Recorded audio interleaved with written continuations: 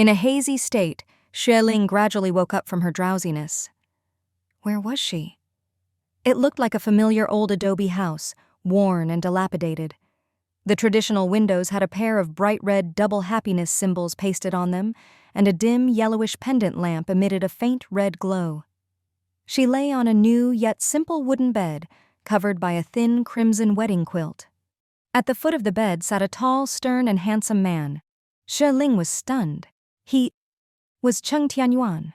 It was him. He was actually here.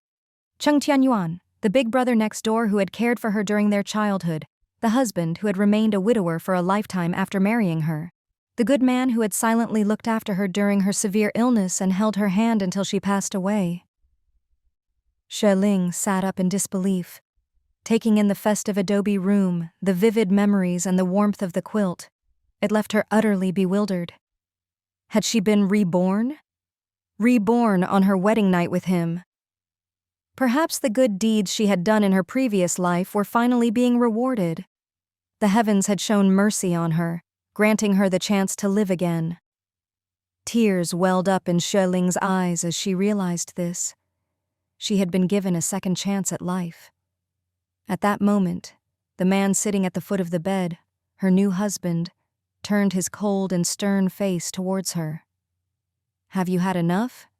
If you genuinely don't want this, I will find a way for us to divorce. Cheng Tianyuan does not force any woman, he said, his voice carrying a resolute tone.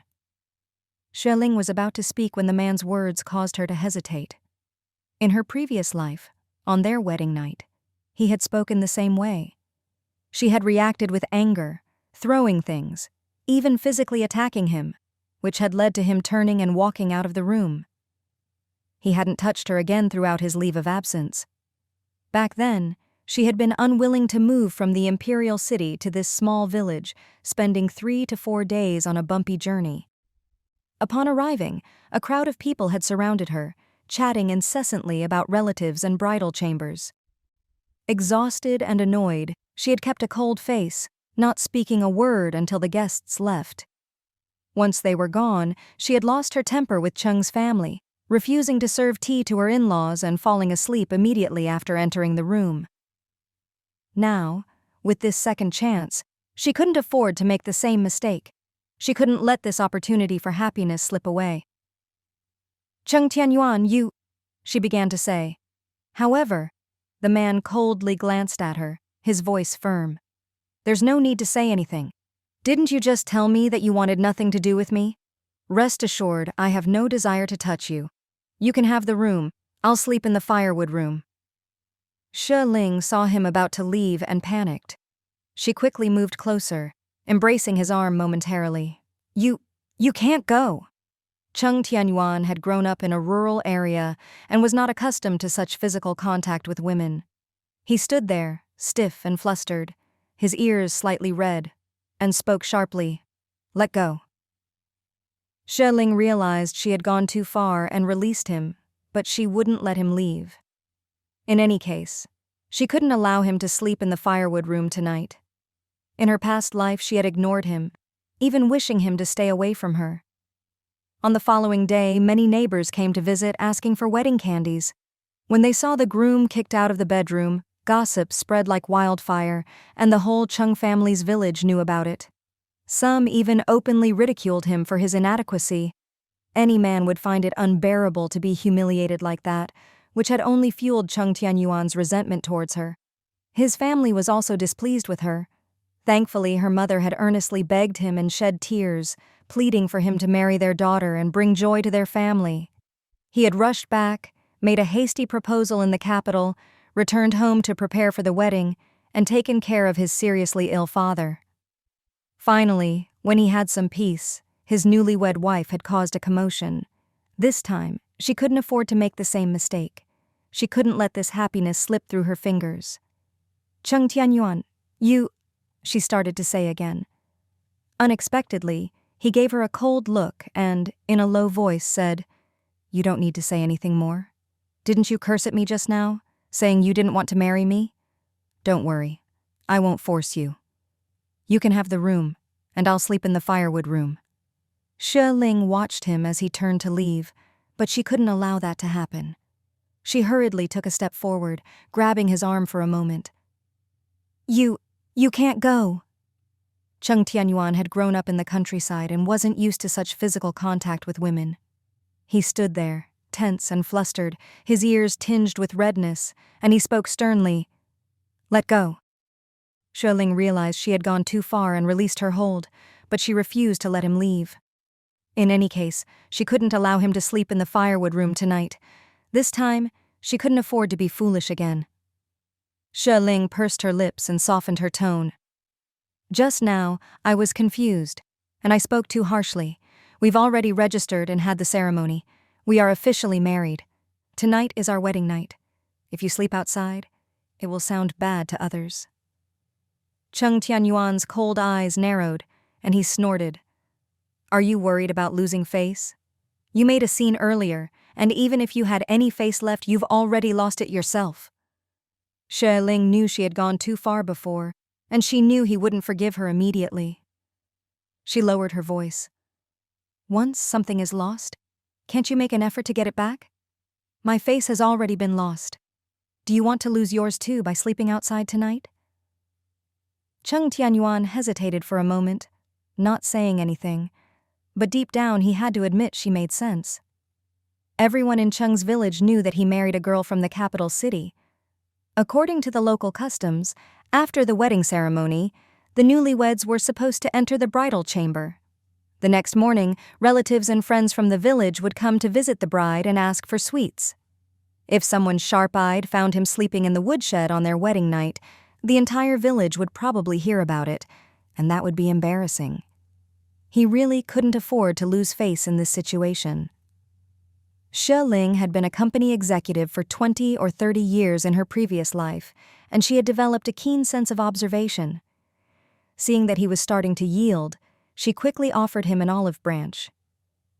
"Anyway, the bed is big enough. You sleep on one side and I'll sleep on the other." Cheng Tianyuan still looked disdainful. He said in a calm voice, "Since you've already decided to divorce, there's no need for too much entanglement. I'll sleep on that wooden sofa over there." She didn't respect herself, didn't want to live with him, and he would find an opportunity to divorce her. After all, they had only met once before, and they were childhood neighbors. He couldn't afford to have an unclear relationship with her, and in the future, when she found her own happiness, he didn't want her to look down on him. After hearing his words, Xue Ling's eyes dimmed, but deep down she couldn't help but feel moved. They said not to bully the young and poor. In her previous life, she had looked down on him for being poor and lacking foresight, which was why she had escaped from Cheng's house under her cousin's persuasion. It wasn't until decades later that she realized this man was responsible, and even forgave her, taking care of her until she passed away. At this time, it was not like the later years when the world was full of temptations, especially in rural areas where a woman's chastity was still highly valued. Even if she took the initiative, he still wanted to draw a clear line to avoid tarnishing her purity so that she could remarry someone else in the future. This man was steady, reserved, kind-hearted, and responsible, a true man. She looked at the man preparing the wooden sofa and secretly made up her mind. "Cheng Tianyuan, don't think about it. This lifetime, I'm going to rely on you." The night was dark, and the only hanging lamp in the earthen house cast a dim yellow light. The newlyweds were separated, each in a different room.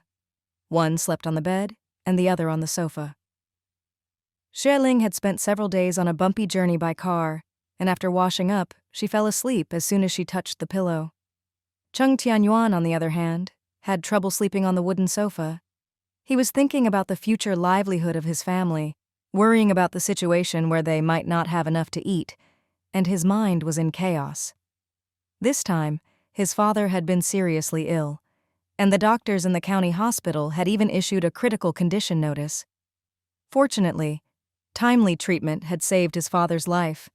He had already spent his salary for the first half of the year on medical expenses, and any relatives or friends who could lend them money, his mother had borrowed from them. Adding the previous debts, they now owed over 1,000 won, For this wedding, they had borrowed another 100 yuan, with 88 yuan as the betrothal gift and 10 yuan for the marriage certificate. They couldn't come up with the rest, so they had to talk to Xue's father. Fortunately, his father-in-law was understanding and told them to take care of the bride first, and the rest could wait. Now, their home was in dire straits, and he needed to find some money quickly to support his family so that he could work in the county with peace of mind. These days, he had to figure out how to settle things at home. The night was quiet, and the woman in bed breathed evenly. Unknowingly, he had fallen asleep as well. Early the next morning, the sound of chopping wood came from outside. Cheng Tianyuan opened his eyes and quickly got up to dress. He tidied the wooden sofa and then went to the kitchen to brush his teeth and wash his face. When he came back, Xue Ling was still not awake. Cheng Tianyuan didn't want to bother with her, but he thought that relatives and friends would come to visit the bride soon, so he walked to the big bed. Xue Ling, get up quickly." Xue Ling was still half asleep on the bed, and when she heard his voice, she mumbled, "Isn't it still dark outside?" Cheng Tianyuan said in a deep voice, "It's already light outside. Get up. A lot of people will come to ask for sweets soon. Do you know what to do?" Xue Ling finally woke up a bit more and quickly sat up. What should I do? She was wearing a thin nightgown with the collar open, revealing a large section of fair neck and shoulders. Her hair was slightly messy, her apricot eyes were drowsy, her cherry lips were pursed, and she no longer had the aggressiveness and fierceness of yesterday. Instead, she appeared more delicate and cute. Cheng Tianyuan glanced at her and was momentarily stunned. Xue Ling rubbed her eyes and, thinking he wasn't going to answer, explained in a soft tone, "I don't understand the wedding customs here. Can you tell me what to do?" Cheng Tianyuan quickly regained his composure and averted his gaze, not looking at her anymore. "It's not complicated. The bride only needs to carry the sweets and serve tea. The elders receive a cup of tea and others get 2 pieces of candy each." Xue Ling nodded and got out of bed decisively. "All right, I understand." She quickly got out of bed, put on her outer clothes, straightened the bedding, put on her shoes, and hurried to wash up. Cheng Tianyuan couldn't help but be a little surprised. Before, her father-in-law had said that she was pampered and had many quirks, especially her habit of staying in bed. Sometimes it would take her half an hour or more to get up, and he had to urge her not to let her in-laws see the joke. He had never expected that Xue Ling had already undergone a transformation. Her busy and high-intensity life in her previous life had instilled in her the habit of not wasting any time. Brushing teeth, washing face, changing clothes, and combing hair, she was neat and tidy in just 5 minutes. Then, she walked out quickly. At this moment, the sky was still dimly lit. Cheng Tianyuan was chopping wood in the yard, and there was a fire in the kitchen, but no one else was around. Xue Ling walked over, efficiently picked up firewood, bundled it up, and carried it to the kitchen. Seeing the fire in the stove was about to go out, she quickly added more firewood and blew on it. The flames in the stove leaped up. The autumn firewood was dry, and it quickly burned vigorously. She walked out of the kitchen and raised her voice. "Tianyuan, the water is almost boiling. What do you need it for?" Cheng Tianyuan's back stiffened for a moment, and he replied, "My father needs it to apply to his arm. Go tell my mother to bring it over." In his childhood at the entrance of the big alley, she used to call him Tianyuan. She liked to cling to him, act spoiled, and ask him to take her out to play. Hearing it again after so many years, it was both familiar and strange. "All right." She walked briskly towards the other earthen house. The Cheng family had only 2 adobe houses, with a spacious courtyard outside, enclosed by neat bamboo fences. The kitchen and toilet were both located in the yard, one on the left and the other on the right. Considering that their new daughter-in-law was from the city and might not be comfortable with the run-down rural environment, the Cheng family had recently cleaned up the adobe houses and added an extra-large toilet at the back for the newlyweds' exclusive use. Cheng Tianyuan's father was named Cheng Muhai, and his mother was Liu Ying. They were both honest and straightforward rural folks. Cheng Muhai was a simple and honest man who had received a few years of education in his youth, making him more knowledgeable than many others in the village. In his younger days, he worked as a laborer in a fertilizer factory in the county town. The town had a better environment and more opportunities, so he soon brought his wife and children there. Xue's father was a technical worker at the fertilizer factory and had come from the capital city. Since the factory's dormitories were too small, he rented a house for his family. Coincidentally, both families lived at the same entrance to the alley. They were neighbors and co-workers, and the children often played together. Unfortunately, unforeseen events occurred. One day, while unloading materials at the fertilizer factory, there was a collapse accident. Cheng's father risked his life to save Xue's father, but ended up with a disabled arm. A laborer without an arm also lost his ability to work. Xue's father was deeply moved by Cheng's father's sacrifice and agreed to betroth his only daughter, Xue Ling, to the Cheng family. He promised to take care of the Cheng family. However, more unfortunate news followed. The fertilizer factory unexpectedly went bankrupt. Xue's father was an urbanite and could only return to his hometown with his wife and daughter. Cheng's father was a rural man, so when he moved back to the countryside with his family, life became very difficult due to his disabled arm. Years of hard labor had taken a toll on Cheng Muhai and Liu Ying, making them look much older than their age. Cheng Muhai lay half-reclined on the bed, his complexion poor, as he discussed with his wife in hushed tones. "Marriage is a big deal, and we didn't have the money to treat the folks from the village to a feast yesterday. How can we not even afford wedding candies today?" Liu Ying's eyes welled up with tears as she explained. "We borrowed a lot of money for your medical treatment not long ago, and the wedding expenses were scraped together.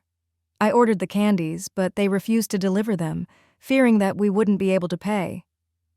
Cheng Muhai sighed deeply and asked, "Didn't Yuan bring back 300 or 400 yuan from the supply and marketing cooperative? What happened to that money?" Liu Ying wiped her tears away and replied, "That was his earnings saved up for half a year. He didn't want to spend a penny of it. After repaying the clinic fees and loans, there's only about 10 yuan left, which we used to buy bricks to build the toilet." Cheng Muhai muttered, "Our daughter-in-law came with just a burst of firecrackers. We don't even have wedding candies. No wonder the new bride is upset." The old couple sighed in their room, not daring to speak loudly, feeling guilty about yesterday. Suddenly, a clear and melodious voice called out from outside the room, "Dad, Mom!" The elderly couple froze. Xue Ling walked in, her smile bright. "Mom, the hot water in the kitchen is ready." Liu Ying nodded and chuckled. "Oh, it's you. Did you sleep well last night? Why are you up so early? You can go back to sleep if you're tired." Xue Ling shook her head and replied, "I'm not tired." The two elderly people felt a bit awkward in her presence. Although the marriage had been arranged for many years, the families had had little contact in recent years due to the long distance between them. Their sudden visit to propose marriage, aside from a small gift of money, had left Xue Ling feeling rushed and uncomfortable, and she had caused a scene yesterday. The old couple couldn't help but feel remorse. Xue Ling noticed this and approached them, giving them a respectful bow. "Dad, Mom, I want to apologize for what happened yesterday. I felt a bit carsick after the long journey and I was tired and uncomfortable. That's why I complained as soon as I entered the house. I regret it, and I shouldn't have lost my temper like that. I'm sorry. Please forgive me." Xue Ling had always been a forthright and outspoken girl since she was little, unafraid to speak her mind and correct her mistakes. Cheng's father and mother were both stunned. After a while, Cheng's father came to his senses and smiled affectionately. "It's all right. No problem." Liu Ying also realized the situation and quickly said, "We're family. We're all family now. There's nothing to forgive. It's okay." Xue Ling smiled, revealing 2 cute little tiger teeth. "Thank you, Dad. Thank you, Mom. You took care of me when I was little, and I remember everything. Don't worry, I'll be a good daughter-in-law to both of you from now on." With just a few simple sentences, Xue Ling eased the tension, and Cheng's father and mother burst into laughter, praising her for her filial piety. Xue Ling took the initiative to hug Cheng's mother's arm. Mom, let's go fetch water and cook. I heard we'll need to distribute wedding candies and serve tea later, so we shouldn't be late. Cheng's mother wrinkled her brows in embarrassment and gave her a reassuring pat. Yes, let's go to the kitchen and cook. In the kitchen, Cheng's mother washed the rice while Xue Ling took care of the fire. As Xue Ling smelled the faint aroma of rice, she wanted to strike up a conversation with Cheng's mother but noticed that she seemed preoccupied. At that moment, Cheng Tianyuan's low voice came from outside the courtyard. If we can't buy them on credit, there's nothing we can do. We still have some old tea at home. We can brew it and serve it to the elders. Cheng's mother frowned and said, But who gets married and doesn't even have wedding candies? It's not festive at all, it's not right. Cheng Tianyuan was about to speak when he saw Xue Ling quickly approaching. He changed the topic. Mom, can you help Dad apply the medicine on his arm? I'll go find Uncle Tang. Cheng's mother knew that he was going to borrow money and didn't want to discuss it in front of Xue Ling, so she nodded discreetly. Go ahead, and come back soon. Cheng Tianyuan left the axe behind, brushed off the dust from his clothes, and headed towards the main gate. Wait! Xue Ling called after him and hurriedly caught up. Brother Yuan, can you help me with something? Cheng Tianyuan's face didn't look too good as he responded sternly, I'm busy. Finally, marrying a wife had made his parents happy for several days, but this wife was already thinking about divorce. People would eventually leave, and their remaining money would be spent quickly. Now he had to borrow more. Xue Ling pointed inside the house and raised her voice. Can you help me bring down the biggest suitcase? There are 2 big bags of wedding candies inside. My dad sent them to us as a gift. Cheng Tianyuan's steps came to a halt. Half an hour later, villagers started coming over one by one to congratulate them and ask for wedding candies. Xue Ling boldly called them uncles and aunts, continuously offering wedding candies. The villagers cheered at the delicious candies from the big city. Cheng's father and mother were beaming, delighted by the face they had gained. They also secretly wiped their brows. Thankfully, Ling Ling was sensible and considerate, immediately sharing the wedding candies given by her parents-in-law. Those 2 big bags of candy were certainly not cheap. The children ran around, excitedly coming to ask for wedding candies, while the elderly villagers ate the candy and wished them well. This is the first time we've had this. It's so fragrant and sweet. We're basking in the glory of our city-bred daughter-in-law. That's right. Among the villages nearby, only our Tianyuan married a city girl. Where? It's not an ordinary city. It's the capital city, the famous one. Tianyuan's family is blessed. We're so envious. Cheng Tianyuan, who was not good at socializing, stood awkwardly in a corner, watching Xue Ling skillfully interact with dozens of villagers. He felt a slight sense of admiration. Around noon, most of the villagers had returned home after enjoying the wedding candies, leaving only one of Cheng Tianyuan's uncles and his wife behind, chatting while snacking on melon seeds and sipping tea. Yuan, congratulations! Your new sister-in-law is beautiful, generous, and has such a sweet voice. City girls are really different. Her skin is so fair, just like those rich young ladies on TV. Cheng Tianyuan smiled and nodded in response. Thank you, uncle and aunt. Cheng's uncle chuckled, glanced around, and beckoned Cheng Tianyuan closer. Nephew, come here. I need to discuss something with you. Cheng Tianyuan raised an eyebrow but politely agreed and followed his uncle outside. Xue Ling, who was helping her mother-in-law tidy up the stools, noticed them leaving the courtyard and became curious. This uncle, Cheng's uncle, seemed somewhat familiar. In her previous life, she remembered that before Cheng Tianyuan left home, he had signed a land transfer agreement with this uncle, selling 20 mu of their front land at a low price.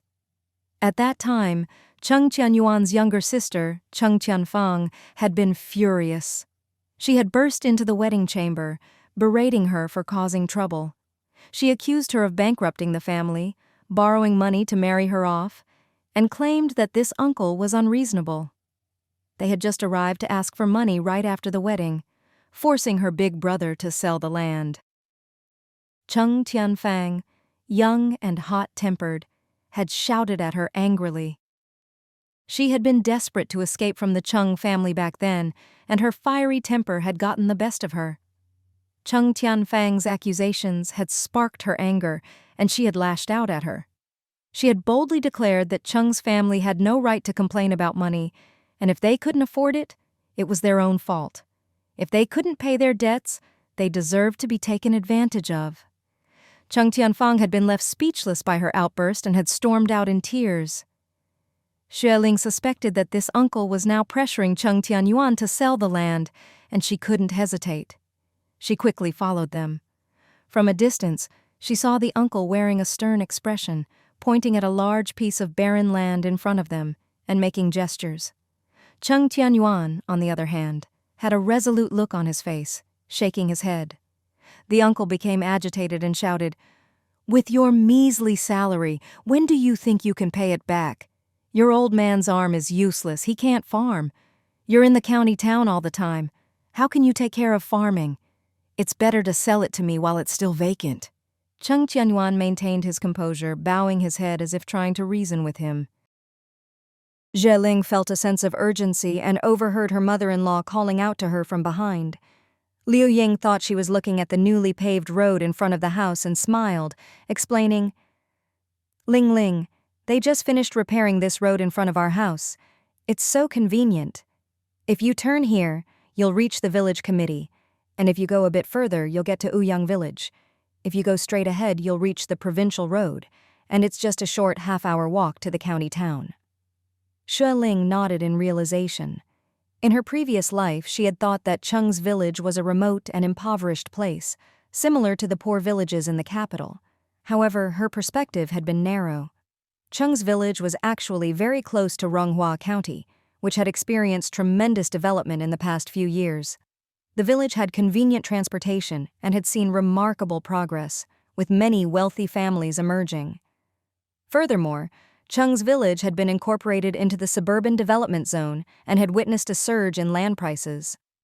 Families that had owned farmland and land in the past had become wealthy landowners.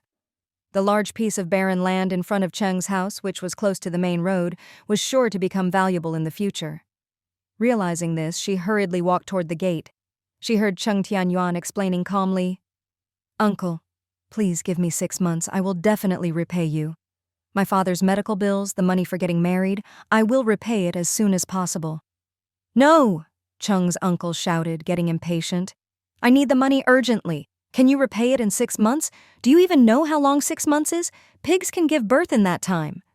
Cheng Tianyuan remained composed but resolute. "Uncle, how about 3 months? I will definitely repay you then. I'll even add 10 yuan to buy you a pack of cigarettes. Our family just got a new bride and we really can't spare the money right now." Cheng's uncle sneered and pulled out a promissory note from his pocket. "Nephew, here's the promissory note, and your mother's fingerprint is still on it. If you don't repay the 200 yuan today, I'll buy the 20 mu of land in front of your house. I'll do you a favor as a relative and add another 100 yuan. "No!" a determined voice suddenly interjected from behind. Cheng's uncle was taken aback, turning around and sneering, "Oh, it's the newlywed. Debt must be repaid. It's only right. You're just a newcomer. You have no right to interfere. Whether this happens or not is not your decision."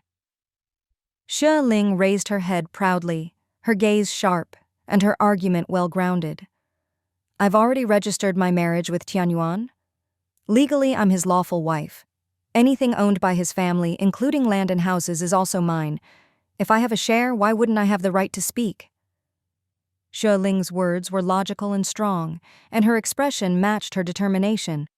Cheng's uncle was momentarily at a loss for words, losing the momentum he had before. He stammered, "Selling the land because of the debt is justified. You're just a newcomer. You have no right to interfere." At this point, Cheng's mother, wiping away tears, stepped out and choked up. "Yuan, Ling, we have a lot of land in our family, and most of it has been left unused because your father's health isn't good. If it helps, why don't we sell some of it to your uncle?" Cheng Tianyuan was known for his filial piety, and hearing his mother's suggestion made him feel conflicted. Xue Ling was worried that he might give in, so she discreetly tugged at his sleeve and turned to her mother-in-law, saying, "Mom, we can earn money in other ways, but the land is the family's immovable property, and it can't be sold casually." Cheng Tianyuan didn't expect Xue Ling to support his decision, and her backing gave him a newfound sense of confidence. That's right. We can't sell the family's land. Seeing that Cheng Biao and his wife were united and their intimidation tactics were failing, they were infuriated and resorted to a final move. Not selling? Then repay the money. Repay it now, today. Liu Ying's lips trembled and she pleaded, Uncle, the newlyweds just entered the door yesterday, and Yuan hasn't even started working in the city yet. We really can't come up with the money right now. Please be understanding for a while. No way. Cheng Biao's wife, munching on melon seeds, chimed in. Isn't your daughter-in-law from the city? Your family has climbed up the social ladder, so how can you claim to have no money? Don't keep making excuses. Cheng's wife had a sharp and loud voice, and she continued. If you don't sell the land, we'll demand the money at the village committee. Isn't there any justice for debts that aren't paid? Liu Ying felt ashamed and whispered, Please, speak more quietly, Aunt. The neighbors are all coming out. It was very quiet in the countryside, and any loud voices carried far. Indeed, neighbors started gathering to see what was happening. Cheng's wife raised her voice defiantly. I'm intentionally being loud. I want everyone in the village to know that you owe money and won't repay it. Liu Ying stumbled under her intimidation, and her honest tears started flowing. Cheng Tianyuan's face grew cold, his fists clenched tightly, and he was about to lose his temper. Xue Ling, clutching his arm, pulled him back. The next moment, she swiftly stepped forward to support Liu Ying and shouted at Cheng's wife. Who said we won't repay? We just haven't discussed how to get the money yet. You're making a fuss without knowing the details. Don't you know that life in the countryside relies on farming? You're supposed to be Tianyuan's relatives, but you're forcing us to sell land. Xue Ling walked away, calling out, All the uncles and aunts in the village, all the fellow villagers, please come and judge this matter. My brother and I just got married, and our uncle and aunt are here demanding a debt repayment, pressuring us to sell our land. Is this how close family behaves? Cheng Biao had been a lazy troublemaker, and his unreasonable wife had always taken advantage of the villagers. They were widely disliked. Earlier, the villagers had all enjoyed the wedding candies distributed by Xue Ling and had a good impression of her as the new bride. They now chimed in, berating Cheng Biao and his wife for being too harsh. They're celebrating their wedding. What are you doing being so unreasonable? They're relatives from the same village. How can they force a land sale? Yeah, it's too heartless. Xue Ling's shout had prompted the villagers to speak up, and Cheng Biao and his wife were berated by the crowd. At this moment, Xue Ling pulled Cheng Tianyuan aside and whispered, Support your mother. The scene was chaotic, and Cheng Tianyuan obediently supported his mother, who hurriedly returned to their new house and slammed the door shut. Cheng Biao furrowed his brow. Was she scared? It's said that husband and wife are like birds of the same forest, facing difficulties together. But his new bride had fled on her own. Cheng Biao, who had been a troublemaker by nature, felt embarrassed when the villagers pointed fingers at him. He hid behind his plump wife. Cheng's wife, her face red and her voice loud, insisted, This has nothing to do with you. We must get the money today. If you can't pay, we'll take you to the village committee to resolve it. It's 200 yuan. Who's going to help you repay it? In the early 1980s, in places like Cheng's village, 10 and 5 yuan notes were considered significant sums of money. If a family had a 100 yuan note, they were almost considered wealthy. Helping with words was possible, but helping with money was out of the question. As soon as Cheng's wife spoke, the entire crowd fell silent, heads hanging low, and some even took several steps back. 200 yuan. It was a substantial amount of money. Cheng's wife was triumphant, shaking her double chin and sneering. What's wrong? Can you repay it or not? Get lost. Then she extended her dirty, plump hand toward Cheng Tianyuan and his mother, shouting, Repay it now! Immediately! Cheng Tianyuan clenched his teeth and said calmly, 5 days. Fellow villagers, bear witness for me. I will definitely be able to repay it in 5 days. Cheng's wife coldly smirked and screamed, No way! It must be repaid today. How can you? They just got married and their family definitely lacks money. Yuan has always kept his word. If he says 5 days, it will be 5 days. Why are you pushing him like this? They need some time to gather the money. This is too much. Some of the older villagers with more courage whispered, trying to reason with Cheng's wife. Liu Ying wiped away her tears, her eyes red, and implored, "Aunt, please, let's agree to 5 days as Yuan said. I'm begging you." She stepped forward as if about to kneel down. "Mom!" Cheng Tianyuan hurried to support her, but before he could do so, someone else had swiftly entered and pulled Liu Ying up. It was Xue Ling. Xue Ling held her head high, stood upright, and shouted, "No need to wait for 5 days. Here are 200 yuan, repaid to you." Everyone was stunned. Cheng Biao and his wife hurriedly grabbed the money, feeling the crisp, new banknotes with disbelief on their faces. Xue Ling raised her voice. "The promissory note? Bring it out." Cheng's wife reluctantly took out the promissory note from Cheng Tianyuan's pocket and handed it over. Xue Ling took it, glanced at it, and then passed it to Cheng Tianyuan behind her. "Uncles and aunties, please be witnesses. Cheng Biao's family has now repaid all the money they borrowed from us. If they dare to cause trouble for my family again in the future, don't blame us for not being polite." Cheng's wife glared at her, sarcastically remarking, "Family members are getting impolite." Xue Ling loudly declared, "What kind of family members are you? You come to demand a debt repayment on the day of their wedding and pressure us to sell our land. Are these the actions of close family? That's right. It's too much. Always bullying people." The villagers joined in, berating Cheng Biao's family, and Cheng's wife had no choice but to keep quiet. After Cheng's mother returned home, she immediately excitedly asked Xue Ling, "Ling Ling, where did you get so much money?" Xue Ling smiled and replied, "It's the dowry from my dad." After Cheng Biao's fertilizer factory closed down, he moved back to Beijing with his wife and daughter. Later, he partnered with someone to start a business, and life became more prosperous. He had always been grateful to Cheng's father for saving his life, so when Cheng Tianyuan went to Beijing early, he readily agreed. Cheng's parents only had one daughter, Xue Ling, whom they cherished dearly. Knowing that the wedding arrangements were rushed and tough on her, they prepared several boxes of valuable dowry items and 2,000 yuan. In a time when every penny mattered, this was a considerable amount of money.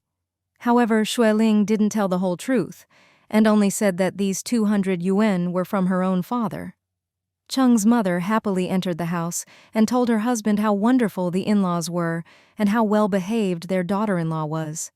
She even brought out a lot of dowry. Cheng Tianyuan looked at Xue Ling with more gratitude in his eyes, whispering, "Thank you. I will repay you this money in the future." He had expected her to avoid the situation, but she had gone to get the money to help him out. He felt truly grateful. With a mischievous smile, Xue Ling teased him when no one else was around. "You don't have to repay it. You can repay with your body." Cheng Tianyuan's handsome face reddened slightly, and he awkwardly turned away, taking big steps forward with a slightly embarrassed expression. Xue Ling chuckled from behind. Amidst the commotion, the sun had already reached its zenith.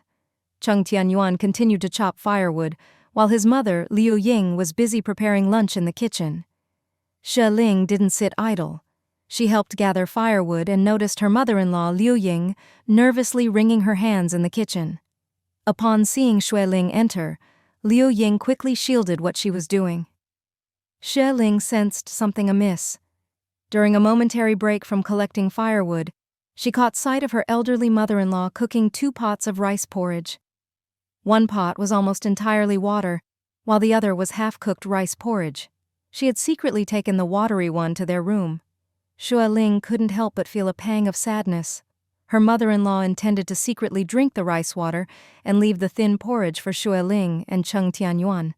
As Liu Ying plucked some yellowing vegetables, she smiled affectionately, saying, "Once I've stir-fried some vegetables, we can eat soon." Xue Ling nodded and went to their room, opened her dowry chest, and took out a bag of preserved pork. "Mom, this is the preserved pork my dad made himself. He asked me to bring some for you and Dad to taste." The Cheng family had always lived on a tight budget, and they could only savor the aroma of meat during festivals and special occasions. Liu Ying swallowed hard and declined, saying that so much preserved pork would be too extravagant. Xue Ling playfully said, "There's not much meat in our family, and we've dried a lot of it. Occasionally we can't finish it all. My dad even told me that he'll send us some every holiday so we can enjoy it together." Liu Ying, upon hearing this, finally accepted the offer. "Well, I'll go cook a piece. Yuan is at home today, so let's have some meat for him." A little while later, the kitchen was filled with the enticing aroma of meat. Cheng Tianyuan had been chopping firewood in the yard all this time. Xue Ling had gone in and out, and although he hadn't looked up or said a word, he was well aware of what was happening. What was she doing, being so attentive to her family members one after the other? He vividly remembered the scene from yesterday, when she had shouted and caused a ruckus. Could it be that after he had suggested divorce last night, she was happy about it? Or did she feel guilty? Thinking about this, a sense of discomfort welled up deep within him. Seeing that their bedroom was a bit dirty, Xue Ling grabbed a broom and started cleaning. While she was halfway through cleaning, a furious female voice came from the kitchen. "Mom! Our family only has one piece of preserved pork, and it was a gift from Sister May. How could you cook it all without telling me?" Xue Ling raised an eyebrow. "Cheng Tianfang?" Cheng Tianyuan had a younger sister named Cheng Tianfang, who was 6 years younger than him and currently 14 years old. When their families had moved out of the city's outskirts, their mother, heavily pregnant at the time, had returned to their village and given birth to Cheng Tianfang. Cheng Tianfang wasn't fond of studying and spent her days hanging around the village with some older women. She dropped out of school at a young age and dreamt of marrying into a wealthy family in the city. Cheng Tianyuan had written letters to persuade her and even sent the money they scrimped and saved for her education, but she often played truant, wandering around the village instead. In the previous life, Cheng Tianfang had disliked Xue Ling, often speaking harshly and reporting everything negative about her to her older brother, causing strife in their relationship. Moreover, she spread numerous rumors about Xue Ling in the village, leading many to secretly criticize her. Not only that, she fabricated a long list of petty faults attributed to Xue Ling. Xue Ling had a fiery temper and couldn't tolerate such treatment, so they argued every day, making their household quite chaotic. Even her kind-hearted and honest in-laws had been reduced to tears several times. Cheng Tianfang stormed into the kitchen yelling, "Mom! That preserved pork is mine! Both you and brother are too much! Why did you cook my preserved pork without telling me? I wouldn't have agreed." Liu Ying tried to explain gently. "Sweetie, this isn't your preserved pork. All of this was brought by your sister-in-law from the city. It's her first meal with us, so she should have a good one." Cheng Tianfang's anger flared and she retorted bitterly, "Is that necessary? It's not like she's the only one with preserved pork. Why is she acting so smug? You should be good to her. You're the mother-in-law, she should treat you well." Liu Ying quickly made a hushing gesture. "Sweetie, don't speak recklessly." Cheng Tianfang huffed and turned silent. As the youngest in the family, she was accustomed to being pampered by her older brother, who was 11 years her senior. After Cheng Tianyuan went to work in the county, Cheng Tianfang became the only half-grown child at home, and her parents naturally doted on her. This had led to her becoming spoiled, arrogant, and developing a host of bad habits. Xue Ling vaguely remembered that in her previous life, Cheng Tianfang had roamed aimlessly around the village, and she had eventually been duped by a local ruffian, leading to a life of hardship in the northern wilderness. Her life had been unbearable. Perhaps she needed to give her father-in-law and mother-in-law a heads-up in the hope of saving her from that fate. Xue Ling disposed of the trash and washed her hands before entering the kitchen. "Mom, let me help you," she offered. Liu Ying, seeing her, scowled and then hurriedly left, only returning to eat when it was time for lunch. Xue Ling set the table, and Cheng Tianyuan helped serve the food. Liu Ying smiled and said, "Your dad's not feeling well, so he'll eat in his room. I'll keep him company inside, and you two can eat together." Xue Ling immediately noticed the thin rice porridge and exchanged a meaningful glance with Cheng Tianyuan. "Let's go eat with Mom and Dad." Cheng Tianyuan, recalling the secretive actions of his mother earlier, quickly caught on. Sure, let's bring all the dishes inside. Liu Ying and Cheng's father couldn't hide it any longer and quickly hid the rice water. Cheng Tianyuan skipped into the room, picked up her chopsticks, and immediately grabbed the largest piece of preserved pork, stuffing it into her mouth. Cheng Tianyuan gave her a stern look. Don't you need to wash your hands before eating? Oh. Cheng Tianyuan ran out to wash her hands and returned to devour the preserved pork. Xue Ling helped serve the preserved pork and vegetables to her father-in-law and mother-in-law, then began eating herself.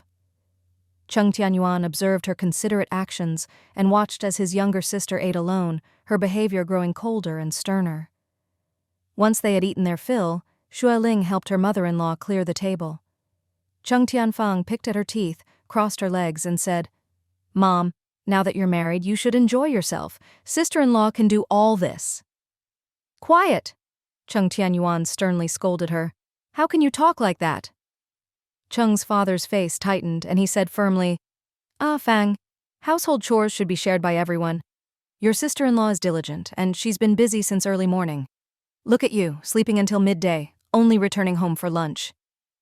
Liu Ying gave an apologetic smile to Xue Ling and spoke gently. Ling, Fang is still young and doesn't understand. Don't mind her rude words. Xue Ling smiled and shook her head. Mom, Dad, don't worry, I won't argue with her. That's good! That's good! Who wants to argue with you? You're really infuriating. I won't talk to you anymore. Cheng Tianyuan stamped her foot and dashed out the door. Cheng Tianyuan frowned deeply, sensing that his little sister was becoming a problem. Dad, Mom, after she dropped out of school, Cheng Tianyuan roams around aimlessly all day. This can't continue. His parents, naturally doting on their youngest, sighed and said she was still young. Xue Ling seized the opportunity and added, She's 13 or 14 years old, almost a grown-up. Nowadays there are human traffickers everywhere, especially in rural areas. Young girls like her are the easiest targets. We need to keep a close eye on her. Cheng Tianyuan, with his somber expression, said, This afternoon, I'll find her an easy job. The pay doesn't matter. The main thing is to keep her occupied. In recent years, with Cheng's father falling ill, Cheng Tianyuan had become the backbone of the family. His parents reluctantly agreed to his arrangement. That's a good idea. That's a good idea. Who's going to compete with you? You make me so angry. I won't talk to you anymore. Cheng Tianyuan stormed off, her temper flaring. Cheng Tianyuan, Mom, Dad, and Xue Ling helped Cheng Tianyuan clean up her mess. In the evening, Cheng Tianyuan returned home. The village just opened a cooperative society right next to the village committee office. They need 2 apprentice workers and they provide lunch. There's no salary for now. I've enrolled Xiaofang, Cheng Tianyuan explained. At first, Cheng Tianyuan refused, saying she wanted to work in the city to earn more money and wouldn't settle for a job with no pay. Cheng Tianyuan explained that the cooperative society was a legitimate place, with a clean environment and easy work. As long as she completed 1 or 2 years of apprenticeship, she would be promoted, and then she would receive a salary. There would also be bonuses for holidays and festivals.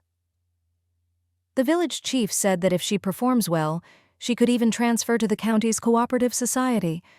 While being an apprentice may seem like a disadvantage at first, it will definitely lead to a promising future, Cheng Tianyuan explained. Once Cheng Tianyuan heard about the potential for a bright future, she reluctantly agreed.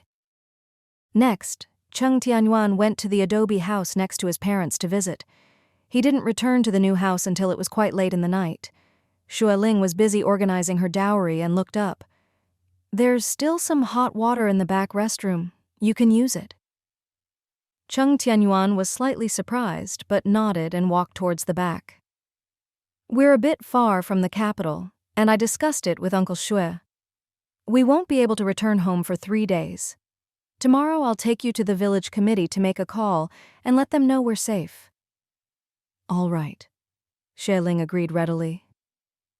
Cheng Tianyuan hesitated and then asked, I'll be returning to work in the county tomorrow afternoon. What are your plans? Xue Ling blinked innocently. You want me to accompany you? Sure. Cheng Tianyuan gave her a skeptical look. Weren't you eager to get rid of me? Why would you come with me? For more than a decade, the economic disparity between the two families had been quite significant. If it weren't for Xue Ling's father owing Cheng Tianyuan's father a favor, he probably wouldn't have agreed to marry his daughter off to this remote and poor village. Xue Ling knew that he wouldn't change his view of her immediately, so she didn't rush it. I just graduated last month and was thinking of finding a job. Unexpectedly, your family came to propose marriage. There might not be suitable job opportunities for me here, so I'll go with you to the county. After all, she was tied to him for the rest of her life now. Wherever he went, she would follow. Cheng Tianyuan furrowed his brow. Where did you graduate from? I'm somewhat familiar with the area near the county. I can help you inquire. The Supply and Marketing Cooperative has a collective dormitory, but you might not be able to stay there, which could be inconvenient. Xue Ling replied, I graduated from the Foreign Language College, majoring in Chinese and English secretarial studies.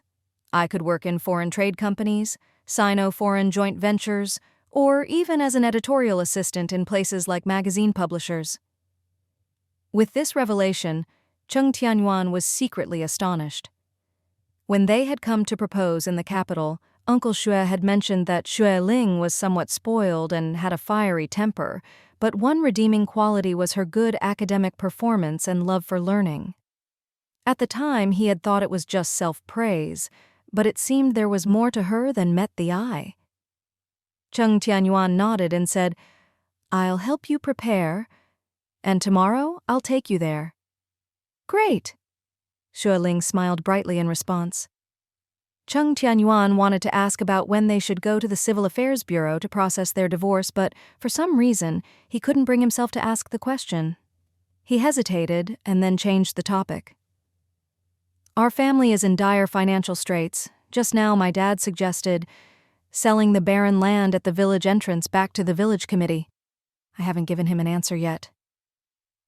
Xue Ling was surprised. Was he discussing this with her? She became anxious.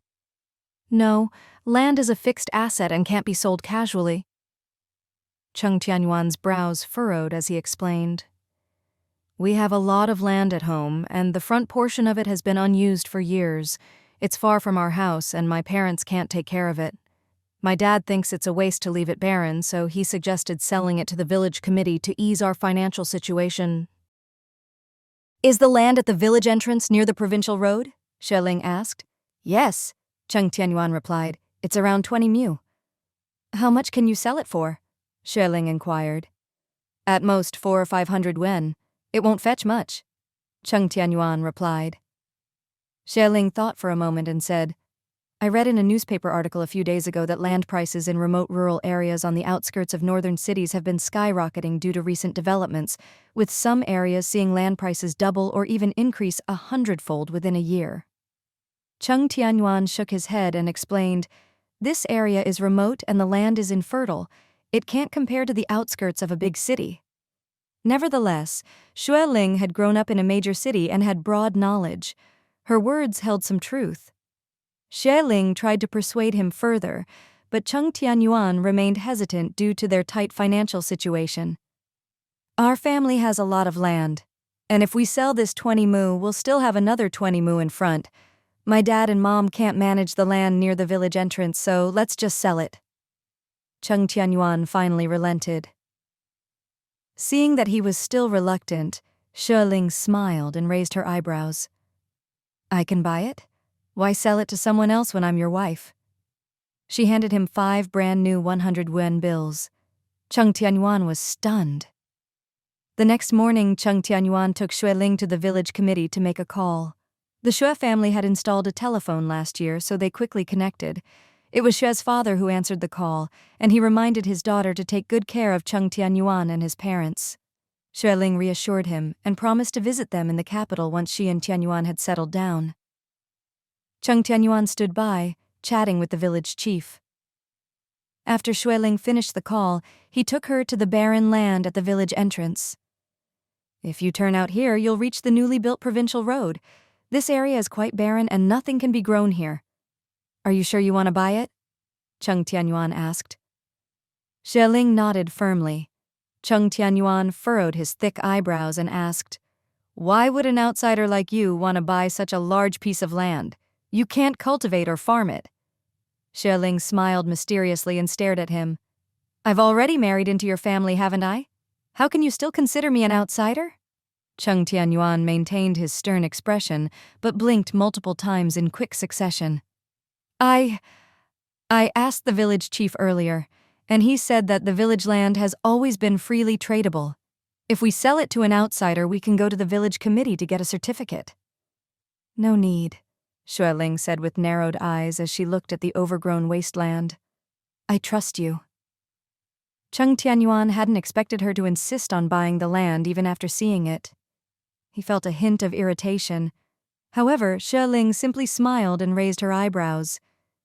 "You can sell the land to someone else, so why can't you sell it to your own wife? Here, take the money. By the way, don't tell your parents or your sister about this. It's our little secret." Cheng Tianyuan stared at her for a while before finally nodding. That day, after having lunch, Cheng Tianyuan and Xue Ling set off. Cheng Muhai and Liu Ying saw them off at the village entrance, reluctant to part with their son and new daughter-in-law. They were filled with love and concern. "Lin Lin, you just got married, why are you going to work?" Liu Ying asked with concern. Xue Ling hurriedly shook her head and said nonchalantly, "Dad, Mom, we're one family now. Our current financial situation isn't great, so I should help Tianyuan earn money to support the family." Cheng's father and mother were moved to tears and gave their blessings, reminding their son to take good care of his wife. Cheng Tianyuan responded with a firm assurance, took Xue Ling's suitcase, and strode ahead. Xue Ling waved cheerfully to her parents-in-law and followed him. Cheng's village wasn't large, and word of this matter quickly spread. Everyone admired the fact that Yuan had married a wealthy and hard-working wife, and they praised her warmly. Cheng's village was only a little over half an hour's drive from Ronghua City, but the bus stop was a 20-minute walk away from the village. Xue Ling had grown up in the city, either riding a bicycle or taking public transportation, and her family later even bought a car. She had never walked long distances like this. After walking for more than 10 minutes, she was drenched in sweat and had to lean against a tree by the roadside to catch her breath. "The bus usually arrives around 2 p.m., and this is the only trip," Cheng Tianyuan calmly reminded her. "You need to walk faster, otherwise we'll miss it." Seeing her exhausted, he wanted to help, but he had his hands full carrying his own large package and her suitcase. "Are you okay? Can you keep going?" he asked. Taking a few deep breaths, Xue Ling gritted her teeth and said, "I'm fine." With that, she straightened up and continued walking, even though her legs were trembling. Cheng Tianyuan watched her determined back and couldn't help but admire her. Soon, he caught up with her. After a while, they finally reached the bus stop. Outside the rundown shelter, there were about 30 people waiting, some smoking, some chatting, and others scanning the road ahead, eagerly anticipating the short-distance bus. Cheng Tianyuan positioned himself and Xue Ling at the back of the line and set down their luggage. Being an attractive couple, they attracted many curious glances, especially Xue Ling.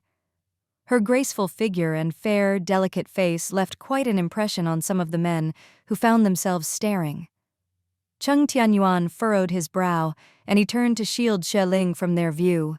Xue Ling, noticing his protective gesture, couldn't help but smile secretly. The bus arrived shortly after. Everyone rushed forward carrying their luggage and jostling for a spot. Cheng Tianyuan, tall and strong, cleared a path for Xue Ling. He quickly loaded their luggage onto the bus and then pulled her aboard. After more than half an hour of bumpy travel, they finally arrived in the county. Cheng Tianyuan explained, "I work at the Supply and Marketing Cooperative in the center of the county. There's a dormitory upstairs where a few men share a room. It'll be dark soon, so I'll find a place for you to stay first." Xue Ling nodded and looked around. "Let's find an affordable small hotel." Cheng Tianyuan hesitated.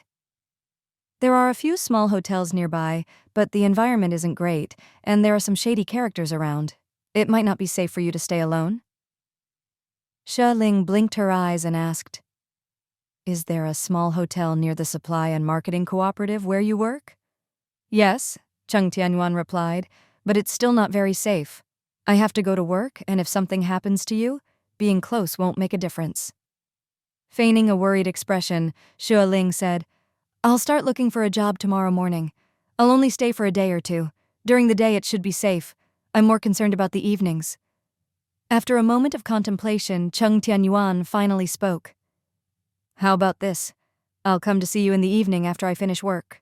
It's early autumn, so the weather isn't too cold. I'll lay down a bed inside, and once you find a place to stay, we can cancel the room." Xue Ling readily agreed to the arrangement. Ronghua County wasn't large, and Cheng Tianyuan took her to the supply and marketing cooperative. "It's just around the corner. The hotel is across the street called Promise Hotel." Xue Ling glanced at it and saw that the building was a bit old, but it appeared to be fairly clean. She nodded in agreement. The landlady, seeing that there were two of them, grumbled, "2 people need to stay in a standard room, not a single room. If the Industry and Commerce Department comes to inspect and finds out, I'll be fined. Are you going to take responsibility?" Xue Ling firmly shook her head. "My husband has a dormitory where he works. I won't be staying here. A standard room is fine." A standard room cost 20 yuan per day, while a single room was only 8 yuan. They wanted to save money during their time away from home. "There are no single rooms left." The landlady frowned. "Only standard rooms are available." Cheng Tianyuan was considering that there were no other options nearby, and that he couldn't manage it if Xue Ling stayed farther away. However, staying in a standard room for several days was too expensive. Xue Ling loudly declared, "No single rooms left? Then we'll find another place to stay. There must be more hotels in the county." Panicking, the landlady rushed out and said, "Wait!" Xue Ling pulled Cheng Tianyuan away, giving him a meaningful glance. She was trying to get more for their money. She didn't want him to draw a clear line between them. If she could save some money, she would definitely try. Cheng Tianyuan was surprised by her cleverness. He hadn't expected her to be so resourceful. "I'll help you look around. There are a few single rooms left, but they're farther from the center," the landlady said, worried about losing their business. She continued, "I'll go check. Just wait." Thinking that they were only staying for a single night, she had expected to make a little extra money. However, now that they were looking to stay long-term, this could be a lucrative deal. Xue Ling didn't look back and loudly said, "The best one. It has to be the best one." The landlady rushed out, afraid of losing the business. She shouted, "It's the best one, guaranteed!" Cheng Tianyuan noticed Xue Ling's clever tactics and smiled to himself. The landlady returned, leading them to the best room available. She assured them that it was newly renovated, had good ventilation, and even had a balcony. She also provided fresh bedding and pillows. Only then did Xue Ling agree to pay the deposit. Cheng Tianyuan took out the money and paid the 10 yuan deposit. Xue Ling had intended to pay it herself, but seeing his confident attitude, she couldn't help but smile. She didn't want him to create too much distance between them, and if she could save some money, she would. Cheng Tianyuan, after observing her over the past few days, was somewhat surprised. "Did you study abroad before?" he asked. Xue Ling's eyes glinted as she gave an ambiguous answer. "It's quite far from home, so I had to stay in accommodations." During her time managing the company, she had frequently traveled for business and dealt with people from all walks of life. Handling someone like this who was accustomed to city life was a piece of cake. After getting their luggage sorted, Xue Ling had gone to look for a job, and Cheng Tianyuan had gone to work. He seemed to be quite busy, working during the day and sometimes even working late into the night. For the next 2 nights, when he came to the small hotel, Xue Ling was already asleep. 3 days passed, and it seemed that Xue Ling still hadn't found a job. That evening, when Cheng Tianyuan arrived, she was sitting at a small table, scribbling and drawing rather than sleeping. "Haven't found a job yet? Do you need my help?" he asked.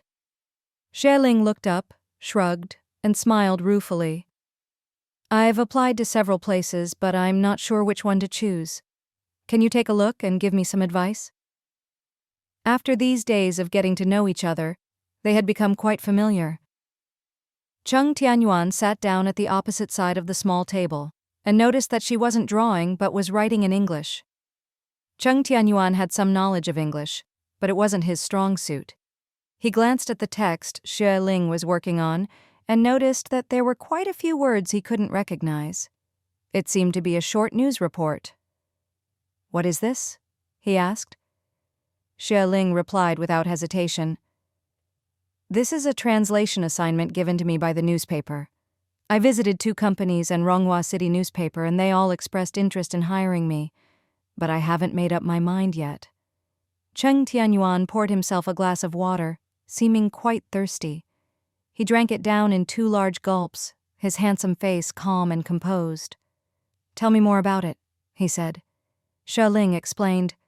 "The first company is the largest in Ronghua City, primarily involved in freight transportation.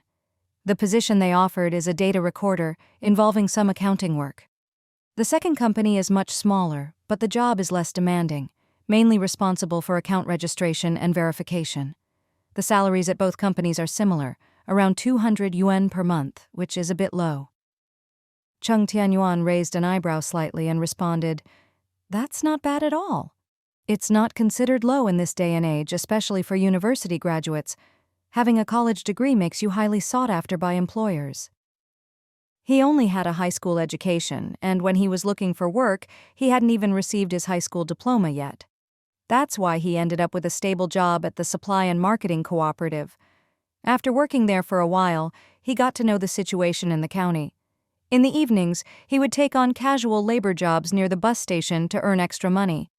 The cooperative paid a meager 120 yuan per month, and with the income from the casual labor in the evenings, he could barely make 150–160 yuan per month. He explained calmly, "Ronghua County is just an ordinary county, nothing like the big cities. The same job pays around 300 yuan in the capital city, while here, you can make at most 200. Xue Ling also understood this logic and nodded in agreement. "So I'm leaning towards the job at the newspaper. Last month, Ronghua City newspaper started a small English learning column, but the current editor's English proficiency is not high, and the content is rather dry. The director of recruitment hopes I can learn from him and take over this column in the future." Cheng Tianyuan remarked, "Jobs at companies can be unstable, and sometimes they require overtime for accounting work. In comparison, a job at the newspaper is more stable and it's not too demanding." The Supply and Marketing Cooperative subscribed to Ronghua City Daily, with just 1 copy per day. He had seen the English learning column a couple of times. It was a small section, usually consisting of a few words and a few sentences with translations. Indeed, it didn't have much content. Being in charge of such a column should be quite easy. However, Xue Ling hesitated and explained, "The only issue is that the internship editor position at the newspaper only pays 180 yuan, and it will increase to 250 yuan after a year. But it only covers lunch, and I'll need to find my own accommodation." With many years of working outside, Cheng Tianyuan immediately understood her concerns. In this area, renting a 2-bedroom apartment with a living room usually costs around 30–40 yuan per month. But this job is stable and easy, which suits you. Typical daily labor work paid around 5 yuan a day and usually involved more physically demanding tasks. Being an editor was a relatively easy job. You just sat in an office with a pen and handled light tasks. Tea was provided, working hours were fixed, and you had weekends off. Such conditions were excellent in this region. However, Xue Ling shook her head and replied, "I'm still young, full of energy and motivation. I can't choose a job that's too comfortable and easy." Cheng Tianyuan was slightly surprised by her statement. He hadn't expected her to say that. Her delicate and charming appearance made her look like she preferred a comfortable and easy job. But what else could she do?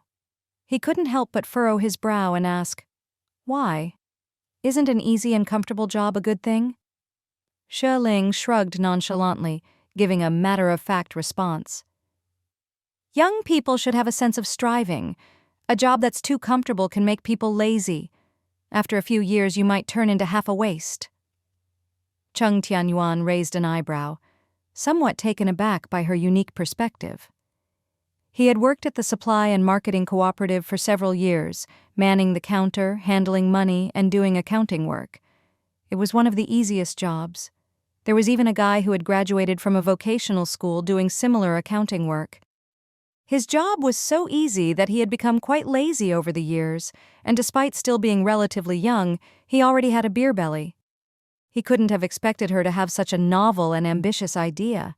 It was truly rare. Xue Ling pouted and then smiled. However, after thinking it over tonight, I've decided to take the job at the newspaper. The newspaper has a wide reach, making it easier to access information and keep track of social trends.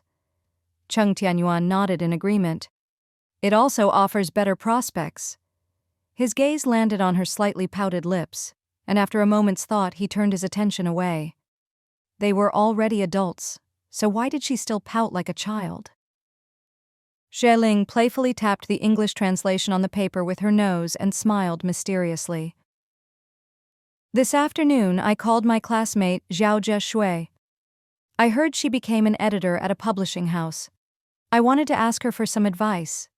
She told me that the publishing house has many English books waiting to be translated, and she's trying to get us, her old classmates, to help with translation work. Cheng Tianyuan listened attentively and asked, "Which publishing house is it?" Xue Ling answered, "It's in the capital city. She suggested that we all take on part-time translation work because the benefits are quite good. They pay 20 yuan for every 1,000 words. I thought it sounded good, so I agreed. She'll send me the materials, and once I finish the translation, I'll send it back to her. The publishing house settles payments quickly within 2 weeks." Cheng Tianyuan slowly nodded, finally understanding her complete plan. "So, you plan to work at the newspaper during the day and do part-time translation when you have free time?" "Yes." Xue Ling raised an eyebrow and asked with a smile, "What do you think?" Cheng Tianyuan analyzed. "It's related to your field of study, it can improve your professional skills, and it's not heavy work. Plus, the working hours are flexible. I think it's a good choice." Xue Ling laughed happily and grabbed his arm in excitement. "I knew you'd agree." Cheng Tianyuan felt a little awkward as the young girl's body clung to him. It was soft and fragrant, and his heart suddenly raced a bit, with a hint of warmth under his ear. Xue Ling quickly released her hold, saying, "That's settled then. I'll go to the newspaper tomorrow." During the interview the day before yesterday, Director Liu mentioned that they urgently need English talent for this column and hope I can start soon. I should be able to start work the day after tomorrow. She looked around the small room, her eyes moving inside and outside. "The environment here is pretty good, but it's a bit expensive, 6 yuan a day. It adds up if you stay for a while, so I'll need to find a place to rent." Cheng Tianyuan thought for a moment and said, "Tomorrow, after I finish work, I'll accompany you to look for a place near the newspaper." "Great." Xue Ling stretched lazily, yawned, and then lazily leaned on the low table with half-closed eyes, muttering, "I'm a bit sleepy." Cheng Tianyuan looked at her adorable appearance and smiled slightly. "You should rest early." In the middle of the night, Cheng Tianyuan tossed and turned, unable to sleep. It could have been the uncomfortable sofa, or perhaps the weight of his thoughts that kept him awake. The single room was small, and as he shifted on the narrow bed, he caught a glimpse of Xue Ling peacefully asleep. The young woman, tired from a day's work, lacked the elegance of a fairy tale princess or her usual vibrant and fiery demeanor. Instead, she appeared gentle and sweet, like a soft and adorable lamb, soundly asleep. Cheng Tianyuan's gaze deepened as he looked at the sleeping beauty, his heart filled with a mixture of excitement and apprehension. She would soon be settling into a stable life, and in a day or two she might no longer need his help with overnight shifts. Then, they would each have their own lives, and the points of intersection between them would seem to fade away. On their wedding day, right after entering the bridal chamber, she had complained incessantly, hinting strongly that they were incompatible and could never build a family together. Her words were a constant reminder that their future together was uncertain. The Civil Affairs Bureau was located in the northern part of the county, and once she stabilized, she would likely take the initiative to suggest.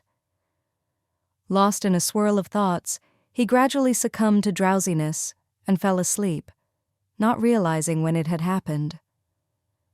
Early in the morning, Cheng Tianyuan went out to buy breakfast while Xue Ling, who hadn't slept well the previous night, remained snugly wrapped in her blanket. The soy milk and fried dough sticks from this place are delicious. The dough sticks get less tasty when they're cold, so come and have breakfast. He placed the food on the table and headed to the small balcony to wash his hands. Enticed by the aroma of the fried dough sticks, Xue Ling, driven by her appetite, threw off the blanket, hastily put on her outerwear, and hurriedly went to freshen up. "Brother Yuan, let's eat together." Holding the warm fried dough sticks, she offered him a bag. Cheng Tianyuan shook his head and replied, "I only bought one portion for you. I'll have breakfast at the Supply and Marketing Cooperative." He had always been frugal with his meals. A bag of soy milk and 2 dough sticks cost as much as 5 large steamed buns, which he considered a bit expensive. It also wouldn't be enough to fill his stomach. "Wait a moment." Xue Ling handed him the soy milk bag and said with a warm smile, "It's a bit chilly in the morning. Have some warm soy milk. 1 bag is enough for me." Cheng Tianyuan, captivated by her sunny smile, took a few sips and nodded appreciatively.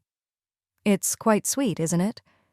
With a slight curve on his lips, he replied softly, "Yes, it's quite sweet." As he descended the stairs, a gentle warmth filled his stomach, and the lingering sweet scent of soy milk still tickled his senses. This kind of morning made him unintentionally reminisce about his childhood days in the alley. Back then, their family wasn't affluent, but they weren't as tight on money as they would later become. Every morning, his mother would make soy milk and steam a bamboo basket of buns. They would gather around a small table, enjoying a harmonious family breakfast. He couldn't help but tug at the corner of his mouth, smiling gently, and walked briskly towards the Supply and Marketing Cooperative with light steps. Elated after savoring breakfast, Xue Ling changed into fresh clothes and headed to Ronghua City newspaper. With a spring in her step, she reached the newspaper office in no time.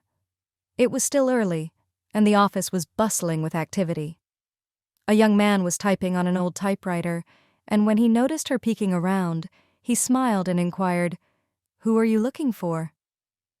Xue Ling confidently introduced herself, explaining her purpose for coming, and politely asked for directions to Director Liu's office.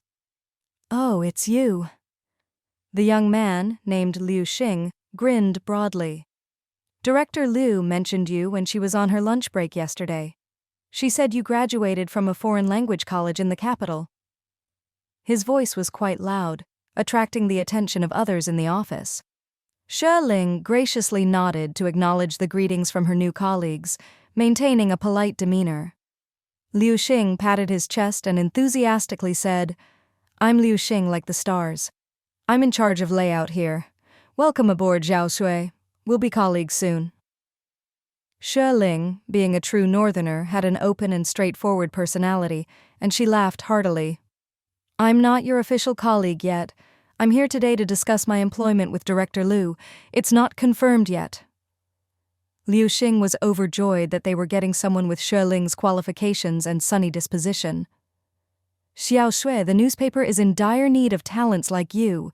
We'll be colleagues soon, so let's work well together. Just wait here for a moment. I'll inform someone to process your employment paperwork right away."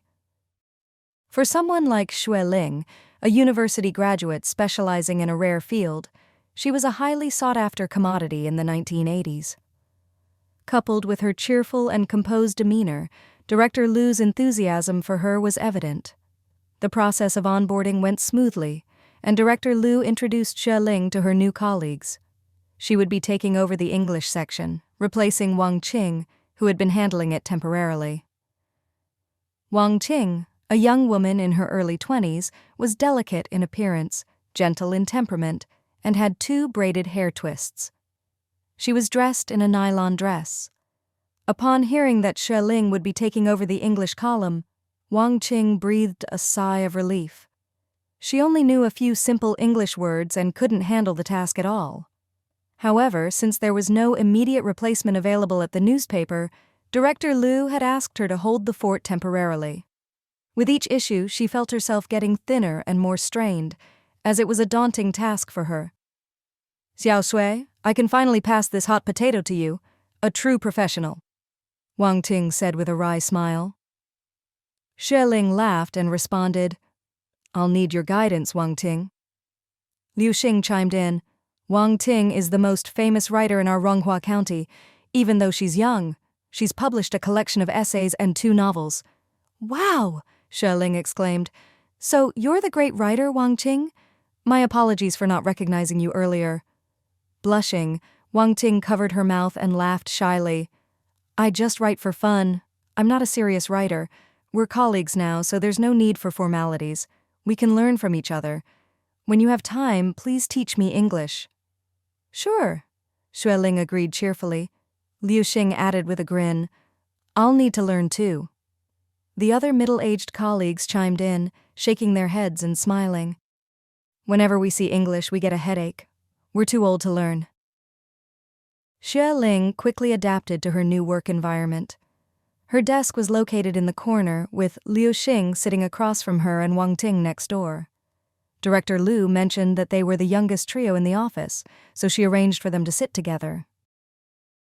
"Our newspaper currently has 12 staff members, including 2 security guards, the director and deputy director, and you've already met the other colleagues.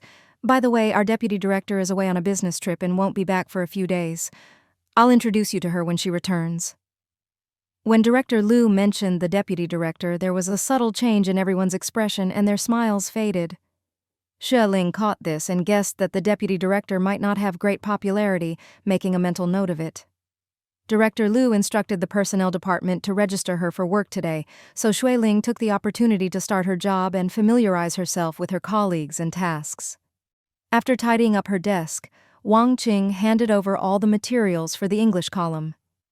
Since the column was relatively new, with only a few issues published so far, the materials were limited, and the handover was quickly completed. Lunch was provided by the newspaper, and it was served promptly at noon. The gatekeeper and the kitchen lady each carried a large bucket and distributed 2 aluminum lunch boxes to each person, one containing rice and the other with vegetables and meat. The portions were generous, and Xue Ling couldn't finish it all. Wang Ting, seated beside her, kindly reminded her in a low voice, "This is a benefit from the newspaper, and everyone gets the same amount. Girls usually can't finish it, and many people take the leftovers home. The lunch boxes are collected when the lady brings hot water in the morning, so it won't be wasted." Xue Ling noted this and smiled, saying, "In that case, I'll leave some of the meatballs and sausage. Eating too much meat can make you gain weight." After spending these days together, she had noticed that Cheng Tianyuan was extremely frugal and rarely ate meat. Whenever they went out to eat, he would order mostly vegetarian dishes. If she were to buy food directly for him, he would probably refuse. However, if it was leftovers from lunch, he was so thrifty that he wouldn't want to waste it. Thinking about this, she secretly smiled to herself. After a 1.5-hour lunch break, afternoon work began.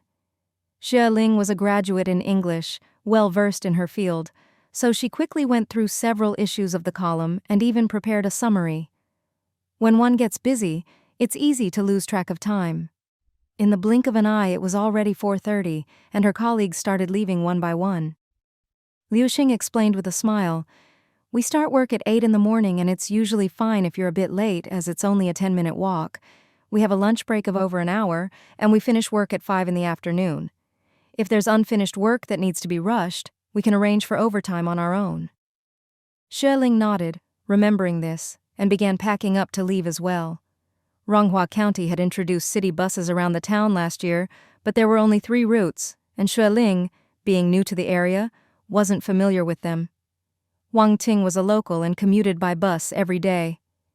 She mentioned that she stayed in a small inn near the supply and marketing cooperative, so she proactively informed Xue Ling to take bus line 3. "It's been more than 10 minutes, why hasn't the bus arrived yet?" Xue Ling muttered impatiently. The town wasn't large, and it seemed like she needed to buy a bicycle for commuting. Waiting too long for the bus was time-consuming. Wang Ting smiled and said, "You'll get used to it. It's not like the big cities in the capital. By the way, are you planning to rent a place nearby?" Xue Ling replied, "Yes, the newspaper doesn't have dormitories, so I plan to look for a place nearby." Wang Ting thought for a moment and suggested, "A few days ago, I went to eat on Songming Road with a friend, and I saw 2 houses for rent next to the restaurant. You can check them out." "Songming Road? All right, thanks," Xue Ling replied with a smile. Wang Ting blushed slightly and whispered, "But those houses are quite spacious, so they might not be cheap. If they are too big for you, you can consider sharing with someone." A glint of excitement flashed in Xue Ling's beautiful eyes, but she quickly concealed it. Cheng Tianyuan lived in the dormitory above the supply and marketing cooperative.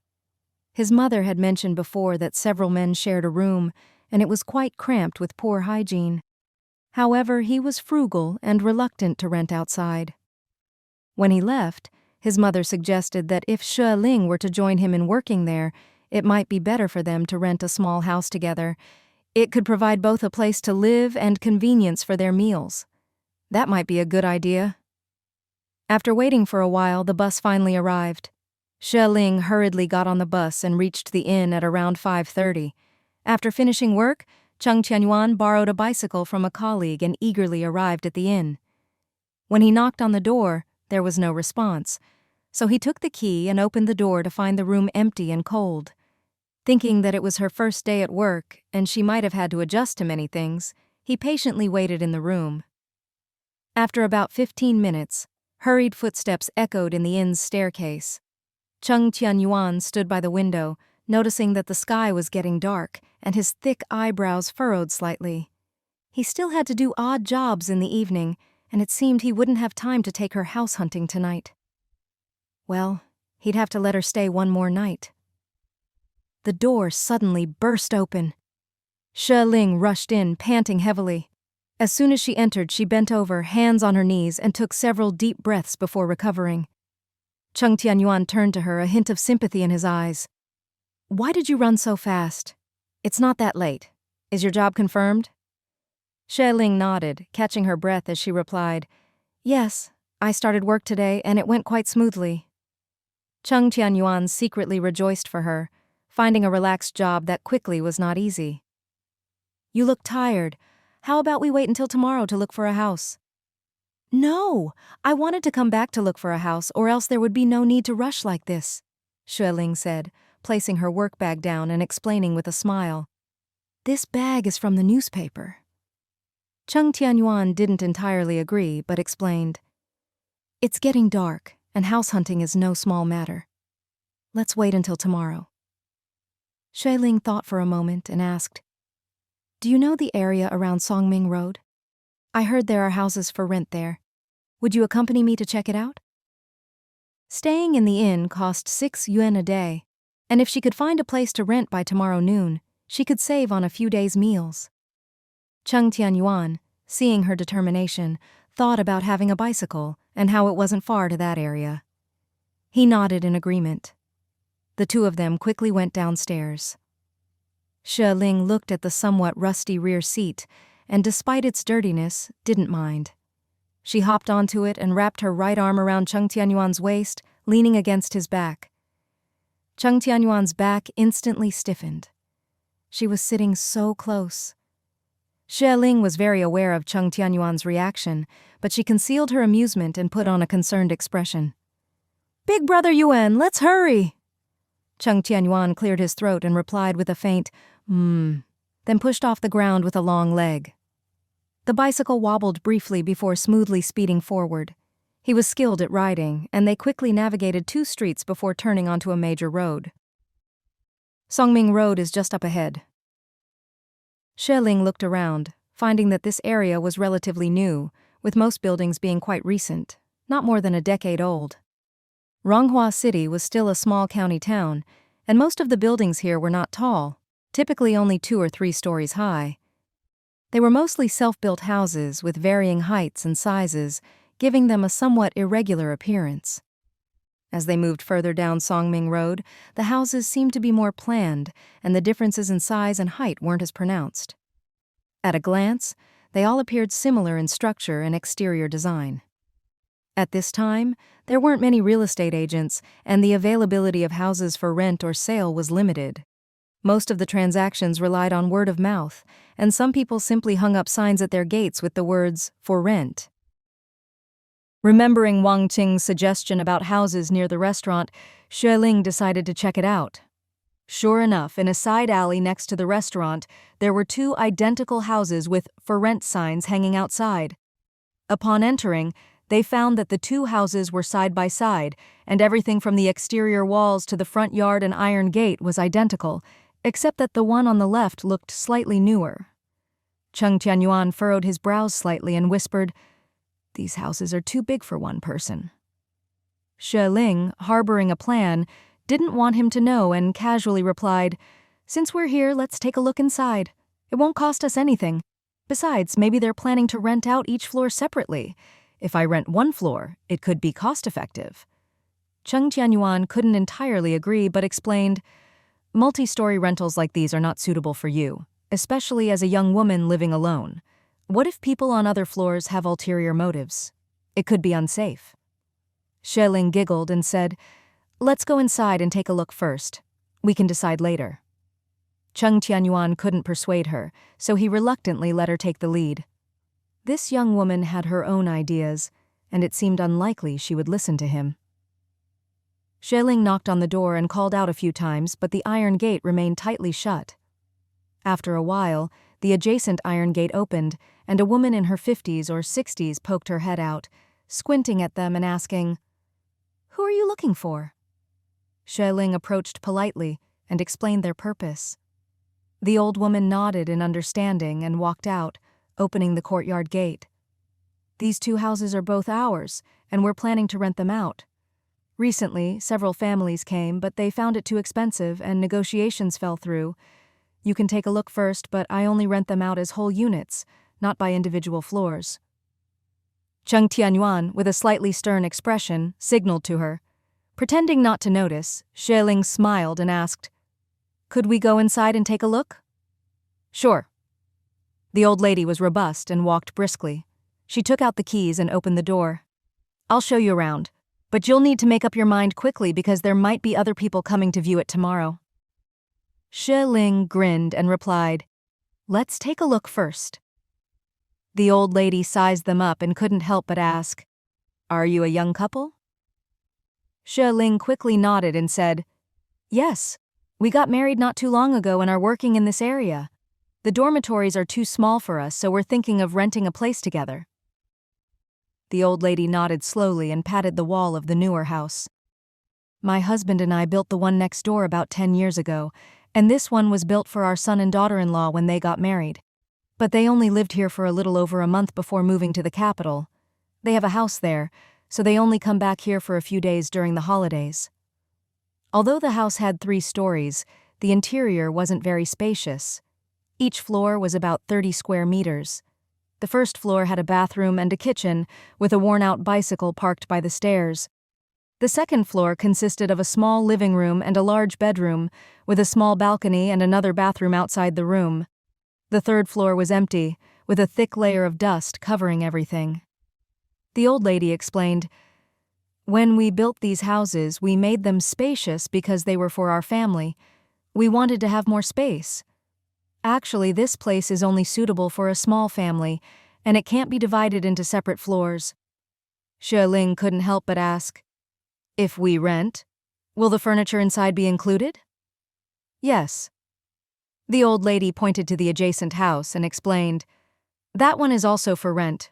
My son and daughter-in-law are busy with work, and they have a child who's already in school. Recently, my daughter-in-law became pregnant again. My son wanted me to move to the capital to help with the grandchild. They'll come to pick me up next month. My husband has passed away, and my son is worried about me living alone here. Keeping the house closed all year round can lead to more problems, so it's better to rent them out and use the rent to buy some imported milk powder for my grandchild." Cheng Tianyuan's eyebrows slightly furrowed upon hearing the rental price. "It's a bit expensive, especially since only the second floor is suitable for living. He had inquired earlier, and a regular small single room cost around 20 yuan a month, while a small suite would be about 30 yuan. Xue Ling nodded in agreement and said, "It is a bit expensive. We need to think it over." Buying something usually involved comparing prices, let alone renting a large house. Without comparisons, how could they determine if it was a good deal? The old lady waved her hand and said, "You can go look for other options, but I believe my houses are worth the price. If it's just the two of you, I can give you a 5 yuan discount on the adjacent one, but you'll need to pay for 3 months in advance. If you decide, come and pay tomorrow. If you don't show up by then, I'll offer it to someone else." With that, she closed the door. Autumn evenings were brief, and night had already fallen outside. The houses around them had lights on. Cheng Tianyuan glanced at the darkening sky and noticed the lights coming on in neighboring houses. He turned to Xue Ling and asked, "Are you hungry? Let's find something to eat first." Xue Ling agreed and asked, "Do you have to work overtime tonight?" "Yes." Cheng Tianyuan led her out, holding the bicycle. There were several small restaurants near Songming Road, and they chose a noodle shop, ordering 2 bowls of egg noodles. Xue Ling opened her military green bag and took out an aluminum lunchbox. The lunch provided by the newspaper was quite generous, with a box of rice and a box of vegetables and meat. I couldn't finish it all, but I didn't want to waste it, so I brought it back. "Brother Yuan, could you help me finish it?" Cheng Tianyuan looked at the golden fried meatballs and suddenly felt hungry. He picked up one and said, "Sure, it tastes good." Upon hearing that, Xue Ling happily gave him all 5 or 6 fried meatballs from the lunchbox. "If you like it, eat more. I'll bring some for you every day." Cheng Tianyuan was momentarily stunned. His gaze shifted slightly, and he focused on eating. Did she just say every day? Most likely, she said it casually. It must be. After dinner, Cheng Tianyuan drove her back to the small hotel. "Now that work is settled, we need to find a place to move into as soon as possible. I'll take a day off tomorrow to help you look around near the newspaper office," he said. Xue Ling felt secretly happy and replied, "Great. By the way, where did you get this bicycle?" He answered casually, "I borrowed it from a colleague." Xue Ling thought for a moment and said, "I wonder if there are any second-hand bicycles for sale nearby. I'd like to buy one for commuting. It would be convenient." Cheng Tianyuan nodded and reminded her, "Bicycles aren't cheap. Even second-hand ones can cost around 40 to 50 yuan. He had settled the bill at the small hotel earlier, and the landlady mentioned that she paid on time every day. A few days ago, she had even taken out 200 yuan to help pay off Cheng Biao's family debt and bought 20 mu of barren land for 500 yuan. He wondered how much money she actually had. It seemed like she was spending without restraint. Cheng Tianyuan came from a humble background, so he was careful with his finances. Seeing his young wife spending money so freely, he couldn't help but want to offer some advice. "You've just started working, and it's the beginning of the month. You won't receive your salary for at least a month. Renting a house will also be a significant expense, so you need to plan carefully." Xue Ling laughed and said, "Don't worry, I have it all figured out. I'll pick up the translation materials my friend sent me the day after tomorrow and start working hard to earn money." In her previous life, she had managed a large company, not an international giant, but a sizable publicly traded corporation. She had already planned how to manage her finances and expenses during this period. "Yuan-ge, you can rest assured. I've been through tough times before and know not to spend money recklessly. My philosophy is to spend when it's necessary and not waste when it's not." Cheng Tianyuan's lips curled into a faint smile, and he replied with a soft, Unexpectedly, their views on spending money were quite similar. Upon reflection, even though she gave away 500 yuan without hesitation, she was frugal in other areas. Besides her 3 meals, she didn't buy anything else. His female colleagues, on the other hand, would discuss buying new clothes and snacks whenever they had spare time. Even his little sister at home couldn't resist buying snacks if she had a few coins in her pocket, but she didn't indulge in such behavior. Apart from her 3 meals, there were no sweets like melon seeds or green bean cakes in the house. It seemed that he had misunderstood her before. However, there was one thing she got wrong. She said she'd been poor before. Did she mean the time when she lived in the large alley at the city gate when she was a child? In fact, her uncle had brought her and her family to the county town to work as technical workers, and the fertilizer plant they worked at didn't mistreat them. At that time, she was older than him and had a clearer concept of money. Back then, her uncle's salary was 3 times that of her father, and the Xue family's living conditions were considered affluent. It was said that after they moved back to the capital, her uncle quickly ventured into business and made a considerable amount of money. She was born and raised in a big city like the capital, so compared to the county town, the environment made her feel like she was going through a tough period. In reality, it wasn't like that at all. In her previous life, she had experienced a lot. She'd gone through many hardships, and she had already shed her previous spoiled and pampered attitude. In fact, Xue Ling felt like she was in a completely different world now, where fate had given her a chance to start over.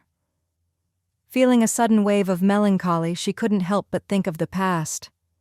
She hugged Cheng Tianyuan's strong waist, pressed her pretty face against his back, and tears welled up in her eyes.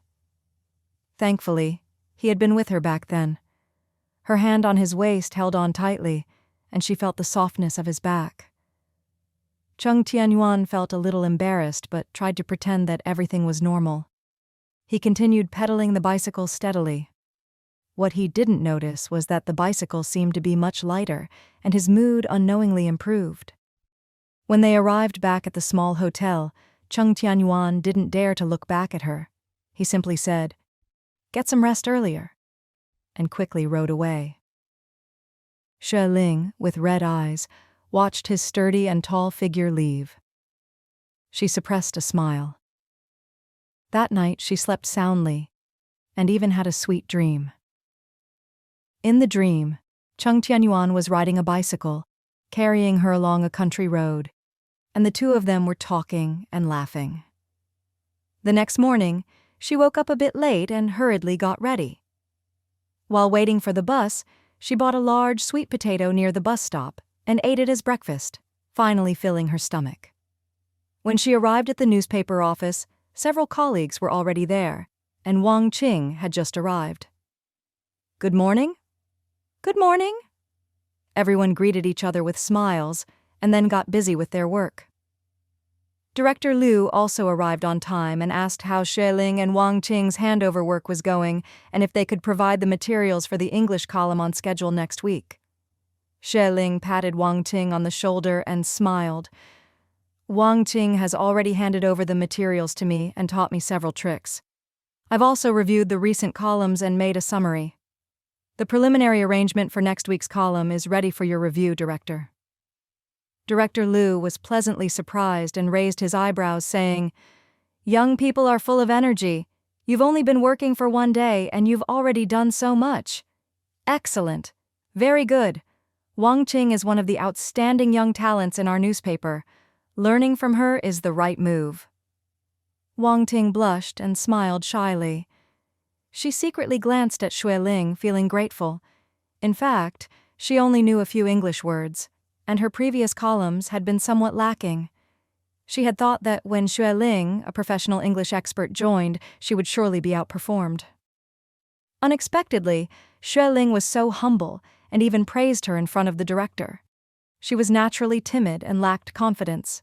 She usually worked diligently at the newspaper office, focusing on her own tasks. The director rarely praised her, and she had thought that he didn't value her. She never expected the director to call her a good young talent and ask Xue Ling to learn from her. She felt a sense of unworthiness, but was also overjoyed. Xue Ling's words not only impressed their boss, but also helped her earn the boss's favor. For a while after that, thanks to Wang Qing's assistance and reminders, Xue Ling was able to navigate the challenges smoothly. But that's another story. During lunchtime, the lunch was delivered early, and the director told everyone to eat first. Thinking about Cheng Tianyuan's words from the previous night, Xue Ling hesitated and lost her appetite as she looked at the 2 hot aluminum lunchboxes. Wang Qing, you go ahead and eat. I'm going out to find someone. See you later. She stuffed the 2 lunchboxes into her shoulder bag, put on her plastic sandals, and hurriedly left the newspaper office. Cheng Tianyuan was a man of his word. Last night, after working part-time until 10:30, he rushed back, took a quick shower, and went to bed. When he woke up early in the morning to go to work, he had already requested time off from the manager at the supply and marketing cooperative. Initially, the manager was reluctant, but after hearing that Cheng Tianyuan would only take an extra half hour for lunch, he reluctantly agreed. Cheng Tianyuan had a reputation for being a diligent worker at the cooperative, always giving his best, and the manager was quite pleased with his performance. If it had been someone else, the manager would have likely refused. After finishing his work at noon, Cheng Tianyuan rode his bicycle towards the direction of the newspaper office. The newspaper office was located to the west of the county town, about a 20-minute walk from the cooperative. He wasn't very familiar with this area, so he had asked his colleagues from the county town to provide him with some information about the surroundings. His colleagues had informed him that this area had convenient transportation and was close to the newly developed zone, where many new houses had been built in recent years. Most of the houses in this area were relatively expensive, and there weren't many available for rent. Finding a place to live around here would be quite challenging. However, Cheng Tianyuan was concerned about the convenience of Xue Ling's commute to work, so he insisted on searching for a place in this area. Unfortunately, after circling around for over half an hour, he still hadn't found any houses available for rent. He had searched the streets and alleys near the newspaper office, but apart from a few run-down old houses, he had found nothing. Even though it was already autumn, the sun was scorching like a summer day, making Cheng Tianyuan's skin feel slightly burnt. He spotted a large banyan tree at the end of an alley, pushed his bicycle over, and sat down on the stone slab under the shade. He took out a metal water bottle, unscrewed the cap, and took several sips, relieving the dry and parched feeling in his throat. Having worked diligently in the morning and traveled a long distance at noon, his stomach had been growling for a while. He took out the cold steamed bun he had bought in the morning and took a few bites, washing it down with water as he chewed. Suddenly, a pair of familiar plastic women's sandals appeared in his vision.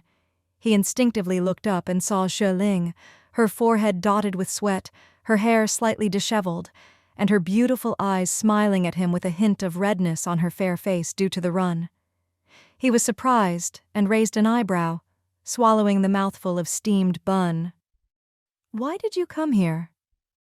Breathing heavily, Xue Ling explained with a cheerful smile, "I saw you at the intersection over there, but you were too far away to hear me when I called your name, so I ran all the way here."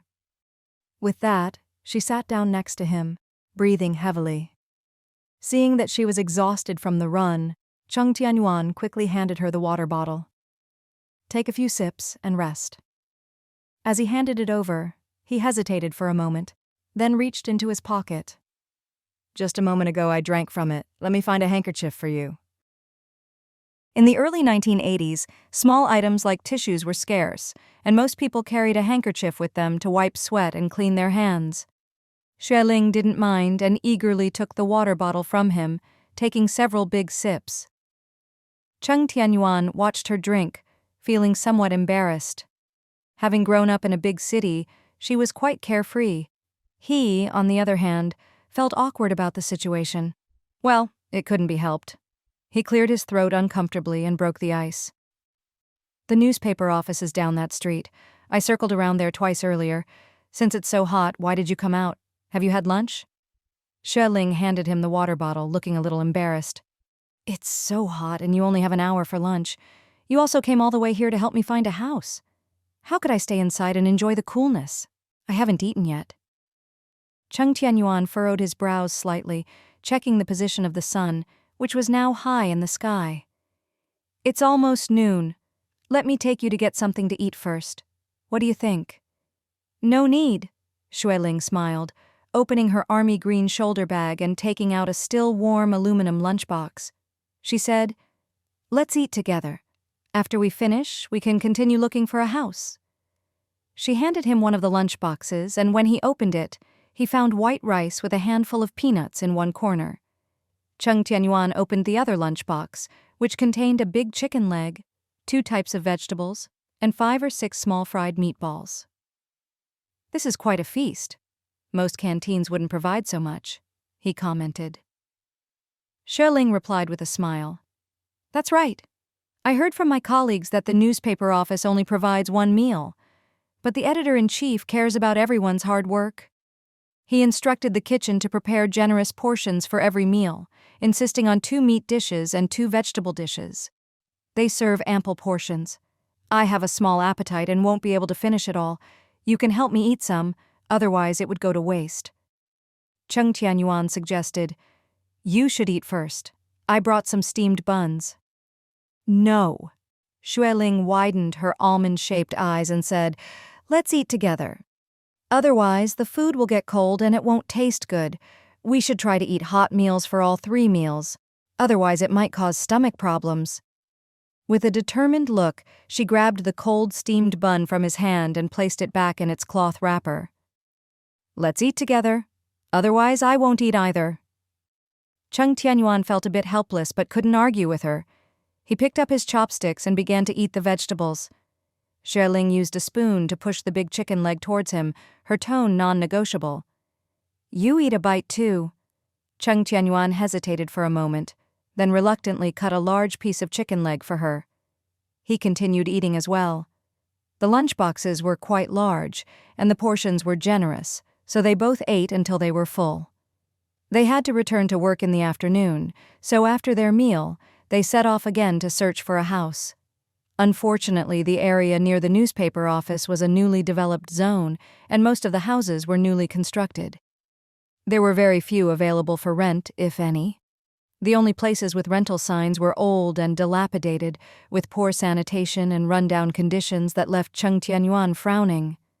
While he, as a man, could endure living in such conditions, he couldn't let Xue Ling stay in a place that was drafty and dirty, especially with winter approaching. After searching for a while, Xue Ling couldn't help but feel disappointed. Cheng Tianyuan comforted her gently. "Don't be discouraged. We can continue looking after work. Let's go back to work for now." After work that day, the two went searching again, but unfortunately came back empty-handed.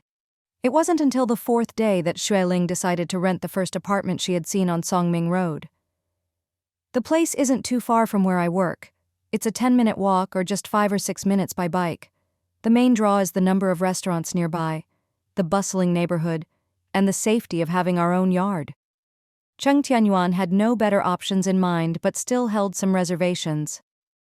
"It would be even better if it were cheaper. 40 yuan a month is nearly a quarter of your salary." Xue Ling was a bit pained by the expense but wasn't worried about affording it. Just the day before, she had picked up a foreign book sent by her friend Xiao Jiasue at the post office. She was asked to translate it quickly, with payments made every fortnight. After returning to the hostel and bathing, she translated 1,000 words before sleeping. Though she stayed up until past midnight, the thought of earning 20 yuan made her excited and happy. This was just the beginning. She was sure that with practice she'd translate faster and earn more. Cheng Tianyuan, always cautious, said, "Let's not rush. The apartment might already be rented. Let's go see it and ask the landlady if she can lower the price." Nodding, Xue Ling smiled. "Now that we've decided, we should definitely try to negotiate." They rode their bike over and asked the landlady, who informed them that the neighboring unit was still available. The savvy old lady, having seen them return several times over a few days, guessed they hadn't found anything better and was firm on her price. "I've already said it. I can go down by 5 yuan, so it's just 40 a month, but you'll have to pay 3 months plus a deposit all at once." Cheng Tianyuan tried to persuade her several times, but the old lady wouldn't budge. Thinking it over, Xue Ling stepped forward. "I understand why you want payment every few months, especially since you won't be living here anymore and we'll have to mail the rent to you. But think about it, with the deposit, that's a lump sum of 160 yuan. That's quite a lot." The old lady dodged her gaze, mumbling, "But I'm giving you a discount, a whole 5 yuan off." Xue Ling looked past her at the apartment, laughing.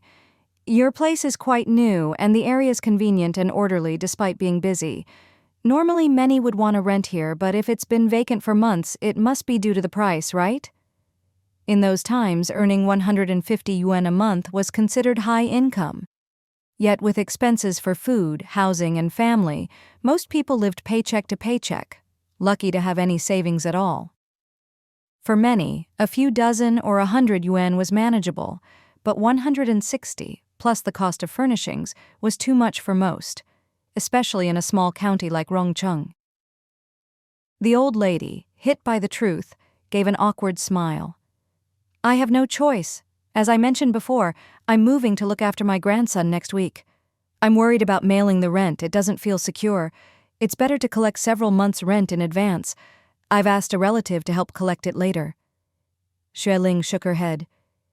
If you're sincere about renting, let's make it 35 yuan. I can just barely afford 4 months' rent up front. No way, the old lady protested. 5 yuan less is already a lot. Pretending to be indifferent, Xue Ling grabbed Cheng Tianyuan's arm and made a show of leaving. Loudly, she said, Let's just rent the one at the end of the street. They only ask for 35 and you can pay month by month. The place is a bit smaller, but it's enough for us too. Cheng Tianyuan, momentarily stunned, quickly caught on and nodded. All right, let's rent that one. As they turned to leave, the old lady called out, her face red with a difficult decision. Fine, 35 a month, but with the deposit it's 4 months up front. Xue Ling and Cheng Tianyuan exchanged a triumphant look. Renting the apartment for 35 yuan was indeed a steal. But Xue Ling didn't want to show too much excitement. She casually suggested, Let's be formal about this and write a contract. We'll outline everything clearly and sign it, keeping a copy for both the tenant and the landlord. What do you think? Agreed, the old lady smiled, murmuring, You look like a scholar and you're tidy. As long as you keep my place clean, I have no objections. Knowing the elderly can change their minds easily, Xue Ling quickly drafted a simple contract in her notebook. The old lady, literate, read it over and nodded in satisfaction. You're a pretty girl and write beautifully. What do you do? Xue Ling replied simply, I work at the Rongcheng newspaper as a junior editor. The old lady turned to Cheng Tianyuan and laughed. Young man, you're lucky to have such a capable and beautiful wife. Caught off guard, their eyes met and both blushed deeply. Thank you, he nodded slightly.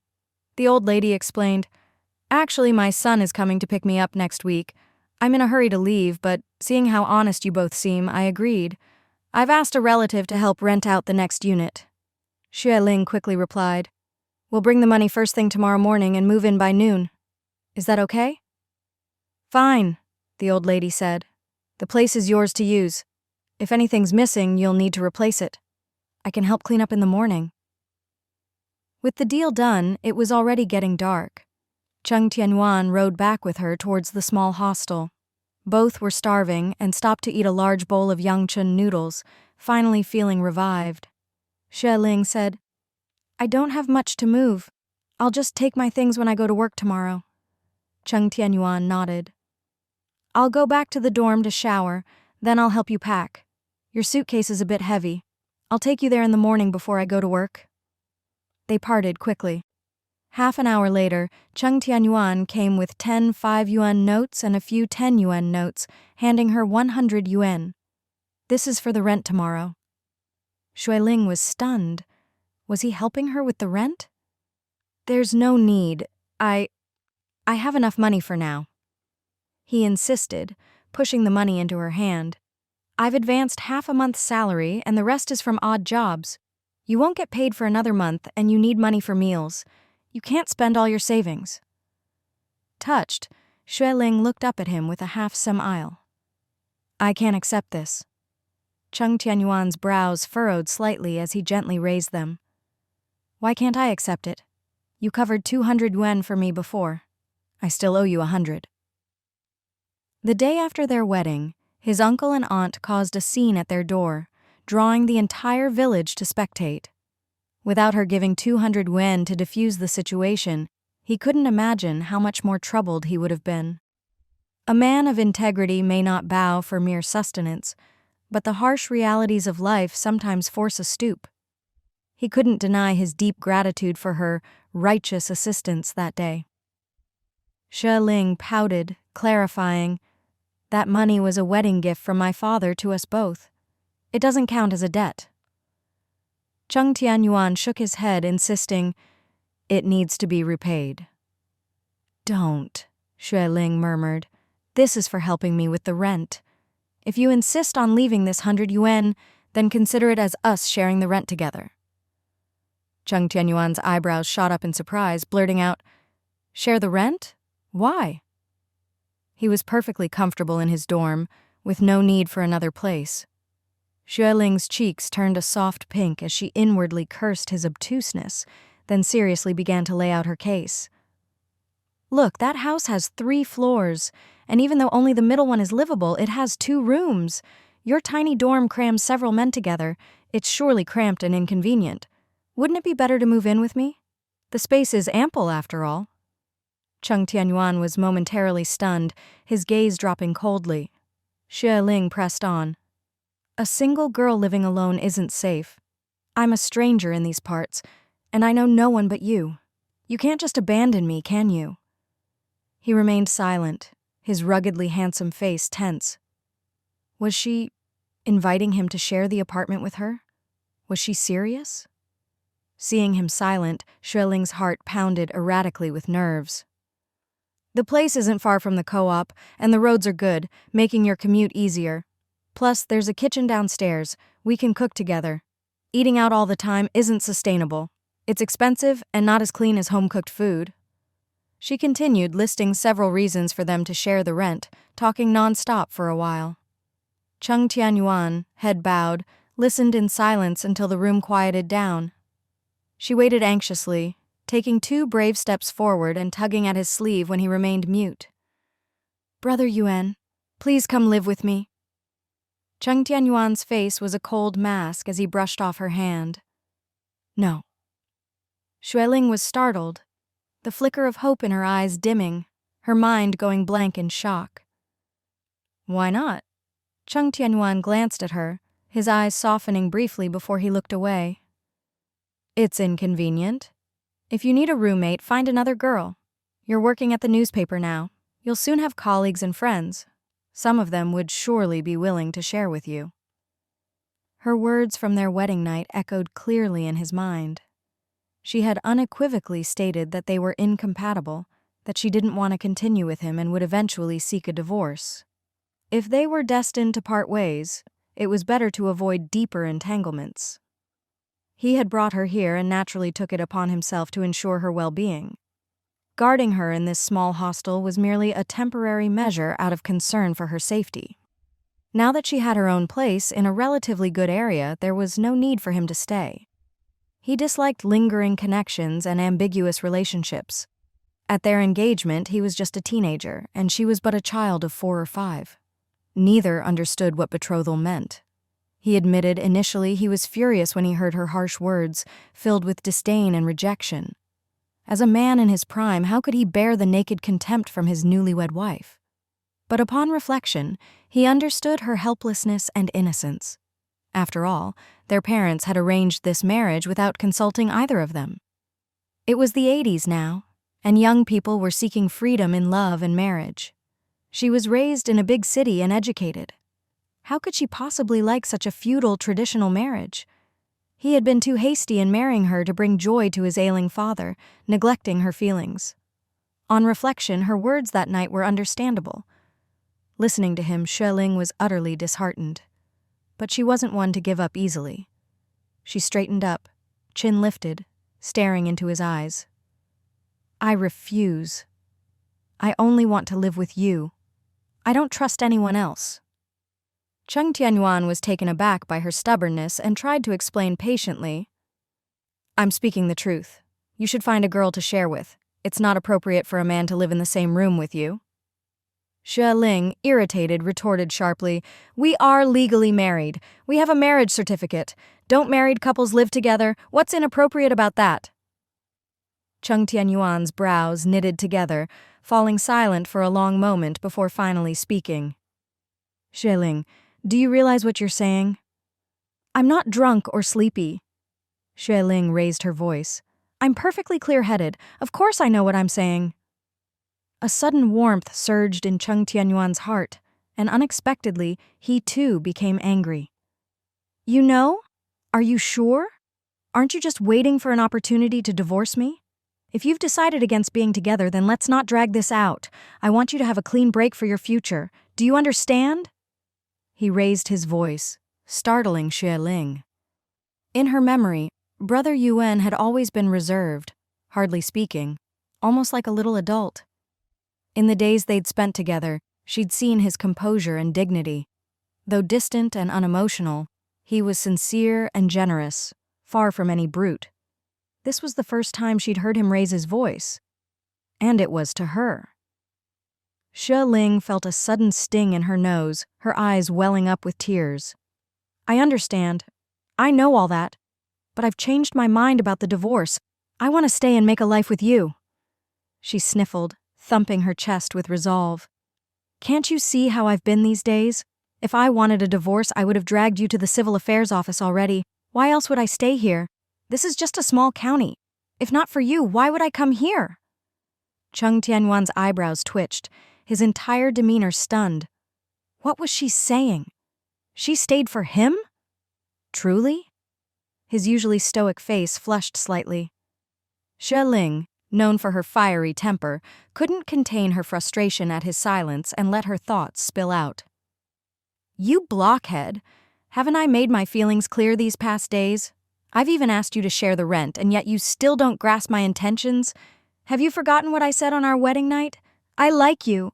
I want to stay and build a life with you, a lifetime. Cheng Tianyuan's face reddened further, even his ears burning. Raised in a conservative rural setting, such forthright confessions were beyond him. For some reason, though the words weren't his, he felt embarrassed, his heart pounding with a mix of surprise and joy, too overwhelmed to respond. Xue Ling, growing impatient with his prolonged silence, moved closer and nudged his arm. Hey, say something, will you? Give me a sign. Her voice, teasing and slightly coquettish, failed to hide her anxiousness. Cheng Tianyuan cleared his throat uncomfortably. Let's get some sleep. We've got to move in early tomorrow. Xue Ling, taken aback and slightly annoyed, clutched his arm. What about you? Are you going to share the place with me or not? What's the point if I'm there alone? Cheng Tianyuan, with a faint smile and eyes downcast, finally revealed his thoughts. What roommates? Married couples should live together. His voice, usually calm and deep, now carried a hint of joy and warmth. Xue Ling gaped in surprise, then broke into a delighted laugh, releasing his arm. You help me pack, then. I've still got some translating to do. Cheng Tianyuan nodded, deliberately ignoring her smile as he packed her belongings.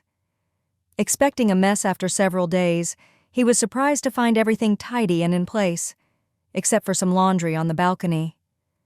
After checking everything, he saw her still engrossed in her work. Not wanting to disturb, he sat on a wooden chair, silently admiring her graceful silhouette. As the night deepened, Xue Ling yawned and glanced at the clock, realizing it was already 11. Stretching, she suddenly remembered Cheng Tianyuan was still there and turned around quickly. He was asleep on the wooden couch, looking peaceful with a slight smile, as if pleased about something. Xue Ling tiptoed over, draping a blanket over him. These days he had worked, freelanced, and house-hunted for them, never complaining once.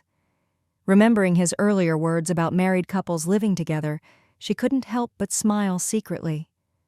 A new life, a new future was about to begin. The next morning, Xue Ling settled her bill with the innkeeper. Cheng Tianyuan hurriedly borrowed a bicycle, securing the luggage behind and guiding Xue Ling in front.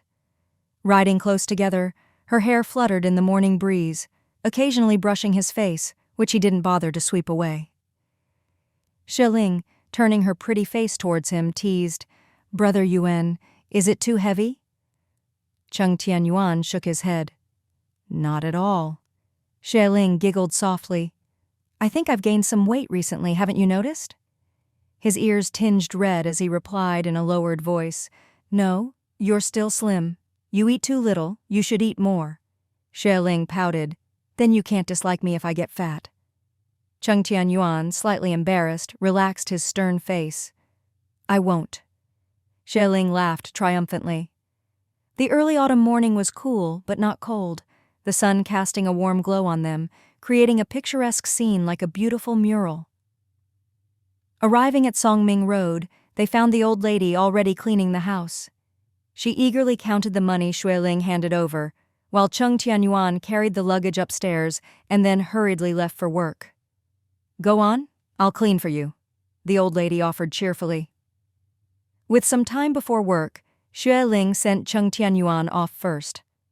I'll tidy up a bit more and then head to the newspaper. Hurry, it's only a 15-minute walk.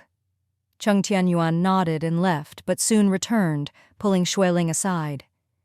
Gazing at his strong, tanned hand, she felt her heart race unexpectedly. What's wrong? Cheng Tianyuan, cautious, glanced outside before whispering, We're new here and don't know this old lady well. Keep your valuables with you and don't leave them in the suitcase. Xue Ling nodded. All right, I'll do as you say. It was a precaution she hadn't considered, but it was always better to be safe than sorry.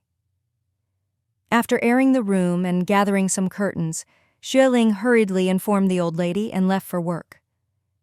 Arriving at the newspaper at 8, she found her English column already completed and submitted it to the editor.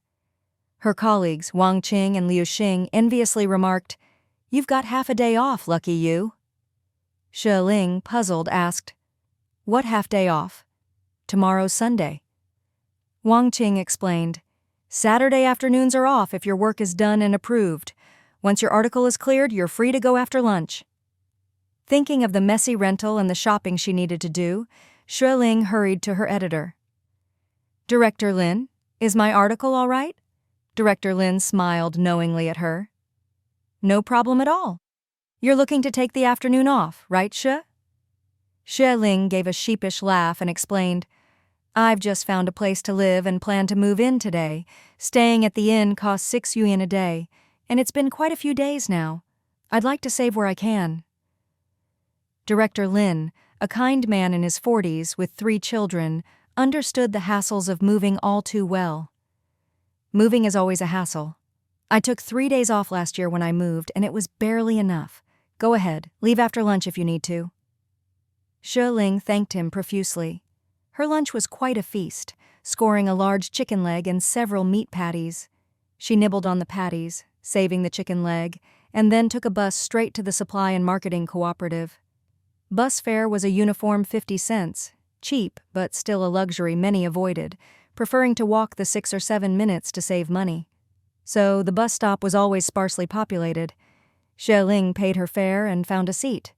The cooperative wasn't far from the newspaper, but the bus crawled at a snail's pace, taking half an hour to reach her stop. She'd chosen a place on Songming Road for its convenient location, equidistant from both their workplaces. Once she saved enough, she planned to buy a bicycle for even easier commutes. With this happy thought, she briskly walked toward the cooperative, the largest trading center in the county, bustling with people buying everything from agricultural products to household items. Inside, she scanned the crowd for Cheng Tianyuan, but couldn't find him. She'd heard that Cheng had aced his college entrance exams, but, due to his family's poverty, had opted to work instead. He'd found a steady job at the cooperative, a rare feat for someone with a high school education in these parts. However, the cooperative had recently switched to a self-financing model, raising the work demands significantly. Xue Ling wandered through the aisles, considering what she needed for their new home but not committing to any purchases, drawing curious glances from the staff. "What are you looking for, miss? Anything in particular?" a friendly man asked. Xue Ling grinned, listing her needs. The man hurried to gather her items, helped by a young woman who took over bagging the smaller things. Xue Ling glanced around, then approached the man. "I'm looking for someone. Cheng Tianyuan?" The woman looked up sharply, suspicion in her voice. "Why are you looking for him?" Her tone, defensive and harsh, suggested Xue Ling had stepped into forbidden territory. Xue Ling raised an eyebrow, calmly replying, "I heard he works here, and I wanted to see him." The woman, around Xue Ling's age with thick braids and a dark complexion, stared at her warily. The friendly man, known as Brother Min, chuckled. "Ah, Cheng's in the back, working on inventory. Do you need me to call him for you?" Xue Ling smiled and nodded her thanks. Brother Min whispered to the woman, Wang Huan, to double-check the items as he went to fetch Cheng. Wang Huan's eyes remained fixed on Xue Ling, suspicion evident. "You're looking for Brother Cheng? Are you a relative of his? He's quite busy with work right now." Xue Ling, sensing the woman's hostility, assured her, "I know he's working. I can wait until he's off." Wang Huan's face darkened, pressing further. "Are you his cousin or something?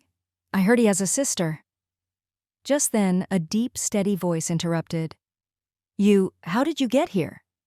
It was Cheng Tianyuan. Xue Ling turned, beaming at him. "I came to shop and wait for you to get off work." His eyes softened as he saw the bag of items, considerately offering, "Wait for me a bit. I'll finish up here. Those are too heavy for you. I'll carry them later." Xue Ling glanced teasingly at Wang Huan. "Brother Yuan, these are your colleagues, right?" Cheng quickly introduced them. "Yes, this is Wang Huan and that's Chen Min. The others over there too.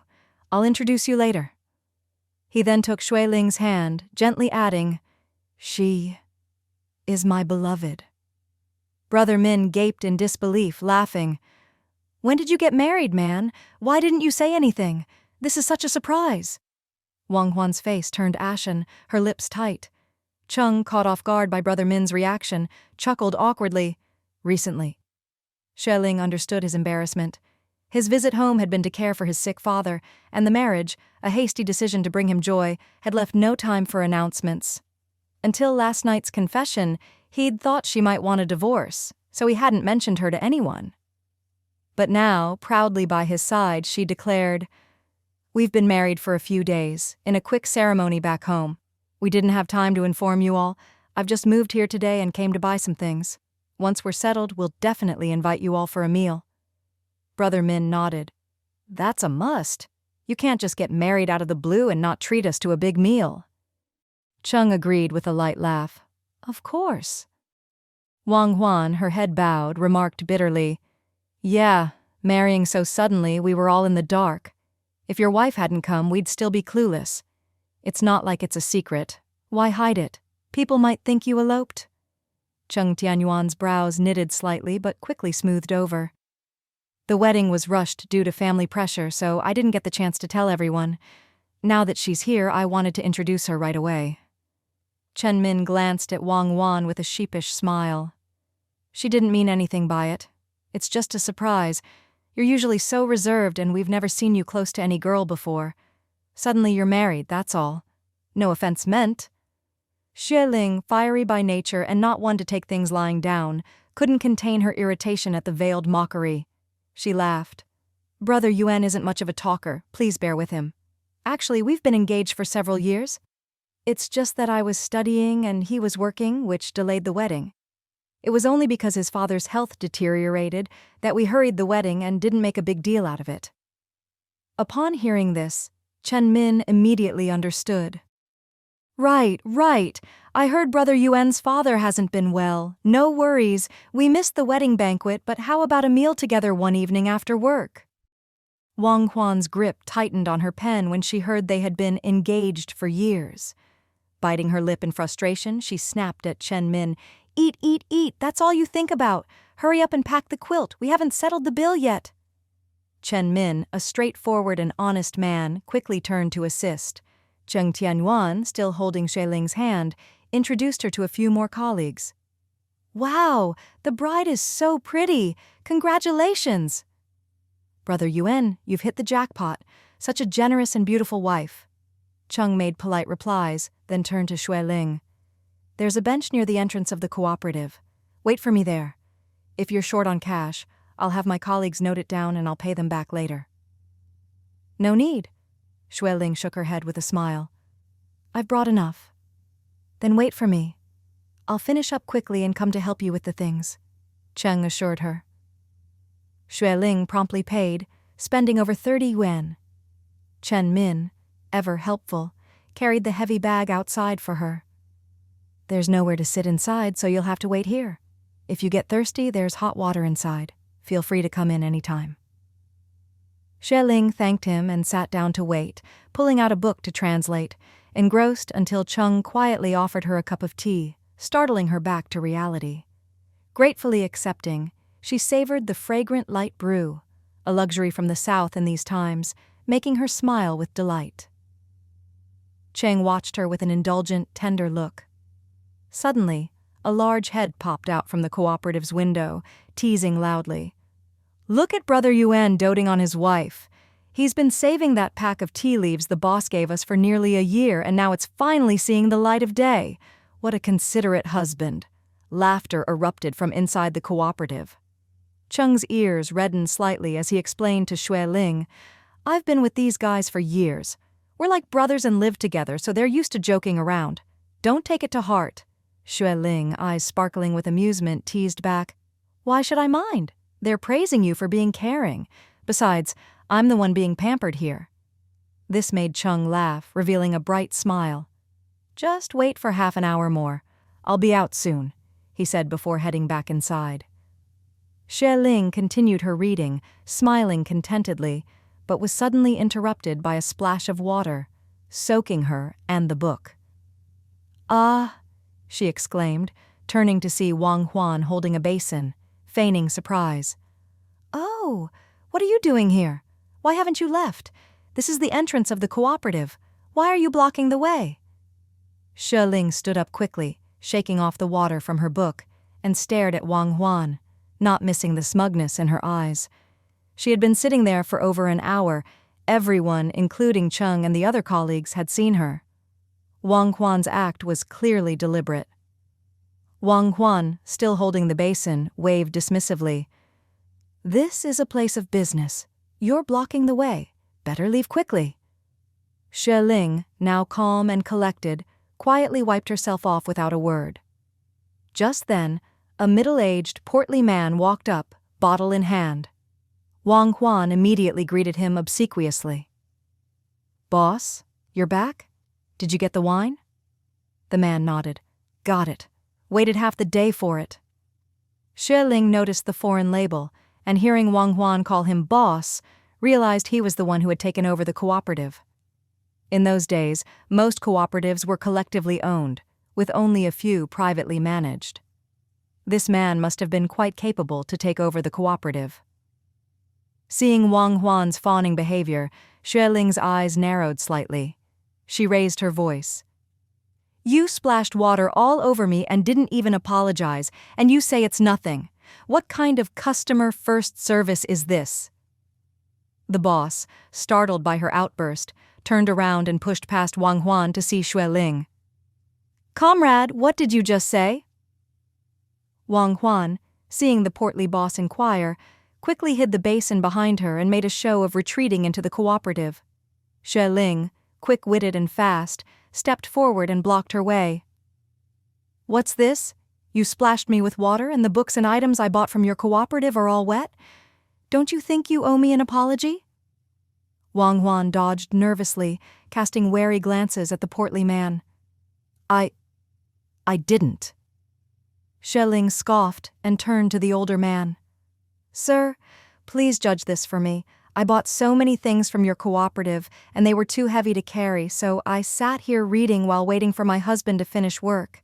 But this employee of yours splashed me with water and didn't even apologize, instead telling me to leave." She pointed to her soaked trousers and handed over the wrinkled book. "This book is an expensive imported text. How can your cooperative allow this? A customer sitting quietly in a corner not disturbing your business, and she gets doused with water and told to leave?" The portly man's face turned an angry shade of purple as he glared at Wang Huan, noticing the hidden basin and the wet bench and floor. "Wang Huan, what are you doing? We have toilets and sinks in the back for that. Why are you throwing water out here? You've soaked this lady and didn't even apologize, instead you're trying to chase her away? Are you trying to ruin my business and tarnish the cooperative's reputation?" His voice boomed with authority, berating Wang Huan until she teared up.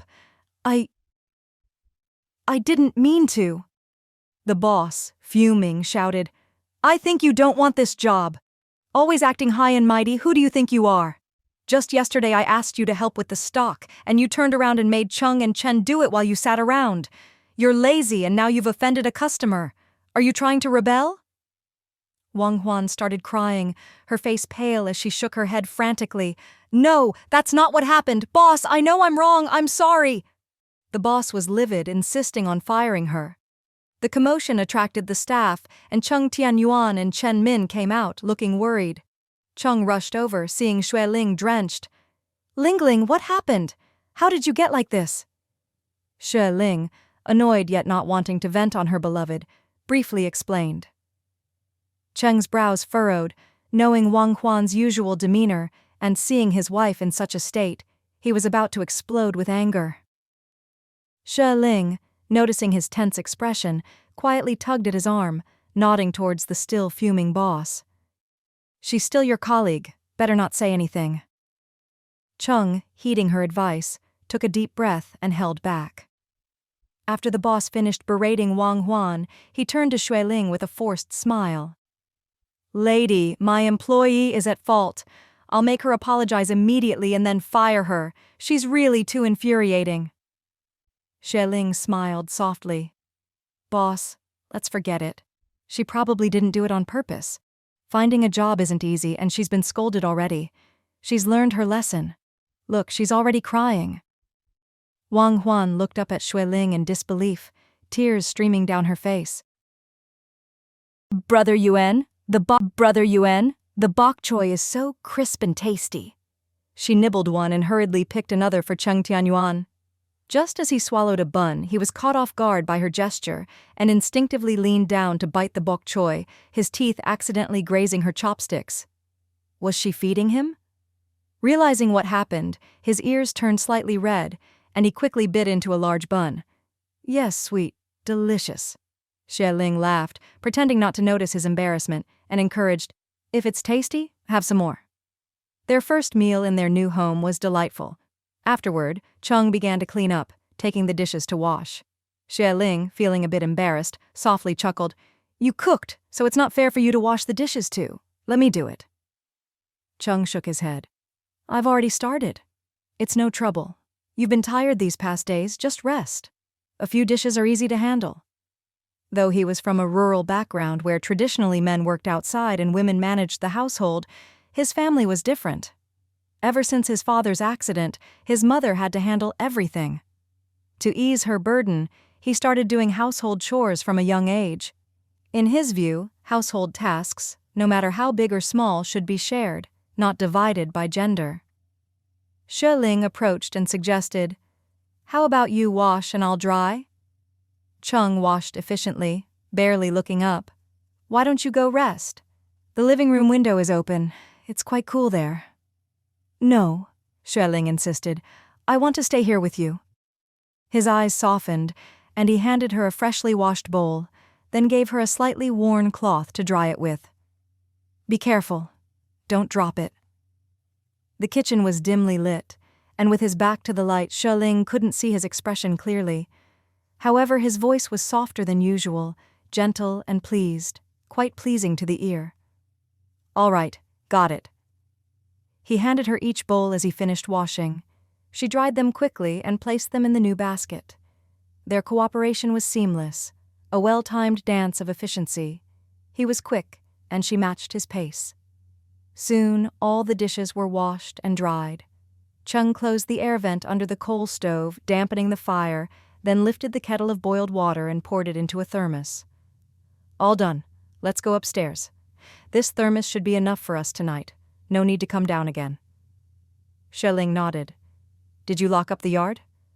"All locked before dinner," he assured. They headed upstairs to the small living room. Cheng pointed out a slightly crooked window. "I'll fix that tomorrow. It's autumn now. We can't have drafts. Windows must be tight." "Okay," she agreed. He continued, "The bathroom downstairs has a small window too. It's sheltered, but in winter, if the wind's strong, it'll be cold during showers. I'll find a thick cotton cloth to cover it so the cold air won't get in." "Okay." Xue Ling nodded again.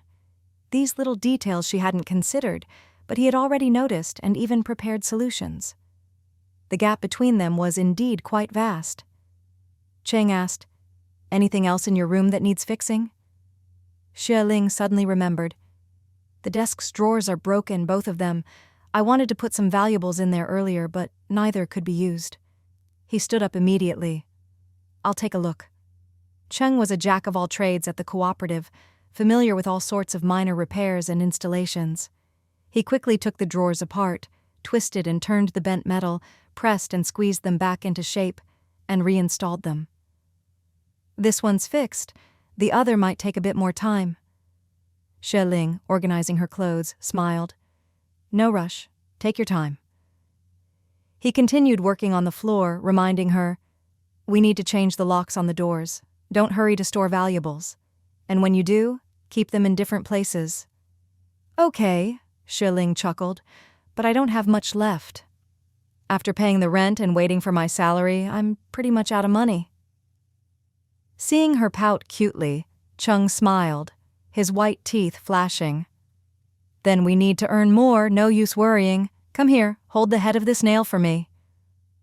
Xue Ling dropped what she was doing and hurried over. "Where should I hold?" He moved aside, showing a rusty nail head. "Here, hold it from the outside while I tighten the back. This way it won't come loose." Understanding, she firmly grasped it. As he pressed down on the drawer and twisted the screw, his movements were strong and precise. Feeling the nail move, she was startled and lunged forward to hold it down. "Ah!" They were already close, and her sudden lunge sent her crashing into Cheng's embrace. He was busy with the screw, half-crouched, and suddenly off balance, he fell back. But he quickly reacted. Falling back, he instinctively protected Xue Ling, shielding her in his arms. In that fleeting moment, he caught a sweet scent, her soft body against his chest, snuggling close. But as she dove down, she landed in the crook of his arm, her soft, moist lips smacking against his neck. Time seemed to stand still. With the fragrant warmth in his arms and the heat on his neck, Cheng's mind exploded, his body burning, his heart thumping wildly as if about to leap from his throat. He dared not move, overwhelmed by a surge of unfamiliar and impulsive feelings that he struggled to contain. His mind was a whirlwind of excitement, erupting like a volcano, forgetting where he was or even to think, desiring only to grasp the delicate body in his arms and hold tight. The tumultuous thoughts embarrassed him and left him unsure of what to do next. Xue Ling, initially stunned by the fall, slowly realized she had plunged into Brother Yuan's embrace, her cheek resting against his neck. Her lips had touched him. With her above and him below, his body stiffened beneath her, his neck tensely coiled. She didn't need to guess to know his reaction. Her face instantly flushed with embarrassment. Oh, how mortifying. What should she do now? She had accidentally fallen onto Brother Yuan and even kissed him. Oh, heavens, such a romantically perfect first kiss, so sudden, so unexpected, left her clueless on how to proceed. Neither dared to move. After the initial shock, they both maintained this accidental intimacy, silently savoring the awkward sweetness. Time passed, and a faint sound of footsteps from the next room startled the hopelessly entangled pair back to reality. Cheng's eyes still burned with intensity. He took a deep breath, swallowed hard, and his voice came out hoarse. "Are you all right?" Blushing, Xue Ling bit her lower lip and murmured back, "Yeah." She hurriedly scrambled up, flustered and nervous. Her hand slipped in her haste, and with a yelp, she tumbled back into Cheng's arm. Cheng grunted, feeling embarrassed as he sensed his body's indiscretion. In a mix of shame and haste, he held her up, helped her to stand, then swiftly dashed out of the room. Xue Ling, stunned, watched his hurried retreat and called out, "Brother Yuan!" But Cheng had already rushed downstairs and into the bathroom, where the sound of running water soon filled the air. Xue Ling, disregarding her embarrassment, followed him down. The bathroom door was firmly shut. Only the sound of water running could be heard. She waited, fretting, then finally called out, Brother Yuan. His muffled response, mixed with the water, was unclear, but she sensed a change in his tone. She pouted slightly, a tinge of disappointment welling up, making her heart ache. Did he dislike her forwardness? Truthfully, it wasn't intentional. She liked him, but she knew he hadn't fully opened his heart to her yet. She wasn't the type to initiate things, so couldn't he have misunderstood her actions? His abrupt departure without a word was a clear sign of his displeasure. Head bowed, she sighed softly. In that era, rural courtships were scarce. For them, modern concepts of dating and cohabitation were scandalous. Growing up in the city, Xue Ling had seen classmates exchange secret love letters and gifts. Even holding hands was a cautious private affair.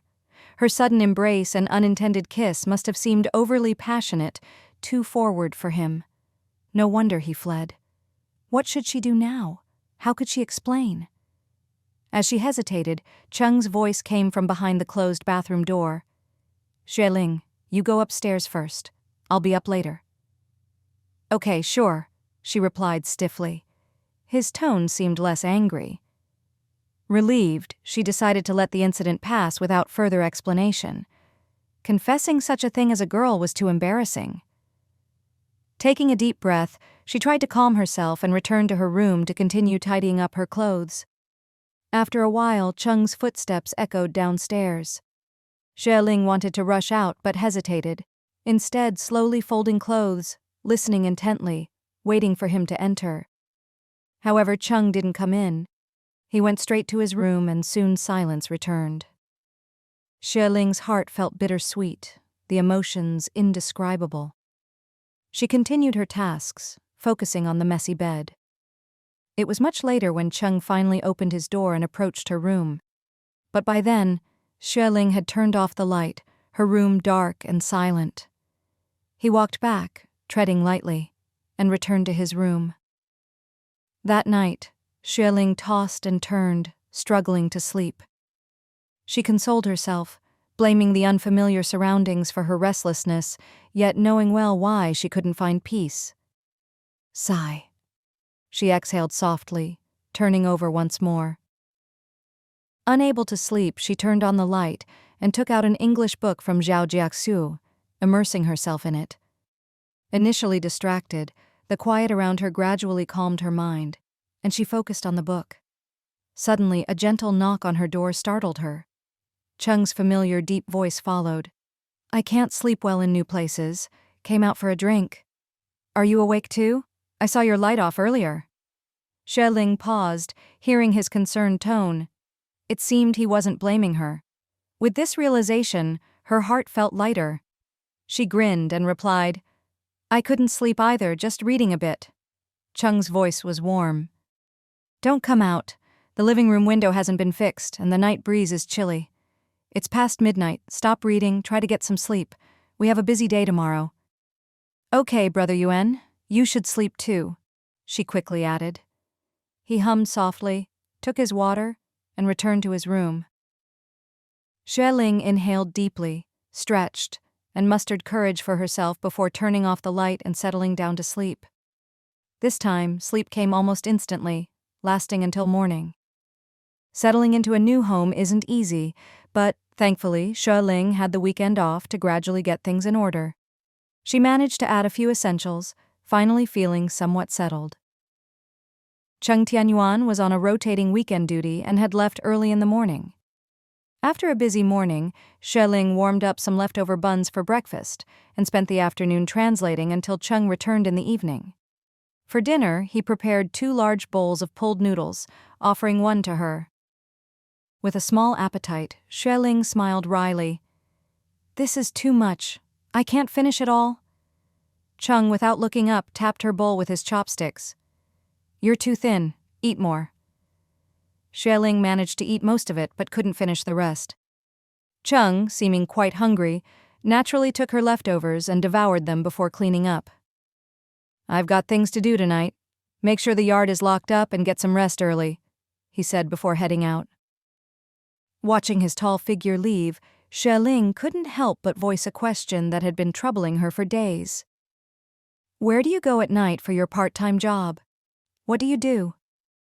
Cheng, busy washing dishes, explained, "Anywhere, really. Mostly helping load and unload trucks. It's tiring physical work, but it pays." With the supply and marketing cooperative only open during the day, he didn't want to waste the precious evening hours. Physical work is dirty and exhausting, and you need to get along with the local workers. But sometimes a few hours can earn 5 or 6 ween, enough for a few days' food and drink. "I'm young and strong. As long as I work hard, I won't worry about food and drink."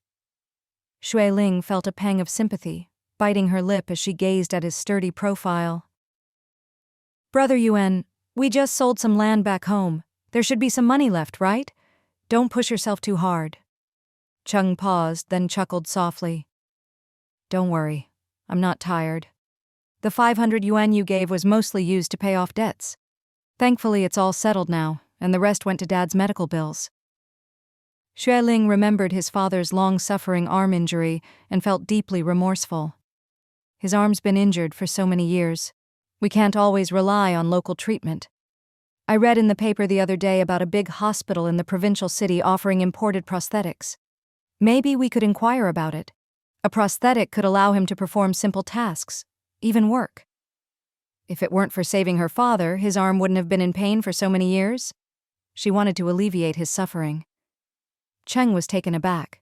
"Really? In the provincial city? I'll look into it tomorrow." Xue Ling nodded, not mentioning the cost of the prosthetic and surgery, and said, "Let's save up and take Dad there soon." Cheng turned to her, his eyes softening. "All right." He washed the dishes faster, a smile curling his lips. He liked the way she said "our dad." It gave him a warm sense of family. That night, Xue Ling worked on her translations until 11:30 p.m. Hearing the yard door open, she saw a familiar silhouette return and quietly turned off the light, exhaustedly slipping into bed. The next morning, Cheng was up early, making breakfast. He fried several large dough sticks and cooked 2 big bowls of porridge. Xue Ling enjoyed her meal, praising him repeatedly. Cheng smiled, tapping her bowl. "Eat up. We've got to walk to work soon. Endure it for a bit. When I get my salary in half a month, we'll buy a second-hand bike." Previously, he had borrowed bikes from his colleague, Ah Min, but felt uncomfortable always asking. With ample space downstairs and a yard, they could buy a bike for convenience, making commuting easier for both. Xue Ling quickly agreed. After breakfast, Cheng washed up. "Get ready for work. I'll take a shortcut to the cooperative. Just a quick jog and I'll be there in 5 or 6 minutes. You go ahead so you won't be late." Xue Ling left with her bag. The morning air was fresh, and the streets bustled with commuters walking or cycling, and the occasional bus trudging along. Thinking she had time, Xue Ling leisurely strolled towards the newspaper office, treating it as a post-meal walk. But she miscalculated, arriving at 8:05 a.m. when everyone had already started work. She quietly greeted her colleagues and sat down to work. Wang Qing, refilling her pen with ink, gave Xue Ling a knowing look. "The deputy director just returned from a business trip and asked about you. We usually have meetings on Monday mornings. Be careful." Startled, Xue Ling whispered, "Careful of what? What's the deputy director's name? Is she a woman?" Wang Qing nodded, frowning. "Her name is Zhen, in her 30s, never married. She's very strict and often scolds people.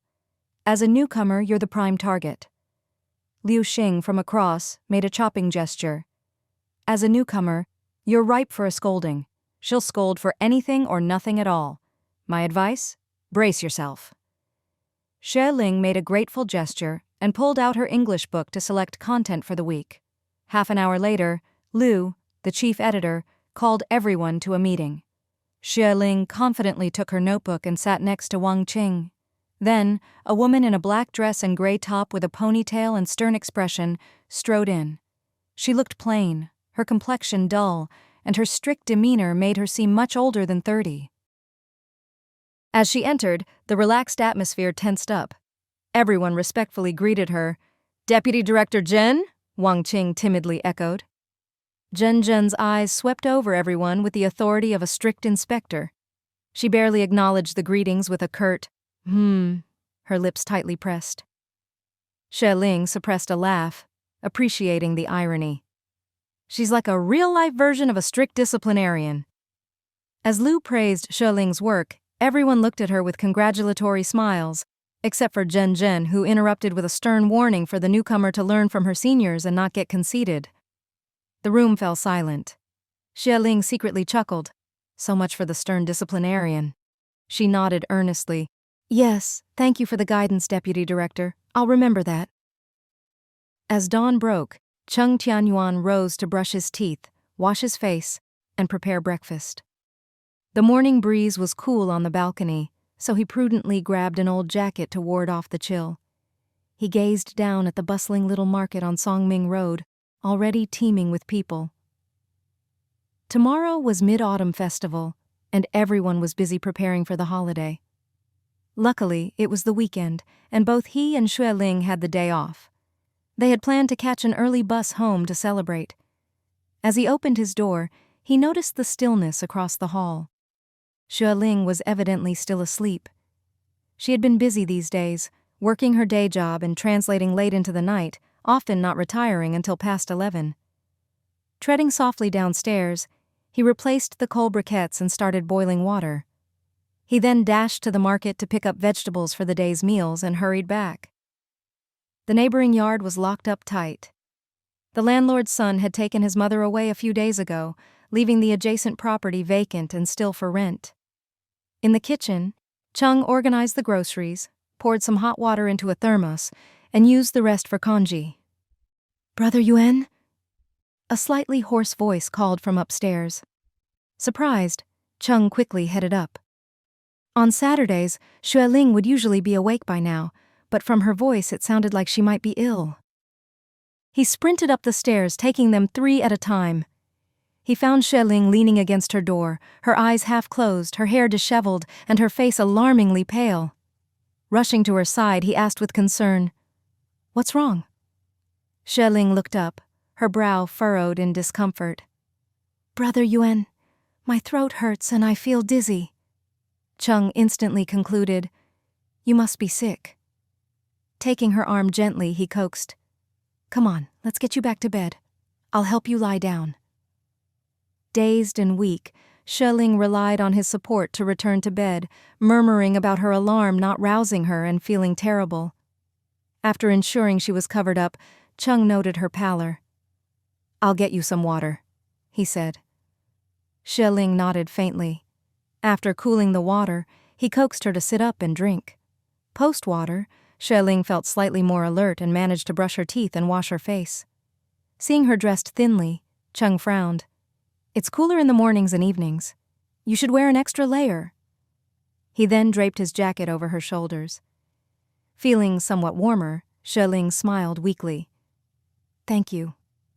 Cheng suggested, "When you translate by the window at night, you should wear an extra jacket too. Even if the window is slightly open, the cold breeze will sneak in." Xue Ling sheepishly laughed. "I was so engrossed last night I forgot, until I went to bed and realized my hands and feet were freezing." Cheng scolded her gently, his heart aching with concern. "You're working and freelancing too hard. Take care of your health." She was slight of build but had a formidable determination to earn. These days, apart from meals and baths, she'd spent all her time translating. 2 days ago, she mentioned how she dared not slack off during work hours, only daring to sneak out her translation work during lunch, he thought. Busy with both her job and freelancing, insufficient rest, and the significant temperature difference between day and night, it was no wonder she fell ill. Shaking her head, Xue Ling said, "I'll be fine. I just caught a chill. If you make me some ginger tea, I'll feel better soon." Cheng, still worried, suggested, "Why don't you skip work today and rest?" "It's okay," Xue Ling insisted. "It's Saturday, and I've already proofread my work. I just need to submit it, and I can come back early in the afternoon. I also need to stop by the post office." Seeing her determination, Cheng relented and went downstairs to make ginger tea. After drinking the tea, Xue Ling managed only half a bowl of congee before leaving for work. Cheng cleaned the kitchen and then left for the cooperative. The cooperative was bustling on weekends, with customers coming and going. Though Cheng was busy, his mind wandered, unable to shake his concern for Xue Ling, looking so unwell, facing the hot sun midday, and having to walk to the post office later. During his lunch break, he rushed to buy some cold medicine, returning drenched in sweat. Ah Min saw him wiping away sweat and suggested, "Yuan, when you get your salary next month, consider buying a bicycle. Winter's approaching. You can run, but your wife can't. She has to commute to work morning and evening. Having a bike to pick her up and drop her off would be more convenient." Cheng nodded. "Yes, I need to think about it." The next day was Mid-Autumn Festival, and the boss handed out 2 small mooncakes to everyone, letting them off an hour early. With the mooncakes and medicine tucked in his arms, Cheng took a bus towards the newspaper office. The office wasn't closed yet, and he asked the doorman if Xue Ling had left work. "Wait here, I'll check for you," the doorman offered, heading inside. Shortly after, Xue Ling emerged with her bag, still as pale and listless as ever.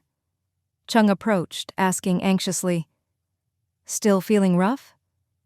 Xue Ling shook her head with a weak smile. "I dozed off at my desk this afternoon and got scolded by the deputy director. Thankfully, I'd finished all my work. Otherwise, she'd have really torn into me." Glancing at her watch, she exclaimed, "Oh, it's past 4. We must hurry to the post office." Cheng, concerned, offered, "What's the rush? The post office is just down the street. I'll come with you." Something sparked Xue Ling's excitement, and she pulled him along. "I'm picking up a package that Jia Xue sent. The postman came yesterday afternoon with the notice. I can collect it today." They hurried to the post office, fortunate to find it still open, and collected a thick, secure package. Outside, Xue Ling eagerly found a corner to tear open the parcel, revealing a thick book with several English words on the cover but strangely bulky. Excited, Xue Ling opened the book to reveal a stack of brand-new 10-yuan notes and several 50-yuan bills. "Brother Yuan, look, my first translation fee has arrived." Cheng's eyes widened in amazement. "So much? How much is it?" Xue Ling, still counting with joy, replied without looking up. "Over 30,000 words, a total of 650 yuan. "That much." Cheng smiled, envy and awkward admiration in his eyes. "It's good to earn money through knowledge. Just over half a month? That's impressive." Xue Ling had everything planned. In just 1 month, she would have enough money saved for her father-in-law's prosthetic limb. Over 1,000 yuan in the 1980s was a substantial sum, but it was worth it to alleviate the old man's suffering. She intended to save 600 yuan, with the remainder and her month's salary for living expenses. However, she didn't disclose the full amount to Cheng Tianyuan, fearing it would burden him with the cost of the prosthetic. He was already working tirelessly day and night. She didn't want to add to his stress. Instead, she was determined to contribute as much as possible by squeezing in translation work every spare moment. "Grumble." Cheng's stomach protested, eliciting a bashful apology from him. "I ate early at noon, now I'm quite hungry." "Brother Yuan, let's dine out today," Xue Ling proposed cheerily. "I've just received my freelance pay. Today, my treat." Knowing his usual lunch was just buns and veggies and his laborious job required more sustenance, she persisted. Cheng, always frugal and conscious of her hard-earned money, suggested a compromise. "Let's buy ingredients from the market. You choose, and I'll cook. It'll be like you're treating me." Delighted by Cheng's cooking, Xue Ling agreed. "Great idea. To me, you're even better than a restaurant chef." Cheng couldn't help but smile, pleased with her appreciation. Cooking was no easy task, and recognition meant the world to him. Raised in a traditional modest household, he had never been praised for his culinary skills despite being the family cook from a young age. Now, seeing Xue Ling relish his dishes, he felt an unfamiliar sense of satisfaction. That evening, as they ventured to the bustling market in preparation for the Mid-Autumn Festival, Cheng picked out fresh vegetables, but hesitated at the meat stall. Xue Ling, understanding his strenuous evening labor required protein, interjected, "Brother Yuan, I'm craving meat." She headed straight for a stall displaying a pristine pig's trotter. "How much for this?" she inquired. The vendor, a plump, greasy man, praised her choice. "You have a good eye. This is a local free-range pig and the trotter is particularly delicious. It's yours for 3 yuan. Considering the rural rarity and the reasonable price, Xue Ling was tempted but played coy about the freshness. The vendor's face betrayed his dilemma as Cheng, concerned she might overpay, joined in, "It's quite large for just the two of us and you have a small appetite." Xue Ling, playing along, agreed, "Yes, it might be too much, and we don't want anything stale." As the market bustled, the couple stood out. The vendor, sensing a lost sale on a product hard to sell during the festival, quickly dropped the price to 2 yuan and 50 cents. Xue Ling, thrilled, agreed, and asked the vendor to chop it into smaller pieces. Cheng, knowing 5 yuan could feed them for days, protested softly, but Xue Ling had a plan: to cook and dry the meat as a treat for their parents the next day. Impressed by her thoughtfulness and bargaining skills, Cheng watched as she deftly organized their purchases. Returning home, Xue Ling prepared the vegetables as Cheng started on the trotter, following his mother's secret recipe, a precious family heirloom. As they worked together, Xue Ling excitedly anticipated the meal, while Cheng, touched by her enthusiasm and trust in his cooking, felt a deep sense of contentment.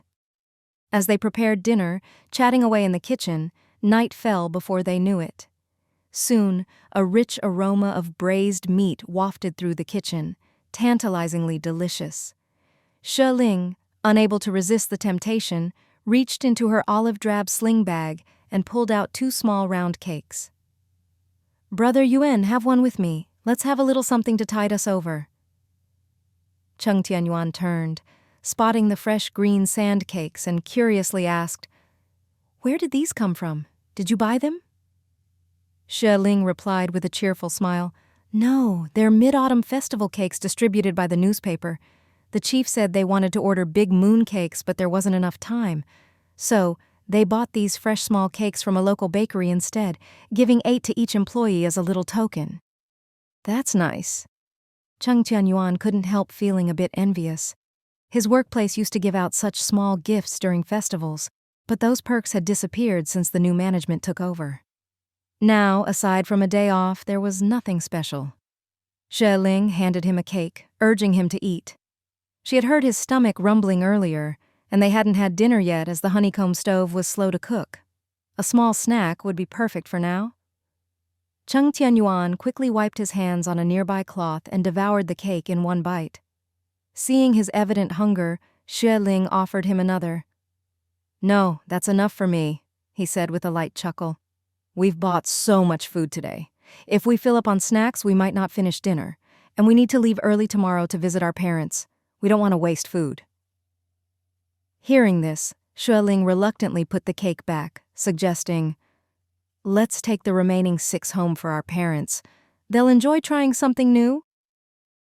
Cheng Tianyuan agreed, continuing to chop vegetables without pause. Despite her recent arrival, Xue Ling always showed deep respect for his parents, which he found admirable. How could he not be good to such a considerate wife? "By the way, you weren't feeling well this morning. Are you better now?" he asked. She assured him with a smile. "It was just a little chill. After drinking the ginger water you made and forcing myself to drink a lot of water at work, I felt better by the afternoon."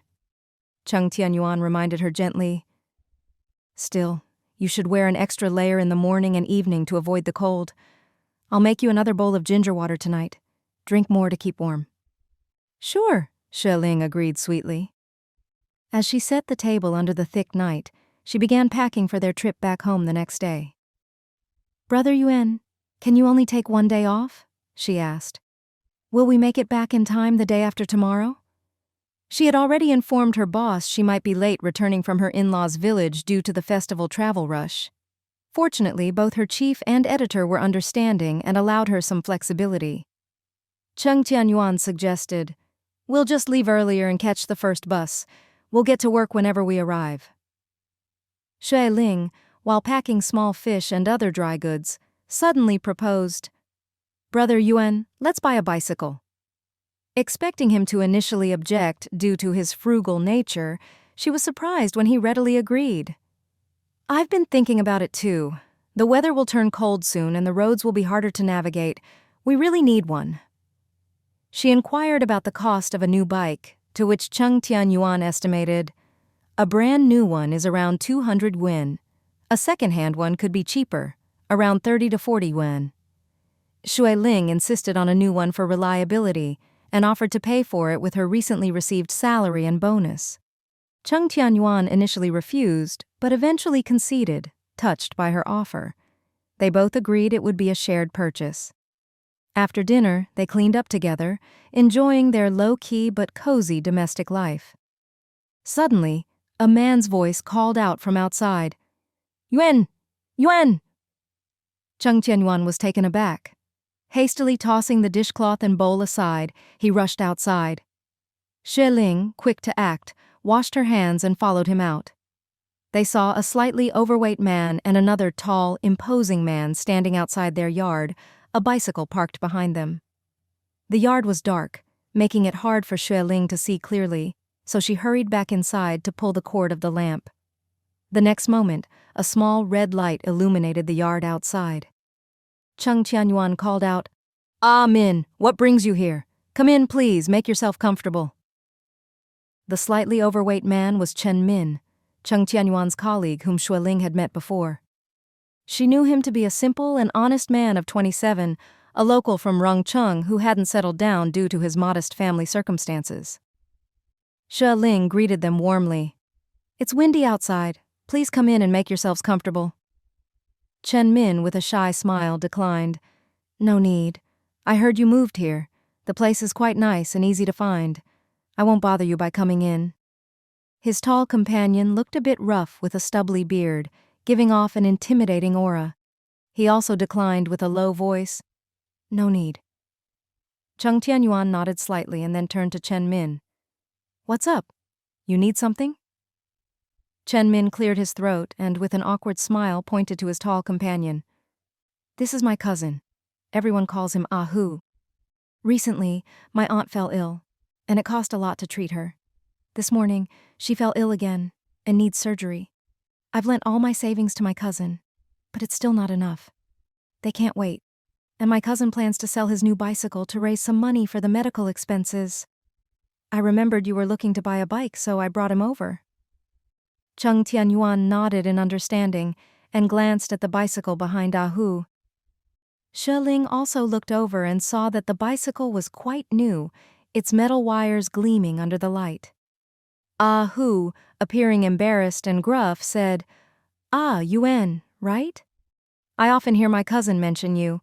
I'm just a simple man and don't know much about fancy words. Since you're looking to buy a bike, maybe you could consider mine. It would really help me out." He gestured towards the bike. "I bought it brand new for 230 yuan. I've taken good care of it, treating it like a wife, wiping it down every day. It's as good as new. My mother's very ill, and the doctors are pressing for the surgery fee, which is over 100. I have no choice but to sell my bike." Chen Min added softly, "My cousin is very devoted to our aunt. He said the hospital needs 150 yuan. He's willing to sell the bike for just that." Cheng Tianyuan, a man of loyalty and filial piety, was about to agree but remembered he had promised Xue Ling they would buy a new one, and hesitated. "I need to discuss this with my wife." Chen Min quickly agreed, Of course, of course." Turning to Xue Ling, Cheng Tianyuan knew she preferred a new bike and hesitated on how to persuade her. To his surprise, Xue Ling readily agreed. "Let's do it. The bike looks quite new and I don't mind. More importantly, we can help someone in need. They wouldn't sell it for so much less if it wasn't urgent." Cheng Tianyuan, pleasantly surprised by her response and touched by her kindness, smiled widely. "Could I borrow 100 yuan from you? I'll pay you back once I get my salary." "No," Xue Ling laughed softly. "I'll cover it. You've got your hands full taking care of me." Blushing slightly, Cheng Tianyuan nodded in agreement. Xue Ling then went inside to retrieve her sling bag, pulled out her recently received salary, and counted out 15 10-yuan notes. After a moment's thought, she took out an extra 10-yuan note and hurried back outside. Approaching Ah Hu, she said, "It's good to help friends in need. Here's 150 yuan, please count it, and here's an extra 10 yuan as a small token for your mother to buy some nourishment." Ah Hu was initially reluctant to accept the extra money, but eventually took it, deeply moved and grateful. "Thank you. I don't know how to express my gratitude. If you ever need anything in Rongcheng, just let Ah Min know and I'll be there right away. Ah Yuan, from today on, we're brothers." Cheng Tianyuan warmly patted his shoulder and called to Xue Ling. "Wife, bring out 2 cups of hot water." Xue Ling quickly fetched the water, and as the 2 men drank, tired and hungry from their journey, they expressed their profound gratitude before finally departing with a wave and a heartfelt thanks. After inspecting the bike and finding it nearly as good as new, Cheng Tianyuan took Xue Ling for a short ride around the street, delighting in their new purchase. With an early start the next day, Xue Ling drank her ginger water and went to bed early. Cheng Tianyuan locked up, checked the doors and windows, and then retired to his room, content with their day's good deed and the new addition to their small family. After a good night's sleep, Xue Ling was roused not by an alarm, but by the enticing aroma of sweet noodles. Glancing at the old clock beside her, she realized it was already 7 a.m. Startled, she hurriedly got ready and rushed downstairs. "Cheng, why didn't you wake me? We might miss the bus to the station now." Cheng Tianyuan, with a reassuring smile, said, "No need to worry. We have the bicycle, remember? We can leave a bit later and still make it in time for the 8:30 bus." Realization dawning on her, Xue Ling laughed. "Right, we can just park the bicycle at the station. That way we won't be too late coming back to work either." They quickly finished their sweet noodles and set out. The streets were already bustling early on this mid-autumn festival day. People were carrying sweet cakes and moon cakes, some with fruits, all enveloped in a festive mood. The usually quiet bus stop was crowded with a long line of people waiting. Sitting on the bicycle's rear seat, Xue Ling remarked, "Cheng, it's a good thing we have the bike or we might not have made it on time." Cheng mentioned something she'd said the night before. "You mentioned you haven't called home in a while. Today's a special day for family reunions. You should call your parents to chat and wish them a happy holiday." "Are you suggesting I make the call once we get to Cheng's village?" Xue Ling inquired. "No," Cheng clarified. "They have a community phone there that's free, but we shouldn't take advantage of it. There's a public phone at the station. It starts at 2 yuan, and if it goes over a minute, they charge an extra 2. Understanding his thoughtful nature, Xue Ling agreed immediately. "Okay, I'll call from the station." The county town wasn't large, and the roads were smooth, making their ride to the bus station quick and easy. Upon arrival, Cheng familiarly left the bicycle at a nearby store for safekeeping with a small fee. "Comrade, I heard there's a public phone here. Do you know where it is?" Cheng inquired at the store. "Just inside the station," the store owner replied. They headed into the bustling station, Xue Ling almost overwhelmed by the crowd. "Have we bought the tickets yet? With this crowd, can we even get any?" Cheng protected her from the throng, explaining, "I bought them 3 days ago. We still have 15 minutes. Let's hurry and make that call." The public phone was a rare commodity at the time, locked up unless in use. The attendant, an elderly woman, informed them that a call to the capital would start at 3 yuan. Despite the cost, Xue Ling agreed without hesitation, longing to hear her parents' voices. As soon as the call connected, her mother's familiar voice flooded through, full of worry and affection, instantly bringing tears to Xue Ling's eyes. Briefly, she relayed her recent life, mentioning her new job and living situation. Her mother was delighted to hear about her well-being and the new bicycle they'd purchased. "Your dad's out delivering mooncakes to clients. When he returns, I'll tell him you called. He's been worrying about you and Cheng, but now I can tell him not to fret. Ha ha." As Cheng waited nearby, Xue Ling's heart swelled with warmth. "Mom, Cheng and I are heading to his village now. I'll call again in a few days to chat with Dad." Her mother, seemingly anxious at the thought of hanging up, hastily added, "Oh, Ling, I forgot to tell you. Now that you're in the county town, visit my cousin Mei who lives near the big alley in Rongcheng. Remember her?" Xue Ling's face paled as memories rushed back. In her previous life, it was in Cheng's village that she met Lin Kong, Mei's son. Back then, her mother had contacted him, asking him to look after her distant cousin and even sending money for Xue Ling. Lin Kong, who had appeared caring and generous, was actually deceitful and greedy. Upon learning of the 500 yuan sent by Xue Ling's father, he saw an opportunity and pretended to be her caring cousin. After hanging up, Cheng paid the phone attendant and hurried her to the bus as it arrived. Amid the crowd, Xue Ling felt disoriented but was steadied by Cheng's reassuring presence. As they settled on the bus and the cool breeze filtered through the windows, she began to reflect on her past with Lin Kong and the potential troubles that lay ahead. Lin Kong visited Xue Ling every other day, taking her out, gifting her trinkets, and composing a poem for her daily. He vowed to write for her every day and publish these odes to their fiery love in a collection. Naive in matters of the heart, Xue Ling was quickly charmed and deceived. Carrying her dowry and additional money from her father, she left Cheng's village with him, totaling 3,000 yuan, a fortune at that time. Lin Kong claimed he needed the money to resume his university education, which he had paused due to financial constraints. His purported goal was to secure a better future for them both. But once he had the money, he left her alone in the southern city of Yancheng, far from the north where she feared Cheng Tianyuan might seek her out. She didn't dare return to the capital, fearing her parents' wrath and Cheng's discovery. Alone in Yancheng, her money dwindled, and she resorted to odd jobs for survival. Utilizing her language skills, she secured a position at a foreign trade company and gradually improved her situation. Lin Kong returned, claiming he needed more money for a research investment. Moved by his supposed ambition, she handed over her salary and even borrowed against future earnings. But even this wasn't enough. Lin insisted he needed at least 5,000 yuan. Desperate, Xue Ling called her parents for a 4,000 yuan loan. Surprised to learn she was no longer in Cheng's village, they were skeptical, but, after her adamant pleas, relented and sent 3,000 yuan. Giving all she had to Lin, Xue Ling was left to repay the high-interest loan with grueling work. She scrimped and saved, sometimes forgoing meals to repay her debts, hustling for every yuan. After a half-year of relentless toil, she cleared her debts and planned a trip to the capital, hoping to find Lin at his university. But she discovered he was never a student there, nor was there any research project. His phone number led to a small hotel, where a scantily clad woman informed her of Lin's room. Upon knocking, she found Lin entwined with another woman, surrounded by luxury he'd bought with her money.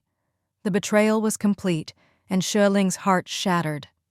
It turned out that Lin Kong had squandered her hard-earned money on wine and women, and his claims of attending university and investing in research were all lies to deceive her. Caught in a compromising situation, Lin scrambled for a blanket, pleading frantically, "Ling Ling, listen to my explanation." With a cold sneer, Xue Ling picked up a wine bottle and struck him on the head before decisively leaving. Lin cursed her bitterly, accusing her of being no more than an unwanted shoe that Cheng Tianyuan discarded. He claimed her parents were aware of her shame, devastated to the point of hospitalization, and even threatened to disown her. Believing his words, she felt overwhelming guilt towards her parents and remorse for Cheng Tianyuan.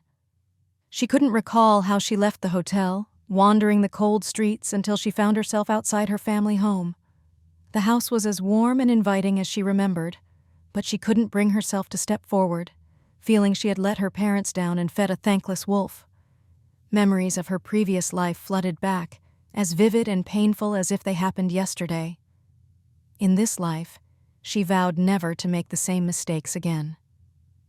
Next to her, Cheng Tianyuan noticed her distress since the phone call, her eyes red with unshed tears. Sensing she missed her parents, he gently reassured her they would call home every weekend and visit the capital once he saved enough money. Xue Ling, touched by his simple yet sincere words, wiped away her tears and smiled weakly in agreement. Their journey to Cheng's village wasn't far, and they alighted from the bus, ready to walk the remaining distance. Suddenly, Cheng Tianfang called out from a donkey cart, enthusiastically waving them over. The cart, driven by a jovial uncle known as Cheng, was on its way back from the market. Xue Ling warmly greeted him and apologized for the inconvenience, to which he replied with a hearty laugh that it was no trouble at all. The ride was rustic but sturdy, and though the donkey was old and slow, it was still faster than walking. As they traveled, Cheng Tianyuan complained about a lipstick Cheng Tianyuan failed to buy her, comparing unfavorably to the lavish gifts another girl received from her brother. Xue Ling tried to defuse the situation, but Cheng scolded Tianfang for her ungratefulness and warned her not to be wasteful. The atmosphere tensed until Xue Ling offered green bean cakes to both Tianfang and Cheng, bringing a moment of peace and gratitude to the journey. As the cart approached Cheng's village, the bumpy ride and the day's emotional roller coaster left Xue Ling with mixed feelings about her new life and the long road ahead.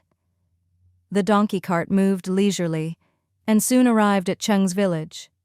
Cheng Tianyuan's house was not far from the village entrance and close to the main road, so Changbo drove the donkey cart directly to their doorstep. "Thank you, Changbo." Cheng Tianyuan and his wife both expressed their gratitude.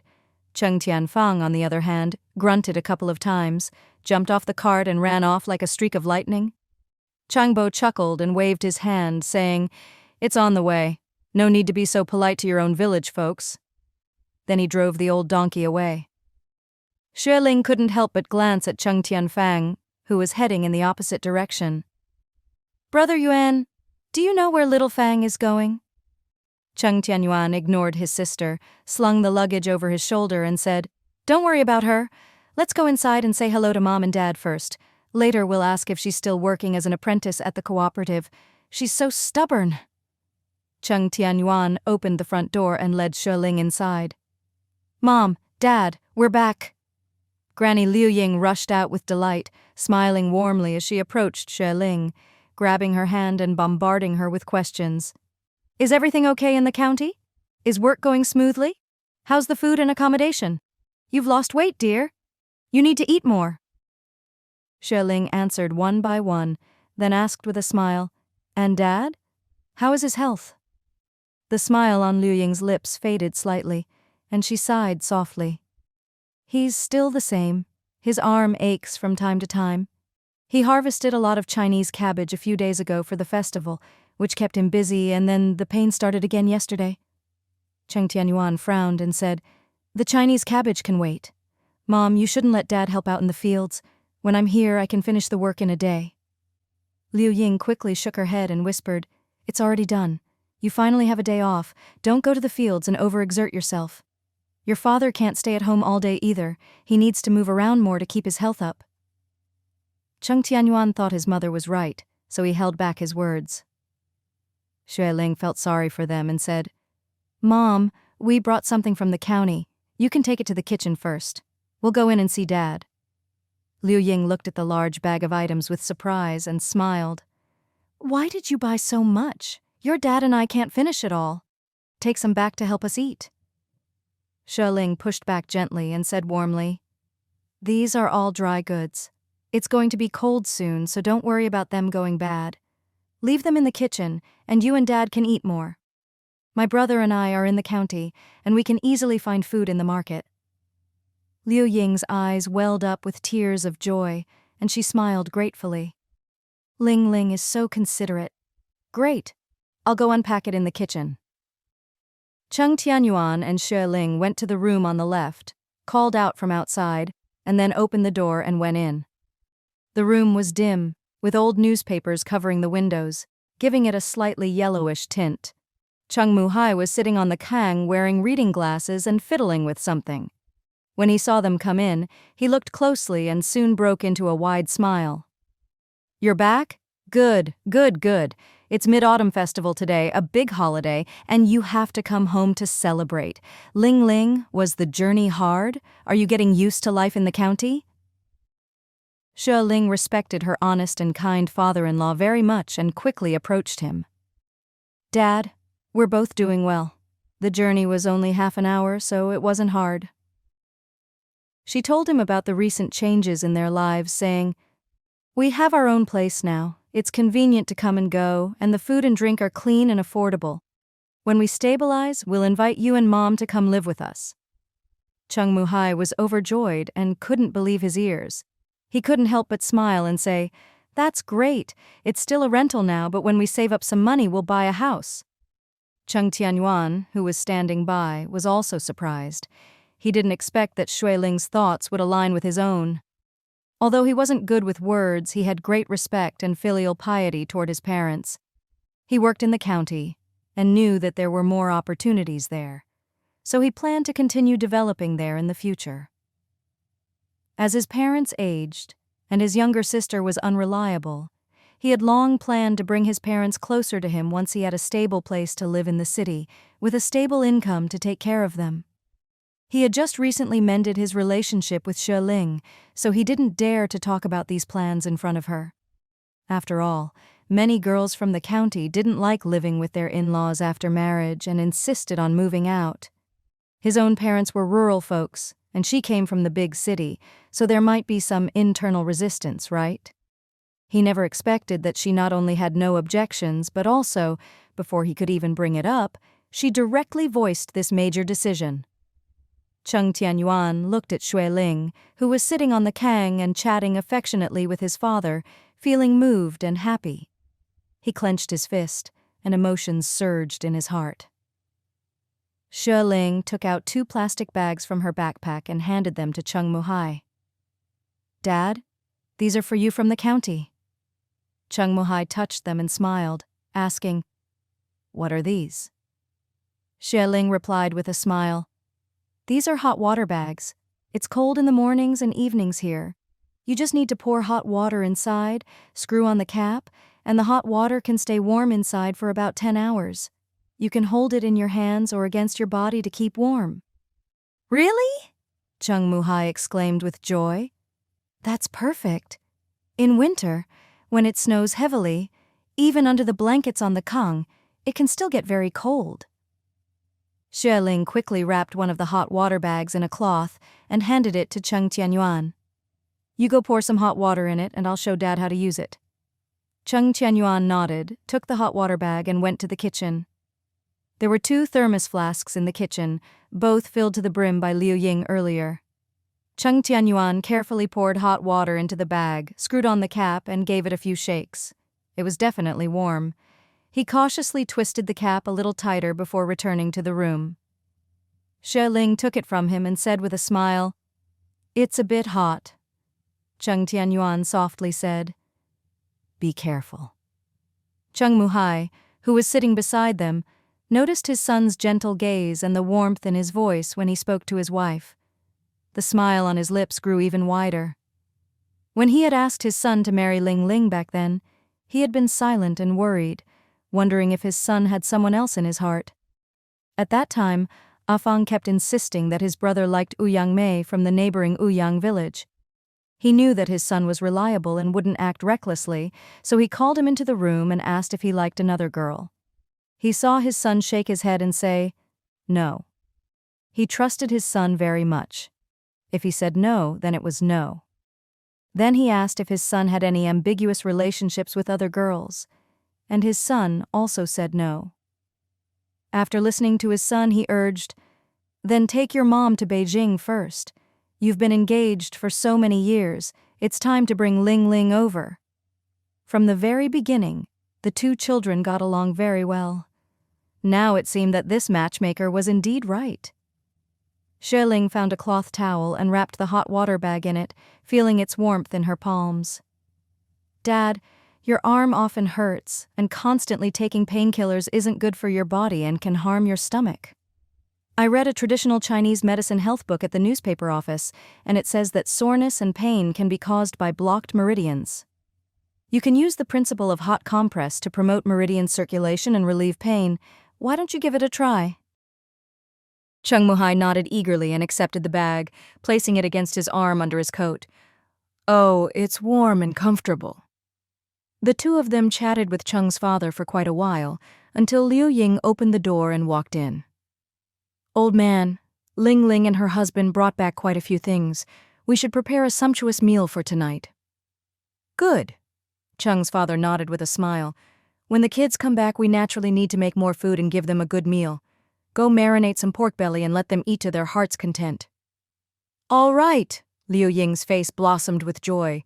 She poured 2 cups of hot water, handing one to Xue Ling and the other to her son.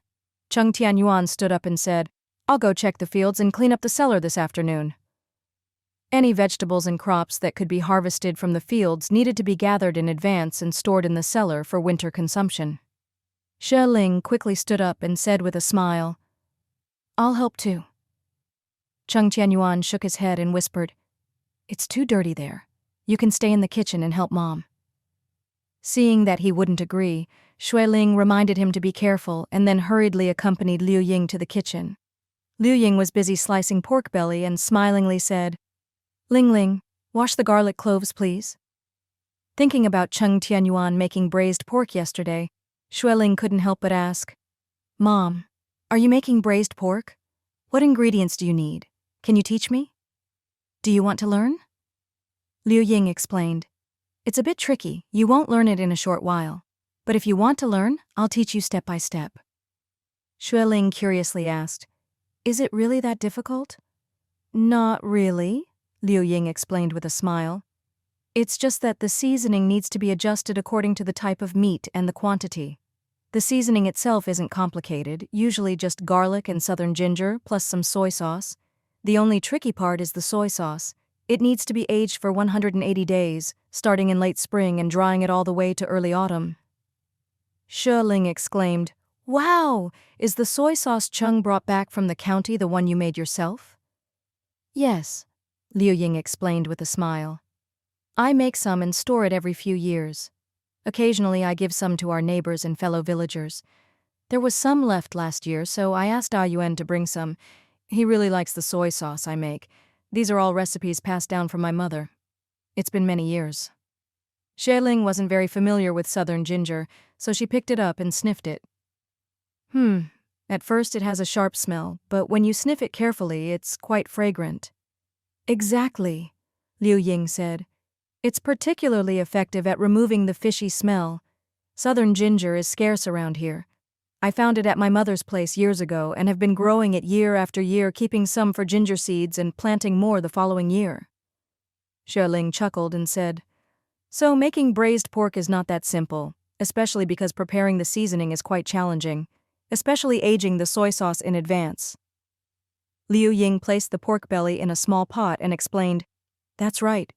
But we always have soy sauce at home, and there are even 2 small jars in the corner that will last us a long time. Xue Ling thought for a moment and said, Mom, can you make more soy sauce tomorrow? It smells so good. If they were planning to start a braised pork business, they would need to prepare the seasonings in advance. The soy sauce available in the market couldn't compare to their homemade recipe for the best results. No problem, Liu Ying said. We have plenty of soybeans at home. I'll make 12 jars for you next year. Xue Ling couldn't resist being greedy and said with a smile, Can you make even more? Liu Ying couldn't help but laugh and ask, What's going on? Don't tell me Ling Ling wants to drink soy sauce. It's not wine. It's quite salty. Xue Ling playfully said, Mom, don't ask for now. I'll let you know later. If you make dozens of jars of soy sauce next year, we have plenty of space in our yard to store them. Deal, Liu Ying readily agreed and said, What's the big deal? You just want more soy sauce, right? We have plenty of soybeans anyway. Tomorrow I'll start making it as soon as spring arrives. Xue Ling quickly approached her and eagerly said, Mom, please teach me now. Liu Ying saw her daughter-in-law's willingness to learn and agreed readily. The first thing to note about braised dishes is choosing the right meat. Too fatty is not good, and too lean won't work either. For example, with pork belly like this, it has just the right mix of fat and lean. Duck and chicken can also be braised, but you need to add more southern ginger to get rid of the gamey smell.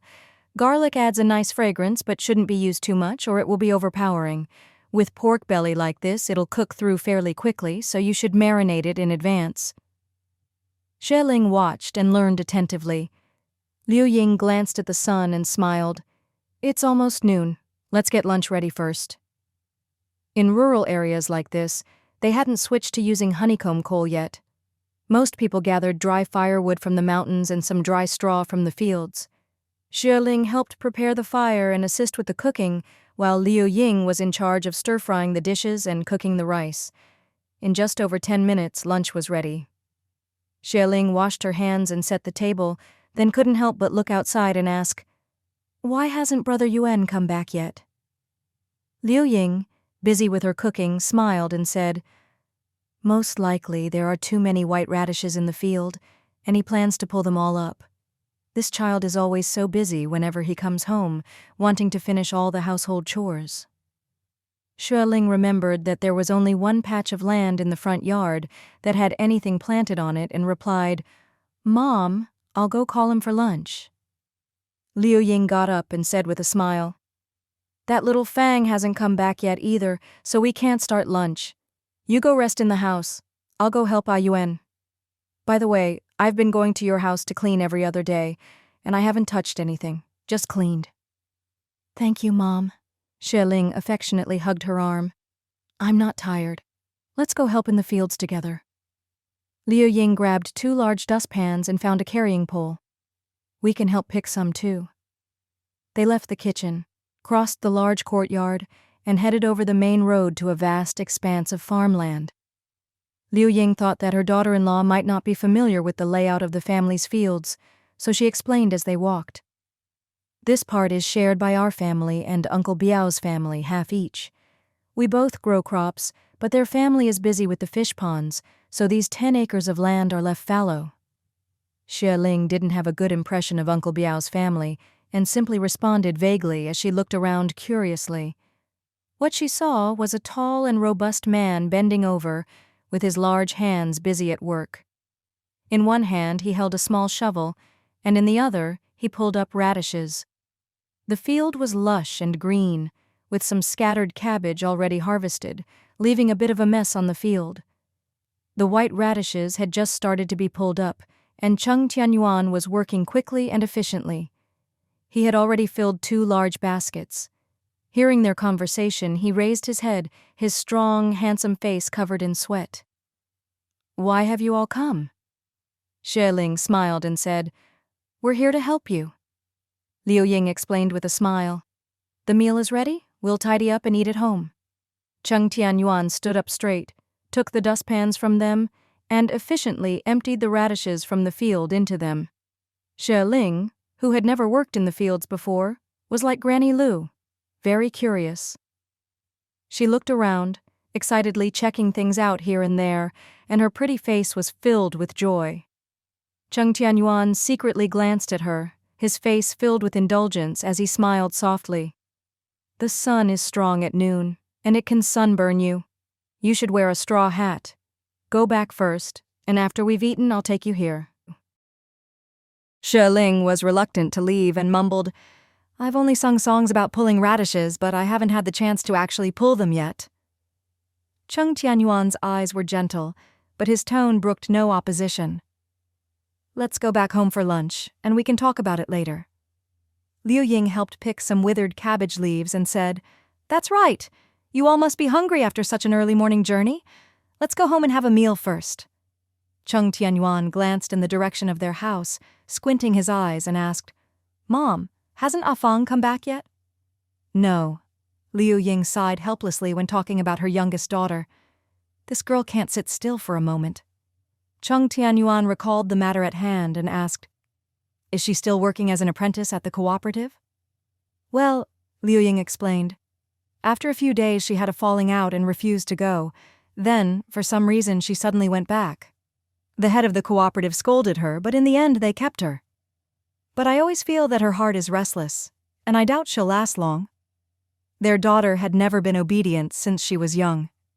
Despite their best efforts to advise her, the effect was minimal. Cheng Tianyuan couldn't help but snort and said, "With her lazy personality, refusing to study and work, what can she achieve in the long run? Working at the cooperative is just about selling things, and it's the easiest job there. If she can't even handle this, what else can she do?" Liu Ying sighed, speaking softly, "She's been going to work every day recently. I hope she can use this opportunity to correct herself. Today is the Mid-Autumn Festival, so there's no need for her to go to the cooperative. She's probably off somewhere having fun. Pausing for a moment, she seemed to remember something and hesitated to speak. Cheng Tianyuan knew his mother well and immediately guessed that his sister was up to something. "Mom, just say it. She's never been obedient, but she still listens to me a bit." Liu Ying swallowed nervously and leaned close to her son's ear. "She seems to have taken a liking to a young man from the county.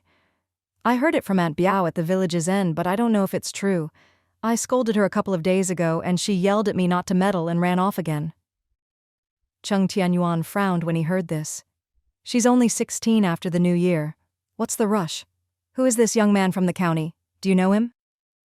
People in the village were already gossiping about it, and if it had reached their mother's ears, it was probably true. Liu Ying, with her simple and honest face, shook her head and said, "I've mentioned it to her, but she doesn't listen. Aunt Biao said she's very affectionate toward that young man, sending him gifts every few days, and they're all good ones. I thought about asking at the cooperative, but I'm afraid she'll get angry. It's a bit difficult." Cheng Tianyuan thought for a moment and said, "Don't worry, Mom. I'll go inquire later." His younger sister was too young. If she got involved with someone inappropriate, she would be the one to suffer in the end. Regardless, she was still his sister, and he couldn't just ignore it. Liu Ying knew her son would find a way and finally smiled. "All right, you go and find out more." Cheng Tianyuan turned and saw Xue Ling helping to gather radishes, her fair hands covered in mud. She wiped away some sweat, leaving a streak of dirt on her forehead. He smiled indulgently. "We'll continue this in the afternoon. Let's go back now." With that, he picked up 2 full dustpans and headed back towards their house with brisk steps. Liu Ying carried a bamboo basket and followed her son. Xue Ling, on the other hand, held a few large radishes and walked happily behind them. When they returned home, Cheng Tianfang had still not returned. Cheng Tianyuan, with a serious expression, said, "No need to wait for her. It's getting cooler, and if the dishes sit out, they'll get cold. Dad's stomach has been taking medicine for a long time, and he can't eat cold food." Liu Ying had no choice but to set the dishes on the table, and Xue Ling went to fetch the rice and chopsticks. Cheng Tianyuan called his father over, and the 4 of them sat down to eat. Cheng Muhai was very happy and took out the hot water bottle from his cotton coat. "Lin Ling, this thing is so useful. It's much better than hot towels. It's been inside for more than an hour and it's still warm. My arm doesn't ache as much anymore. It feels so soft." Xue Ling was also delighted and said, "That's great. Dad, use it more often to relieve the pain. When winter comes, you can each have one in your blankets to keep warm." Liu Ying narrowed her eyes, pointing her chopsticks at her son. "You're really considerate, unlike this stubborn boy who never bought such thoughtful things when he was in the county." Xue Ling playfully glared at Cheng Tianyuan and giggled. Cheng Tianyuan felt a little embarrassed and stole a glance at Xue Ling, continuing to eat his meal. Cheng Muhai, beside them, laughed heartily and said, "Stubborn woodenhead, hurry up and serve your good wife some more pork belly." Cheng Tianyuan, obediently, picked up a few more slices and put them in Xue Ling's bowl. "This is Mom's specialty dish. I can't make it as delicious as hers." Xue Ling quickly tasted it. The pork belly wasn't too fatty, had just the right amount of lean meat, and was incredibly tender. The garlic and southern ginger added a fragrant aroma, while the soy sauce had a perfect sweet and salty balance. Her taste buds instantly rejoiced. "It's so delicious! Amazing!" Xue Ling praised it highly and said, "Mom, your recipe is incredible. We have to make braised pork in the future." Cheng Tianyuan's parents, thinking she was joking, chuckled and advised, "If you like it, eat more, eat more." Liu Ying's eyes glistened with tears as she wiped her eyes and sniffled, saying, "This is a recipe passed down from my mother. In the past, I would make some soy sauce and plant some southern ginger. During festivals, I'd make some braised pork, but later, we couldn't afford it anymore, so I stopped making it." Hearing this, Xue Ling couldn't help feeling sad. She comforted her, saying, "Mom, Things have gotten better now. Don't worry. We'll be able to eat meat every day from now on, I promise. She wasn't just making empty promises. She would treat Cheng Tianyuan's parents well and ensure they had enough to eat and live a comfortable life. Cheng Muhai secretly nudged his wife, speaking softly. Don't mention the past. Lin is right. Things will only get better from now on. Yes, yes. Liu Ying wiped her tears and sniffled. Quickly eat. The dishes will get cold soon. The three of them continued chatting and soon finished their meal. Liu Ying left some dry rice and 2 slices of pork for her daughter. Cheng Muhai furrowed his brows and scolded, This girl is getting worse. She doesn't even come home for lunch. Liu Ying shrank her neck and didn't dare to tell her husband about her daughter's ambiguous relationship with a young man from the cooperative. She just muttered, Maybe she's on her way back now. I'll go look for her. Cheng Tianyuan turned around and said, Mom, you go tidy up the table and I'll go find her. Dad, take a walk in the yard, enjoy some sunshine, and then go back inside. After that, he walked out quickly. Xue Ling boiled hot water to wash the dishes, wiped the table and kitchen, and then returned to their room. The room was spotless, and the sunlight streamed in through the window, warming up the wooden bed. She spread the quilt in the sunlight, planning to pack some winter clothes to take with her tomorrow. Suddenly she heard Cheng Tianyuan's familiar voice from outside the window.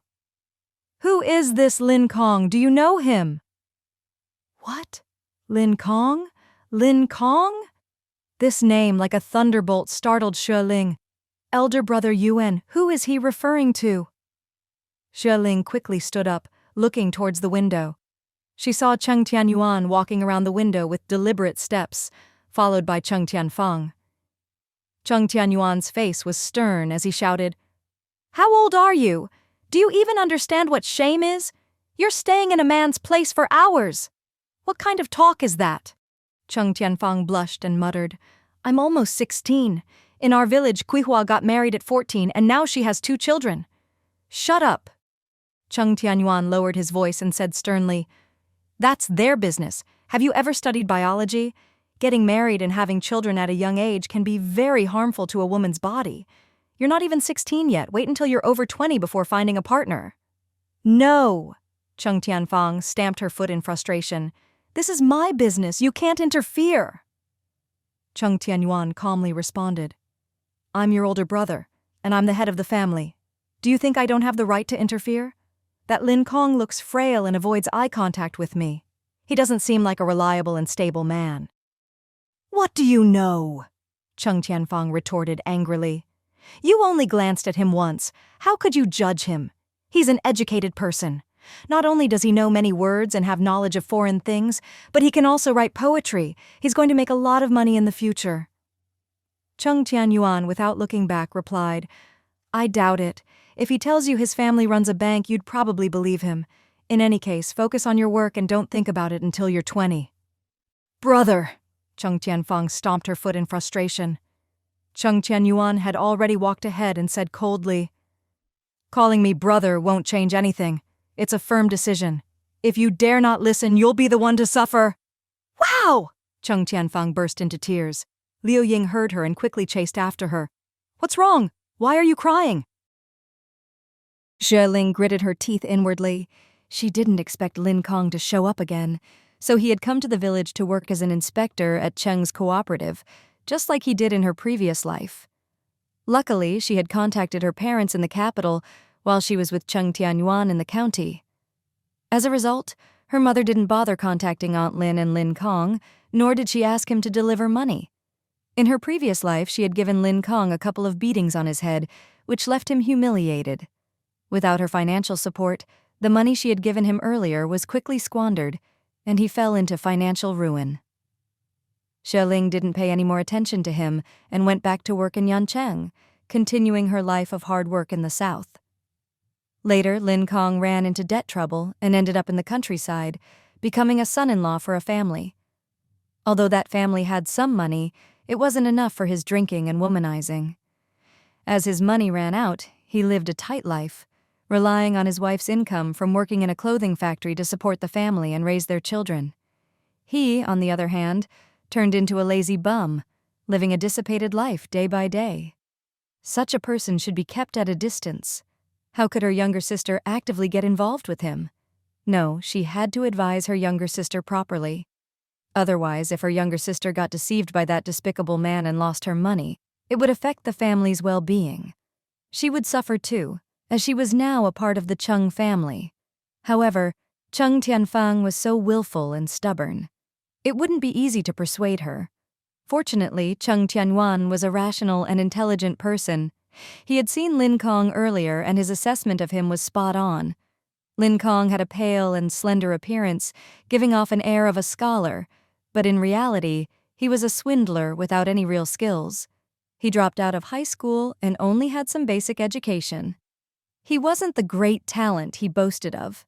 Even those so-called poems and songs were complete fabrications. The romantic poems he used to deceive girls were all copied from poetry collections. He didn't write them himself. If such plagiarized poems could make a fortune, it would be a disgrace to real writers. After calming down, Xue Ling thought carefully and decided to help Cheng Tianyuan deal with this matter. Cheng Tianyuan appeared fearless of her parents, but seemed a bit afraid of her older brother. If she could find an opportunity to expose Lin Kong's true colors to Cheng Tianyuan, he would surely push her younger sister away from that deceiver. However, they were leaving for the county early tomorrow morning, so they needed to find an appropriate way to handle this. After a brief nap, Cheng Tianyuan brought a straw hat and a hot water bottle, taking Xue Ling to the field. "Pulling radishes is tough work. I'll dig them up and you can handle the rest."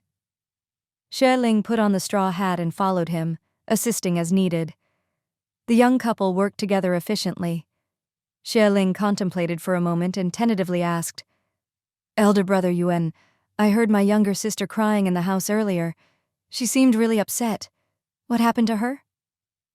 Cheng Tianyuan's handsome face darkened slightly, and he didn't hide anything from her. Recently, a supervisor named Lin Kong from the village cooperative arrived. He's from the county. The head of the cooperative arranged for him to stay in the vacant room at the back of the house. Fang doesn't judge people well and keeps sending things to that guy every few days. "Is that all?" Xue Ling couldn't help but doubt.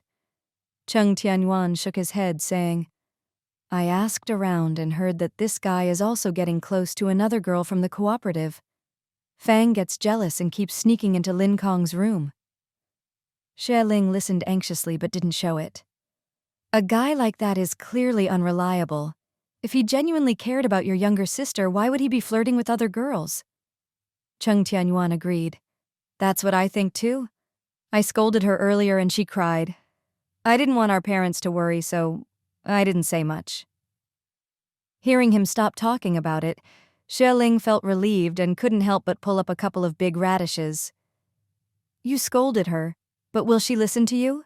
We're leaving for the county tomorrow and it's beyond our control. How can you possibly manage her?" Cheng Tianyuan's movements paused, and he looked a bit gloomy as he nodded. "You're right. I thought about it. I should seize the opportunity to make her understand.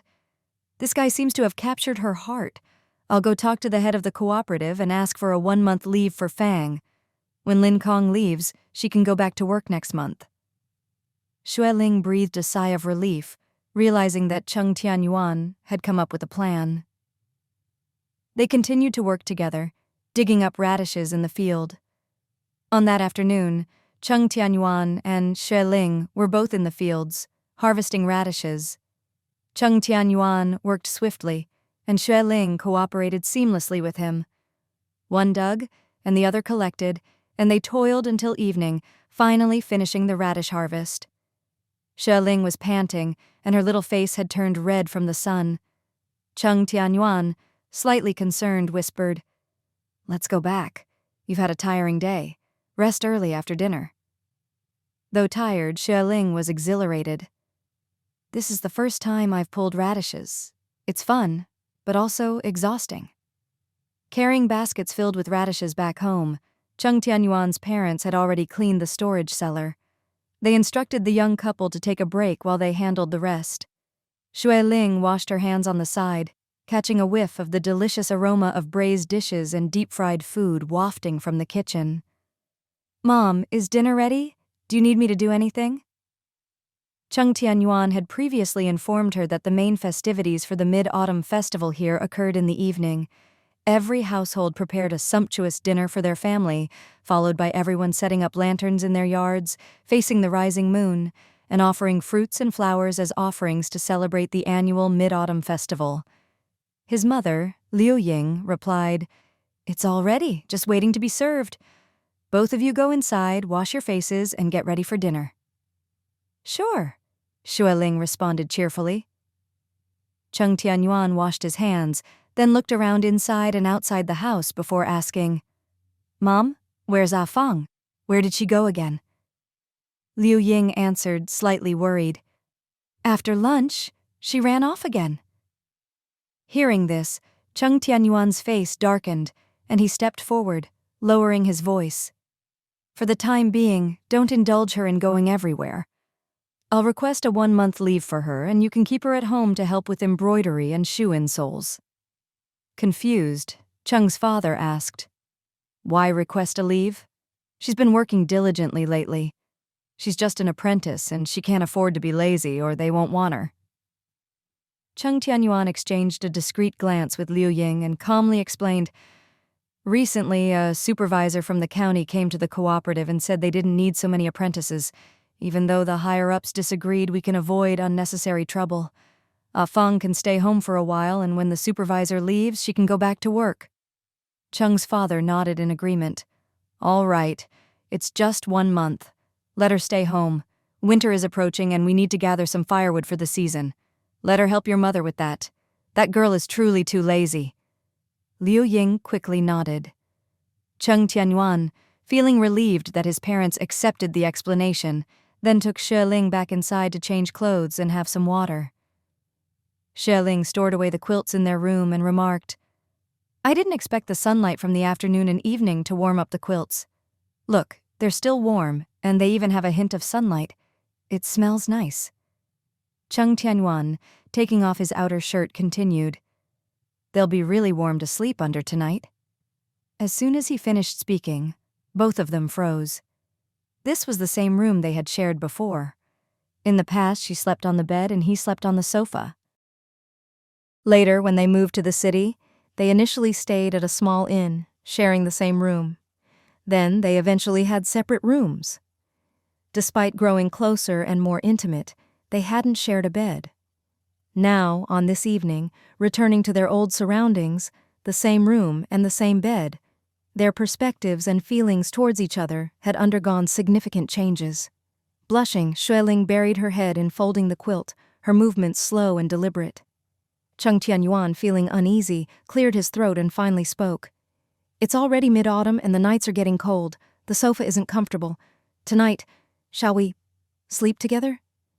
Being a big man, it was his first time feeling this awkward. His handsome face turned red. He couldn't look at Xue Ling, and his head was lowered. Xue Ling, her heart pounding, couldn't help but blush. She knew exactly what sleeping together meant, and she nodded with a soft, "We're husband and wife. We're supposed to sleep together." "Yes!" Cheng Tianyuan heard her soft murmuring and suddenly felt a burst of excitement. However, he quickly realized his overexcitement, grew embarrassed, and scratched the back of his head awkwardly. Xue Ling, seeing him like this, couldn't help but giggle. "Tomorrow morning we're leaving for the county. You go ahead and pack the things we need to take with us. Make sure we don't forget anything. I've already taken care of my preparations." "Okay," Cheng Tianyuan replied, heading to the back to prepare. Suddenly, from outside came a voice. "Mom! Dad! I'm back! Tonight, brother's good friend Sister May is coming over to our house for dinner. Get ready and make a few extra dishes." Xue Ling's eyebrows shot up. Good friend? Why hadn't Cheng Tianyuan mentioned this? Sister May? It sounded like another woman. Without any hesitation, Xue Ling, who had already changed her clothes and washed her face, opened the door and walked out. If there were guests coming, then they should prepare extra dishes to warmly welcome their friends. Unexpectedly, as soon as she reached the kitchen door, she heard Liu Ying's slightly anxious voice. "What are you doing? Your sister-in-law is inside." "I haven't done anything!" her younger sister retorted indignantly. Sister May said she couldn't spend the Mid-Autumn Festival with her grandmother since her brother couldn't make it back in time, so I invited her to have dinner with us. What? Xue Ling's steps came to a halt. It seemed that this so-called Sister May was more than just Cheng Tianyuan's good friend. Having grown up in the big city, surrounded by peers of both genders, neighbors, and classmates, Xue Ling was accustomed to open and straightforward interactions. Therefore, when she heard Cheng Tianyuan describe her as his good friend, she genuinely believed it. But little did she know, there was more to it. In her previous life, Cheng Tianyuan had remained attractive to young women, even when he was in his 40s and 50s. Given his youthful appearance now and his good looks, he undoubtedly didn't lack female admirers. Xue Ling recalled Wang Huan, the girl she had met at the supply and marketing cooperative, and couldn't help but chuckle. With a husband as popular as Cheng Tianyuan, she, as his lawful wife, had truly hit the jackpot. Inside the kitchen, Liu Ying scolded her daughter, "Don't talk nonsense. Your brother and she have nothing going on. It's all your own imagination." Their family was not well off, and they couldn't afford to associate with nouveau riche families. Liu Ying continued, "Your sister-in-law is excellent, well-behaved, considerate, and obedient. Besides, we've paid off our debts now and life is about to improve. Soon we'll be living the high life every day." Cheng Tianfang sneered disdainfully and said, "But our brother Xiang has already bought a car. My goodness, not a three-wheeler, but one of those with 4 wheels that you see on TV. And my sister-in-law, she's from the capital, but I haven't seen a single dowry from her. If my brother had married Sister May, our family would definitely have a television by now. Several households in the village already have one, but we don't even have a radio. Opportunities need to be seized. My brother is just too rigid. He'll definitely regret it sooner or later." "Shut your big mouth," Liu Ying scolded angrily, speaking in a low voice. "If you keep talking nonsense, you won't have dinner at home tonight. Your brother and sister-in-law have a great relationship. How could he possibly regret it?" Cheng Tianfang snorted. "I don't need to say it. Even if he doesn't regret it now, he'll regret it in the future." Liu Ying seemed to be getting busier and murmured in a hushed tone, "When Ling Ling comes out later, you mustn't speak nonsense or I'll beat you. I've said it and I'll really do it. Why are you still hanging out with that Yang Mei? That woman wears makeup. She's clearly not someone who can manage a household." The mother and daughter continued to argue, with one advocating for fashionable appearances and the other insisting on practicality. Xue Ling saw that the topic had shifted, so she stepped into the kitchen with measured steps. "Mom, little sister, what are you talking about? Is dinner ready? Let me help with serving." As soon as Cheng Tianfang saw her, she quickly stopped talking and turned away, eating green dates in silence. Xue Ling had heard every word clearly earlier. She had always felt that her younger sister harbored some hostility toward her, but she couldn't figure out where it came from or what the reason was. It wasn't until the string of words just now that Xue Ling finally understood the real reason. She had thought that, being several years younger in family, they should get along well. Little did she know that her younger sister didn't want her to stay comfortably in this home and had even invited a woman who liked Cheng Tianyuan to cause trouble. Thinking of this, any trace of family feeling she had for her sister had completely disappeared from Xue Ling's heart. She would maintain the necessary politeness and appearances, but nothing more. Liu Ying chuckled and said, "Ling Ling, everything is ready. Come, let's set the table together." Xue Ling looked at the dozen or so dishes and small pots, seeing that there was a rich variety of dishes, including vegetables, meat, and even her favorite braised pork. She praised, "Mom, you're really good at cooking. You made so many dishes this afternoon." Liu Ying smiled and explained, "Today, you and Yuan are coming home to celebrate, and it's your first Mid-Autumn Festival at home, so we naturally need to prepare a sumptuous meal." "Biased," Cheng Tianfang pouted. "Every time my brother comes back, you add extra dishes. I'm home every day, and you've never added any." Liu Ying cast her a glance and continued to serve the piping hot sweet and sour taro. "Your brother works hard and is obedient, so naturally I'll favor him a little more."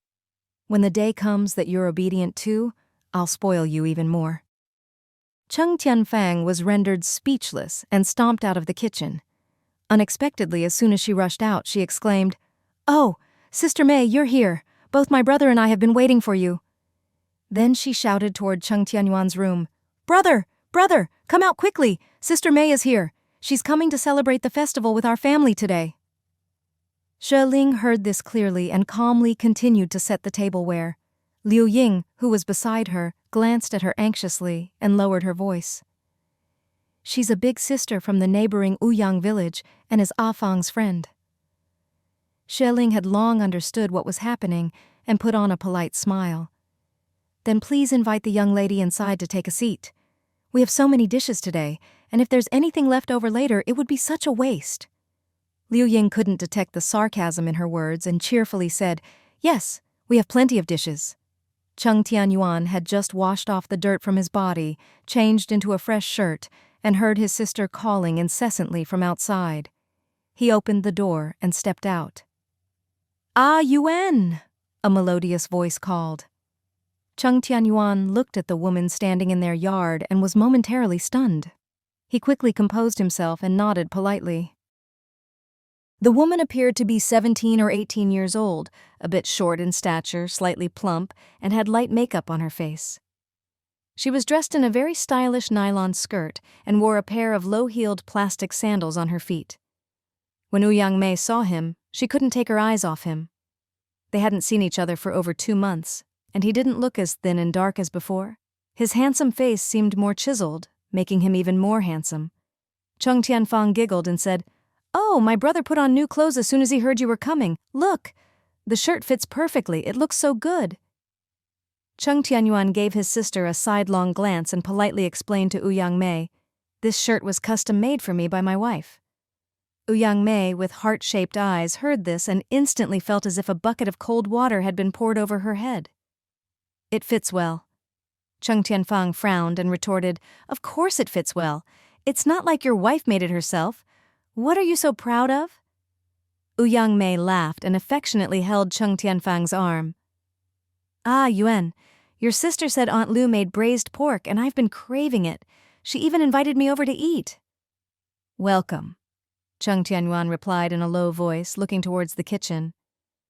"I think we can start eating now." Ouyang Mei smiled and said, "Then let's go inside. I brought some gifts for Uncle Muhai and Aunt Lu." Cheng Tianyuan exclaimed, "Wow," and looked towards her big brother with a mocking expression. "Brother, Sister May brought imported stuff. We can't get these things here." Cheng Tianyuan politely smiled and said, "It's good that you came. There's no need to be so polite." Ouyang Mei smiled gently and coquettishly said, "Oh, don't be silly. These are just a small token of appreciation." Cheng Tianyuan enthusiastically said, "Brother, Sister May is moving to a new house. Xiangge bought land at the edge of the village and is building a big house with 3 floors already completed, and he plans to add 2 more. And Xiangge has already bought a car." Cheng Tianyuan nodded and smiled. "That's great. Congratulations." Ouyang Mei pouted. "Tianyuan, when we move in the future, both you and Ah Fang must come to my house as guests, all right?"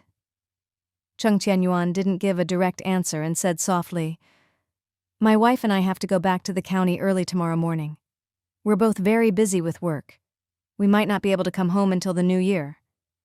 Ouyang Mei stared at him with her slightly plump neck, feeling concerned. "Don't work too hard." "You can go inside the kitchen first," Cheng Tianyuan interrupted with a smile. "I'll go and call my dad to come for dinner." Ouyang Mei had no choice but to agree. Cheng Tianyuan, on the other hand, was very enthusiastic and held Ouyang Mei's arm as they headed to the kitchen. "Ah, Yuan, I heard that Sister May brought some gifts for Uncle Muhai and Aunt Lu." When Ouyang Mei saw Xue Ling, she was clearly taken aback. She had imagined and rehearsed countless scenarios, been angry countless times, and even cursed in secret. She had thought that Tianyuan's wife must have been plain-looking, with a poor figure and bad character. In short, a triple negative woman. Otherwise, why would a sophisticated city girl like her agree to marry into the Cheng family's impoverished village? but she never expected her to be so beautiful. Her gaze was filled with panic as she looked Xue Ling up and down several times, from head to toe, her eyes filled with surprise. In her heart, she kept repeating, "How is this possible? How is this possible?" The woman in front of her had a natural beauty.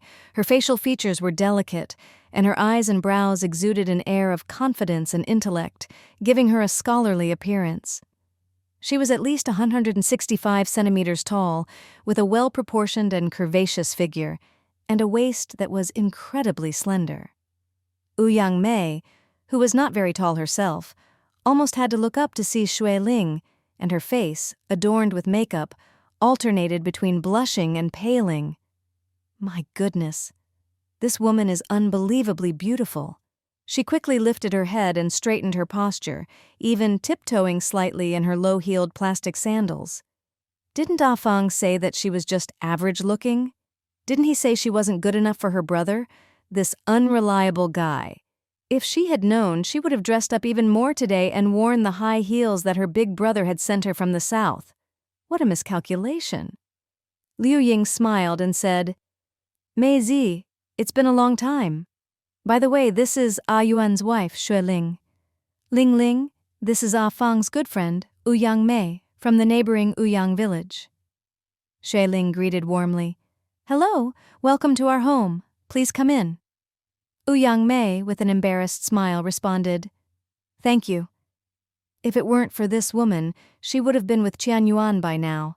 In this day and age, why cling to childhood betrothals and force Tianyuan to marry her? Cheng Tianyuan tugged at her brother's sleeve and said eagerly, "Brother, sit next to Sister Mei. You can help her with the dishes. She's a guest and we should take good care of her." At her call, Cheng Tianyuan frowned slightly. He had brought a chair to sit next to Xue Ling. "I have to help Dad with the dishes, so I'll sit here." Ouyang Mei felt embarrassed and lowered her head. Was he trying to distance himself from her? He wouldn't even sit next to her during the meal. Cheng Tianyuan had already started eating and paid her no attention. Xue Ling noticed everything and saw that Cheng Tianyuan maintained a straight posture, never looking away, showing a clear sense of distance from Ouyang Mei. She also remembered how he had improvised earlier to maintain that distance. It made her quietly amused. She enthusiastically introduced the dishes one by one, playing the role of the hostess with an air of confidence. Ouyang Mei felt increasingly uncomfortable and couldn't help but steal a glance at Cheng Tianyuan. She noticed the affection in his eyes and how he occasionally glanced at Xue Ling, his lips curving into a smile filled with love. Ouyang Mei struggled to eat as her appetite dwindled. She discreetly kicked Cheng Tianyuan, who was gorging herself on food. As he finally turned his gaze towards her, Ouyang Mei blushed and smiled coyly. "My brother thinks there are opportunities for development in our county. He hopes to open a shop or a small factory, and he wants me to learn how to manage it. In the future, it'll be my dowry," she explained. "Wow!" Cheng Tianyuan exclaimed with delight. "Your brother is incredible. Whoever marries you will be truly fortunate, right, brother?" he asked his sibling, Cheng Tianyuan, who responded with a nonchalant, as he continued eating. "Brother," Cheng Tianyuan called out, "you've been in the county for so many years and you know the place well. You must help Mei's sister-in-law. She's family." Xue Ling, sensing the tension in the air, noticed that her little sister-in-law had emphasized the word family when referring to her relationship with Cheng Tianyuan. It was a clever reversal of words. Cheng Tianyuan smiled faintly and offered a half-hearted excuse. "We are all from the same hometown, and I'll do whatever I can to help. But I have a busy job and I take orders from my boss. If Mei has any requests, I can only assist after work." Cheng Tianyuan, becoming impatient, exclaimed, "That won't do. Mei's sister-in-law is not familiar with the area, and you must help her daily. Your boss isn't all that important. If Mei's sister-in-law becomes a successful businesswoman, wouldn't you want to work for her?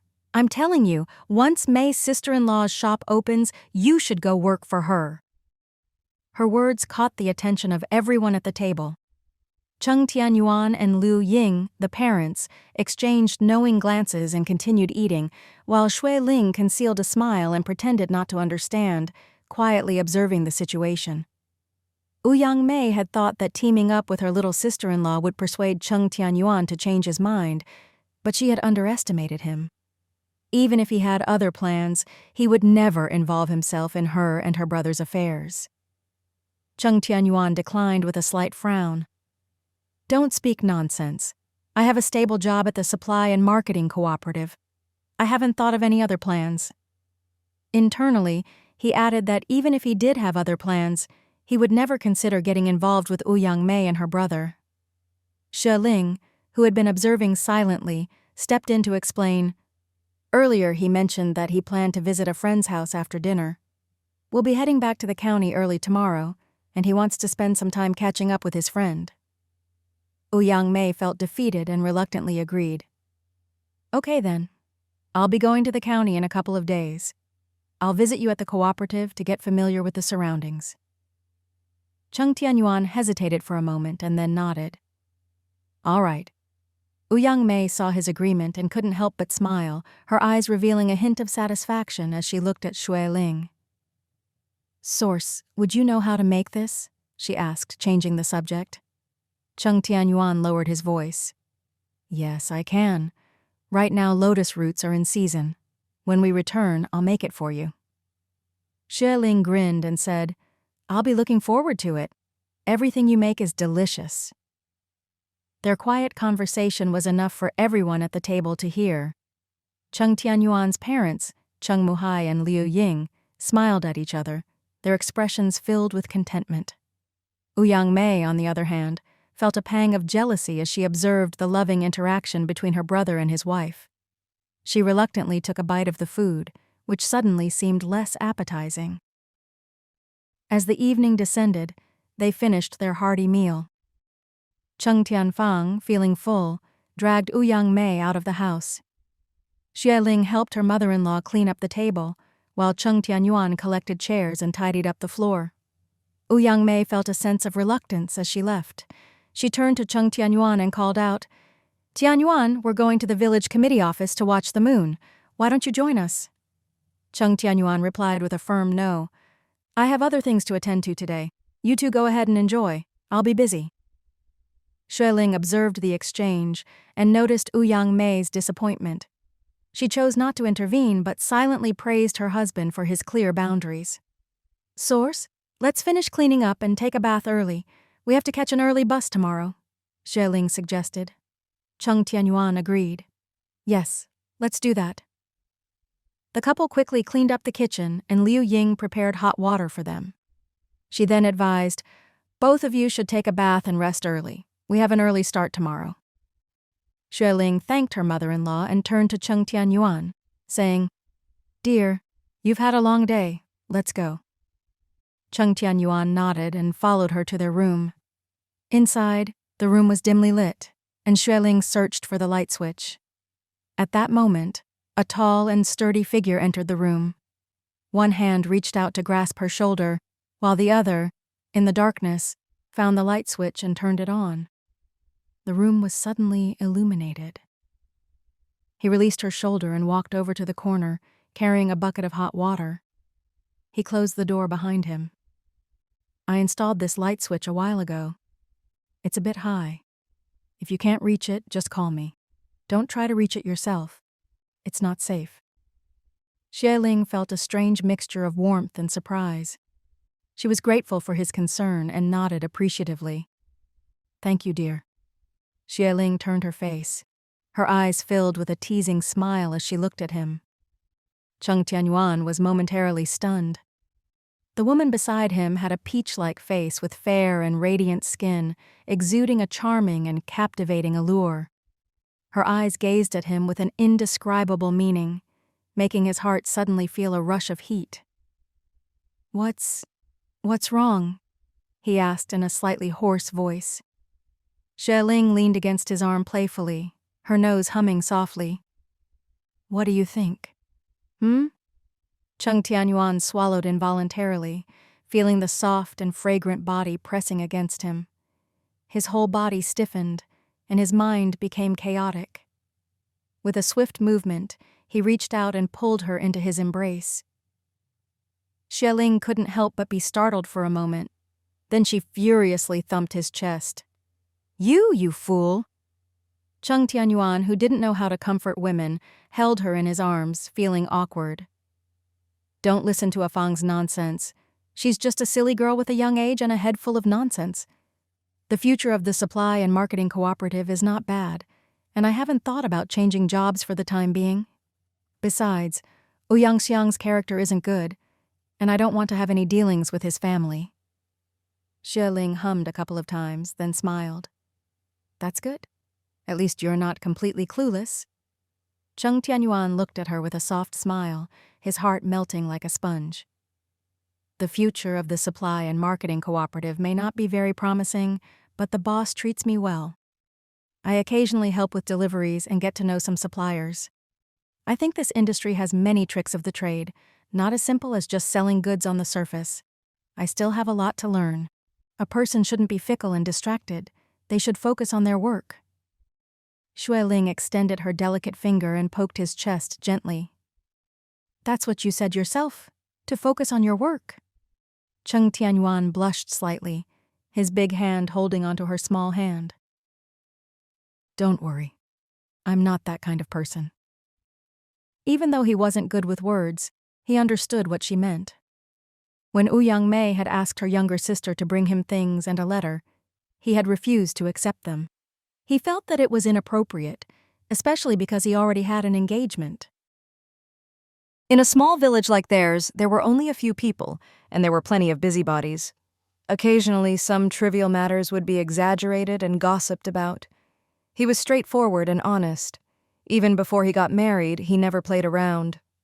Now that he was married, he wouldn't let her suffer or feel sorry for him. Xue Ling was not someone who liked to dwell on things or create unnecessary trouble. She quickly regained her smile. I'll go take a shower and you can go about your business. Mei had clearly misunderstood. He had no intention of giving her any face, and he was very distant from her.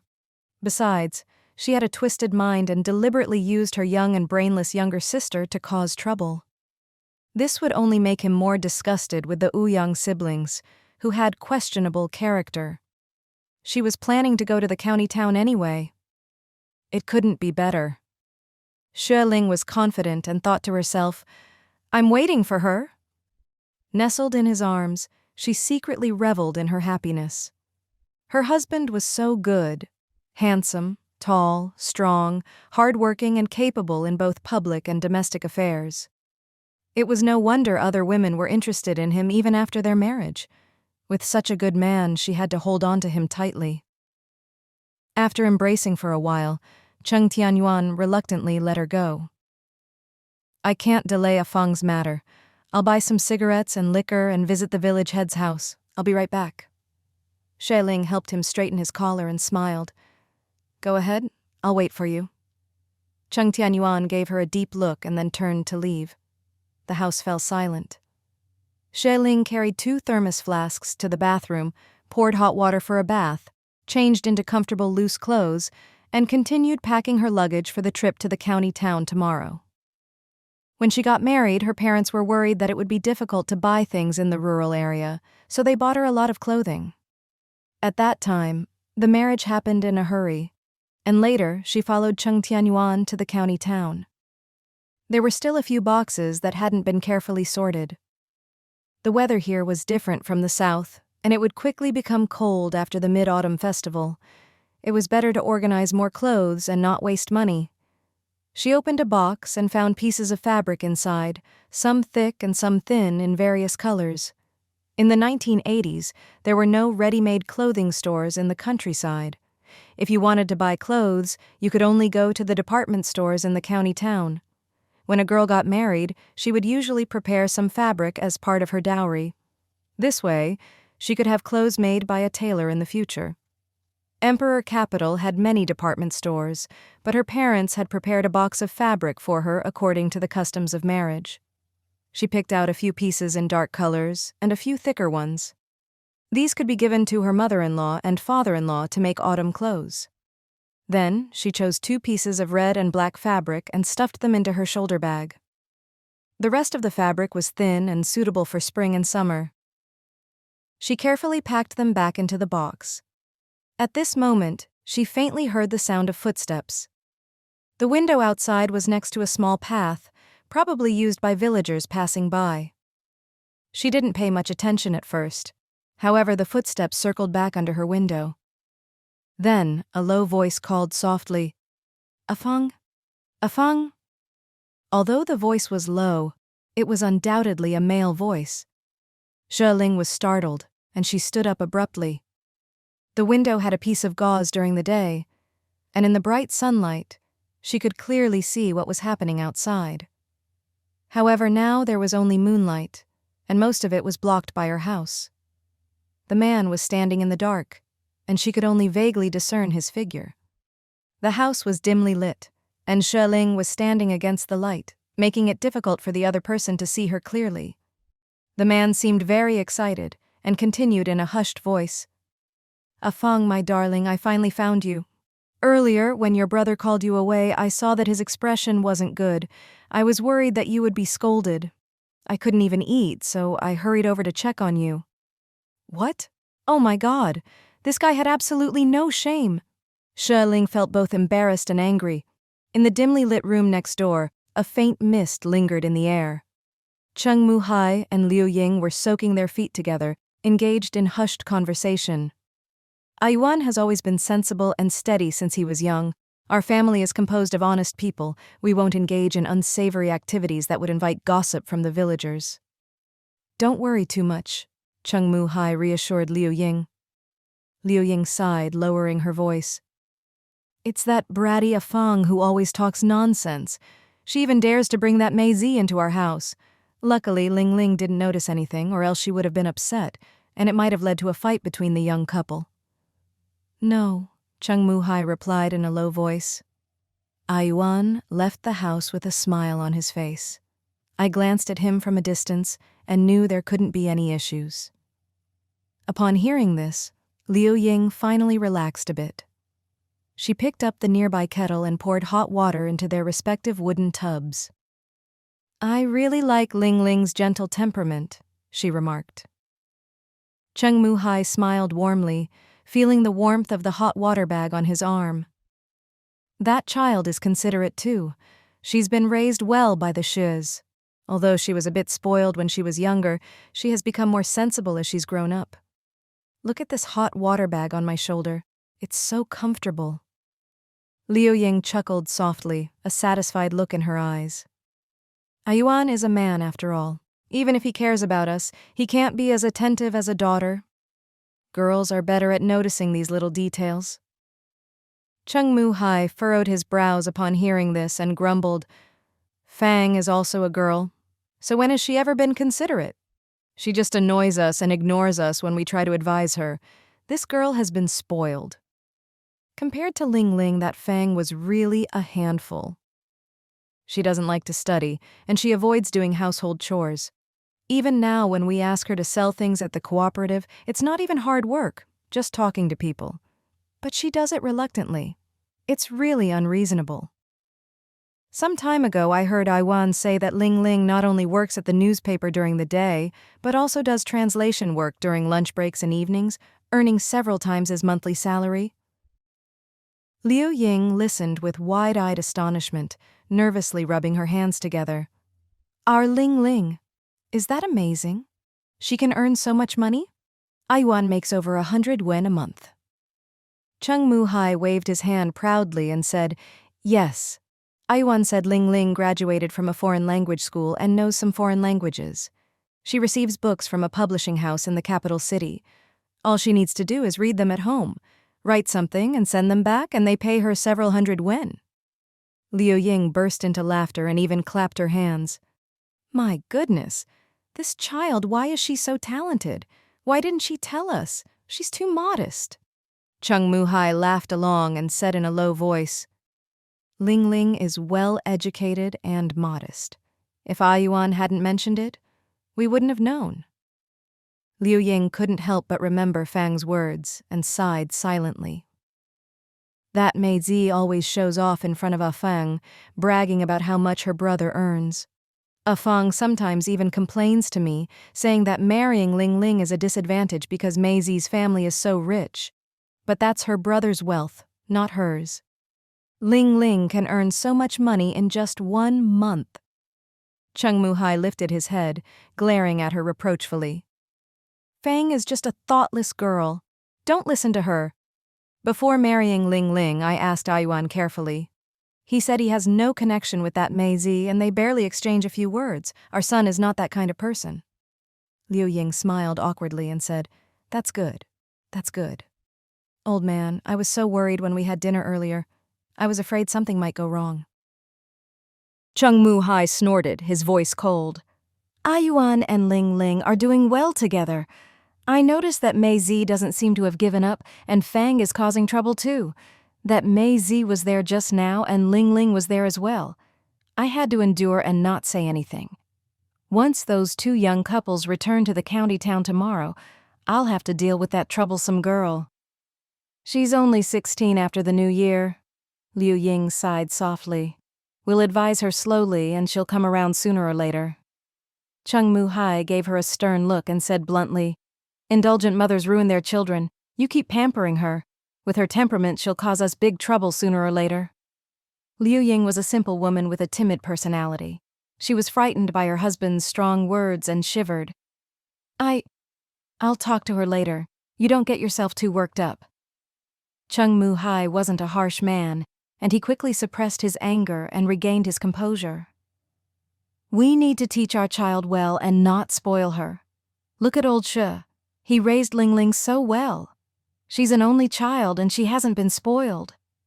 Fang didn't receive an education, so we should teach her well. This way, she might be able to find a good family in the future. Liu Ying quickly agreed. In rural areas, the most important thing in a girl's life was getting married. In close-knit communities, everyone knew each other. And with a little inquiry, one could find out everything. Fang indeed needed proper education. Otherwise, she might develop a bad reputation and have trouble finding a good husband in the future. They each wiped their feet, poured out the water, and were planning to go to sleep on the Kong. At this moment, there was a knock on the door. Dad, Mom, are you both already resting? It's urgent. Come out quickly. Cheng Muhai and his wife exchanged glances, recognizing Xue Ling's voice. She sounded extremely anxious. They hastily put on their outer garments and rushed to open the door. To their surprise, they saw Xue Ling with slightly disheveled hair and a worried expression. Mom, Dad, just now, a man went to the window of our house next door. He called my sister's name and kept asking her to go out and meet him secretly. What? Cheng Muhai and Liu Ying were both taken aback. Liu Ying turned pale as a sheet. Cheng Muhai, however, remained relatively composed and demanded, Who is that scoundrel and where is he? Xue Ling shook her head lightly and pointed towards their house. He said he's some kind of cooperative supervisor, but I couldn't hear very clearly. He kept shouting at the window. I didn't know what to do, so I came over to ask you both for advice. Cheng Muhai rushed out of the door. Liu Ying exclaimed, Ah! in panic, trying to follow him. However, she was too flustered and nearly tripped. Xue Ling quickly stepped forward to support her mother, comforting her. Mom, don't be nervous. Let's go over together to see what's happening. The moonlight was bright, and the yard outside was well lit. Cheng Muhai opened the front door, producing a crisp sound.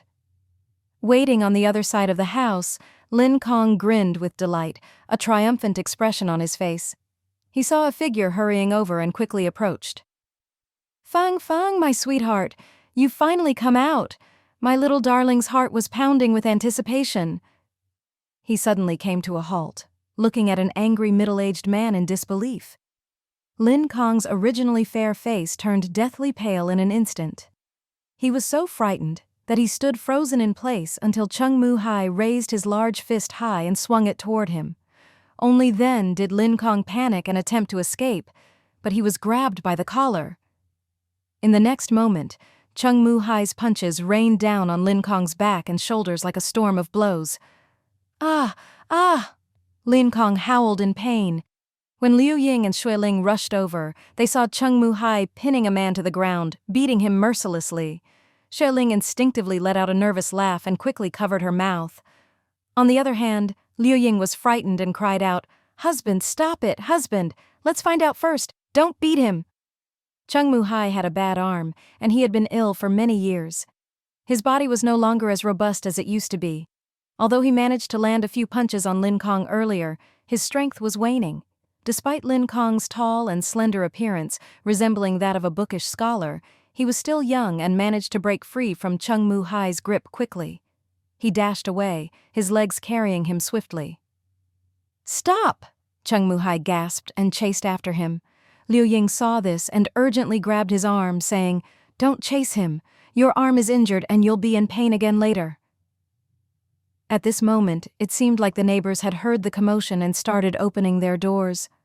"What's going on? Whose house is it?" Liu Ying was terrified, her face growing paler by the second. A man had come to their doorstep in the middle of the night, seemingly to meet their daughter secretly. If news of this got out, would their daughter still be able to find a good husband? She was extremely anxious, clutching Cheng Muhai's arm tightly. Cheng Muhai, with a red and white face due to his heavy breathing, was momentarily at a loss. Xue Ling reacted swiftly and stepped forward to intervene. "Uncle and Auntie, good evening. Just now there was a suspicious person outside our house who was probably trying to steal chickens from our yard. We spotted him. However, he managed to escape before we could catch him." "What? A chicken thief? That's despicable. We lost a chicken at our place last month, and it was probably that thief who took it." "Damn thieves. Most of them are just loafers, idly engaging in chicken stealing and other mischief in the middle of the night." The neighbors began to curse, with some expressing concern about how many chickens they had lost and planning to report it to the village chief tomorrow. Xue Ling smiled and said, "No chickens were stolen. My dad noticed it in time, and he chased after the thief, who ran away quickly." "That's good, that's good. If we catch that thief next time, we'll give him a good beating. Make sure to lock your doors tightly." Xue Ling helped Cheng Muhai, and they quietly returned home. When they arrived at the door, they saw Cheng Tianyuan striding toward them from the opposite direction. With sharp eyes, he quickly recognized his wife and parents, and seeing the commotion behind them, he didn't have time to wonder about it. He hurriedly approached. Xue Ling also noticed him and gave him a signal. "Brother Yuan, you're back. Help Dad inside first." Cheng Tianyuan didn't show any change in expression as he supported his father and quickly entered the house. Xue Ling led Liu Ying into the house and promptly closed the door. Inside the house, Cheng Muhai was smoking incessantly, his brows furrowed tightly. Liu Ying sighed beside him, her eyes red. Cheng Tianyuan, with his handsome and stern face, stood up straight, clenching his fists from time to time. Xue Ling poured some water and handed it to her father-in-law and mother-in-law before passing a cup to Cheng Tianyuan. Cheng Tianyuan was slightly surprised and looked at her, his expression softening. He took the cup and, at the same time, held her other hand, pulling her to sit beside him. Xue Ling's eyes flickered slightly, and she spoke softly. "Did you manage to get leave for your sister tonight?" Cheng Tianyuan nodded, saying, "It's just an apprentice, and I usually can't help much. It's not that important. The chairman and I were high school classmates, and we used to get along well." He readily agreed. He paused for a moment before continuing. He also mentioned something about Afang and that Lin Kong. He said that if they could seriously consider marriage, it might be a good match. However, Lin Kong seems to be fickle, so Afang should be cautious. Xue Ling let out a soft sigh and whispered, "I thought they were just having a casual fling." "You did the right thing tonight," Cheng Tianyuan said with a stern face, lowering his voice. "That guy Lin Kong is incredibly audacious. If you hadn't noticed, Afang could have been in serious trouble." Xue Ling glanced at her in-laws, who were sighing beside them, feeling a little sorry for them. However, Mom and Dad are really angry.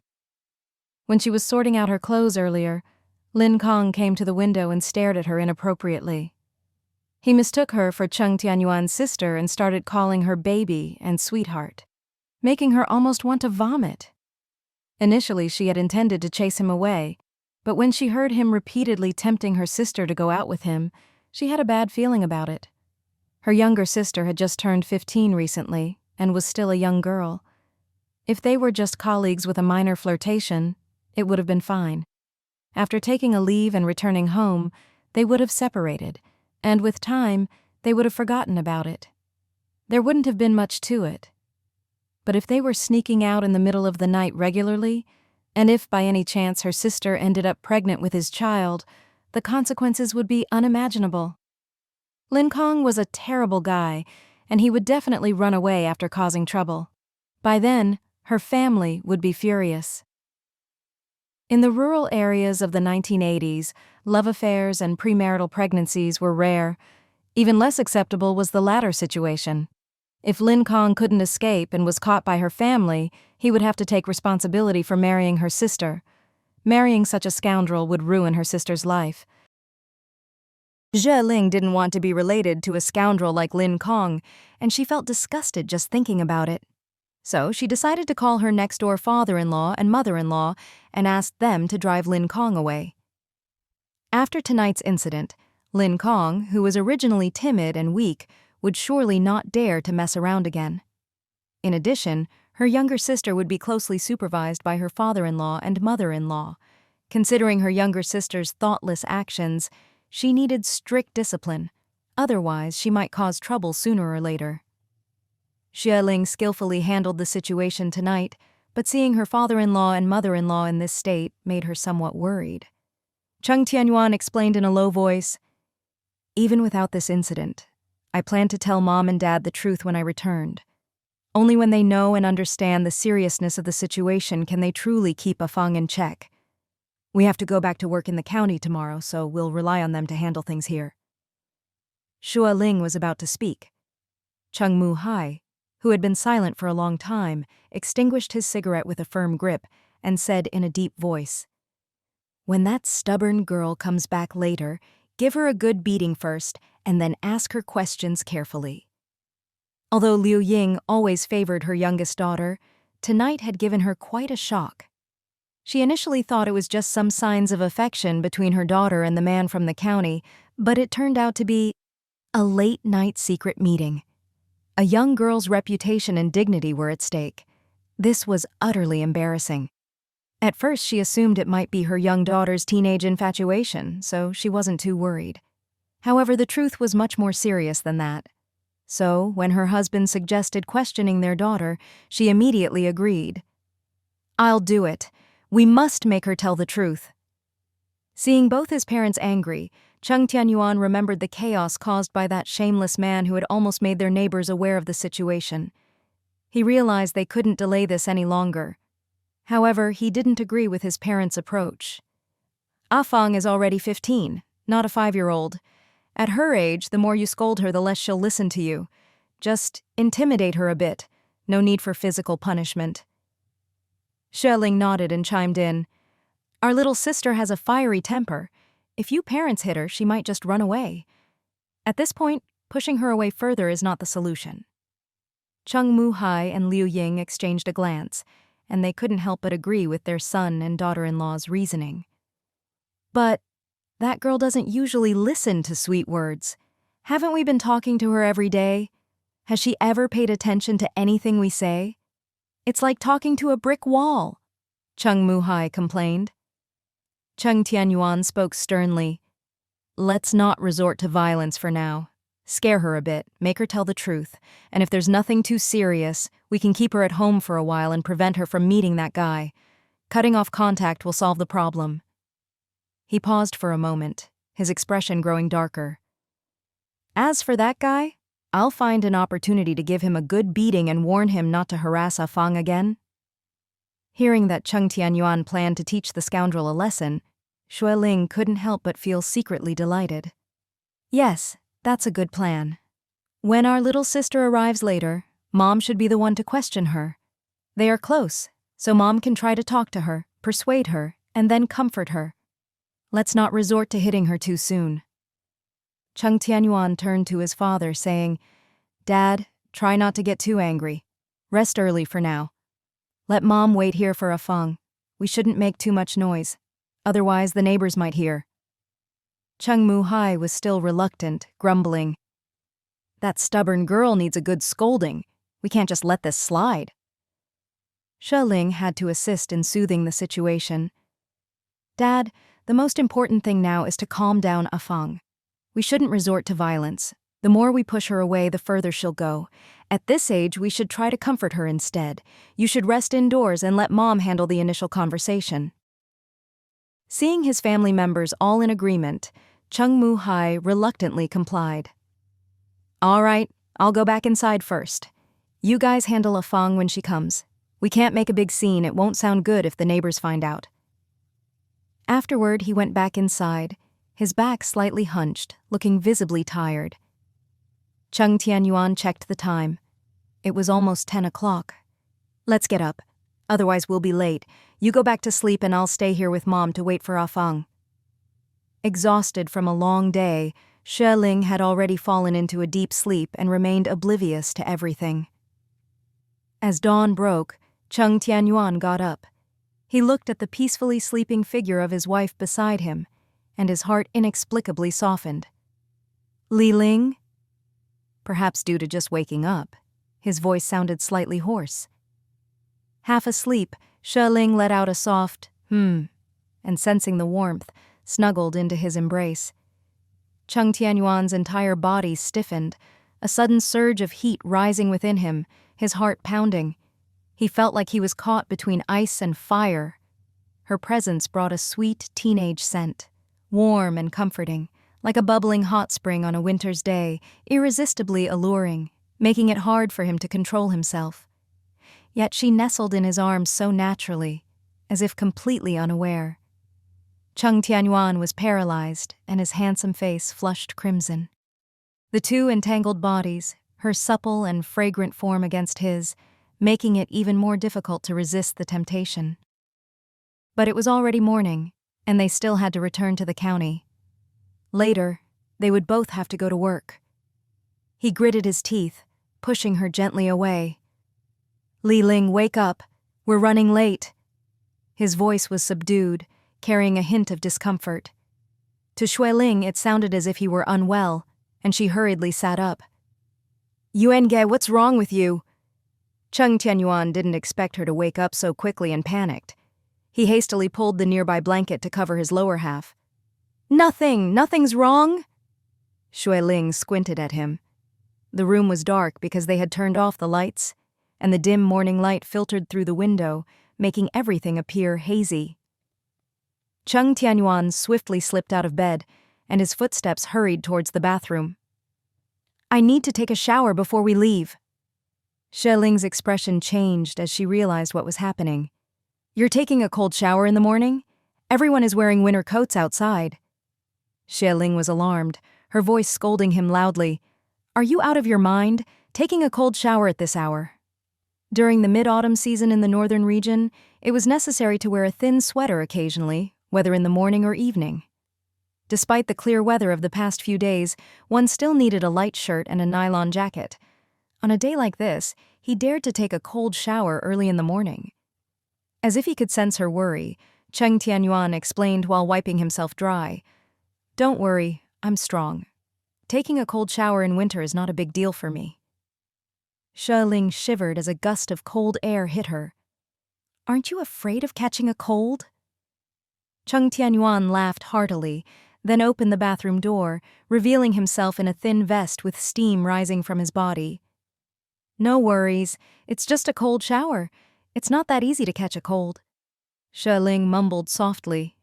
You're really something. Cheng Tianyuan raised an eyebrow and gestured for her to come inside. I'll just put on my jacket. You can brush your teeth here. While holding her toothbrush, Xue Ling inadvertently glanced at him as he put on his outerwear. He had a well-defined chest, and his arms were muscular and strong. She hadn't expected her husband to be so well-built.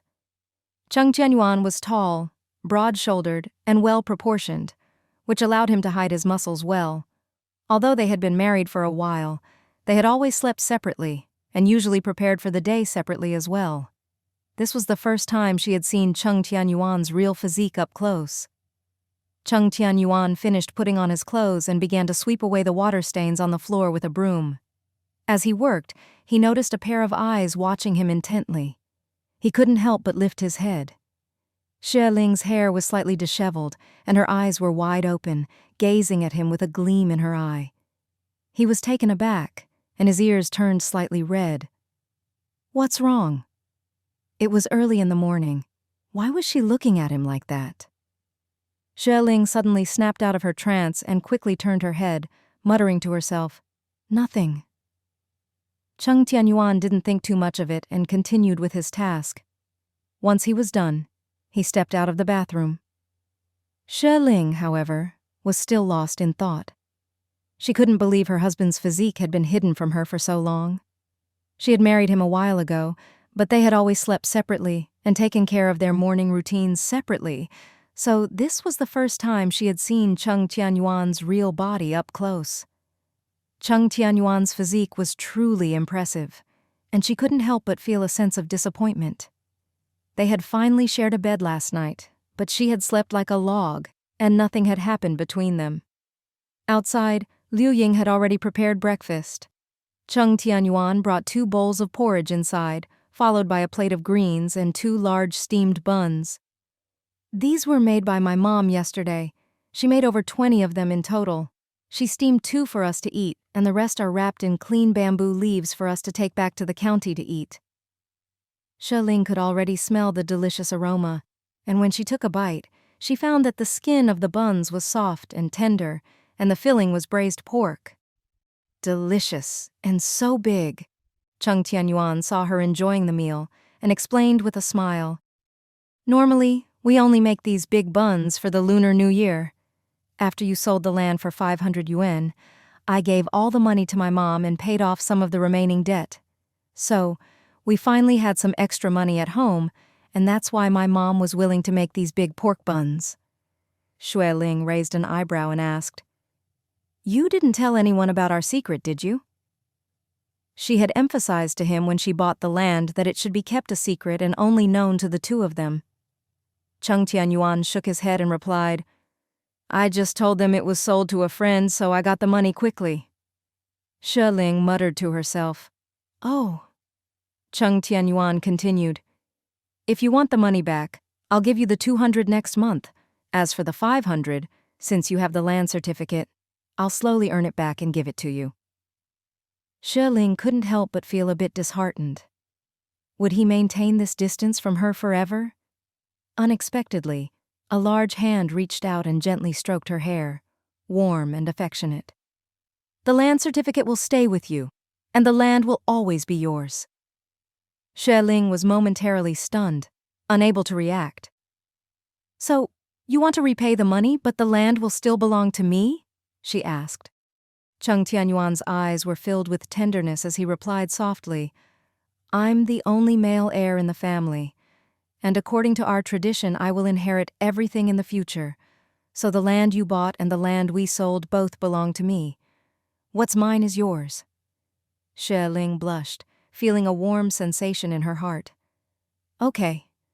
Cheng Tianyuan smiled warmly and said, "Finish your meal, and I'll take you to catch the bus back." Xue Ling nodded obediently and continued to eat.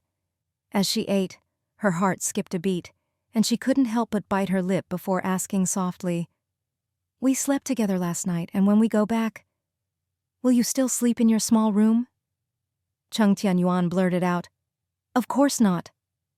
Realizing he had spoken too quickly, he explained, "You agreed. I'll go back and sleep in your room." Yesterday afternoon she had agreed that they could sleep together, and he had been looking forward to it ever since. If it weren't for the incident with his younger sister, he wouldn't have wanted to leave the house last night. After dealing with the matter and coming back, he had found her sleeping soundly, and he didn't have the heart to wake her up.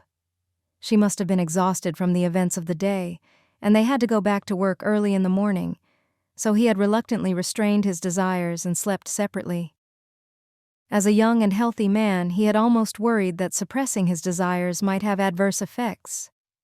Xue Ling was touched by his words, and her heart felt sweet. "Oh." Cheng Tianyuan gently caressed her hair once more and said softly, "Hurry up and eat. Afterward, I'll take you back to the city." Xue Ling nodded obediently and continued to eat. She felt her heart skip a beat and couldn't help but bite her lip before asking softly, "We slept together last night, and when we go back, will you still sleep in your small room?" Cheng Tianyuan blurted out, "Of course not." Realizing he had spoken too quickly, he explained, "You agreed. I'll go back and sleep in your room." Yesterday afternoon she had agreed that they could sleep together, and he had been looking forward to it ever since. If it weren't for the incident with his younger sister, he wouldn't have wanted to leave the house last night. After dealing with the matter and coming back, he had found her sleeping soundly, and he didn't have the heart to wake her up. She must have been exhausted from the events of the day, and they had to go back to work early in the morning, so he had reluctantly restrained his desires and slept separately. As a young and healthy man, he had almost worried that suppressing his desires might have adverse effects. Xue Ling was touched by his words, and her heart felt sweet. "Oh." Cheng Tianyuan gently caressed her hair once more and said softly, "Hurry up and eat. Afterward, I'll take you back to the city." Xue Ling nodded obediently and continued to eat. She felt her heart skip a beat and couldn't help but bite her lip before asking softly, "We slept together last night, and when we go back, will you still sleep in your small room?" Cheng Tianyuan blurted out, "Of course not." Realizing he had spoken too quickly, he explained, "You agreed. I'll go back and sleep in your room." Yesterday afternoon, she had agreed that they could sleep together, and he had been looking forward to it ever since. If it weren't for the incident with his younger sister, he wouldn't have wanted to leave the house last night. After dealing with the matter and coming back, he had found her sleeping soundly, and he didn't have the heart to wake her up. She must have been exhausted from the events of the day, and they had to go back to work early in the morning, so he had reluctantly restrained his desires and slept separately. As a young and healthy man, he had almost worried that suppressing his desires might have adverse effects. Xue Ling was touched by his words, and her heart felt sweet. "Oh." Cheng Tianyuan gently caressed her hair once more and said softly, "Hurry up and eat. Afterward, I'll take you back to the city." Xue Ling nodded obediently and continued to eat. Upon hearing his words, Xue Ling blushed with happiness and continued to munch on her steamed bun. It turned out she had misunderstood him. He didn't want to spend her money. He wasn't intentionally keeping his distance from her. With her mood lifted, the steamed bun in her hand tasted incredibly delicious. While enjoying their meal, the two of them chatted softly. "Last night you were asleep when I came in, so I didn't want to wake you up by making noise. I've already given my little sister a good scolding along with my dad. From now on, she'll have to stay at home and help prepare winter provisions, and she won't be able to go to the cooperative for a month." Xue Ling hesitated for a moment and nervously asked, "My little sister, she hasn't gotten involved with that scoundrel, has she?" Cheng Tianyuan understood her concerns and shook his head gently. "Fortunately, she hasn't been foolish enough to go that far. She confessed last night that they had just talked, and she helped him with some cleaning around the house and listened to him recite poetry. Nothing more." Hearing this, Xue Ling finally breathed a sigh of relief. "Did you talk to the head of the cooperative last night?" Cheng Tianyuan replied, "I asked him in detail. He said not to rush things since my little sister is still young. She'll be returning to the county in half a month. If it's a good match, they can consider it then. But she'll be leaving in half a month, so we shouldn't let her get taken advantage of in her youth." Xue Ling thought for a moment and believed that the head of the cooperative, who was at the cooperative every day, was likely a perceptive person. If he was giving such advice, her little sister probably hadn't made any major mistakes. "I'll pretend not to know anything when I say goodbye to my parents later, and then we'll head back to the city." Her attitude towards her little sister wasn't great, and since she had just arrived and hadn't had much contact with her, it was better not to get too involved to avoid any resentment from her. Cheng Tianyuan nodded and said warmly, "You still have some time, so eat more." After finishing their rice porridge and steamed buns, the young couple quickly tidied up and went back to the kitchen. The sky was just beginning to brighten, and a chilly autumn wind blew. It was noticeably colder. Cheng Tianyuan carried a bag of luggage and, along with Xue Ling, bid farewell to his father and Liu Ying before hastily setting off. Xue Ling watched the heavy bags and couldn't help but ask, "Brother Yuan, what's inside these bags? Didn't you say it was just steamed buns? How come there are so many? Didn't my mom accept the things we brought yesterday?" Cheng Tianyuan grinned and replied, "Mom initially refused to accept them, so I told her that you had bought so much, and it would be convenient to have them for the winter. These bags contain the Chinese cabbage and radishes we harvested from the field." Seeing him carrying the bags and panting, Xue Ling guessed they were quite heavy. "Why are you so greedy? Our place is so close to the market and we can buy whatever we want at any time. Having so much, we won't be able to finish it and it might go bad." Cheng Tianyuan playfully glanced at her and explained, "These were all grown by us and are delicious. I plan to pickle some of the Chinese cabbage and radishes to use as side dishes. It's a nice change in taste once in a while." Xue Ling couldn't help but laugh and praised, "You know how to do that too? Impressive." Cheng Tianyuan, amused by her, explained, "What's so difficult about it? Every household in the village does it this way, or else we wouldn't have anything to eat in the winter. Here, vegetables are all grown by ourselves, and when the snow gets deep, there's nothing to eat in the fields. After harvesting in the autumn, some are stored in the underground cellars, and others are pickled. Pickled vegetables can last a long time, and are usually eaten until the next spring." Xue Ling had lived in the capital since she was a child, and her mother used to go to the market every morning to buy fresh produce. Apart from occasionally making some pickled vegetables, they mostly had fresh food for all their meals. So, she wasn't familiar with this concept. "Okay, I'll help you with that when I get back, and you can teach me," she said. Cheng Tianyuan nodded and agreed readily. "No problem." While chatting, the two of them arrived at the village entrance.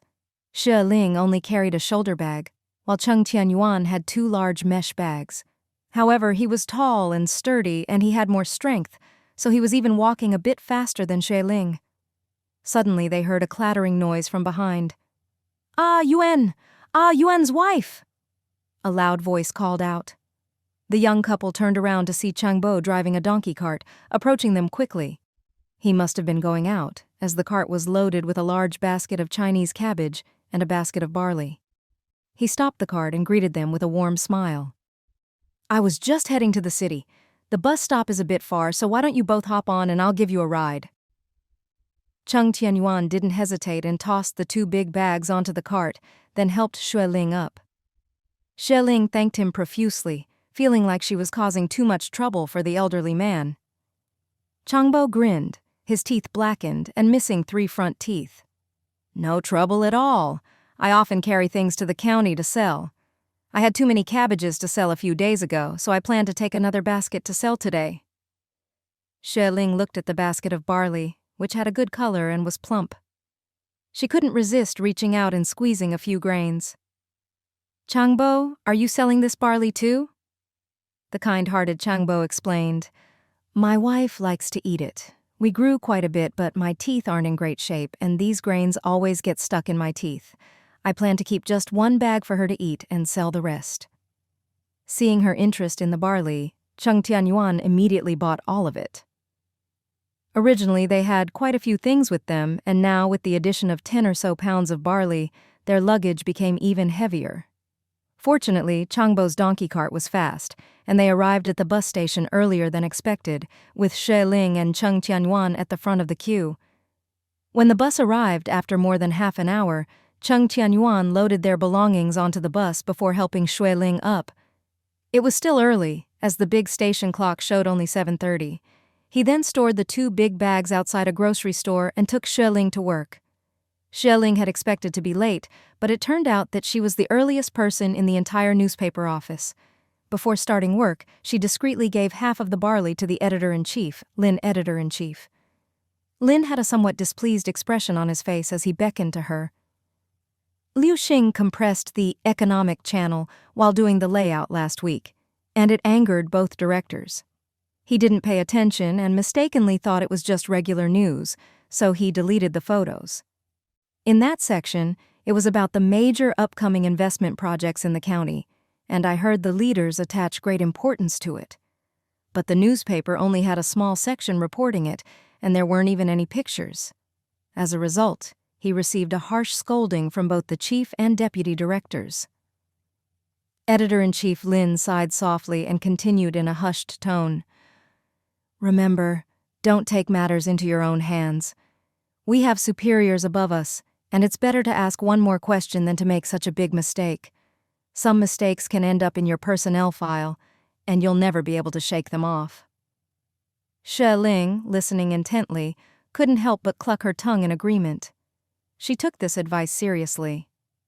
She went to the corner to pour some water, and also poured a cup for Liu Xing, placing it on his desk. Liu Xing gave her a bitter smile and thanked her as he took a big gulp. Wang Qing also felt sympathy for him, but given the tense atmosphere in the office, she didn't dare to speak up. It wasn't until their lunch break that the three of them had a chance to chat at the same table. Liu Xing wore a troubled expression as he spoke. I really had a stroke of bad luck this time. Wang Ting looked up, and since there were only the three of them nearby, she cautiously asked, I mean, you usually handle things quite carefully. How did things go so wrong this time? Xue Ling, concerned, added, Just 2 days ago everything was fine, right? The three of them were the youngest in the newspaper office, and their desks were grouped together. They often had lively chats during their breaks and had become close friends. Liu Xing sighed deeply and began to explain. The principle of layout is to avoid cutting text as much as possible, and if necessary, reduce the size of images. If it can't be avoided, then try not to delete any significant portion of the text. This time, the economic section was nearly twice the usual size, and everything else was already laid out. I was in a tough spot and wanted to consult Deputy Director Jen, but she had left early. Wang Qing and Xue Ling exchanged glances, both feeling sorry for him. Deputy Director Jen was strict with her subordinates as if she were training soldiers, but she was very lenient and indulgent with herself. Usually, when there were major interview activities, she handled them all by herself, while her colleagues took care of the writing and proofreading. She only did the final proofreading. Additionally, she didn't tolerate tardiness or leaving work early for her subordinates, but she often left early herself. Wang Qing whispered, On that day, after we received the mooncakes, everyone continued working, but she left with the mooncakes. Xue Ling looked quite unwell that day, but she had completed her articles and persisted until nearly 5 o'clock before leaving. Liu Xing sighed, poking at a piece of fatty pork with his chopsticks. When I went to ask for help, she wasn't there. She doesn't have a phone at home, and I didn't know whether she lived on the west or east side of the city. I had no way to find her. The printing press was eager to take a break for the Mid-Autumn Festival, and if the materials weren't handed over by 7 o'clock, they wouldn't work overtime. At that time, I was in a bind. He continued to stab at the piece of pork, turning it into a honeycomb. I had no choice but to delete the photos. The images weren't substantial, just some barren land. I thought it wasn't crucial, and I was in such a hurry that I sent it to the printing press after deleting them. Who knew that after the newspaper came out yesterday, Director Liu was furious and called Deputy Director Jen, who promptly shifted all the blame onto me. She's responsible for the final proofreading, but she left early and I ended up taking the fall. Xue Ling sympathetically patted his back and said, I understand your plight. Stop poking at your food and eat. In the workplace, the most challenging thing was often dealing with immediate superiors. Director Liu was the head of the newspaper office, but he only focused on the overall direction and didn't pay much attention to specific tasks. Deputy Director Jen also shared some responsibility for this matter, but she conveniently absolved herself of it in front of her superiors, leaving Liu Xing to shoulder the blame. Luckily, Liu Xing's direct superior was Editor-in-Chief Lin, who was easygoing and approachable. They usually worked together and shared both successes and failures. Furthermore, their section dealt with milder content, featuring heartwarming essays and motivational articles, along with English learning materials. Their achievements weren't particularly noticeable when things went well, but their failures weren't glaring either. Thus, they maintained a harmonious working relationship. On the other hand, Deputy Director Jen often dominated the main section with her articles, creating a lot of attention and sometimes facing significant setbacks. Liu Xing had lost his appetite, but with the encouragement of his two colleagues, he managed to eat. After their meal, Xue Ling, with some free time on her hands, picked up the newspaper that had been published the day before. The economic report, which had been conducted by Deputy Director Jen, was right on the front page, occupying almost 80% of the space. She took a quick glance and was pleasantly surprised. The county had been designated as a key area by the provincial capital, and they were actively seeking investments. Xue Ling couldn't contain her excitement because she knew that when the county was designated a key area, the major investment projects that followed often made substantial profits, rapidly boosting the local economy. Moreover, in the near future, the national government was expected to provide favorable policies, designating the county and its surrounding areas as key economic development zones. This was a promising sign. Xue Ling carefully read through the article, which highlighted the upcoming major investment projects. As she read, her mind was already working on some ideas. At that moment, Wang Qing nudged her suddenly. Xue Ling was taken aback and raised her head, only to be met with the icy gaze of Deputy Director Jen. "Deputy Director, hello." Xue Ling hurriedly greeted her, and then smiled warmly. "I'm earnestly studying the article you interviewed for. It's excellently written, comprehensive, and focuses on the key points, with a thorough analysis." Deputy Director Jen responded with a faint, and raised her chin proudly. "Not bad at all. Commendable that you're still studying during lunch break," she remarked. Then, she glanced at Wang Qing and Liu Xing. "Don't think you can slack off during lunch break. While you take a step back, others are advancing 2 steps, she sternly admonished. Wang Qing quickly lowered her head and softly agreed. Liu Xing buried his head and rolled his eyes in frustration. Xue Ling held back a smile, biting her lip to keep from laughing. After work that day, Xue Ling took the bus home. The bus was as empty as usual, meandering through the city, which slowed its pace. By the time she arrived at her rented place, darkness had settled in. After finishing work, Cheng Tianyuan went to the station to retrieve 2 large sacks he had stored earlier. Xue Ling had just reached home, so she helped with unpacking. "Brother Tianyuan, you must be exhausted. Take a rest. I'll handle this," she said. Cheng Tianyuan, sweating profusely, headed to the kitchen to light the coal stove and start boiling water. "The night is getting darker. Are you hungry? I'll make some porridge and steam a few big buns after the fire starts," he suggested. Earlier in the day, he had packed up their dry goods to prevent them from going bad. Now only a few old potted plants remained in their yard. He planned to wash and slice the vegetables that evening and let them dry outside the next day. Xue Ling didn't know how to make side dishes, so she laughed and said, "Okay, you decide. I'm just here to eat." Cheng Tianyuan glanced at her fondly. When it came to food, she never complained and ate whatever he cooked. The 2 of them quickly finished sorting out the items they had brought. The water was boiling, and Cheng Tianyuan took 2 clean bowls and filled them with water. "The coal stove is lit. I'll cook some porridge. Did you bring back some clothes? Go upstairs and freshen up. We can have dinner in a bit." "Okay," Xue Ling replied, and hugged her winter clothes before heading upstairs. Before she left, Cheng Tianyuan made sure all the doors and windows were securely locked. Xue Ling turned on the lights and went to crack open a window in the small living room. As she glanced outside, ready to leave, she suddenly froze. It seemed like someone was lurking around outside. She quickly crouched down and stared intently. She saw a short and stout figure crouching at their doorstep, peering into their yard. The neighboring yard was locked, and there were only a few old potted plants. Their yard was equally barren, except for a few potted orchids. What was that person looking at? Ah, their bicycles were still in the yard. Xue Ling suddenly remembered. In a rush, she dropped her clothes, seized by anxiety, and sprinted downstairs. She dared not make any noise.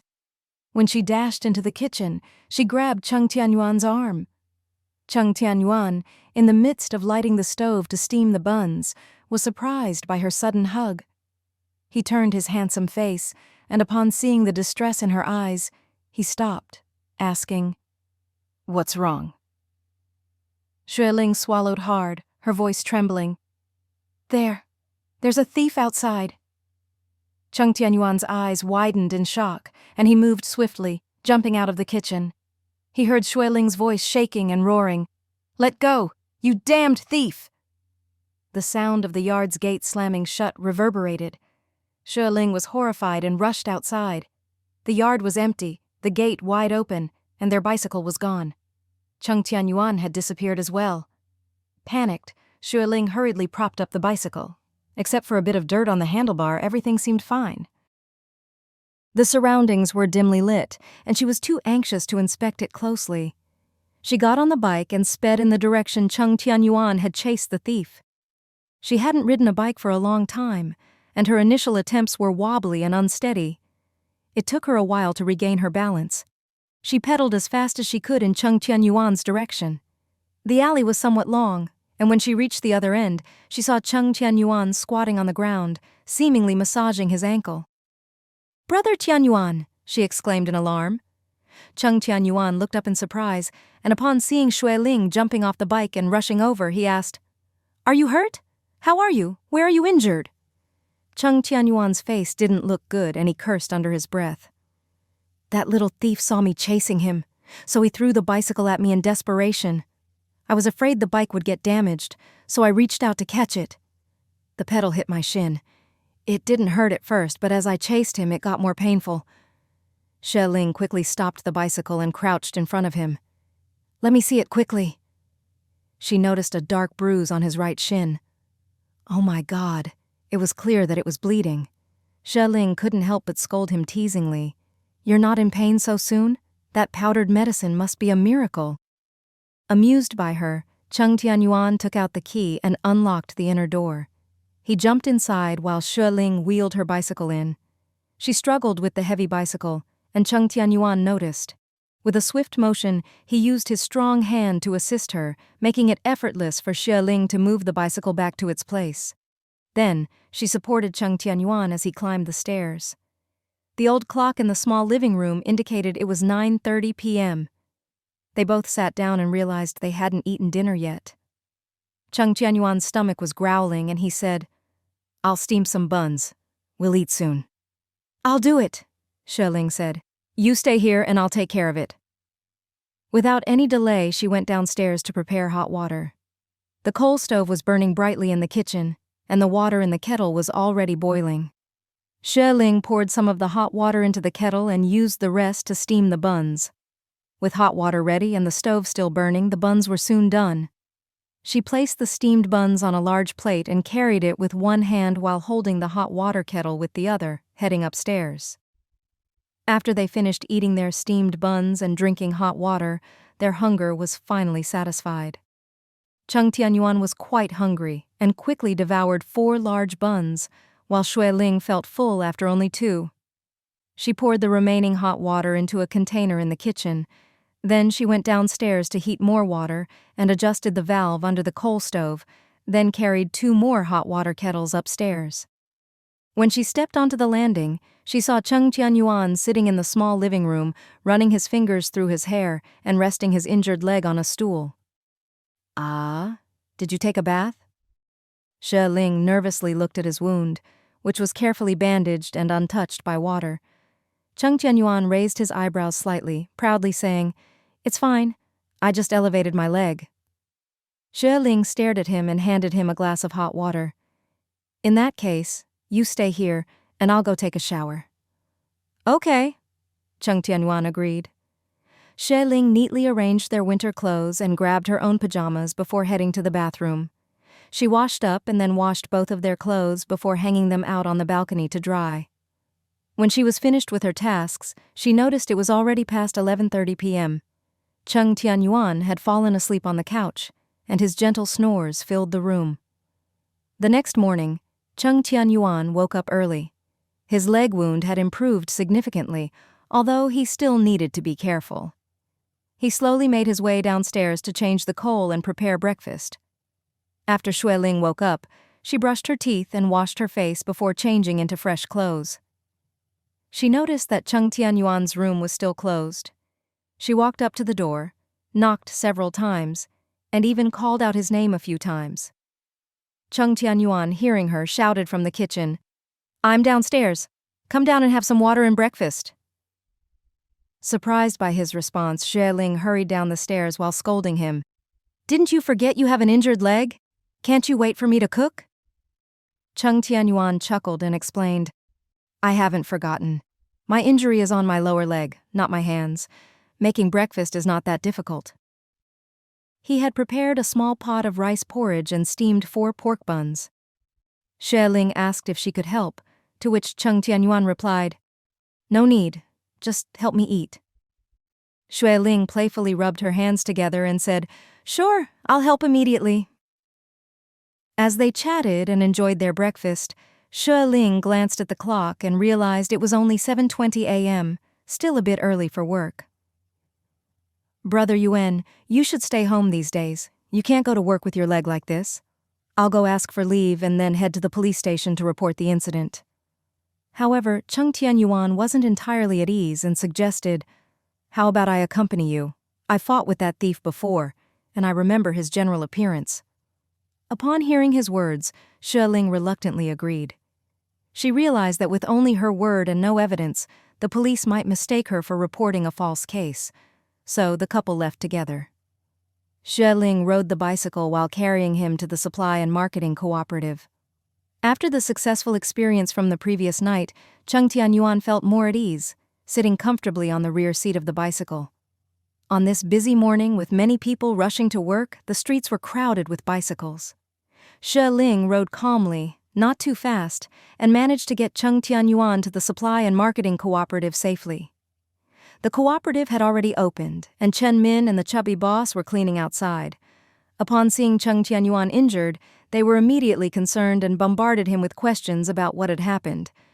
Cheng Tianyuan briefly explained, feeling apologetic, "Boss, my injury is a bit serious. I need to request 2 days off." The chubby boss, Wang Dayuan, rolled his eyes and whispered, "No rush. Take care of your injury. But this won't be considered a work-related injury and will still have to count it as unauthorized absence." Cheng Tianyuan nodded indifferently, saying, "All right, then deduct 2 days' pay from my salary at the end of the month. It's fair." Xue Ling, aware that Cheng Tianyuan was likely upset about the deduction, also found Wang Dayuan's attitude somewhat unreasonable. However, she held back her comments. Chen Min, on the other hand, looked worried and asked, "Is there anything you need help with at home? If you need anything, just let me know and I'll come over after work."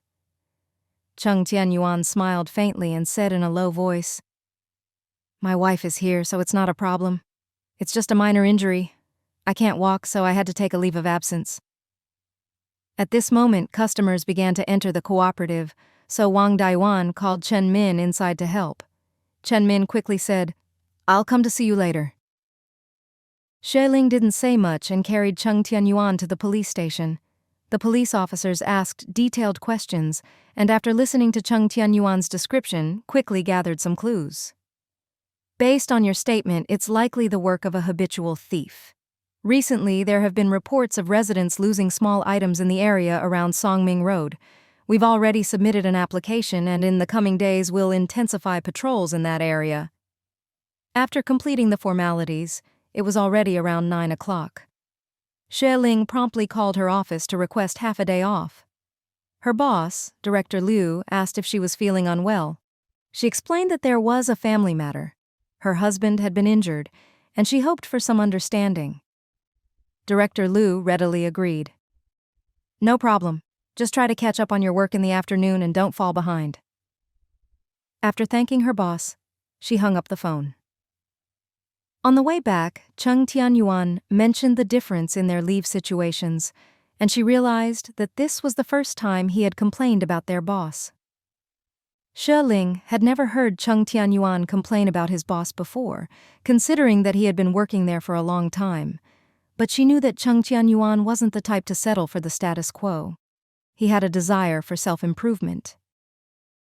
She suggested, "You mentioned before that you've gotten to know some suppliers' bosses. Anyway, the supply and marketing cooperative is gradually moving towards private contracting. Why don't we consider opening our own shop when we have the capital?" Cheng Tianyuan raised an eyebrow and his interest was piqued. "Once I get familiar with the business and save up some money." Xue Ling knew that he was not someone who would accept the status quo without striving for better. She offered some guidance and didn't say much more about it, heading home to get some rest. Cheng Tianyuan, not too concerned, said, "These 2 days I'll be at home so you don't have to run out to buy groceries. We have something to eat at home. How convenient." He carefully lowered the eggs to the ground and said, "You should go back to work if you need to. I'll wash the vegetables and later I'll make a delicious lunch." Xue Ling, hearing that her husband could manage the household chores, didn't worry about him and decided to go back to her translation work. Since tasting the generous remuneration of translation work, Xue Ling had seriously considered making it her main occupation. However, Xia Jiaxu had mentioned that the publishing house couldn't afford to hire full-time professional translators at the moment. Most of the translators were part-time teachers and students proficient in foreign languages. Fortunately, the newspaper didn't require much of her time, leaving her with plenty of opportunities for this part-time job. With her solid foundation in foreign languages, she had submitted her translations earlier, and they were accepted almost without any revisions. Xia Jiaxue had mentioned in a phone call that the publishing house's leadership had reviewed her work and decided to assign the entire book to her. They encouraged her to do well and promised her more translation tasks if she succeeded. She was serious about her work, diligently translating until 12:30 in the afternoon. As the fragrance of fried dumplings wafted up from downstairs, Xue Ling's stomach couldn't help but growl. She realized that it was already lunchtime. She tidied up her notebook, and, when she heard Cheng Tianyuan's footsteps, she eagerly went downstairs. "I was just about to call you for lunch and you're here." Xue Ling couldn't wait to see what was on the menu and, without guessing, went straight to the pot. She couldn't resist lifting the lid. "Be careful!" Cheng Tianyuan, who had seen her approach, caught her and pulled her back. "The steam is very hot. You need to be cautious. I'll get it for you." Xue Ling playfully stuck out her tongue and said, "I was so focused on eating that I forgot."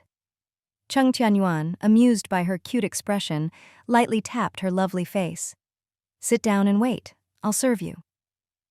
Xue Ling's heart fluttered at this rare, intimate moment between them. Cheng Tianyuan brought a large plate to the table, and steam gently swirled around the plump and shiny dumplings. Xue Ling exclaimed, "Wow, it smells so good. These are chive dumplings." She couldn't wait any longer and immediately picked up her chopsticks. "Smells delicious. How did you make them?" Cheng Tianyuan smiled and said gently, "It's very hot. Be careful. I washed the chives you bought and a large cabbage at home. Then, I minced the pork into a meat sauce and used it as the filling for the dumplings. There's plenty of flour at home, so I made over 200 dumplings."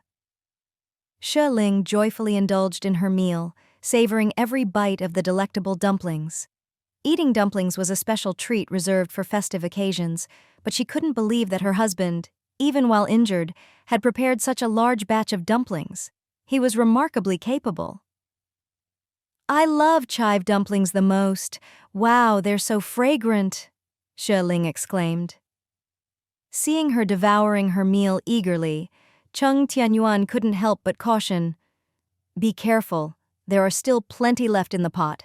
Take your time so you won't burn yourself."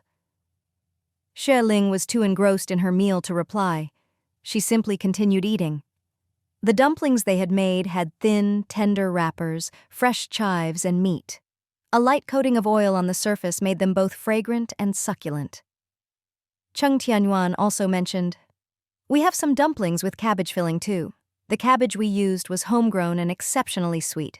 Later you should try those. You might like them even more." "Mm-hmm." Xue Ling nodded vigorously. Seeing her eat so voraciously, Cheng Tianyuan couldn't help but ask, "Were you really that hungry?" "I guess so, considering we had breakfast quite early and it's already past noon now. By the time we finished making all the dumplings, it was already noon." "It's okay." Xue Ling replied. Eating at this time will prevent me from getting too hungry before dinner. Cheng Tianyuan smiled affectionately and said in a warm tone, You always have a logical explanation for everything? He couldn't help but notice that she seemed to always speak wisely and sensibly, perhaps because she had a more educated background. When he had returned home 2 days ago, his father had quietly grabbed his hand and whispered, praising Ling Ling as a good daughter-in-law who was knowledgeable and had a good sense of propriety. She speaks so well and is considerate. No wonder your parents liked her so much within just a few days of meeting her. Xue Ling giggled, feeling proud of herself as she raised her chin. I'm just stating the facts, and all my arguments are well-founded and sensible. Cheng Tianyuan pushed a bottle of soy sauce toward her, saying, A little soy sauce won't make you feel tired of eating. These dumplings are quite meaty. Xue Ling glanced outside and noticed that the sky was darkening. It looks like it might rain this afternoon. Cheng Tianyuan advised, Take your raincoat and an extra jacket with you. When it rains suddenly, it can get chilly. Don't catch a cold. Xue Ling nodded and said, I'm not due at work until 2 p.m., so I'll eat my fill here and then go. After filling their stomachs, Cheng Tianyuan insisted on cleaning the table and doing the dishes. Xue Ling tried to help but was promptly pushed aside. You're going to work, and I'm not doing anything. My leg is injured, not my hand. Standing here without moving is rest enough for my leg. Xue Ling couldn't help but laugh and wiped her hands before heading upstairs. She didn't take a break either, but continued with her translation work. She translated articles for the newspaper and, during her free moments, consulted English books and dictionaries. She had never undertaken such extensive translation projects before. If it weren't for her friend Zhao Jiaxue's encouragement and her financial constraints, she wouldn't have dared to try. Luckily, the newspaper had an ample supply of books and dictionaries, so whenever she encountered difficulties, she made a note and looked up the words later during her breaks. She was the only one in the newspaper who understood English, as Wang Qing only recognized a few words, so her columns were entirely her responsibility, and Editor-in-Chief Lin would usually approve them at a glance. Xue Ling had a unique role at the newspaper, and her colleagues didn't quite understand her work. Even her strict supervisor, Vice Chief Zhen, didn't know how to supervise her since he was unaware of the nature of her job.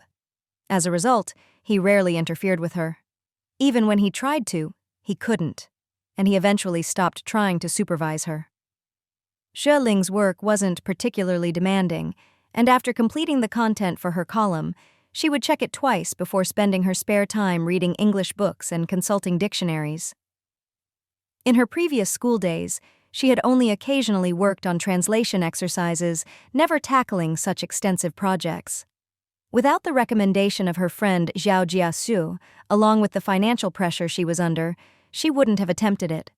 The newspaper had a variety of books and dictionaries at her disposal, so whenever she encountered challenging words or phrases, she would jot them down and look them up later during her downtime. When her colleagues were tidying up and some were fretting about the darkening skies, Xue Ling couldn't afford to delay any further. She hastily packed her bag, slung it over her shoulder, and headed out. As she left, someone called out to her, Xiao Xue! Xiao Xue! Xue Ling turned around and saw the elderly lady from the kitchen hurrying toward her with 2 aluminum lunchboxes. She quickly met her halfway. Auntie, what's wrong? The elderly lady smiled and explained, You took half a day off this morning and I had no idea. When it was time for lunch, I realized you hadn't shown up. I thought you might come for lunch, so I kept the food warm in the kitchen. But then I got busy cleaning in the afternoon and completely forgot about it. Xue Ling felt a warm feeling inside her heart and said, Auntie, please accept it as a gift from me. The elderly lady shook her head and refused. I can't accept this. It's the newspaper's benefit for you, and I wouldn't feel right taking it. Besides, I had my lunch too. Take it home for dinner. It's still warm. Xue Ling had no choice but to accept her kind gesture, thanking her before placing the lunchboxes in her bag. She then said, I'll bring the lunchboxes back tomorrow. The elderly lady waved her hand and smiled. That's not necessary. Just remember to bring them back when you can. With dark clouds gathering above, Xue Ling didn't want to waste any more time. She quickly mounted her bicycle and headed towards Songming Road. However, just as she neared her destination, a heavy rainstorm suddenly began. Pedestrians on the road scrambled for cover, some even started running. Xue Ling quickly jumped off her bike, pulled out her raincoat, and put it on before continuing to ride toward her rented apartment. Even before she reached the door, she saw Cheng Tianyuan holding an umbrella, anxiously waiting for her. When he saw her arriving safely, he visibly relaxed. He stepped back and quickly opened the gate to the yard. "Hurry! Come inside quickly!"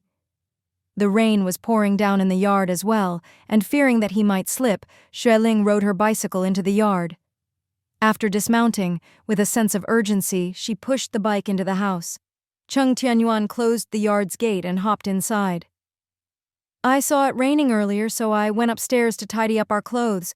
I thought you would be finishing work soon, so I hurried downstairs to wait for you. How about it? Didn't get wet?" "No," Xue Ling smiled. "The rain was quite heavy, so I didn't dare to rush straight home. I put on my raincoat after getting off the bike." She parked the bike, and Cheng Tianyuan quickly helped her take off her raincoat. That's right. No matter how close or far from home, it's always a good idea to put on a raincoat first. Some people tend to be careless, thinking they're not far away and a few raindrops won't hurt, but then the cold wind blows and they end up feeling cold, getting sick the next day. Xue Ling couldn't help but laugh and shook off a few droplets of water from her hair. "Brother Yuan, I've noticed that you take good care of your health." Cheng Tianyuan blushed slightly, thinking she was teasing him, and cleared his throat. "I didn't pay much attention to it when I was young, but later, when my dad's arm would occasionally hurt, I often accompanied him to the clinic. That's when I started paying attention to some medical and health-related things. When I read books and bought books, I'd pay attention to some medical books. A few days ago, when you mentioned that hot compress was good for wounds, I bought a book on basic medical knowledge and was reading it just now." "Wow," Xue Ling genuinely praised him. "That's great. Learning more knowledge is always beneficial, whether it's for work or life." Cheng Tianyuan, relieved that she wasn't making fun of him, smiled. "Thanks. It's good to learn. Whether it's for work or everyday life, knowledge is valuable." Then he jumped into the kitchen to pour a cup of hot water. "Have some to warm up?" Xue Ling thanked him and drank most of the cup before taking 2 large aluminum lunchboxes out of her bag. "This is my lunch, and it's still hot." Cheng Tianyuan, hearing her explanation, couldn't help but feel envious. Official workplaces are generally better. They don't cut back on essential benefits. If it were Wang Daiwan, he definitely wouldn't have this. Hearing this, Xue Ling explained, "It's not about the workplace. It's just that your boss is too stingy. With him counting every penny, even deducting your pay for taking 2 days off sick, he'll lose his employees sooner or later." Cheng Tianyuan gave a wry smile. "It's not like that.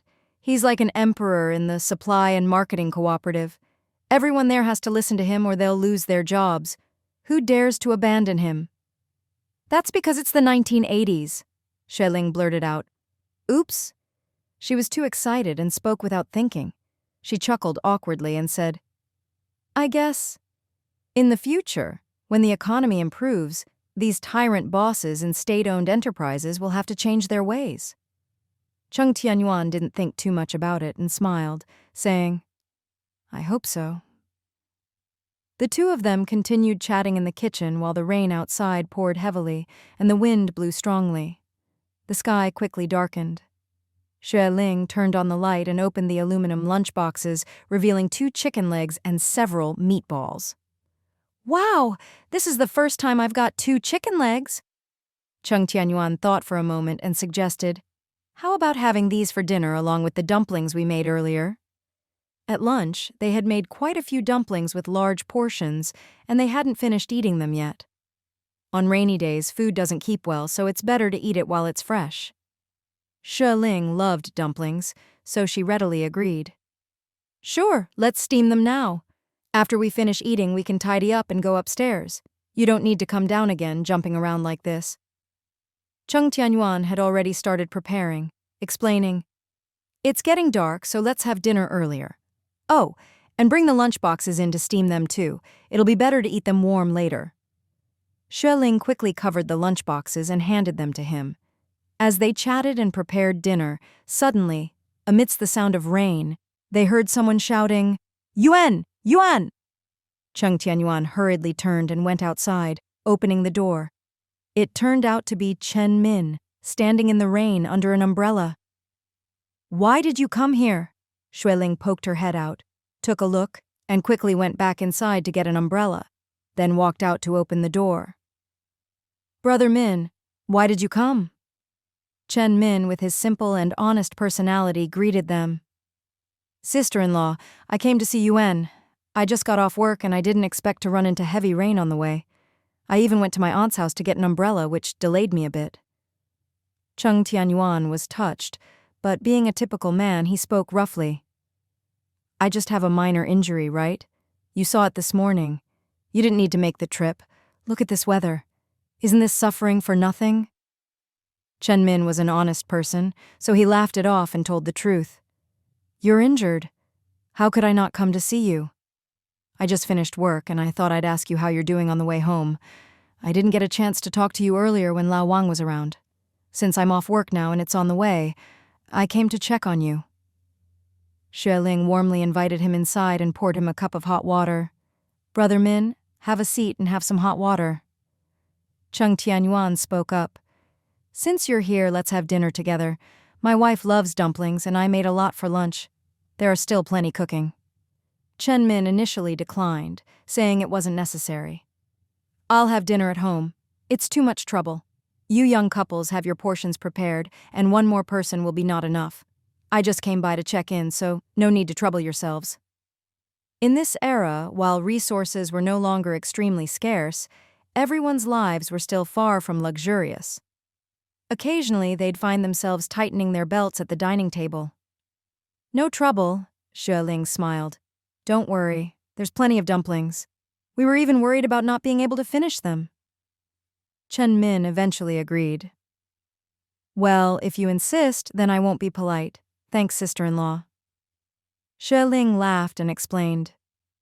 "My husband did all the cooking, so it's no trouble at all." Cheng Tianyuan smiled upon hearing this, showing his white teeth. Seeing the harmonious atmosphere between the couple, Chen Min felt at ease. When visiting someone's home, the worst thing was an awkward atmosphere where the host and hostess felt embarrassed, which would make the guest uncomfortable. With such a pleasant couple and a warm and hospitable sister-in-law, he didn't feel constrained. Chen Min asked about Cheng Tianyuan's foot injury, and he could only tell the truth. "The bicycle wasn't stolen, but I did suffer a bit. That little thief is really despicable." Chen Min quickly comforted him. "It's just a minor injury and the bike is fine." Xue Ling added, "That's right, it's just a small wound and the bike is still here. Let's look at it positively, take it as a little lesson, and remember to lock the bike and the door in the future." Chen Min seemed to recall something, and his eyes suddenly welled up with tears. "It's just a small injury, and the bike and money are safe. I'm lucky." Cheng Tianyuan and Xue Ling exchanged a glance, sensing that Chen Min had something on his mind. Since Xue Ling was not very familiar with him, she didn't want to pry too much. She discreetly signaled to Cheng Tianyuan and then turned to watch the stove. Chen Min noticed his own lapse in composure and quickly wiped his nose.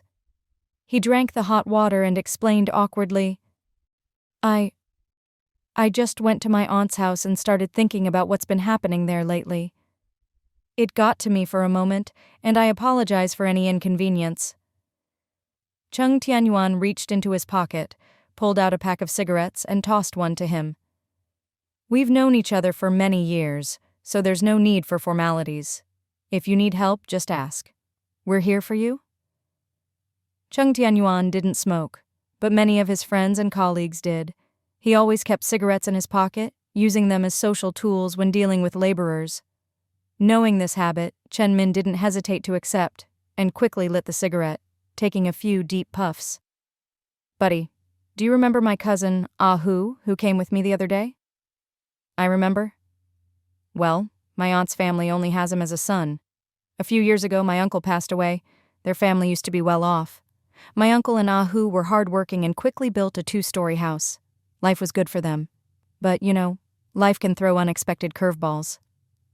Chen Min sighed deeply. My uncle had an accident, a fall that caused internal bleeding. The family didn't realize the severity of it and delayed taking him to the hospital. When they finally did, it was too late.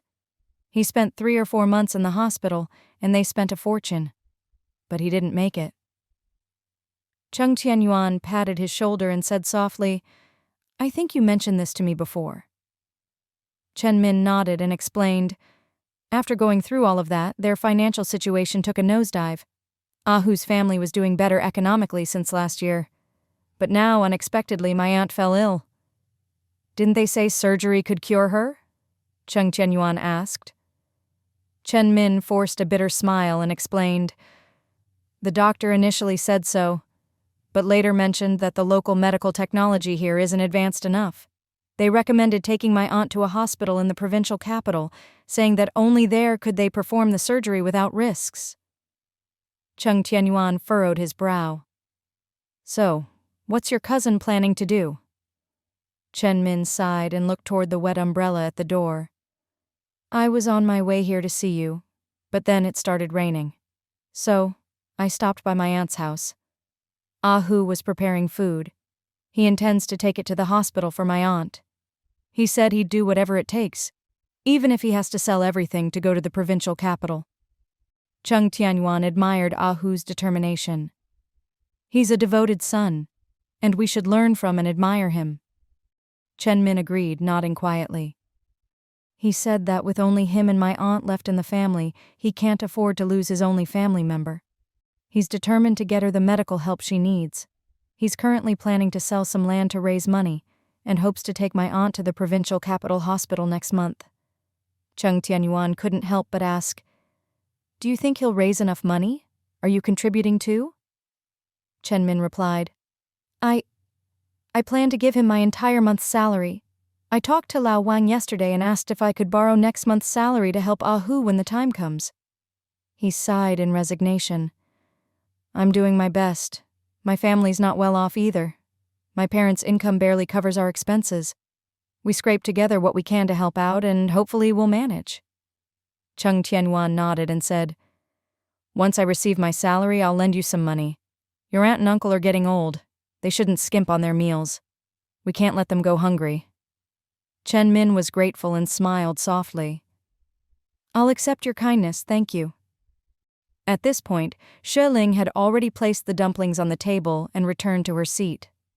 As Cheng Tianyuan moved the bowls aside, he said, "Wife, pour soy sauce into 3 dishes and get 3 sets of chopsticks." "Okay," Xue Ling responded and went to do as he asked. Continuing the conversation, Cheng Tianyuan asked, "Is your cousin a local?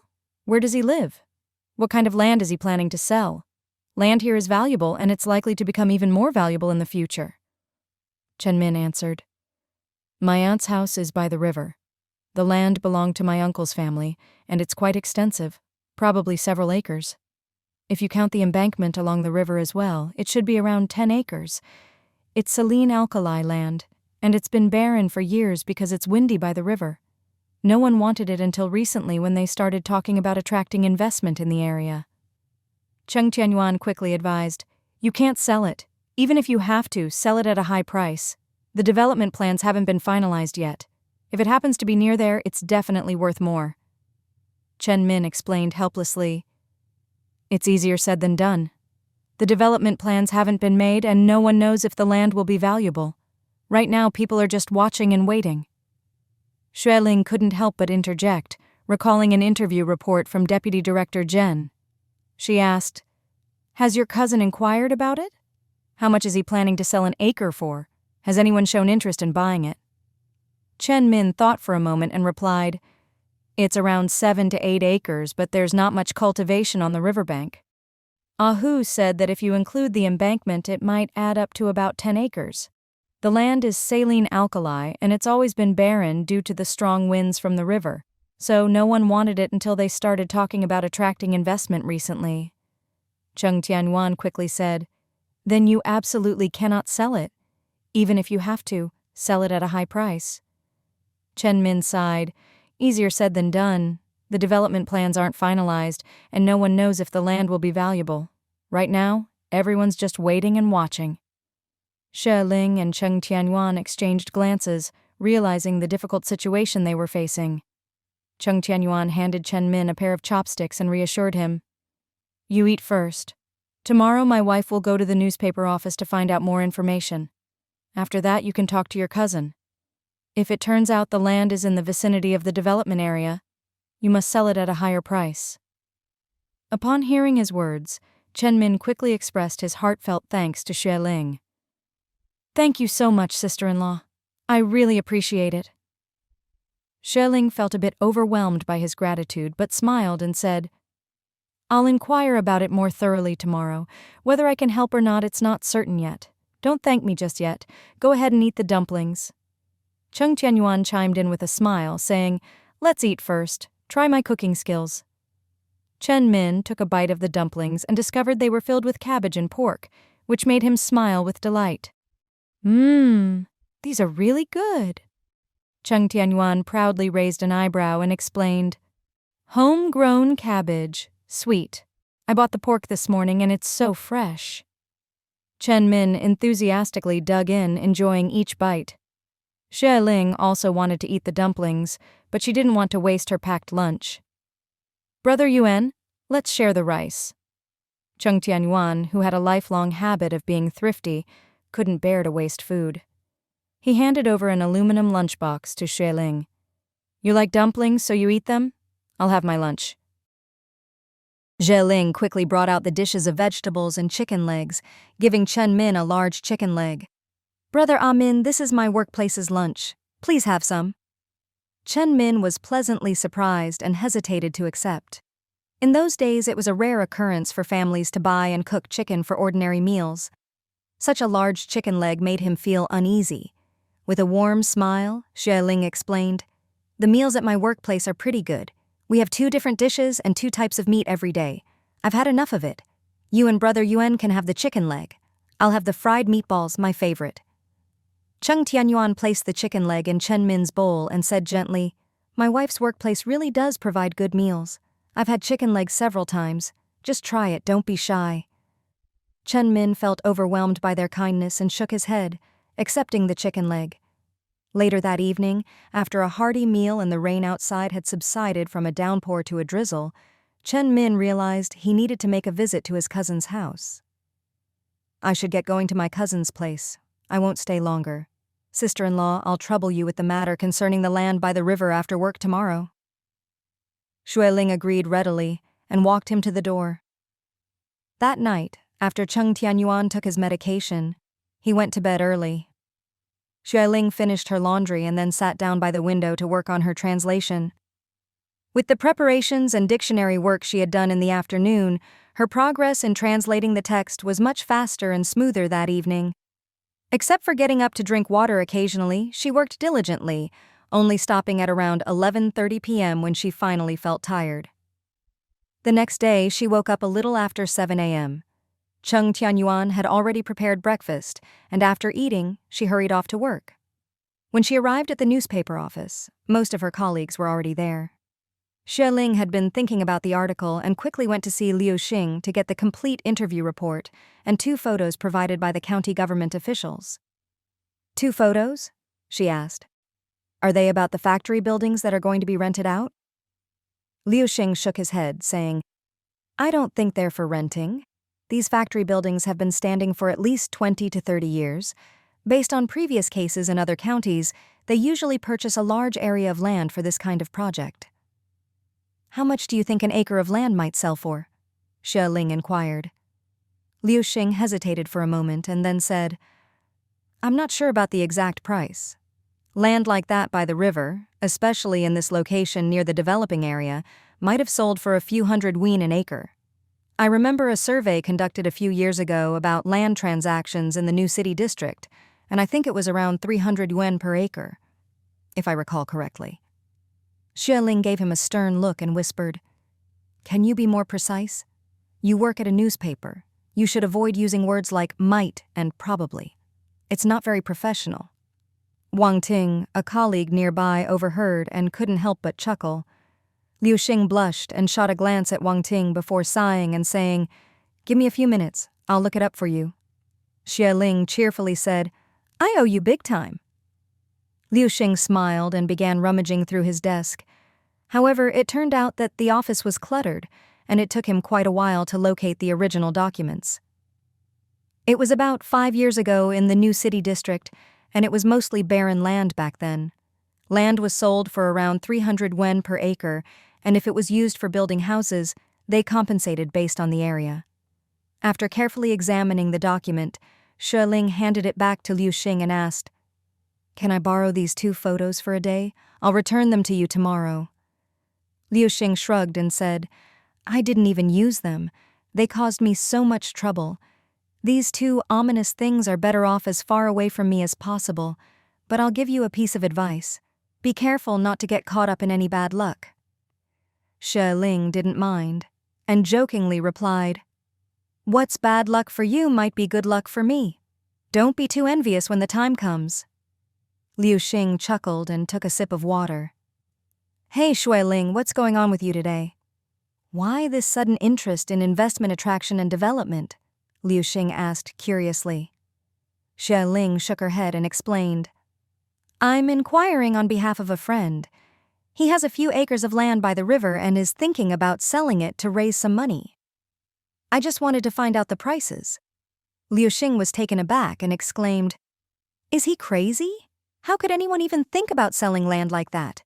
Big businesses will definitely snatch it up, and everyone in the area who has land will be making a fortune. Who would be foolish enough to sell land at a time like this?" Xue Ling sighed softly and replied, "His family is in a difficult situation. An elderly family member is seriously ill, and they need money for medical treatment."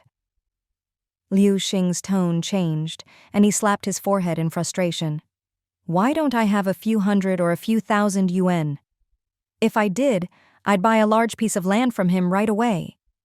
Let me tell you, within a month, at most 2, that land will definitely be acquired as part of a large development project.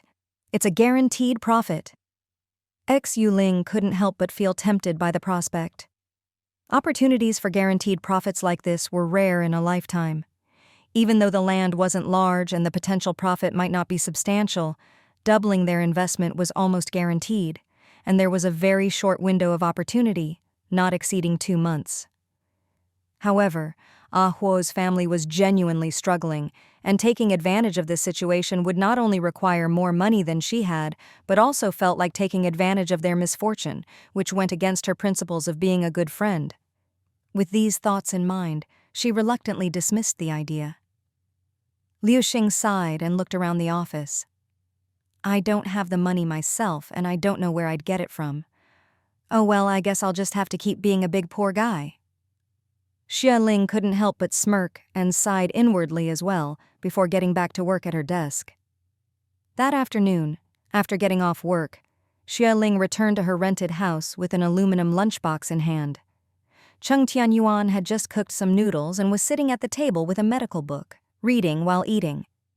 Upon seeing this scene, Xue Ling couldn't help but admonish him.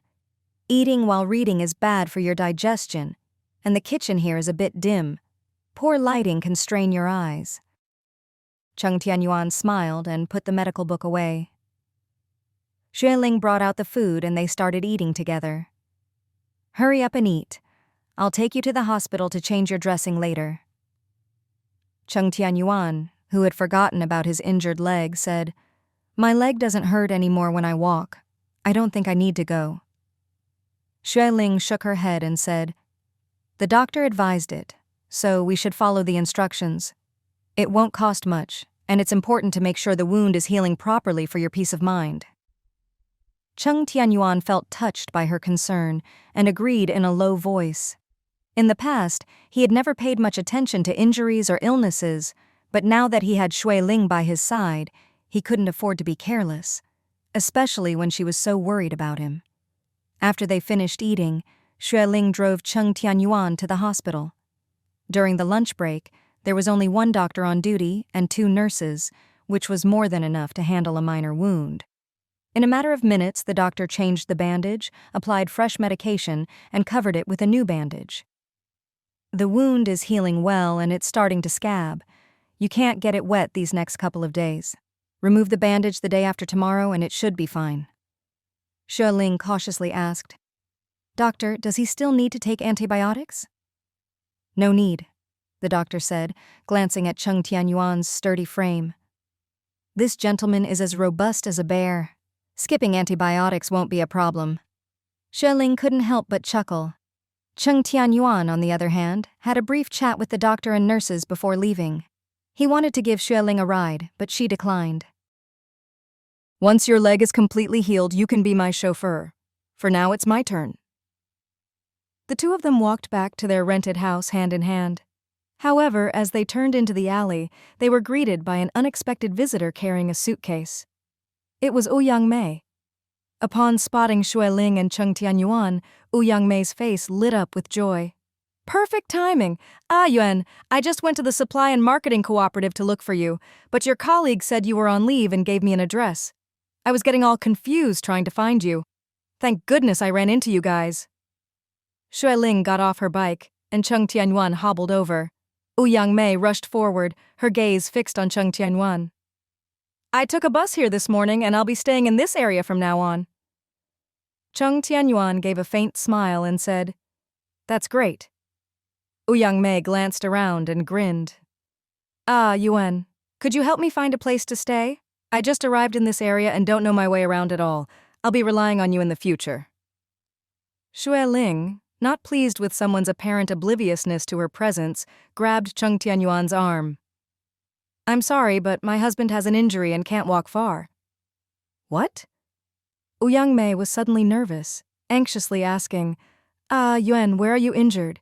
Is it serious? Cheng Tianyuan suppressed a laugh but didn't show it on his face. I went to the hospital today.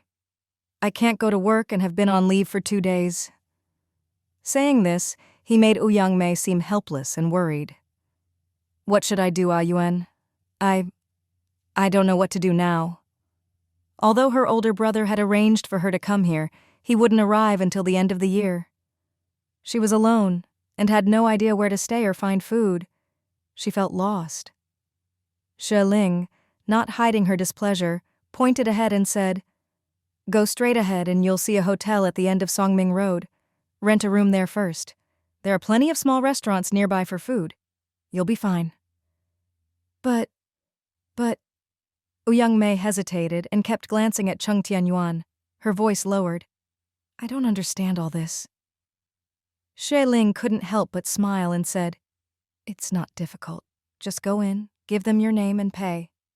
My husband's leg is still not fully healed, and I have to ride the bike for him. I'm really sorry, but you'll have to manage on your own for now. Cheng Tianyuan, noticing someone's jealousy, couldn't help but tease her. Don't be jealous. You're the only one for me, and there's no one else. Xue Ling stared at him, pouting and saying, I am jealous. I am jealous. You're my husband, and no one else should have any secret thoughts about you. Cheng Tianyuan was stirred by her cute and lovely appearance. If they weren't in public, he would have wanted to embrace her tightly and give her a kiss. Thinking such thoughts, he suddenly felt a rush of excitement in his lower abdomen. He was startled by this and quickly diverted his attention. Don't say that. You're the only one for me, and there's no one else. Xue Ling responded with a soft, and said, I have to go to work. Don't go! Cheng Tianyuan saw her about to leave and panicked. He quickly grabbed her wrist tightly. I'll just treat it as helping a fellow townsman. There's really nothing between us, I promise. If it were someone else, I would have to go. I can't refuse. Xue Ling, seeing him desperately and awkwardly explaining, couldn't help but laugh. I understand. You can relax. I trust you. She looked at him, her eyes filled with a playful hint of jealousy, and said in a soft voice, But I still have to go to work. Oh? Cheng Tianyuan exclaimed in surprise, his face turning slightly red. He quickly released her wrist. In that case, please be careful when riding. Xue Ling giggled, then rode away on her bike. That afternoon, after completing her work, Xue Ling took some extra time to review the report prepared by Liu Xing and Deputy Director Zhen. She also sought opinions from her colleagues responsible for the economic section. Her colleagues informed her that the county government attached great importance to the large-scale investment promotion event. They had plans to develop the riverside area into an economic development zone. If this goes well, the county government intends to expand the scale in a couple of years, including the entire Ronghua County and its surrounding suburbs. However, this is a long-term goal, and it's still uncertain whether this event will be successful, her colleagues explained. Xue Ling thanked them sincerely for the information. Although most of her previous life had been spent in the southern region, she had a keen interest in Ronghua County because of her connection to the Tianyuan family. As far as she knew, this investment promotion event had been very successful. Numerous factories were established, and advanced household appliances were manufactured, creating a vibrant economic zone. So, despite the current desolate appearance of the riverside area, it held immense potential. After all, it was well connected, and the county government seemed determined to develop it. After finishing her work, Xue Ling checked the wall clock and realized it was already past 5 o'clock in the afternoon. The days were getting shorter in the autumn. She quickly rode her bicycle back to their rental house. Upon arriving at the doorstep, she noticed Chen Min and a robust man standing in front of their rental house. Cheng Tianyuan was opening the door for them. "Hey, sister-in-law is back. You arrived just in time." Hu greeted her cheerfully. Cheng Tianyuan stepped out slowly since his leg injury hadn't completely healed. Xue Ling hopped off her bicycle and warmly greeted Chen Min and Hu. "Please come in and make yourselves comfortable." Chen Min still appeared somewhat reserved, but Hu, on the other hand, was quite outgoing. He walked into the house without hesitation. "Sit inside. Don't be polite." Hu said that he had been busy taking care of his mother and hadn't had a chance to properly thank the young couple who had helped them earlier. Cheng Tianyuan helped Xue Ling bring her bicycle inside, and then he poured 2 bowls of hot water, handing one to her. Meanwhile, he grabbed a cup that Xue Ling often used and filled it halfway with hot water before offering it to her. Xue Ling knew that Hu would soon need to return to take care of his mother, so she briefly explained the information she had gathered about the investment promotion event. After the Chinese New Year, they plan to start construction, and next month they will begin surveying the land to determine the preliminary layout of various factories. I have 2 photos here that the county government provided to the newspaper. They've marked the areas they plan to use. Take a look and see if you recognize any of them. Hu eagerly took the photos, squinting as he examined them near the window. Yes, our land is right in the middle here. It's just a few steps from the intersection of Songming Road. It's very convenient to access." Xue Ling smiled upon hearing this. "Congratulations to you." Chen Min was also excited and said, "My cousin mentioned that people in the vicinity were talking about it, but nobody knew exactly where the government planned to develop. Now we finally know." Hu visibly relaxed and said, "I knew it. Our land has the best transportation access. The entire area nearby is quite level. The government officials would have to be blind not to choose that location." Cheng Tianyuan was happy for them as well. "Now, the important thing is to sell the land at a good price." Hu suddenly hesitated and then nodded slowly. "Yes," Xue Ling reminded them. "I heard that a couple of years ago, during the construction of the new city district, the government acquired land at a rate of 300 yuan per mu. Hu, you should remember this price as a benchmark. It can serve as a reference for negotiations." Hu quickly remembered and said, "The land on that side is not as good as ours. When they built the city district, everyone was excited because it was bustling. It used to be vast stretches of wasteland. Our area has better transportation too, with several major roads passing nearby." Chen Min grinned and said, "Cousin, you should demand at least 300 yuan per mu." Hu clicked his tongue and muttered, Min, if it weren't for my mother's situation, I wouldn't want to sell the land. Recently, some people have come to talk to me one after another, and their offers are getting lower. They know my mother urgently needs money, so they're pressing down the price."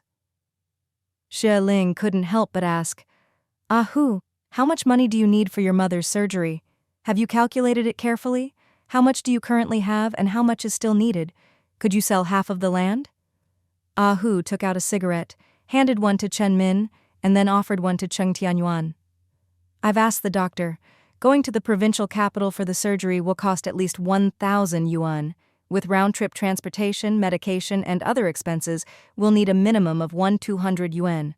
Recently, we've been scraping together everything we can, including selling your bicycles, and we've managed to gather around 400 yuan. The land is in one large piece, and it's not possible to sell just half of it. Everyone who wants to buy insists on buying it all. Chen Min softly said, I was planning to borrow my salary from work in a few days, and with the money we have at home, we should be able to come up with 300 yuan. Ah Hu patted Chen Min on the shoulder and said, Cousin, you don't need to go borrow your salary. Your boss is quite stingy, and I don't want him to find an excuse to make things difficult for you. Later, after I sell the land for 2,000 yuan, I'll return 100 to your family and the rest to the other relatives we owe. We owe you too much. We can't let this go on.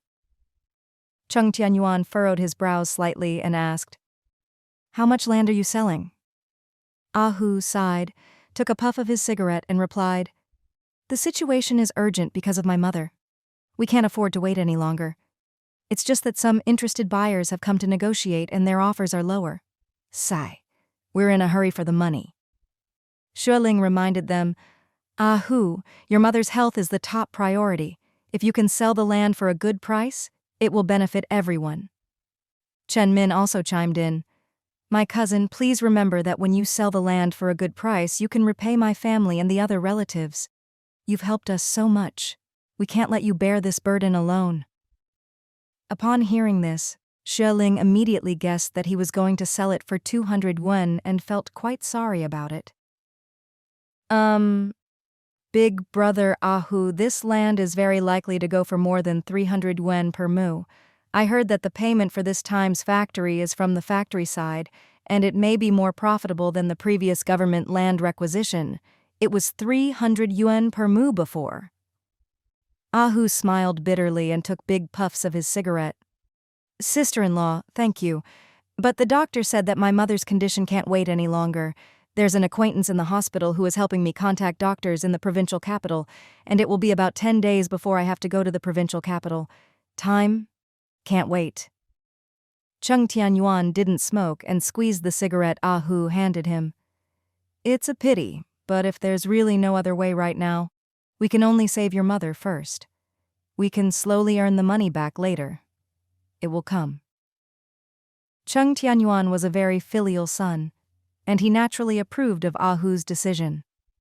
The life of a family member was of utmost importance, and as long as they could afford it, they would do whatever it took to cure the illness. As for the land and money, they could be earned slowly in the future. There would always be opportunities. Ah Hu became excited when he heard Cheng Tianyuan's words. Sister-in-law, if you can do this, I'll kowtow to you. Xue Ling couldn't help but laugh and quickly waved her hand. Don't joke around, I'm not joking. But I can only raise the money in a week from now, so you'll have to wait a bit. Ah Hu nodded repeatedly, saying, No problem, a week is enough. Then he hesitated and looked at Cheng Tianyuan. However, this matter is a big one. Don't you need to discuss it with Ah Yuan again? Cheng Tianyuan realized what was happening and awkwardly smiled. My wife is really good at making money, and it's all her earnings. She thinks it's a good idea, so it should be fine. Besides, Ah Min and I have known each other for many years, and it's a great thing that she can help you. Helping to save your mother as soon as possible is also accumulating virtue. Xue Ling smiled and looked at Cheng Tianyuan with shining eyes. Earlier, he had looked so surprised, and she had been worried that he would object. She didn't expect him to defend her like this, and he explained the reasons so well that she felt a little embarrassed.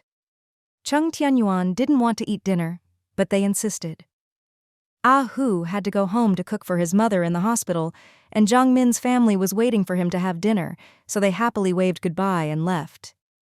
Jiang Min rode an old bicycle with Ah Hu sitting behind him. Ah Hu was in high spirits, smoking and saying softly, Ah Min, we really hit the jackpot this time. Last time, that couple hurriedly bought my bicycle and even gave my mother 10 yuan to buy supplements. I was so moved at the time. I was too, Zhang Min agreed. Ah Hu took a puff of his cigarette and chuckled. I thought at the time that this couple were good people.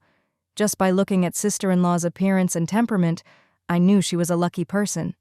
I didn't know she had the courage and ability. Impressive. I don't know about that, Zhang Min explained. A few days ago, I heard Ah Yuan say that sister-in-law not only works at the newspaper but also does some translation as a part-time job. I don't really understand it. She knows foreign languages and does translation work for some publishing houses. I heard it's quite lucrative. Wow, you can tell that this is a money-making venture? Ah Hu laughed heartily and gave a thumbs up. Impressive. Very impressive. Under the night sky, the bicycles moved lightly and quickly disappeared from view. At this moment, Xue Ling, who had been constantly praised as impressive, sat at her worn-out office desk, diligently translating with increased dedication. Cheng Tianyuan brought 2 bowls of noodles to her, observing her hard work with a hint of concern. Wife, it's time for dinner. Originally planning to make a meal of rice for dinner, their kitchen had been occupied by Amin and his cousin for over half an hour. Fortunately, she had bought plenty of groceries yesterday, so he decided to prepare some instant noodles, fried 4 eggs, and brought them to her desk. Xue Ling turned a page, responding, All right, I'll come down to eat. Cheng Tianyuan indulged in a gentle smile, placing the bowl of noodles in front of her. I brought it up for you. I know you'll be working part-time tonight, so I thought I'd bring it up to you. Xue Ling smiled in gratitude, thanked him, and then went to wash her hands. Cheng Tianyuan saw the stack of densely written pages on her desk and couldn't help but ask, Did you do all of this in the past 2 days? Didn't you just complete a translation job a couple of weeks ago? It's only been a few days since then. Can you really translate this much in such a short time? Don't overwork yourself. Xue Ling, after washing her hands, approached him, saying, Translating can be challenging at first, but as you gain more experience, it becomes like any other profession. The book Jia Shui sent me this time is one I've read completely during my lunch breaks at work these past 2 days. She accepted the bowl of noodles and sat back down at her desk. After reading the book and understanding the main storyline, translating it becomes much easier. Besides, the beginning of this book is mainly dialogue, which makes it relatively easy to translate. I just need to speed up over the next few days and aim to translate around 30,000 words.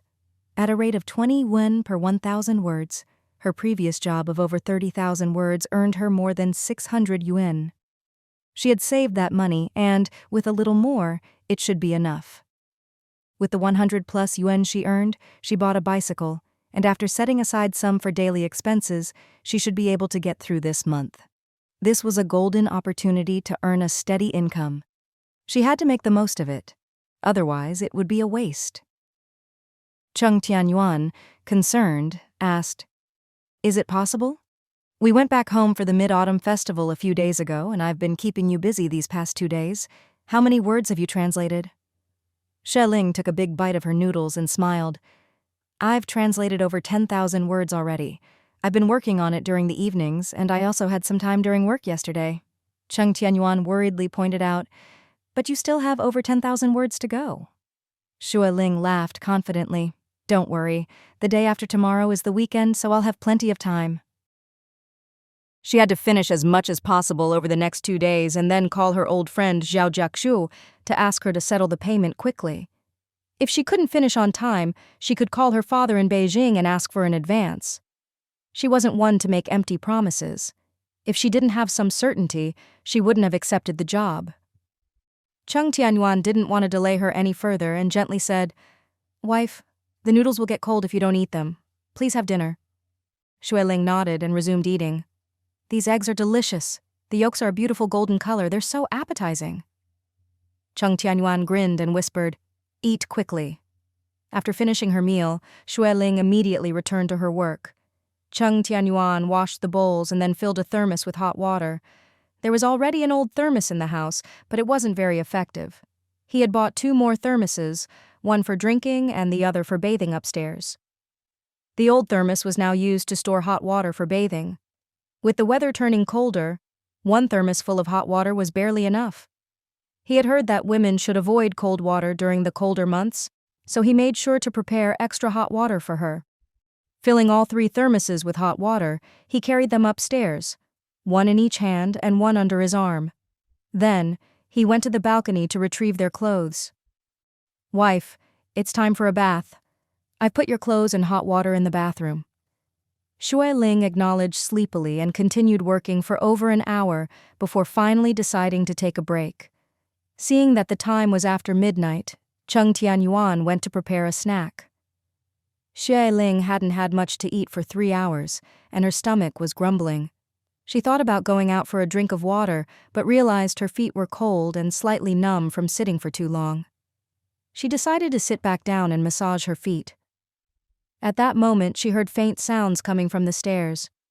It was late, so why would someone be coming downstairs? Cheng Tianyuan returned carrying 2 steaming bowls. "Wife, let's have a midnight snack." Xue Ling was pleasantly surprised and asked, "What is it?" Cheng Tianyuan explained with a hint of embarrassment. "We don't have much to eat at home, so I made some sweet dumplings and boiled them. It's cold weather, so just think of it as having a sip of sweet soup. After eating, you'll feel warm and can go to bed early. Don't stay up too late." Xue Ling accepted the bowl of sweet dumplings, feeling a warmth in her heart.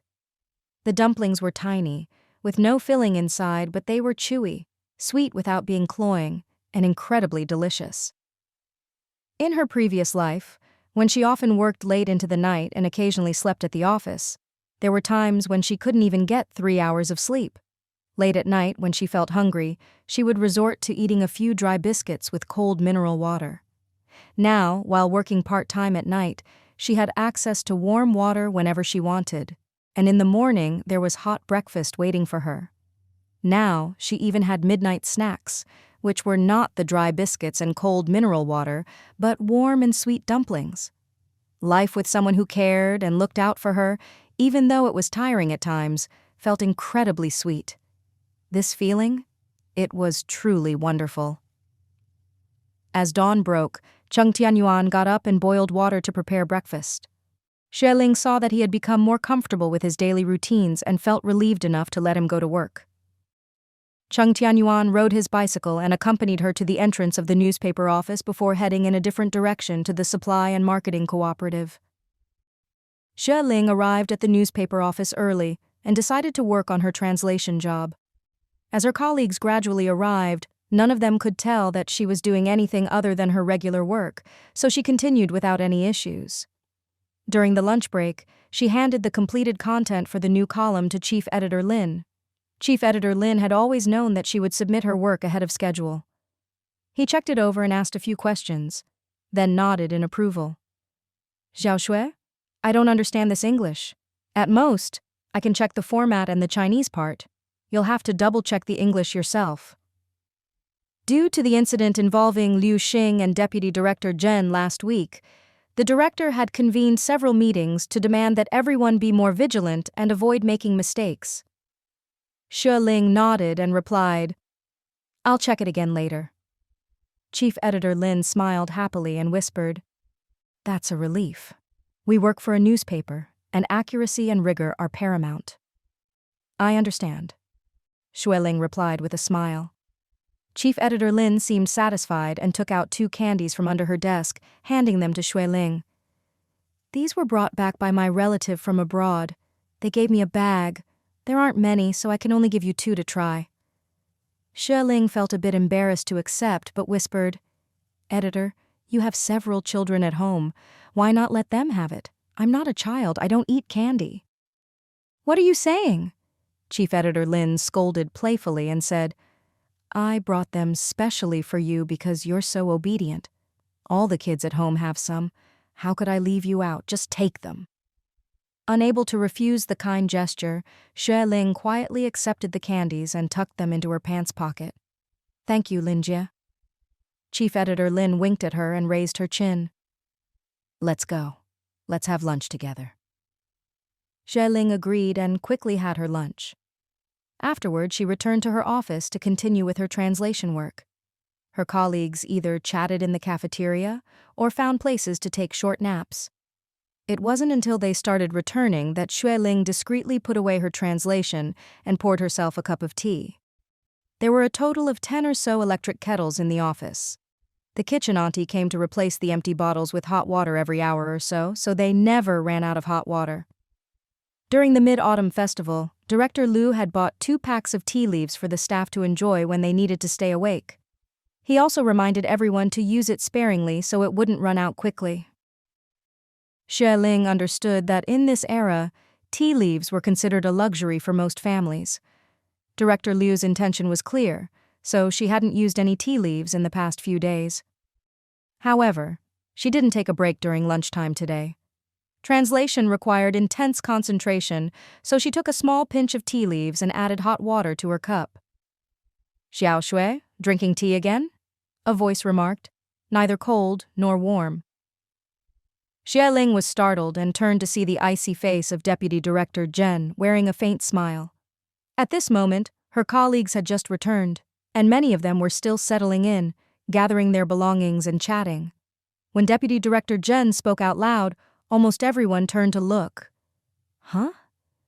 Xue Ling instinctively felt a bit embarrassed, but she was someone who had seen big scenes before. She quickly regained her composure and placed the thermos gently on the table. Then she smiled and said, "Just making some tea. I'm feeling a bit drowsy. This is my first time trying it, so I'm not sure about the taste. Deputy Director Zhen, would you like a cup?" Deputy Director Zhen, with her typical stern tone, responded, "Although these tea leaves are available here for everyone to use, we should avoid wasting them. When you drink tea, please try to use as little as possible and leave some for your colleagues. Do you understand?"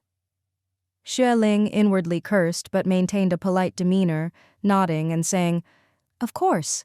I borrowed this from a friend so it didn't cost anything. My friend has quite a few foreign books, so I'll borrow more from her in the future. I'll make sure not to waste resources." Deputy Director Zhen gave a satisfied nod and then turned to patrol the other staff members. Xue Ling secretly breathed a sigh of relief, then sat back down and continued with her translation. Thankfully, she was the only one who understood English in the newspaper office. Moreover, she hadn't slipped up. She persisted until the end of the workday, even though some of her colleagues were still rushing to meet deadlines. After waving goodbye to those who remained, she packed her things and left the newspaper office. Chief Editor Lin had always known that she would submit her work ahead of schedule. He checked it over and asked a few questions, then nodded in approval. "Xiao Xue, I don't understand this English. At most, I can check the format and the Chinese part. You'll have to double-check the English yourself." Due to the incident involving Liu Xing and Deputy Director Zhen last week, the director had convened several meetings to demand that everyone be more vigilant and avoid making mistakes. Xue Ling nodded and replied, "I'll check it again later." Chief Editor Lin smiled happily and whispered, "That's a relief. We work for a newspaper, and accuracy and rigor are paramount." "I understand," Xue Ling replied with a smile. Chief Editor Lin seemed satisfied and took out 2 candies from under her desk, handing them to Xue Ling. "These were brought back by my relative from abroad.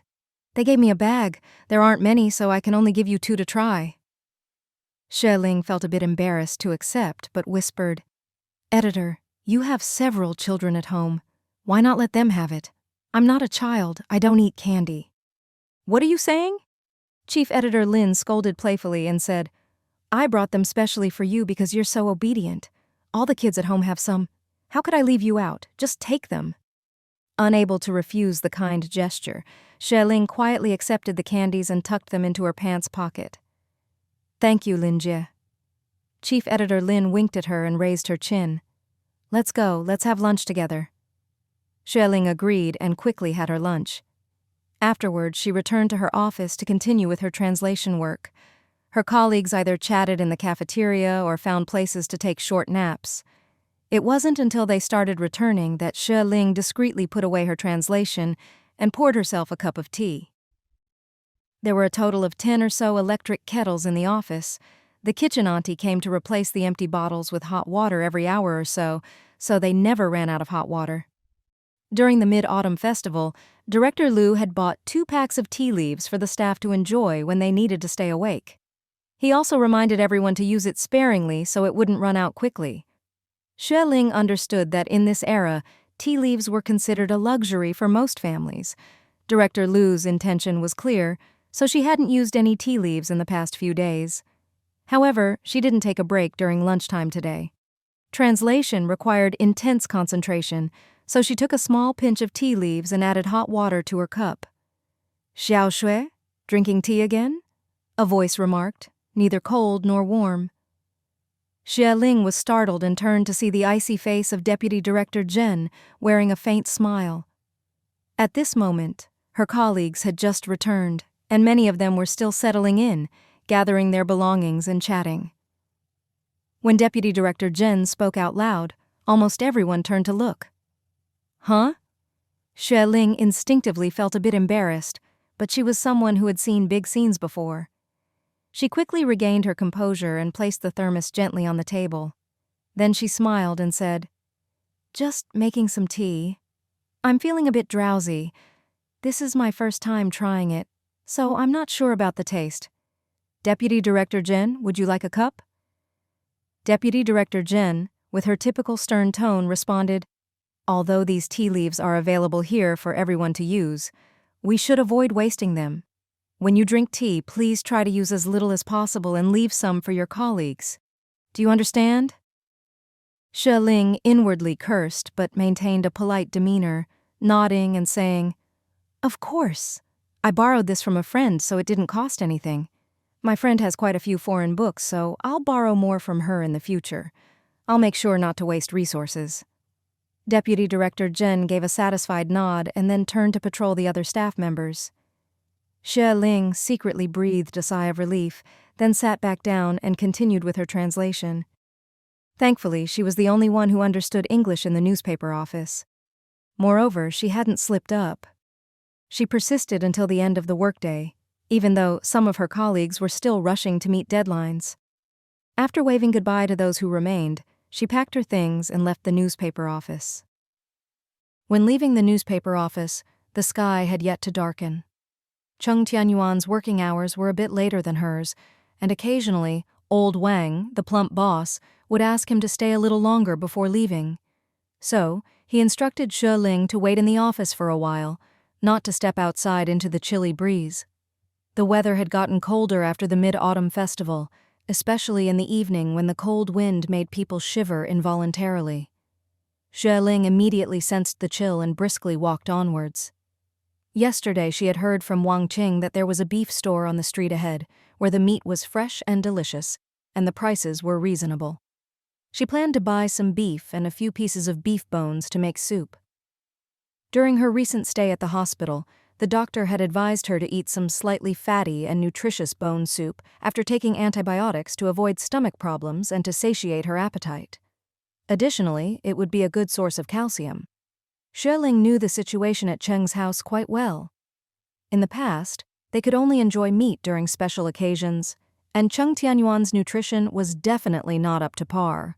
So she decided to buy some beef while she waited for him to finish work. She turned into a small alley and soon reached the street in front of her.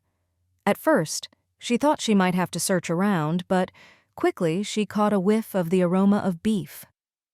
She followed the scent and saw a small shop with a crooked sign that read "Beef" in messy characters. Inside the shop, there were rows of crimson meat, along with a pile of beef bones. A plump, middle-aged man was busy cutting the meat. Xue Ling bought a piece of marbled beef and a few beef shank bones. Beef bones were quite cheap, only costing 2 cents for 5. If she wasn't worried about freshness, she would have bought a dozen or more at once. However, during this era, refrigerators were not common, even in the capital city.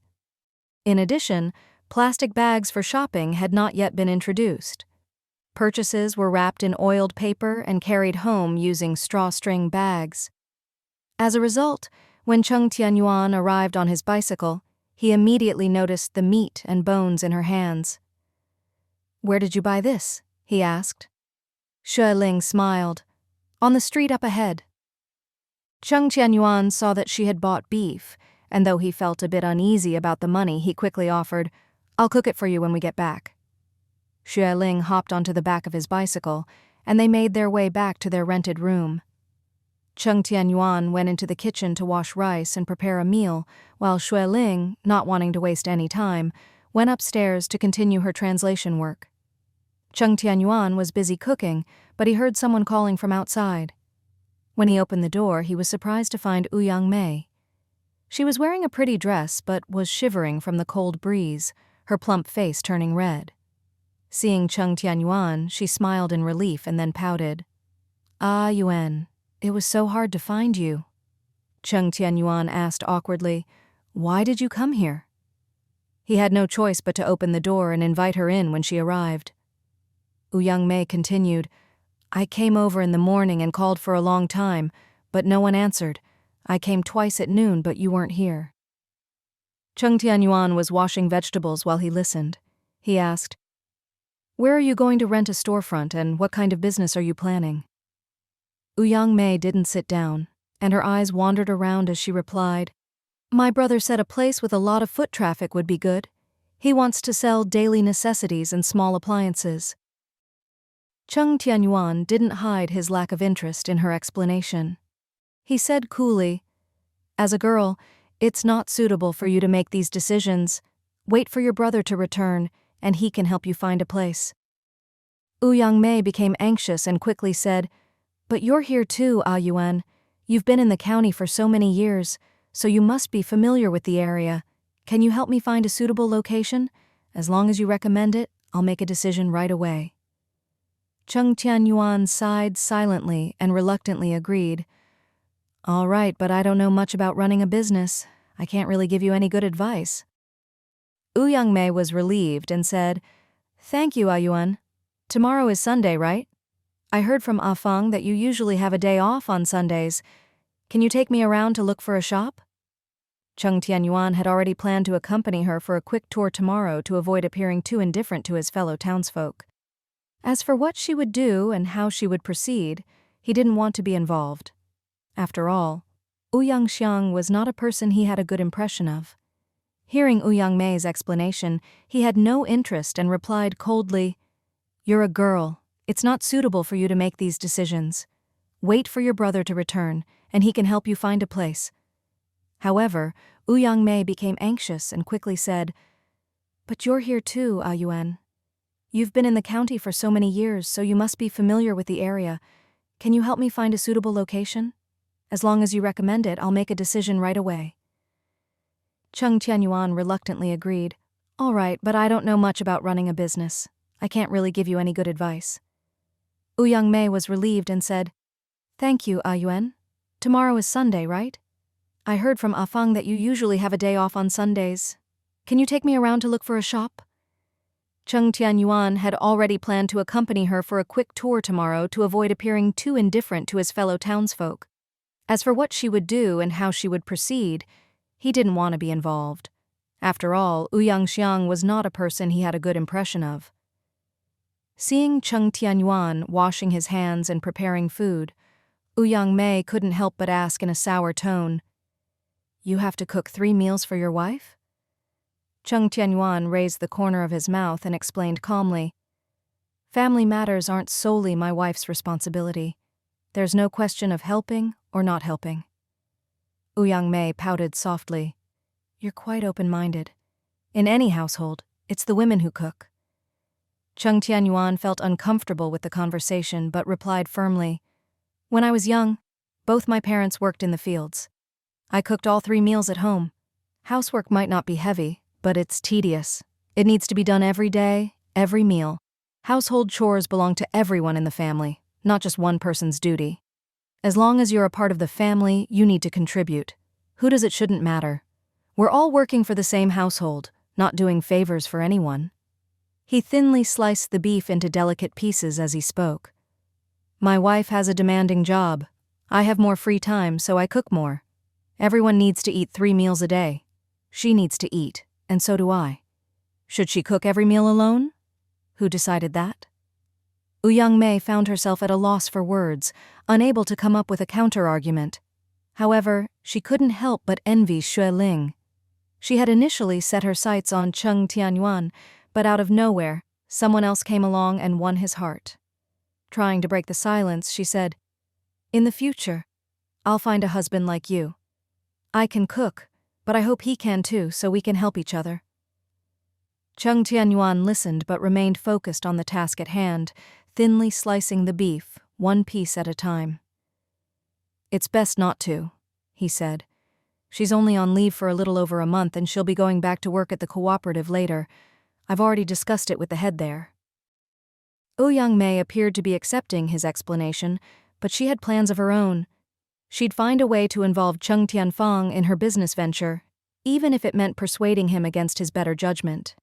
She continued to chat about Cheng Tianfang and the cooperative. "On the night of the Mid-Autumn Festival, I heard that Lin Kong is very talented and knowledgeable.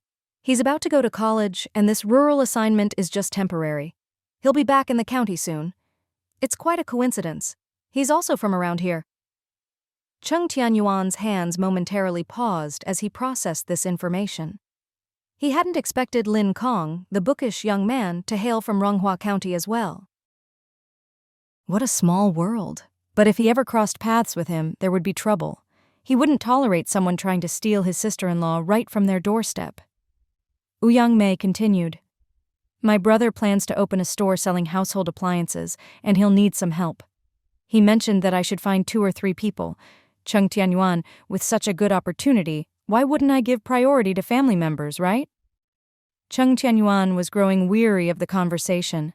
The lack of shared interests made it difficult to sustain any meaningful dialogue with Ouyang Mei. He was forced to explain his point of view repeatedly. Soon, the food was ready, and he placed it on the table. He knew that having Ouyang Mei stay for dinner would surely affect his wife's appetite, so it was better to send her on her way. Ouyang Mei felt a bit embarrassed, but swallowed her disappointment. I'll go eat out. By the way, how about I treat you to dinner tomorrow?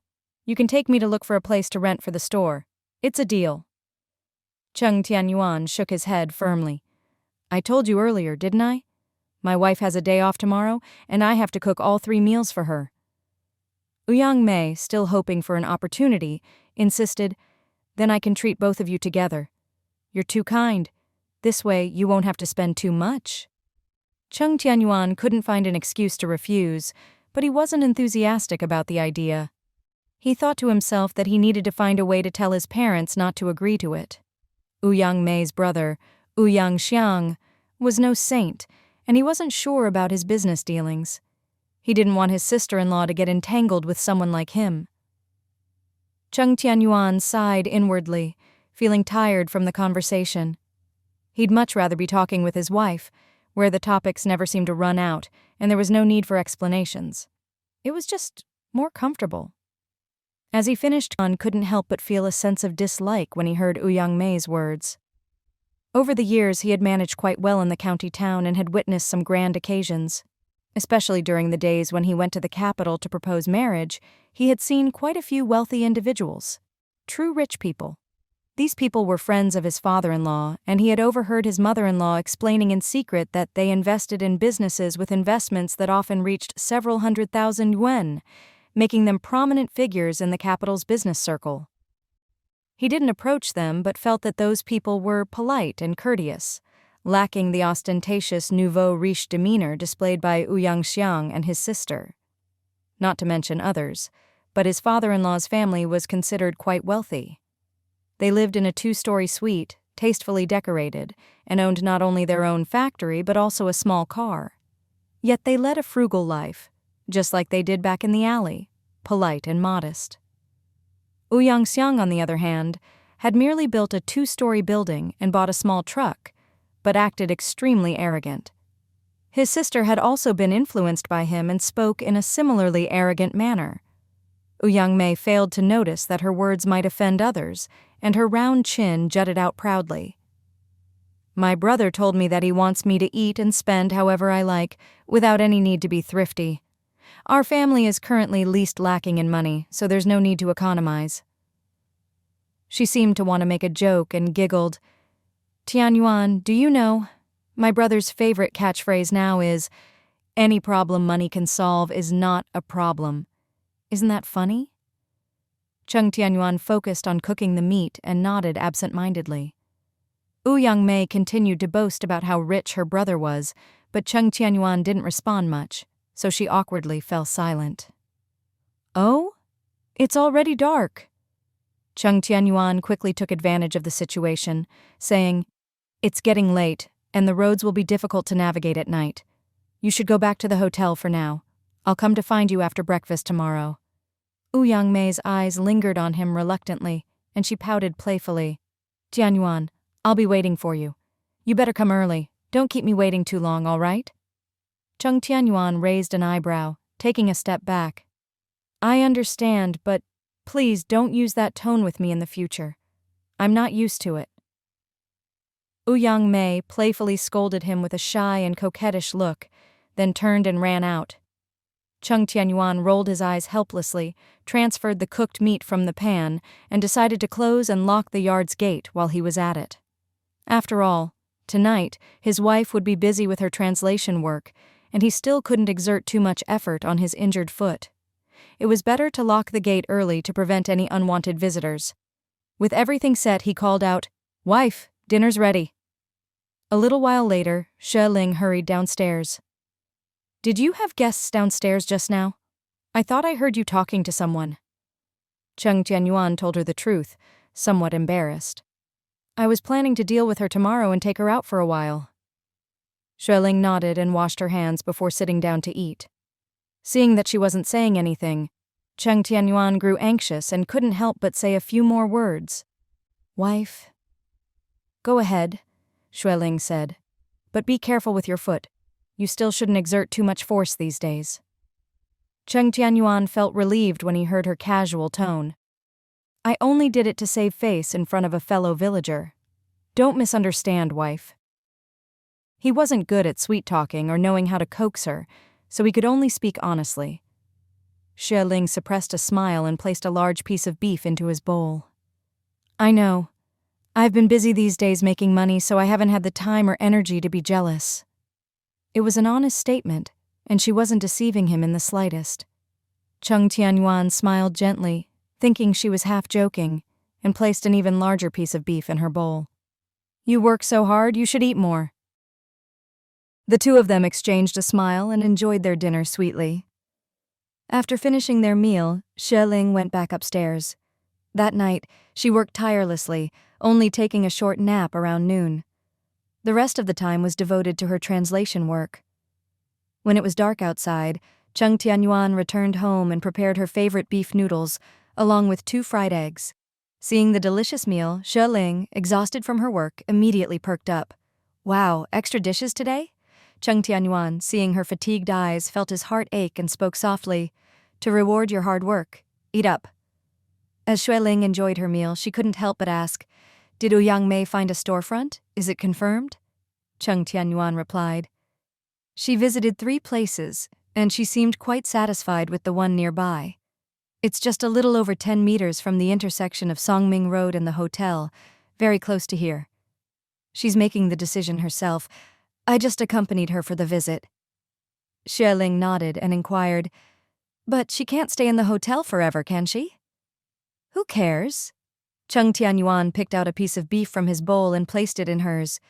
Xue Ling shook her head and returned the meat to his bowl. "I've been burning the midnight oil these past few days, which can easily cause internal heat. Adding chili sauce to the beef makes it even more likely. You eat it. It's better for you." Cheng Tianyuan gave in and ate the beef while asking, "Is there anything else I can help with?" He couldn't bear to see her working so hard. Xue Ling hesitated for a moment, then smiled. "I've only been a bit busy. It's nothing.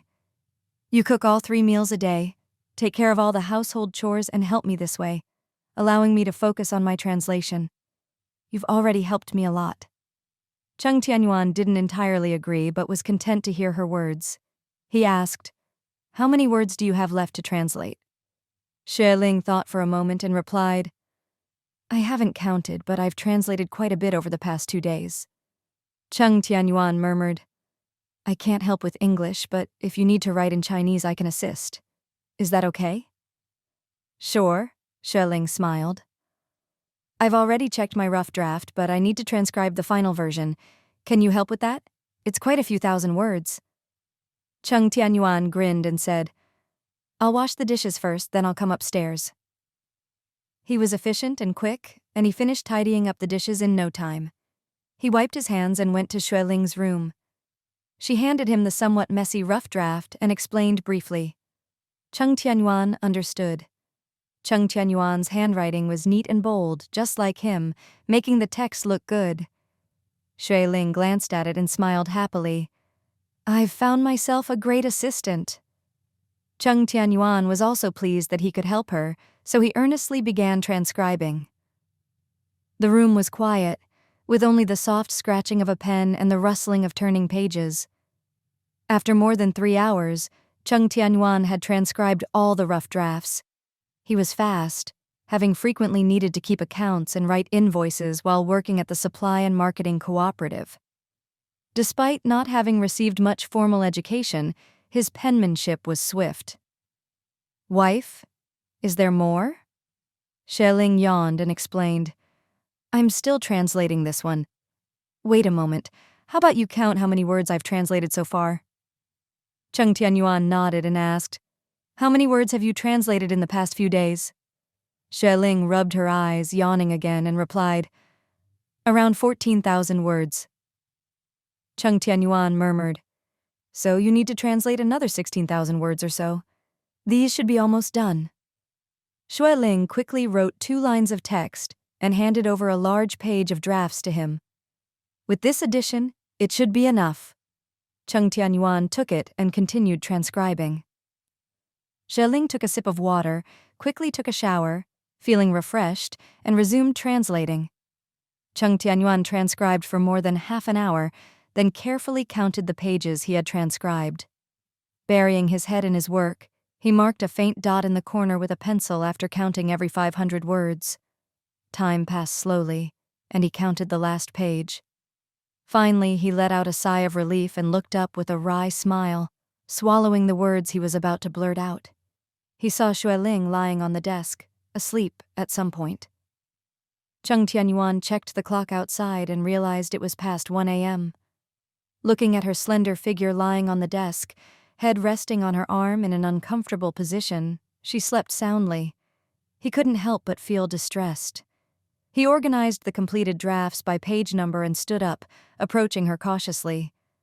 Under the soft, orange-red light, her fair and smooth skin seemed even more delicate. Her small face, slightly turned to the side, had long, curled eyelashes, glossy cherry-red lips, making her look charming and alluring. Cheng Tianyuan couldn't help but swallow hard and quickly averted his gaze. To his surprise, it seemed like his eyes were glued to her, following the line of her fair neck, the dark strands of her hair, her slender shoulders, and the graceful curve of her back. His instincts kicked in, and his breath grew heavy again. He dared not look any further and hurriedly left the room. He rushed to the bathroom and splashed cold water on his face, trying to regain his composure. These days, their relationship had deepened, and being in the prime of his life, his desires were stirring. However, fate seemed to keep testing him, subjecting him to repeated trials. She was exhausted these days, and he couldn't ignore her. He took a deep breath and tried to calm the heat in his heart. After a while, he finally regained his composure. Thinking about how her neck might hurt if she continued to sleep in that position and how she might catch a cold, he hastily returned, carefully lifted her, and pulled the neatly stacked blanket over her. Xue Ling stirred and drowsily asked, What time is it? I haven't finished. Cheng Tianyuan patted her shoulder gently and whispered, It's already done. Go back to sleep. His voice was low and magnetic, soothing. It made Xue Ling feel like she was in a dream, and she quickly drifted back to sleep. Cheng Tianyuan watched her sleeping peacefully and, belatedly, realized how tenderly he had spoken earlier. He couldn't believe it himself. He wasn't naturally inclined to speak softly and gently like that, but apparently it wasn't that he couldn't do it. He just hadn't found the right person to do it for. He looked at Xue Ling's sleeping face, and almost instinctively, he leaned down and lightly kissed her forehead. Thank goodness he had found the right person, married the right person. What a stroke of luck. That night, Cheng Tianyuan had sweet dreams, nearly oversleeping the next morning. He checked the clock and realized there was no time to cook breakfast. He grabbed a small pot and hurriedly left the house. He rode his bike to the market, bought a few hot buns and a small pot of soy milk, and hurried back. After warming up the food in the kitchen, he went upstairs to wake Xue Ling. Xue Ling, groggy, opened her eyes and was briefly disoriented. Then she exclaimed, "How did I fall asleep? I haven't finished yet." No. Cheng Tianyuan held her arm and smiled. "You've translated over 30,000 words. No need to worry." Wide-eyed, Xue Ling smiled and asked, "Really? Is that true?" Cheng Tianyuan gestured toward the desk and explained, "Last week you translated a total of 15,600 words. These past 2 days and nights you translated over 16,300. That adds up to roughly 32,000 words." Xue Ling beamed and leaped into his arms. Cheng Tianyuan instinctively caught her and held her close. Xue Ling laughed heartily and exclaimed, "That's wonderful! It's enough! I'll go to the post office at noon and send it to Jia Shui. Ha! Fantastic, so great!" Cheng Tianyuan, feeling her infectious joy, couldn't help but burst into a wide grin. It wasn't until a while later that he coughed to regain his composure. If we don't get up now, we'll be late." Xue Ling stopped her excited rolling and asked in surprise, "What time is it?" Cheng Tianyuan indulged her, saying, "Almost 7:30. "Ah!" Xue Ling hurriedly got up, rushing to the bathroom to freshen up. Cheng Tianyuan chuckled and reassured her, "Don't worry, we have time." That morning, Xue Ling sat on the back of Cheng Tianyuan's bicycle, eating buns and sipping soy milk as they hurried to work. She thought she would be late for sure, but it turned out she was the first one to arrive at the office. With a cheerful smile, she began her work for the new week. That afternoon, she left work early, went to the nearby post office to send the materials, and immediately called Zhao Jiaxu, asking her to transfer the money as soon as she received the manuscript. "Old classmate, I urgently need some money next week. Can you please help me out?" Zhao Jiaxu, hearing her hurried tone, was concerned and asked what was wrong. Xue Ling, mindful of the people waiting to use the phone behind her, couldn't explain in detail and just mentioned her urgent need for money, hoping for a swift transfer. Zhao Jiaxu, who had been Xue Ling's classmate for many years, readily agreed. The postal service to the capital was very efficient, and the materials arrived at their destination in just 2 days. Zhao Jiaxu worked for a publishing house, and they had a daily courier service, so she received the manuscript promptly. Being a good friend, she immediately did a quick review and submitted it to her superiors for approval. Without even waiting to finish her workday, she rushed to the post office to send the money. 2 days later, on Friday morning, Xue Ling received the notification slip from the post office and hurried to collect the money. "It's a total of 640 yuan. Xue Ling counted the money, her face beaming. Cheng Tianyuan, relieved, smiled and said, "Finally, we've gathered it all." Afterward, Cheng Tianyuan contacted Chen Min and Ah Hu. That evening, Chen Min and his cousin Ah Hu arrived with a land deed. "Sis-in-law, you managed to gather the money so quickly. Take a look at the land deed. It's 9 mu in total." Ah Hu grinned and said, "Thanks to your help, sis-in-law, I have a chance to keep half of the land to make some money. You'll get 5 mu, and I'll get 4 mu 8. Take care of the whole land deed and just write me a note," Ah Hu added. Although Cheng Tianyuan had become somewhat more reserved, he was still a straightforward guy. Hearing what the others said, he turned and went upstairs to get some paper. However, Xue Ling secretly furrowed her brows, feeling that this might not be the right way to handle things. In her past life, Xue Ling had been a businesswoman, and after being deceived by a business partner, she became very meticulous about legal contracts. She even took the time to study with a lawyer to understand them thoroughly. So when she heard Ah Hu suggest this, her instinct was to refuse. But upon further thought, she realized that during this time, most ordinary people didn't have much legal knowledge, and things were often not handled formally. However, it couldn't be too careless either.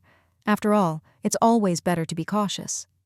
If he took the money later, but the land deed still had his name on it, and when it was time to collect the land, He simply took the deed to exchange for money. She would end up empty-handed. She put on a polite smile and held on to the land deed. Big brother Ahu, today is the day for the handover. Honestly, more than 1,000 yuan is not a small amount.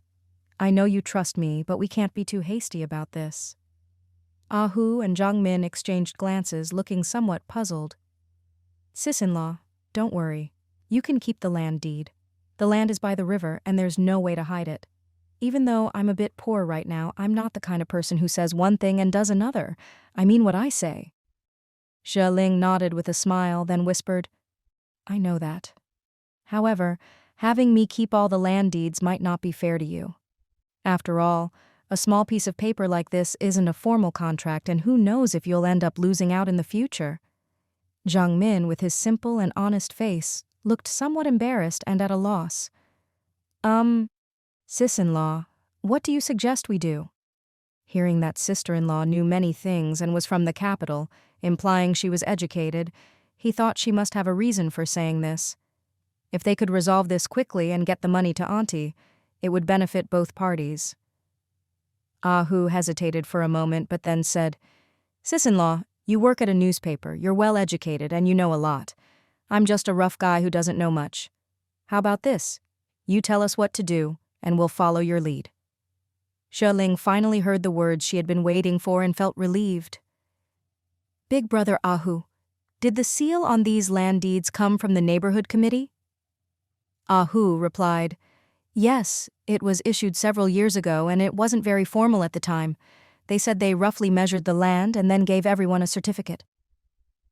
Xue Ling thought for a moment and said, Then let's go to your neighborhood committee tomorrow to handle this matter. Since they can put a seal on it, let them put a seal on one for you and one for me. They should have records, and in the future, if there's any land requisition, it will have to go through them. Ahu nodded and said eagerly, I've been going to them for certificates recently. I'm quite familiar with that place. They also know about my family's situation, so they should be willing to help. Xue Ling smiled and added, Even if they can't do it for now, we can write a more formal contract and have their staff sign it as proof. This all begins with trust between you and me, so as long as the trust is there, whether it's you or me in the future, we won't have to worry. Ahu, hearing about a simpler method, became even happier. That works! That works! Don't worry, sis-in-law. I'll take you and brother-in-law to my house tomorrow, and then we'll go see the land. I'll make sure you trust me even more. Xue Ling nodded in agreement. Running an errand like this was a good thing after all. After Cheng Tianyuan came downstairs with the paper, he was somewhat surprised to hear that they wouldn't be handling it immediately, but he didn't show it. You all wait here. I'll go make some food. We can eat together later. Ahu declined with gratitude, explaining, My mother is still in the hospital, and I need to go home to make her some food to take there. I have to leave. Zhang Min also felt embarrassed to stay and left with Ahu, agreeing to meet at the neighborhood committee the next morning at 8. The young couple saw them off at the door and then returned to the kitchen. Cheng Tianyuan furrowed his eyebrows slightly and couldn't help but ask the question that had been bothering him. Wife, is Ahu really Zhang Min's cousin? Wouldn't a simple certificate have been enough? After all, he's already given us the land deeds. Xue Ling shook her head and explained quietly, Those land deeds are just small certificates, and the seal is from the neighborhood committee. They're not formal land deeds. Cheng Tianyuan, we're not local here, so it's better to be cautious. In any case, we won't harm anyone, but we also shouldn't be too careless. She smiled and continued, Although my intention was to help others, if we can make some money in the process, that's also a good thing. We still need to save money for my father's prosthetic limb. Helping others within one's means is a good thing, but Xue Ling also had her own goals. After all, everyone had to make a living and plan for their daily needs. Money might not be everything, but it was certainly essential. Cheng Tianyuan, hearing her explanation, nodded in understanding. You're right. It's always good to be cautious. We won't harm anyone, but it's also important to protect ourselves. Xue Ling agreed with a smile. Exactly what I think. Cheng Tianyuan got busy saying, Let me cook some rice porridge for you first, so you can take your medicine later. The doctor prescribed it, and there's still 1 packet left. Xue Ling had been staying up late working on her translation for the past few days and had fallen ill.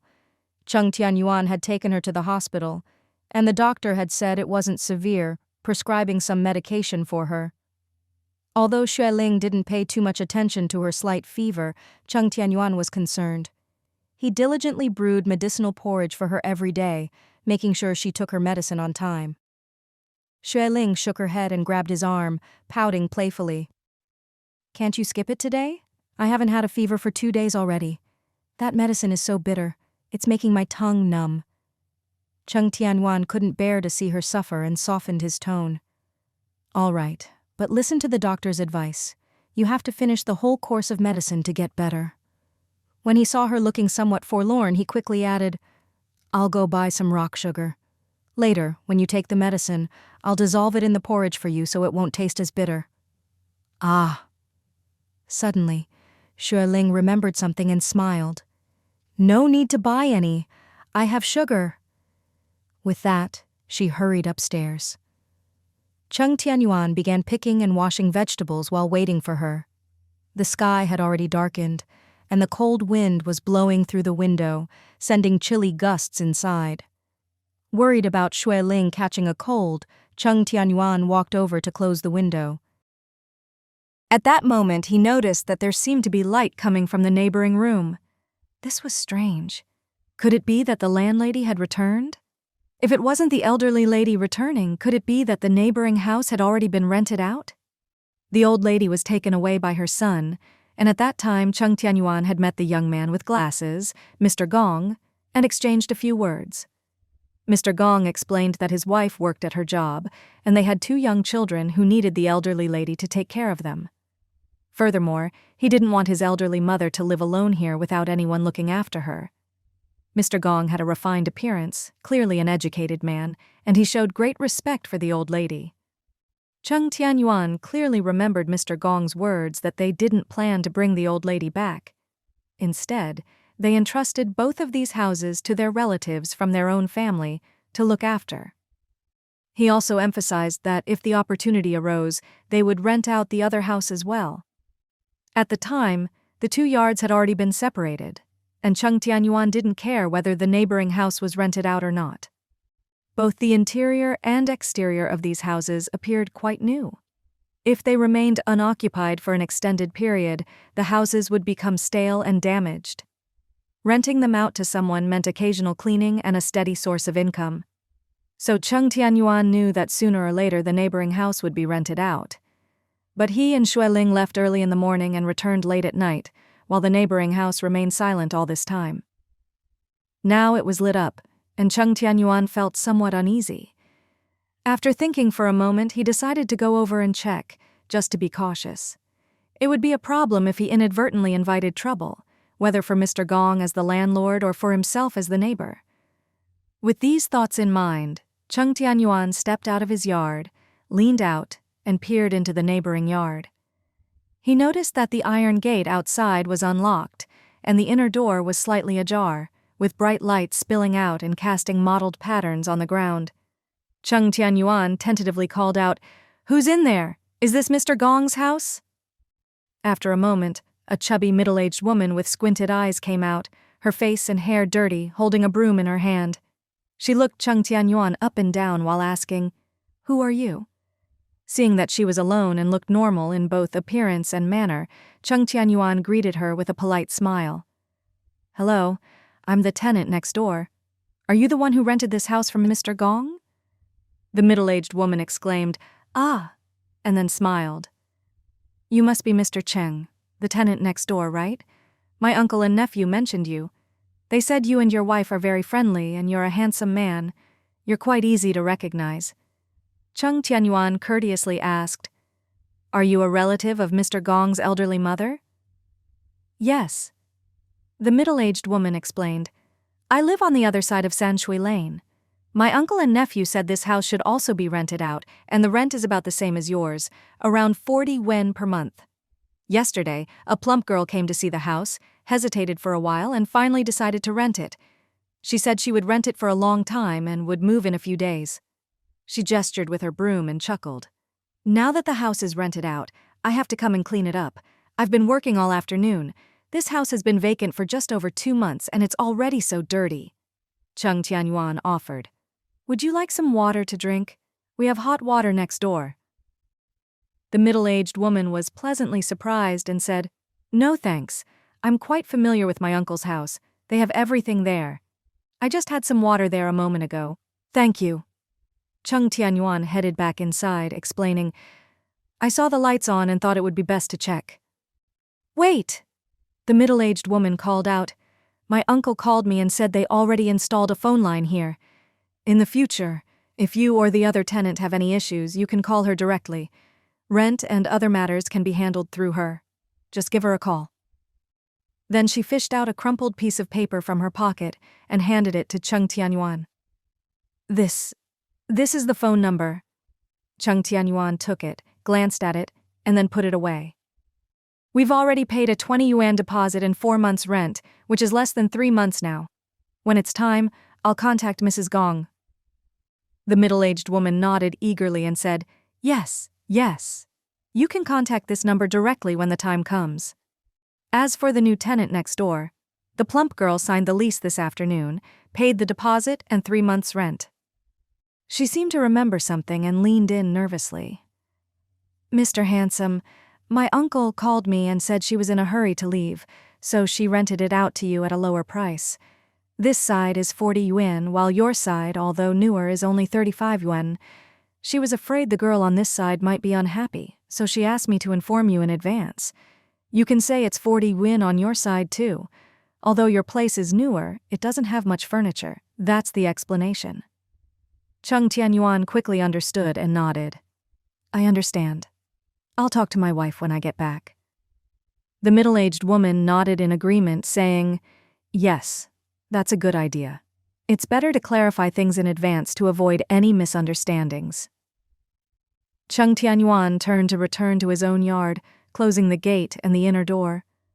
Xue Ling was in the kitchen, helping with preparing the vegetables. She turned her head and asked, Where did you go? Cheng Tianyuan briefly explained the situation next door and conveyed the message from Mrs. Gong. Although there's a dividing wall, we still live close together, so we might run into each other. If they ask about the rent, we'll just say it's 40 yuan, and we won't bother with other details. Xue Ling nodded, knowing that Mrs. Gong had been talking about renting out the neighboring house for a while, so she wasn't surprised. She looked up at the roof and murmured, Once we earn enough money, we can buy a larger house in the new district. This area is quite nice too. If Mrs. Gong is willing to sell, we could consider it. Cheng Tianyuan smiled and continued washing the dishes. Take it easy. Turning back around, Xue Ling smiled and handed him a uniquely packaged pink candy. Try this and see how it tastes. Cheng Tianyuan took the candy, intrigued by the unusual packaging, and asked, Where did you get this? The text on it. It's in a foreign language, right? It's in French, Xue Ling replied with a smile. I can't read it, but I had one just now, and it's a delicious fruit flavor. This is a gift from Lin, the editor. Her friend brought it back from abroad and gave her two. She secretly gave me these as a reward for my hard work. Cheng Tianyuan hesitated to open it and handed it back. You'll need it later after taking your medicine. You can have it after that. Xue Ling declined, muttering, I got these for you. Why don't you want them? She didn't want to eat them in the office and planned to bring them back to share with you. But when I came back, I forgot about them and left them in my pocket for several days. Cheng Tianyuan felt his heart warm at her words. He embraced her fragrant body and the candy, tasting its sweetness in his mouth while feeling a different kind of sweetness in his heart. In the evening, while Xue Ling was working on her translations in her room, Cheng Tianyuan, as usual, headed out for his day labor. His leg had been injured not long ago, and he had taken several days off to recover. Once he was back on his feet, he resumed seeking part-time work. Typically, these jobs were found at the train station or docks. Back when he didn't have a bicycle, he'd often return home around midnight. Now that he had a bicycle, the commute was faster and he usually got home around 11. Xue Ling was aware of his hard work and supported him, always reminding him to be careful. She usually relaxed and went to bed once she heard him come in and open the door. As the night grew deeper, the sound of the door opening downstairs echoed again. Xue Ling turned off the light and quietly climbed into bed, pulling the covers over herself. Cheng Tianyuan often advised her not to stay up late and urged her to sleep early. She didn't want him to know that she was secretly waiting for him. She touched the slightly cold bed and felt a sense of desolation creeping over her.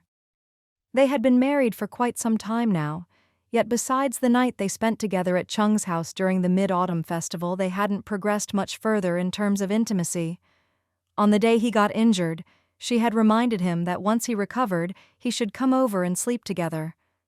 Unfortunately, she got caught up with her translation work and then fell ill, which caused further delays, and neither of them had brought it up again. Big idiot. She couldn't help but chuckle and scold. During these days, she had mostly initiated any intimate moments between them. However, apart from hugging, she, as a young woman, couldn't quite bring herself to do anything more daring. When she initiated a hug, he would reciprocate with a hint of shyness, his arms somewhat stiff, and his body a bit tense. These past few days of hugging had made him more natural, but he still hadn't taken the initiative. So they remained stuck at the hugging stage, wondering when they would progress beyond it. With a bitter smile, Xue Ling rolled around in her bed under the covers, until drowsiness overcame her, trying to muster up the courage. If he wouldn't take the lead, she would continue to initiate. The next morning, Cheng Tianyuan had prepared breakfast with a gleam in his eyes. Xue Ling, curious, asked while eating her steamed buns, "What's going on? Why do you look so cheerful today?" Cheng Tianyuan grinned, unable to contain his excitement any longer, and began to share the news with her. "Last night, Min and I went to do some manual labor together. He told me that government officials have already started measuring the land by the riverside these days. They say they're planning to requisition it." Xue Ling thought for a moment and wasn't too surprised. "They'll probably start construction for the new year. It's already October. Any later, and it might be too rushed." Cheng Tianyuan leaned in and lowered his voice, a mischievous smile on his face. "Do you know how much an acre of land is worth now?" "So soon, it's confirmed?" "It's almost certain. Government officials have already had a meeting with the neighborhood committee over at Hu's place." Xue Ling's curiosity was piqued. "How much is it?" Cheng Tianyuan had kept her in suspense long enough. Finally, he quietly revealed a number. 400 yuan. He paused for a moment before adding in a hushed tone, "The neighborhood committee is even clamoring that it's too low and wants to negotiate for a higher price. Everyone hopes to get more for each acre." "That seems quite high," Xue Ling calculated in her head, but found it not too surprising. The land by the river wasn't extensive, and there was only that one flat and conveniently located area. The future plan was to develop it into an industrial zone, with residential areas nearby, making it a key area for the city's future development. Naturally, land prices would only rise. 500 yuan per acre didn't seem unreasonable. Cheng Tianyuan was full of admiration for her and sincerely praised her, raising his thumb with a bright smile on his face. "Impressive." Xue Ling, her eyes gleaming with a smile, asked, "Tell me the truth, is this also a kind of business? Haggling over the price is inevitable. Once you buy it, it's yours. You should seize the opportunity to ask for more. Don't worry, we're guaranteed to make a profit. Just wait for the money to roll in." The land deeds for Hu's land had already been sorted out. Since she wasn't the original landowner and was an outsider, she didn't want to get involved in the noisy negotiations. She'd just wait to collect the money. Cheng Tianyuan agreed, saying, Min's aunt has already undergone surgery and is back home. Her health is improving day by day, and she no longer needs Hu and his brother's care. Min mentioned that his cousin has been running to the neighborhood committee these days, advocating for a higher price. Everyone hopes to negotiate for around 500 per acre. "That's quite high." Xue Ling squinted her eyes, calculating but still feeling it wasn't too high. The land by the river was limited in size, and its strategic location would only make it more valuable over time. Buying it at 500 yuan per acre seemed like a wise investment. Cheng Tianyuan admired her and praised her sincerely, lifting his thumb with a bright smile. Impressive. Xue Ling, her eyes gleaming with a smile, asked, "Tell me the truth. Is this also a kind of business? Haggling over the price is inevitable. Once you buy it, it's yours. You should seize the opportunity to ask for more. Don't worry, we're guaranteed to make a profit. Just wait for the money to roll in." The land deeds for Ahu's land had already been sorted out. Since she wasn't the original landowner and was an outsider, she didn't want to get involved in the noisy negotiations. She'd just wait to collect the money. Cheng Tianyuan agreed, saying, "Ah Min's aunt has already undergone surgery and is back home. Her health is improving day by day and she no longer needs Ah Hu and his brother's care. Ah Min mentioned that his cousin has been running to the neighborhood committee these days, advocating for a higher price. Everyone hopes to negotiate for around 500 per acre." "That's quite high." Xue Ling squinted her eyes, calculating but still feeling it wasn't too high. The land by the river was limited in size, and its strategic location would only make it more valuable over time. Buying it at 500 yuan per acre seemed like a wise investment. Cheng Tianyuan admired her and praised her sincerely, lifting his thumb with a bright smile. "Impressive." Xue Ling couldn't resist, leaned closer and gave him a peck on the cheek. "Thank you, Brother Yuan." Cheng Tianyuan was momentarily stunned, listening to her sweet voice. His body felt oddly weak, but that wasn't the most pressing matter. The soft and fragrant touch lingered on his cheek, as if it had stuck to his face and seeped into his mind, refusing to dissipate. So, the usually stern and reserved man blushed profoundly, almost as if he was about to bleed. Xue Ling knew he had a thin skin, so she pretended not to notice and quickly put on her shoes, slinging her work bag over her shoulder before hurrying out. "Brother Yuan, it's getting late. Let's go to work. We can leave the dishes. We'll wash them when we get back in the evening."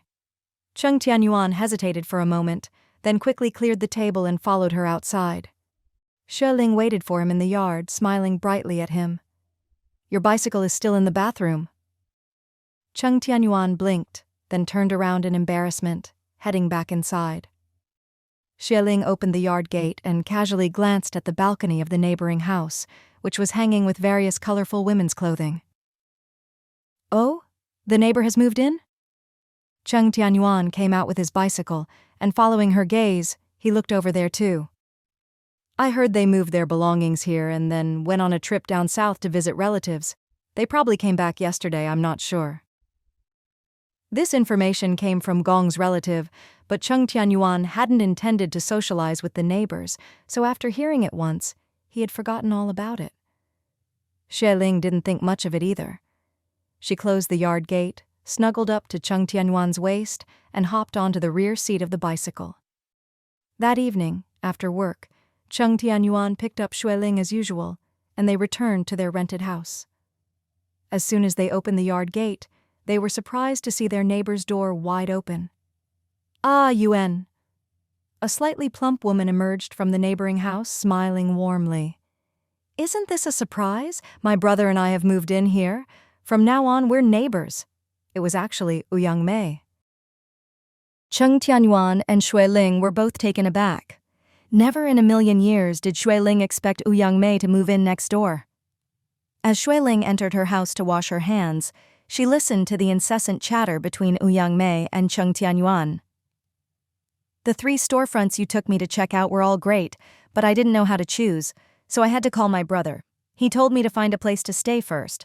I thought it would be nice to live closer to you, so I looked for a place around here, and lo and behold, you were renting next door."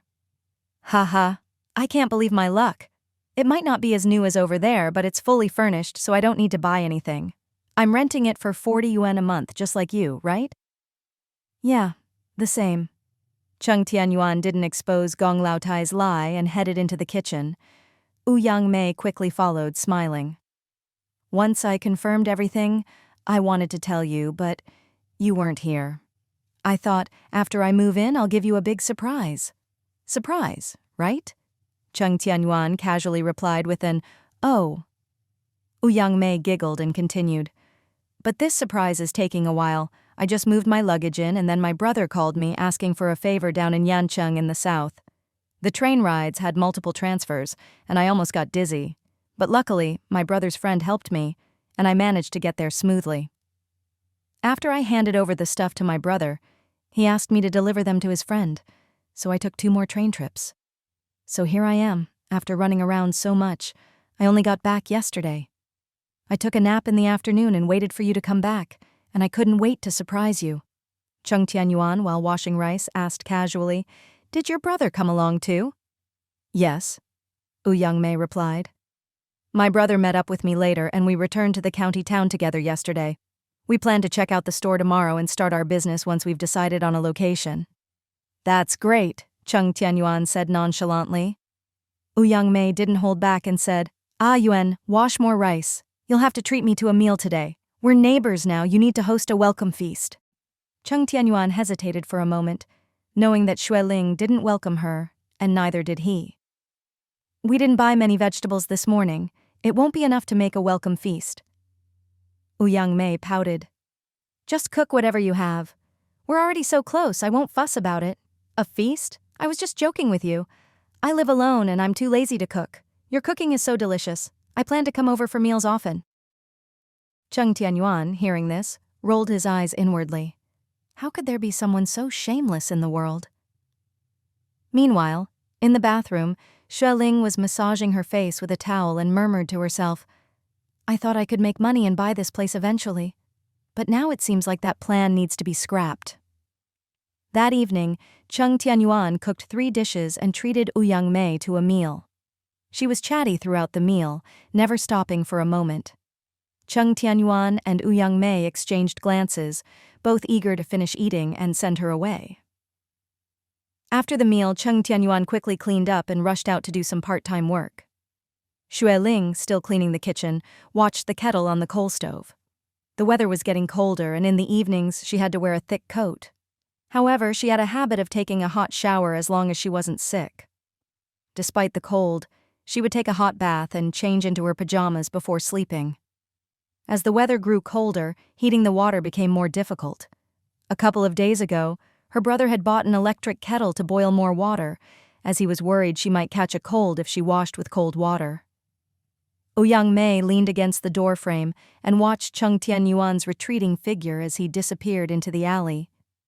She pouted and mumbled, Yuan has to work during the day and even goes to his part-time job in the evening. It's really tough." Xue Ling, on the other hand, didn't share her sentiment. She believed that working hard in one's youth was a good thing. In another 10 years or so, when people reached their 40s, even if they had the will to work hard, they might not have the physical strength and energy to compete with the younger generation. She too had a daytime job and did freelance translation work in the evenings. Occasionally, when she wasn't sleepy during her lunch break, she would secretly do some extra translation work. With their current financial situation, her father-in-law's poor health, and her younger sister-in-law's inability to earn money, most of the family's burdens fell on Cheng Tianyuan and herself. If they didn't work hard, there would be no future for their family. Mei shook her head with a dissatisfied tone. "I don't think you care about Yuan at all. You don't seem to understand how to take care of him." Xue Ling paused in her sweeping and looked up with a friendly smile. "He's my husband. How could I not care about him? He's working so hard, of course, I care." Mei lowered her voice. "I just can't see it." Xue Ling heard this, and pretending to be a little shy, laughed softly. "We're a married couple. How we care for each other when the door is closed, and how we show our concern, is something that shouldn't be known to others. You're not married yet, so you probably wouldn't understand these things." Mei felt a bit embarrassed and replied, "Well, that's true." Xue Ling couldn't help but smile to herself, knowing she had touched a nerve. She continued, "By the way, how old are you? I heard your younger sister call you sister, so you must be quite old, right?" Mei had grown up in the countryside and had a sun-darkened complexion. Later, when her brother made a fortune, she indulged in all kinds of food and quickly gained weight. She was not tall, so even a small weight gain made her look much older. Plus, with her naturally dark skin, if she didn't dress up, she could easily pass for a middle-aged woman. When Mei heard Xue Ling say not young, she felt like she had been pricked by a needle and quickly retorted, "Not at all. I'm younger than you. I'm only 19. I'll turn 20 after the new year. I'm only 4 years older than Feng." Xue Ling smiled apologetically and continued to tread on sensitive ground. "Younger than me? I couldn't tell. I actually thought you were older than Yuan. You look like you're in your 30s. Mei was almost infuriated and exclaimed, "I'm leaving!" She then stormed off in anger. Xue Ling chuckled to herself, shrugged her shoulders, and continued sweeping, enjoying the peace and quiet. The next day was Sunday, and she and Yuan planned to go to the public telephone to make a call. She usually called her parents once every 2 weeks or so to check on her father and mother, who were far away in the capital. Additionally, she had earned some extra money from her translation work this month, so she planned to have Cheng Tianyuan help her copy the finished manuscripts on Monday, which she would then send to Jiaojiayu. After taking a shower, she poured hot water into the house and opened an English book to start her translation work. She wasn't sure how long had passed, but outside, the cold wind began to howl, making the windows rattle. Xue Ling quickly got up, rushed to the living room and closed the windows. She then went to Cheng Tianyuan's room, where there was a crack in the window. Turning around, she happened to brush her foot against the thin blanket on Cheng Tianyuan's small bed, and her steps came to a halt. The blanket was incredibly thin, suitable for autumn weather but inadequate for the dropping temperatures outside. Xue Ling glanced at the somewhat worn plum blossom pattern duvet cover and realized it was already 11 o'clock by the time she returned. She needed to take a shower, change her clothes, and find a thick blanket to cover herself. It might be past midnight by the time she got to bed, so she hurriedly turned to search for one.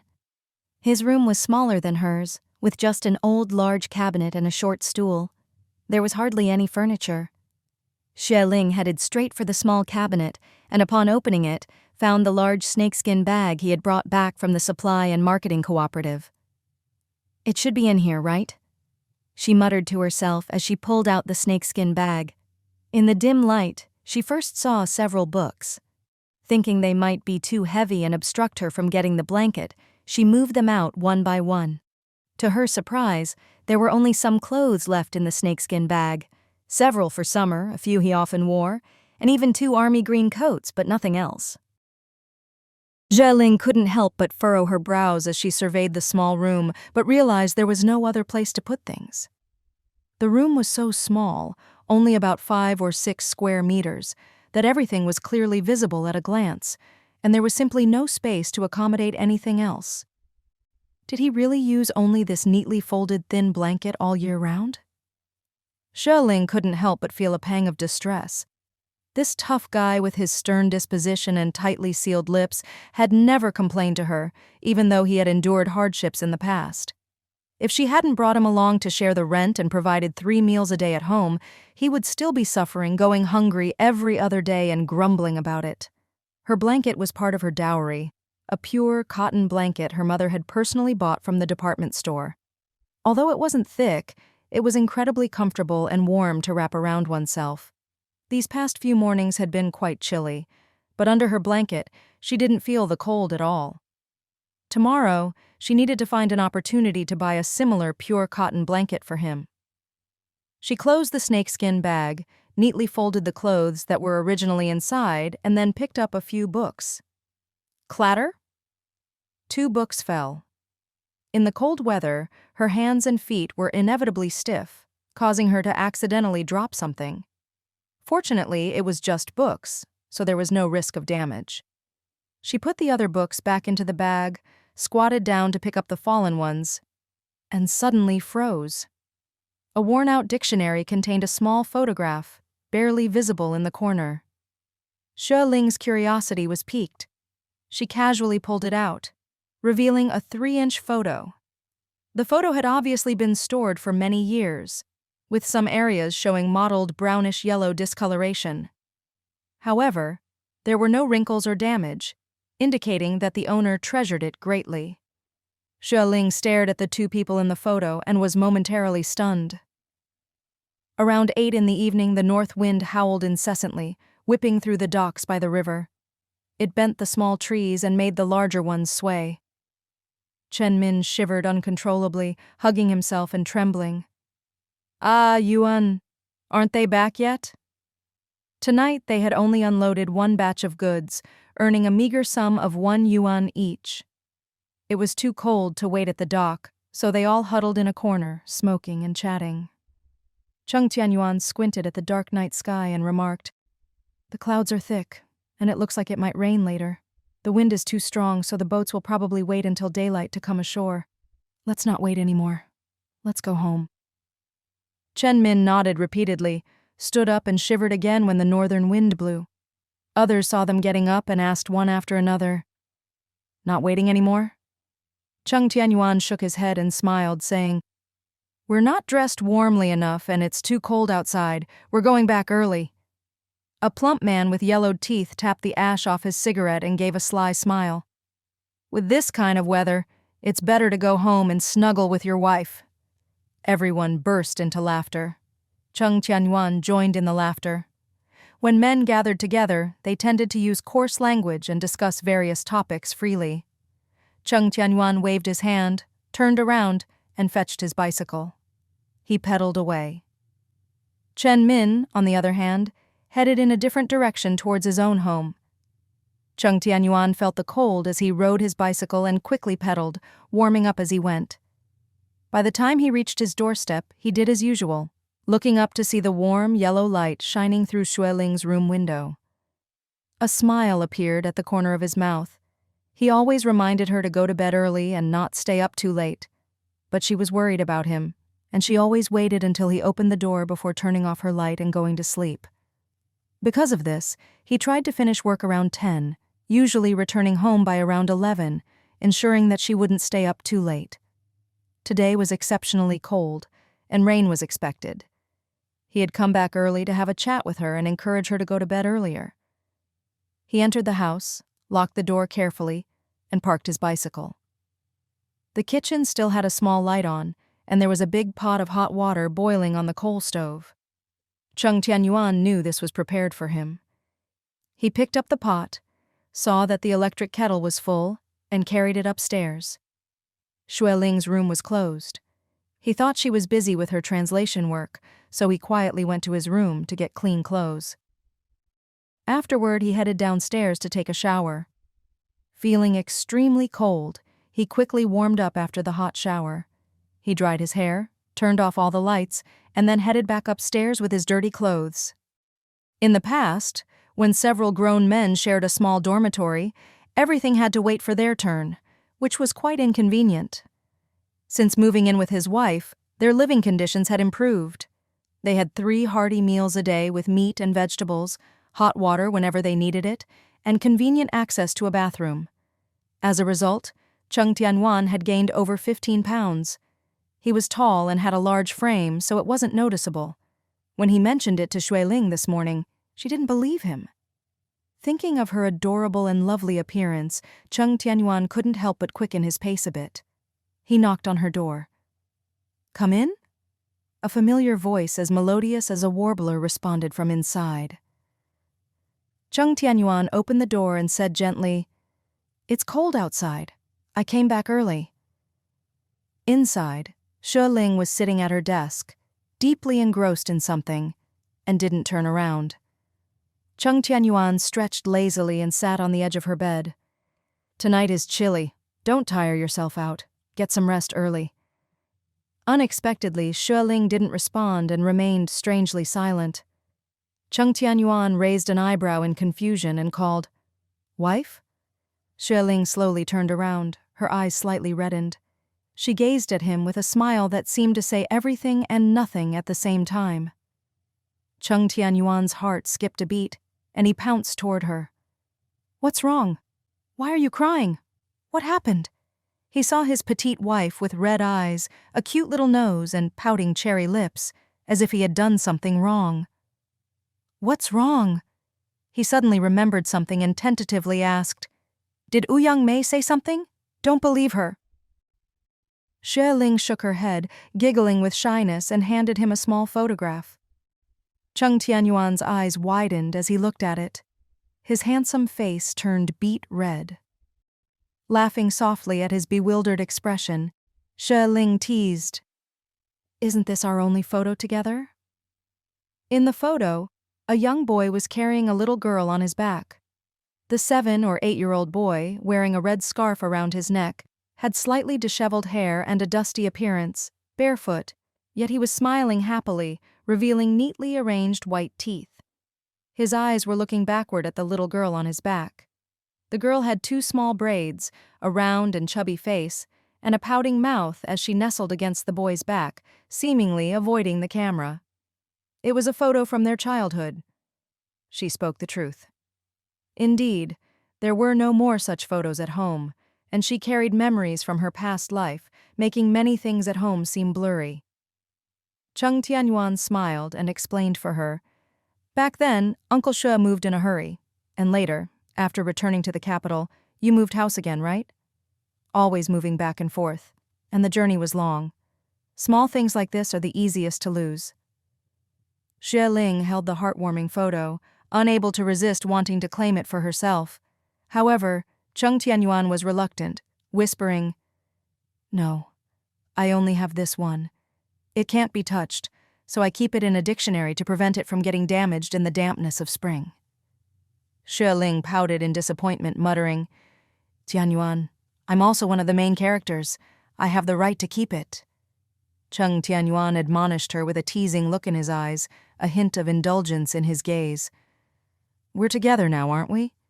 We'll have plenty of opportunities to take pictures in the future." Xue Ling's heart swelled with sweetness upon hearing this, and she nestled into his embrace.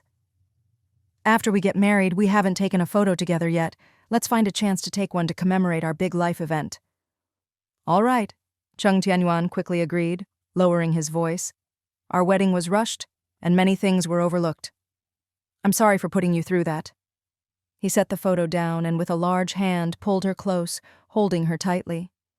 Xue Ling smiled softly and asked, "Tianyuan, all these years have you often taken it out to look at?" Cheng Tianyuan blushed slightly but nodded. "Yes." Xue Ling's heart warmed at his admission, and she smiled again. "Really?" Cheng Tianyuan replied with a quiet, and then fell into silence. The atmosphere around them turned into one of tender and ambiguous intimacy. It seemed like he had been holding back for a long time as he murmured, "Our marriage. I've always remembered it and dare not forget." This revelation stirred something within Xue Ling. When they moved away from the alley back then, she was still young and had forgotten many things. But he was only 5 years older than her and remembered even the tiniest details. It turned out that this childhood sweetheart's affection in his heart was much stronger than in hers. Feeling a lump in her throat, she leaned forward, cupping his handsome face, and pressed her red lips against his. Cheng Tianyuan was momentarily stunned. He stiffened but quickly regained his senses, returning her kiss with fervor. His breath became impatient and unstable. "Ling!" Cheng Tianyuan's thoughts had completely drifted away from the world, and their passionate kisses continued throughout the night. It was the most beautiful night. The next morning, the rain outside had stopped, replaced by gusts of cold wind that occasionally howled, creating a desolate sound. Cheng Tianyuan woke up, squinting at the old clock on the wall. It was already past 9 in the morning. Fortunately, today was Sunday, and neither of them had to go to work. Otherwise, they would have been late long ago. He held his petite wife in his arms, fearing that the cold wind might seep in, so they wrapped themselves tightly in the blanket. A faint smile appeared at the corner of his mouth. He gently kissed the side of her sleeping face, then slowly got up, putting on his clothes. The room was kept warm with all the windows closed. He couldn't help but smile. He lovingly planted a gentle kiss on her, then got up, put on his clothes, and went downstairs. He quickly washed up and went downstairs to replace the old coal in the stove with a new batch. He then heated some water. Next, he poured a bowl of hot water, finished it all, emptied the rest, and added some cold water. He took Xue Ling's towel and quickly went upstairs. She was still sleeping soundly, her eyes showing no sign of waking up yet, and she looked exhausted. He took a hot towel and gently wiped her body. Afterward, he went downstairs to wash the rice and cook the congee. He also rode his bicycle to the market, bought a fresh hen, and picked up some other items before rushing back. He prepared breakfast and brought it up, but Xue Ling was still asleep. He didn't have the heart to wake her, so he ate his own portion and placed hers on the stove to keep it warm. Then he killed the hen, cleaned it, put it in the pot, added water, and washed the red dates and wolfberries before tossing them into the pot to stew. There were 2 stoves in the kitchen. A few days ago, Xue Ling had bought another one, saying that the weather was getting colder, and having an extra stove would make cooking faster. So, the current kitchen stoves were sufficient. He had originally planned to make a phone call in the morning, but it seemed impossible now. After all, the temperature had dropped significantly due to last night's rain, and it was too cold for Xue Ling to go out. If the weather cleared up a bit in the afternoon, he would accompany her outside. By the time Xue Ling woke up, it was almost noon, nearing 12 o'clock. She didn't expect their wedding night to come so late. However, Cheng Tianyuan was determined not to let her off easily, pestering her endlessly as if trying to make up for the previous night. She was exhausted. She looked around and found her clothes neatly folded, placed by her pillow. She smiled gently, appreciating his silent consideration, and picked up the clothes to put them on. At that moment, she heard familiar footsteps at the door. He was back. Suddenly, Xue Ling remembered last night and felt embarrassed. Without thinking, she quickly pulled the quilt over herself, trying to hide.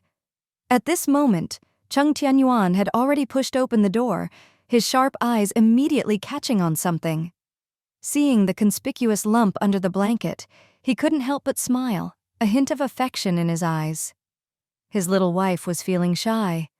Last night they had shared their most intimate moments as husband and wife.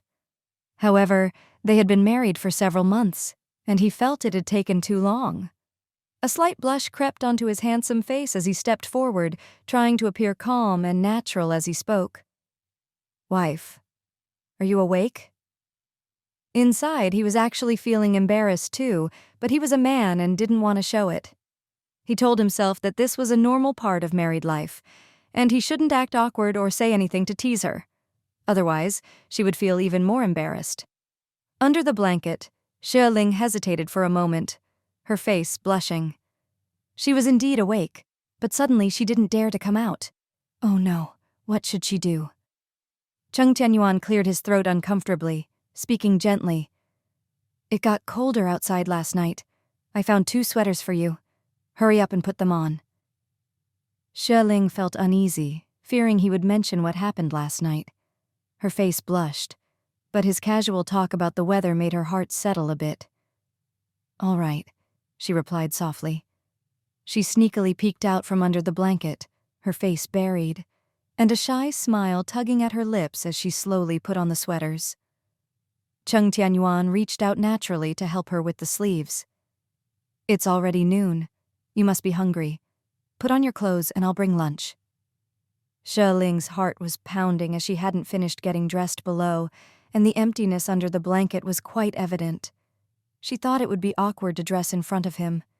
She whispered, "Okay." Cheng Tianyuan quickly turned and headed downstairs. A little while later, he returned with a large bowl and 2 bowls of rice, along with a small pot of vegetables.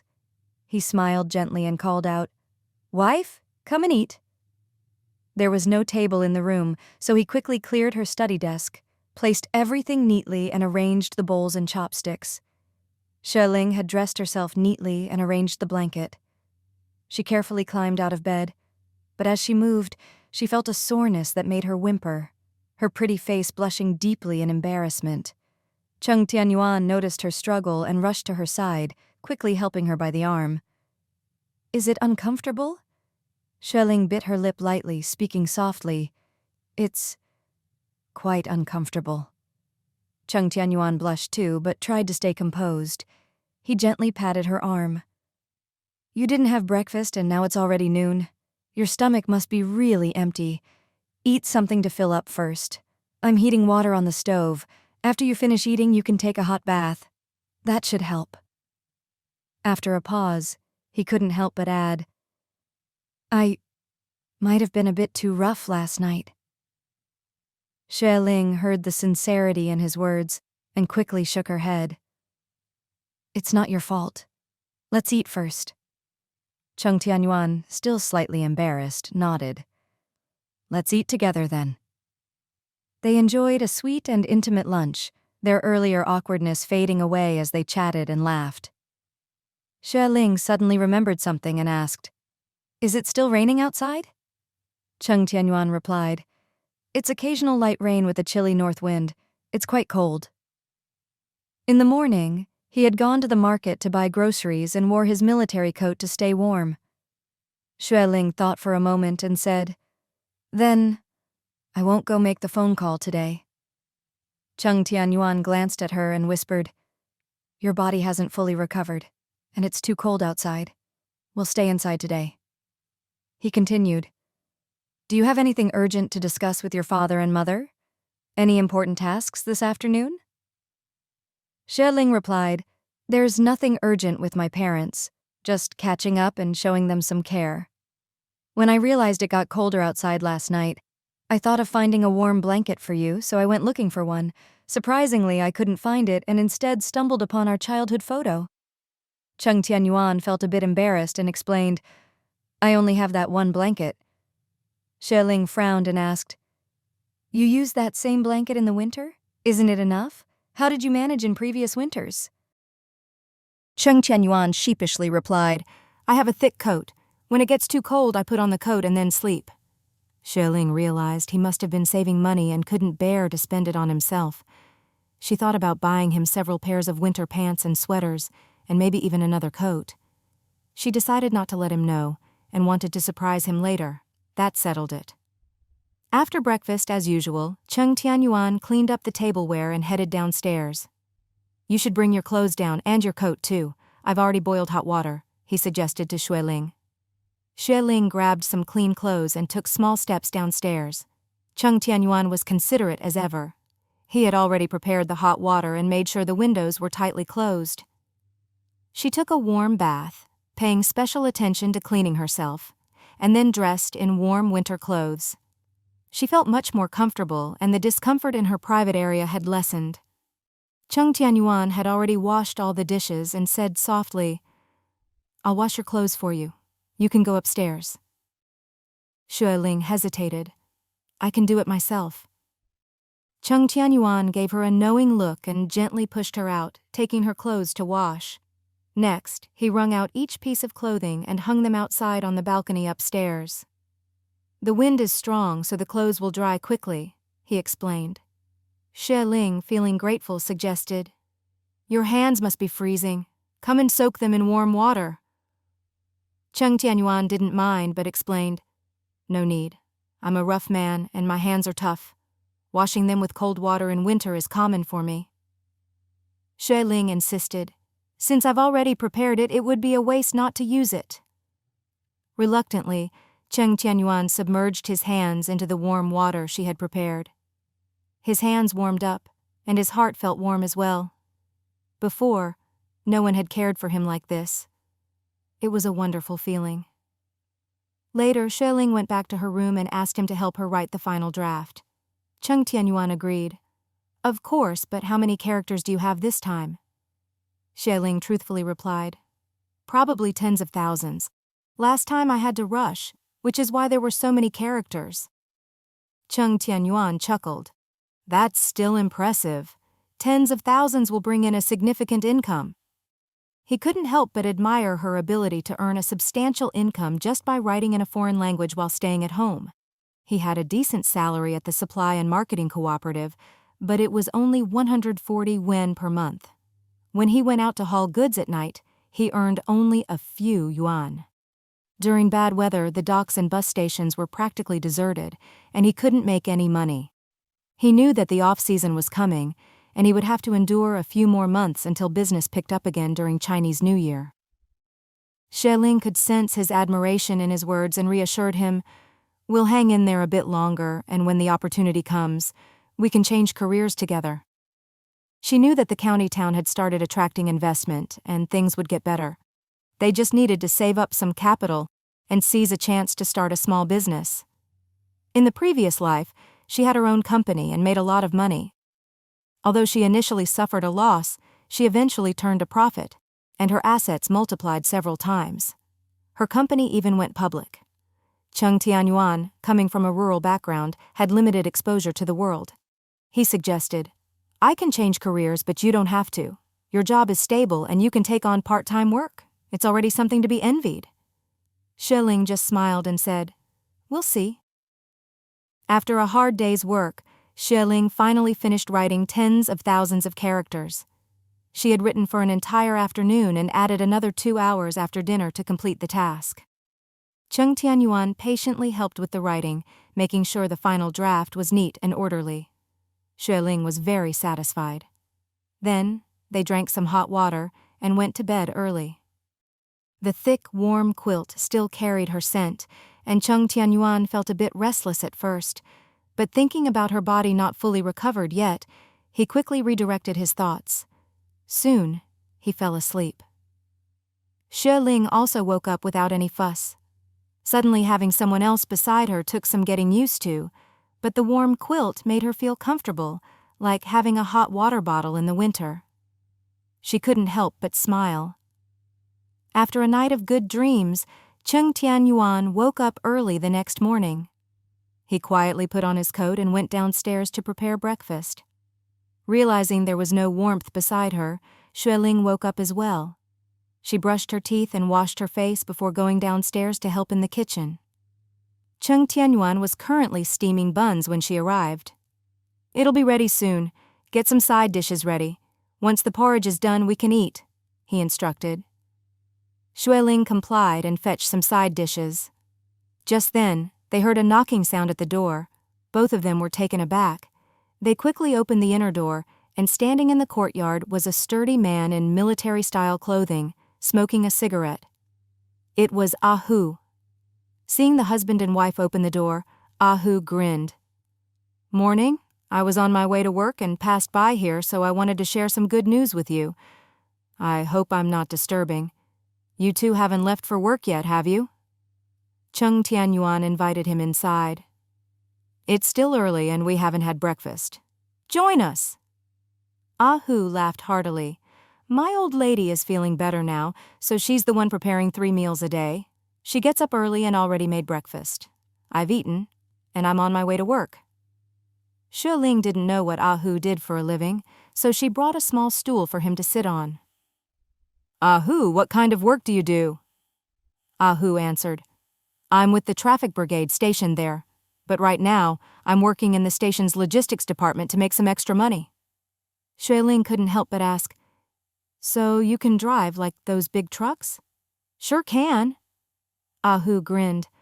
"My job at the traffic brigade isn't too demanding, so I like to dabble in various things. The drivers at the station are all my buddies, and whenever I have spare time, I learn from them. I can drive anything, be it passenger or cargo vehicles. To be honest, before my old lady fell ill, I used to go on long-distance trips for fun." Cheng Tianyuan praised him, and Hu took a bite of the hot bun. "Impressive. Brother Yuan, you're a jack of all trades." Everyone shared a laugh. Later, Hu explained the purpose of his visit. "The good news is that our neighborhood committee has already negotiated with the higher-ups, and we've secured an acre of land for 550 yuan. In a couple of days, you need to bring your land deed and sign it with me. I heard that after we hand in the documents and sign, the money will be on its way." "So fast?" Xue Ling was pleasantly surprised. Hu swallowed his bun and elaborated.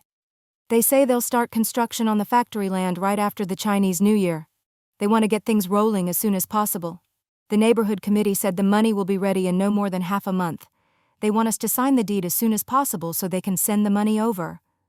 550 yuan for 1 acre of land meant they would earn 300 yuan. That translated to a total profit of 1,500 yuan. Cheng Tianyuan and Xue Ling exchanged glances and couldn't help but break into smiles. The next day, Hu came to take Xue Ling to their neighborhood committee to sign the contract, and also left a copy of the land deed there. Winter had arrived, and the weather was getting colder with each passing day. Xue Ling continued to work during the day and took on part-time work in the evenings, keeping her days busy and fulfilling.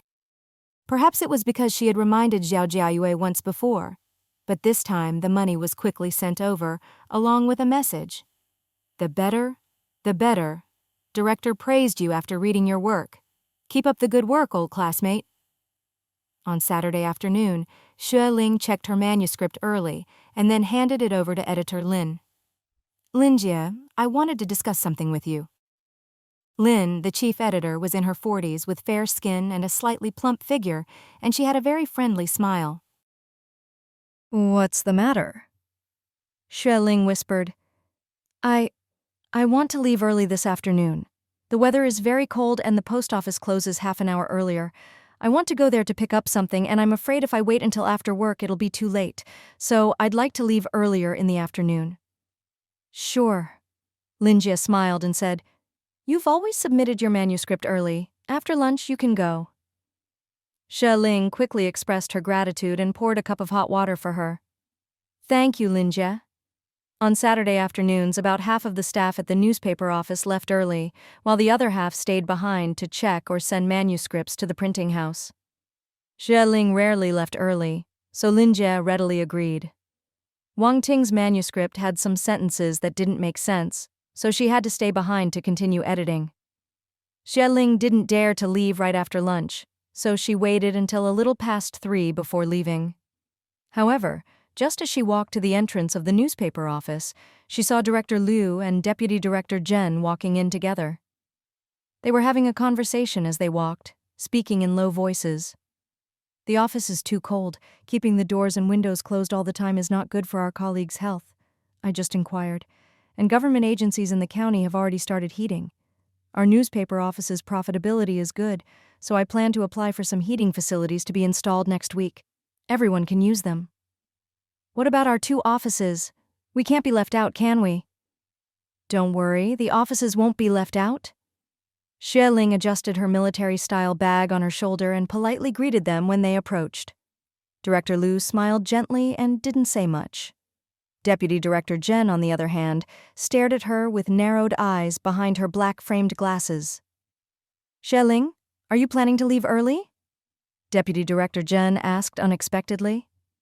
Xue Ling inwardly cursed and forced a big smile, explaining, Yes, I've already talked to Linjie and she agreed. I want to go to the post office to pick up something. I'm afraid it will be too late if I wait until after work, so I'd like to leave earlier in the afternoon. She didn't fall under Deputy Director Zhen's jurisdiction, but this deputy director was really something else. Deputy Director Zhen frowned and asked, Is this just an excuse? Going to the post office, is it really necessary to leave 2 hours early? Xue Ling forced a chuckle and replied, The post office is usually crowded and I'm afraid of waiting too long. I won't be able to get what I need. It's a bit urgent. Director Liu, upon hearing this, spoke in a gentle tone. Finish your work, and then you can go. After all, there's not much happening on Saturday afternoons, and the weather is cold. It's good for colleagues to go home a bit earlier and spend time with their families. Thank you, Director. Xue Ling almost nodded and bowed, then quickly rushed outside. Deputy Director Zhen was caught off guard by Director Liu's response. She didn't expect Director Liu to support Xue Ling's early departure. She blushed and muttered, Is this an excuse to leave early? Xue Ling smiled politely. The post office is usually crowded and I'm afraid of waiting too long, not being able to get what I need. It's a bit urgent. Director Liu, hearing this, spoke gently. Finish your work first, and then you can leave. Saturday afternoons are usually quiet, and it's cold outside. It's good for colleagues to go home a bit earlier and spend time with their families. Thank you, Director. Xue Ling almost nodded and bowed before hurrying out. Deputy Director Zhen was taken aback by Director Liu's response. She didn't expect him to support Xue Ling's early departure. She blushed and muttered to herself, Is this just an excuse to leave early? Xue Ling had already run far away, completely unaware that an office controversy had unfolded in her absence. She headed to the post office first, standing in line to collect the remittance, a total of 560 yuan. With the money securely in hand, she took a bus to a store near the supply and marketing cooperative. There, she bought a thick blanket, along with a few sweaters and 3 thick men's jackets. The styles of men's jackets at this time were quite plain, mostly modified versions of suits, some with a scholarly appearance resembling Zhongshan suits and others resembling overcoats. She carefully selected 2 jackets with youthful colors for Cheng Tianyuan and added 1 more to the pile. The blanket was quite large, and combined with the sweaters and jackets, it made for a heavy load, causing her hands to ache. Fortunately, the supply and marketing cooperative was nearby. She went there to wait for Cheng Tianyuan to finish work. During winter, the days grew darker quickly, and by the time she arrived it was almost 5 o'clock, with Cheng Tianyuan and his colleagues closing up the store. Seeing her waiting outside, Cheng Tianyuan immediately came out. Without a word, he kindly took the large hemp bag from her hands. "What did you buy? It's so heavy," he inquired. She smiled and replied, "You'll find out when we get home." Cheng Tianyuan couldn't hide his amusement as they walked back, but he noticed laughter coming from the neighboring room before they even entered the house. Lately, Mei occasionally came over and burst into their conversations, and Xue Ling was familiar with her loud voice. However, another voice, it sounded remarkably like her own younger sister's voice. Cheng Tianyuan raised his eyebrows and looked stern. A few days ago, he had made a phone call to their village committee, asking them to ensure that his mother could be reached an hour later to answer the phone. His mother had happily answered the call, reporting that everything was fine at home and asking him to take good care of Xue Ling, assuring him not to worry about them. He had specifically asked about Cheng Tianfang's situation, and his mother explained that the man she had been seeing left half a month after Mid-Autumn Festival, supposedly returning to the county seat. "I and your father kept a close watch on her, and after Mid-Autumn Festival, we wouldn't let her go out until that man left. After 10 days or so, we finally allowed her to go back to work at the cooperative." Cheng Tianyuan inquired carefully about his sister's emotional changes, and his mother said that she had been very upset initially. Fortunately, with Cheng's father's restraint and even a slap, Cheng Tianfang didn't dare to act recklessly anymore. At first, she was gloomy, but then she got over it. She's so young, her temperament changes quickly. As for the cooperative, she's been working there for only a few months. How can she expect to find a lifelong job? She's just impatient. Hearing that his sister had returned to work at the cooperative, Cheng Tianyuan finally felt at ease. Unexpectedly, Mei didn't seem to take his rejection seriously and had secretly brought his sister Cheng Tianfang to the county seat. This was problematic because Cheng Tianyuan had to work here, and his wife also had her job. They couldn't take care of his sister. If his sister still hadn't given up on finding that man, their previous efforts might have been in vain. Xue Ling also understood the potential trouble in this situation and gently patted Cheng Tianyuan's shoulder. "Stay calm for now. Let's see what happens. Your younger sister isn't easy to handle, so don't rush to scold her or chase her away. It could make things worse." Cheng Tianyuan didn't say anything, opened the door, and carried the large hemp bag inside. "Wife, could you please boil some hot water? I'll go next door." Xue Ling nodded, started boiling water, and prepared another pot in case they needed more. She then dragged the large hemp bag upstairs to their room to secure the remaining 400+ yuan. She counted the money and added it to her salary from last month, realizing she had over 600 yuan. In a few days, the newspaper would pay her again, and she would be able to save over 800 yuan. There was only one small bank in town, quite far from their place, making it inconvenient to deposit and withdraw money. Since both of them were out for work every day and rarely at home, they couldn't leave money lying around haphazardly to avoid theft. Xue Ling still had a lingering fear from the recent incident where her bicycle was almost stolen right in front of her. Therefore, she divided the money into several hiding spots. She was similar to Cheng Tianyuan in that aspect. He liked to store valuables in dictionaries, while she preferred placing money in thick books. Xiao Jiazi, Cheng Tianfang's loud voice resonated from downstairs, arguing with Cheng Tianyuan. I don't like the cooperative. Big brother, you don't understand me at all. You don't know what's best for me. Working as an apprentice for 2 years at the cooperative means working for free. Working for someone else for free for 2 years. I could have made a lot of money in those 2 years. Why are you thinking so far ahead?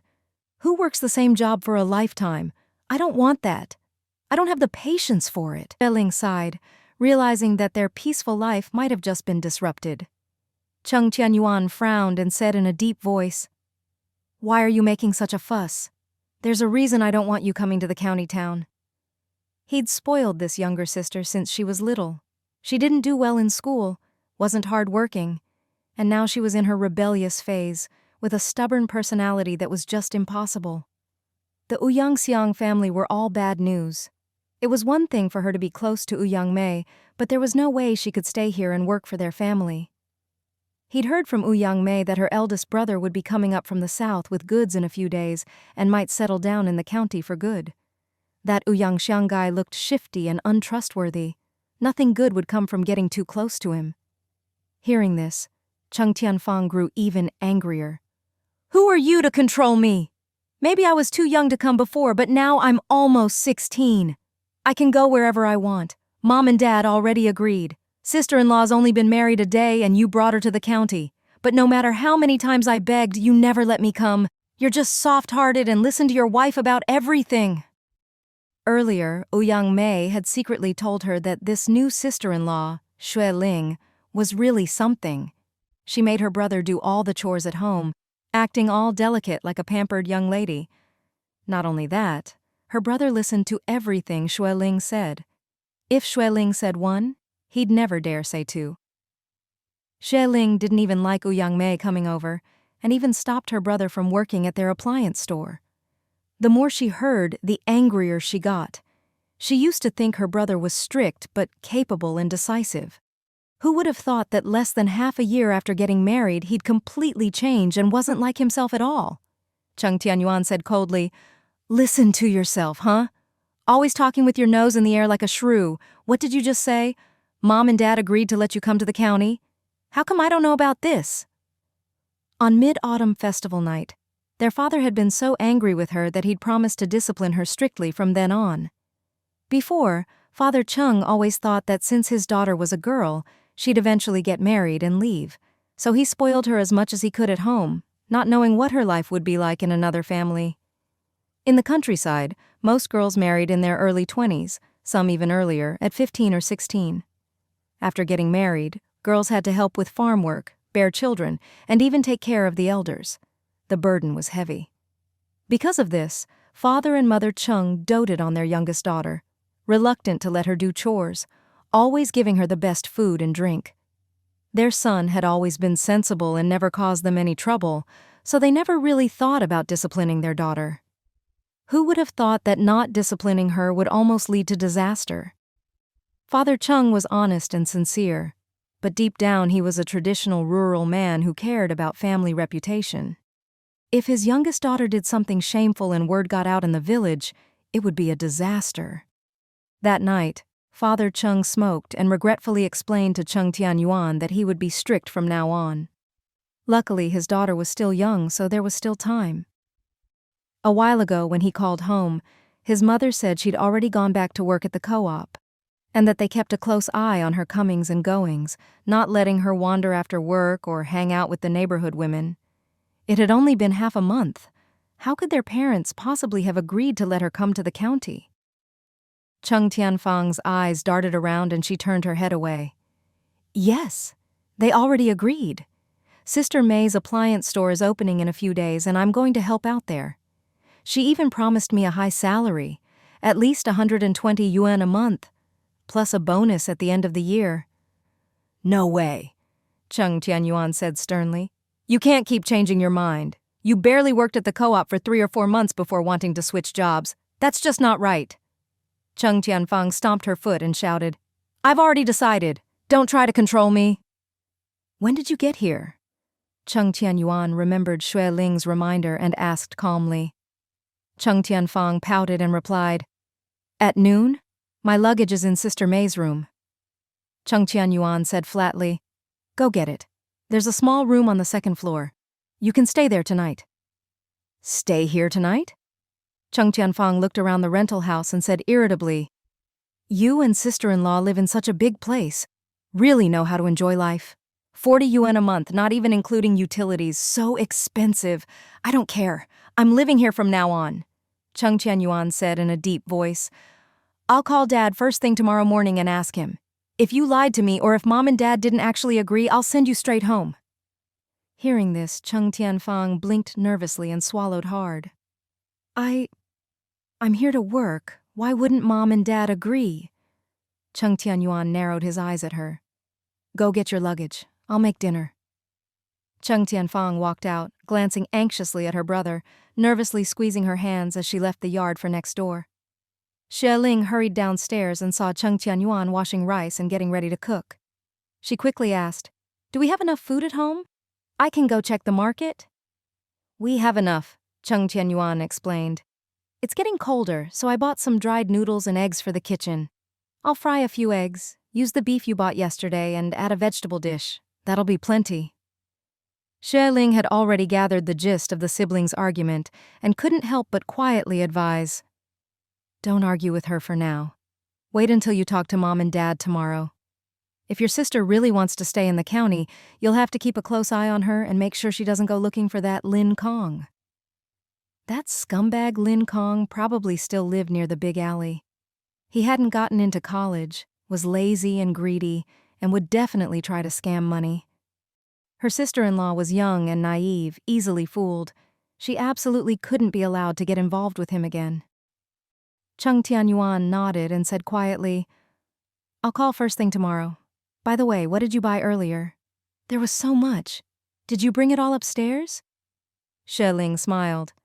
I told you it's a surprise. Go up and see for yourself later.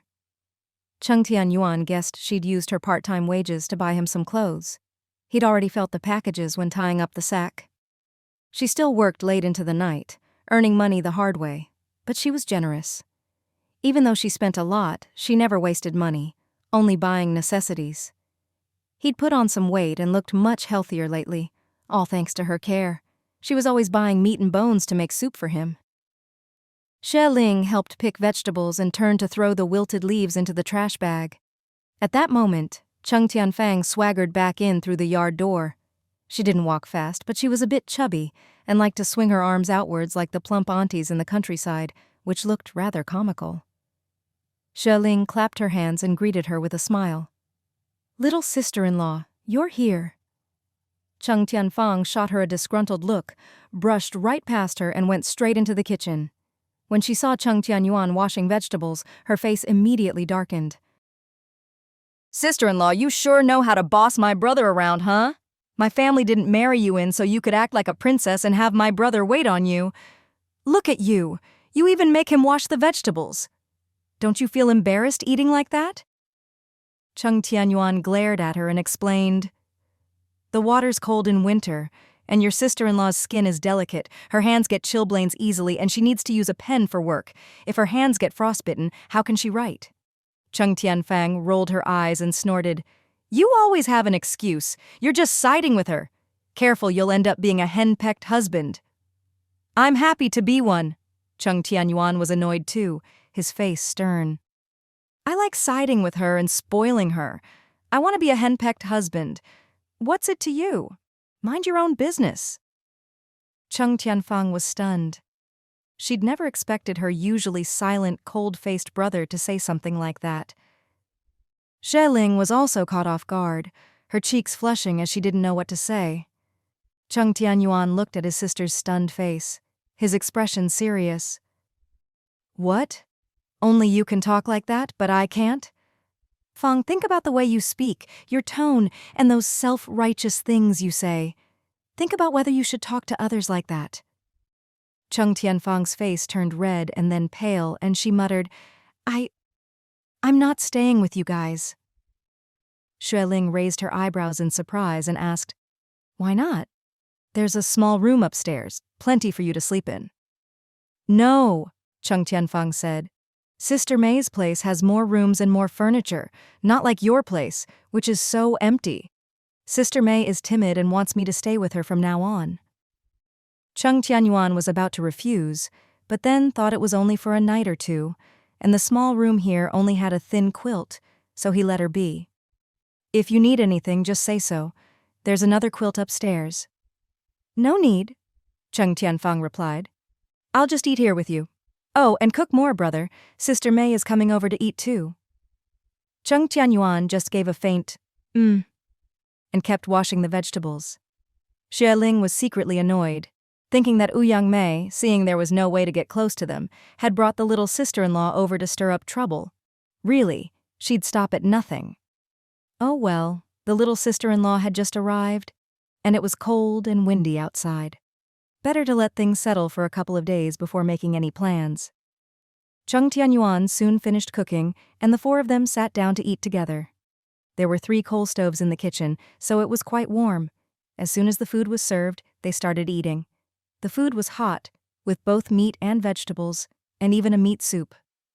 Ouyang Mei and Cheng Tianfang ate with great appetite. Cheng Tianfang ate in big mouthfuls, ignoring the vegetables and going straight for the meat. Ouyang Mei was the same, her chopsticks constantly reaching for the beef. Cheng Tianyuan couldn't stand it. Seeing that his wife hadn't eaten much, he personally picked up 2 pieces of meat and put them in Xue Ling's bowl. "Wife, eat more." Xue Ling smiled gently and said softly, "You eat too." Cheng Tianfang saw how loving they were and secretly pouted. "Brother, you're so biased. Why do you only give meat to your wife and not to me or Sister May?" Cheng Tianyuan glanced at her and said, "I only have this 1 pair of chopsticks, and they've got my saliva on them. It's fine to give food to my wife, but if you want to eat, get it yourself. I'm not helping." The little sister-in-law buried her head and kept eating. Cheng Tianyuan couldn't help but say quietly, "Don't eat so much all the time. You've put on quite a bit of weight lately. Girls should watch what they eat, or you'll have trouble finding clothes that fit." The little sister-in-law ignored him and kept eating heartily.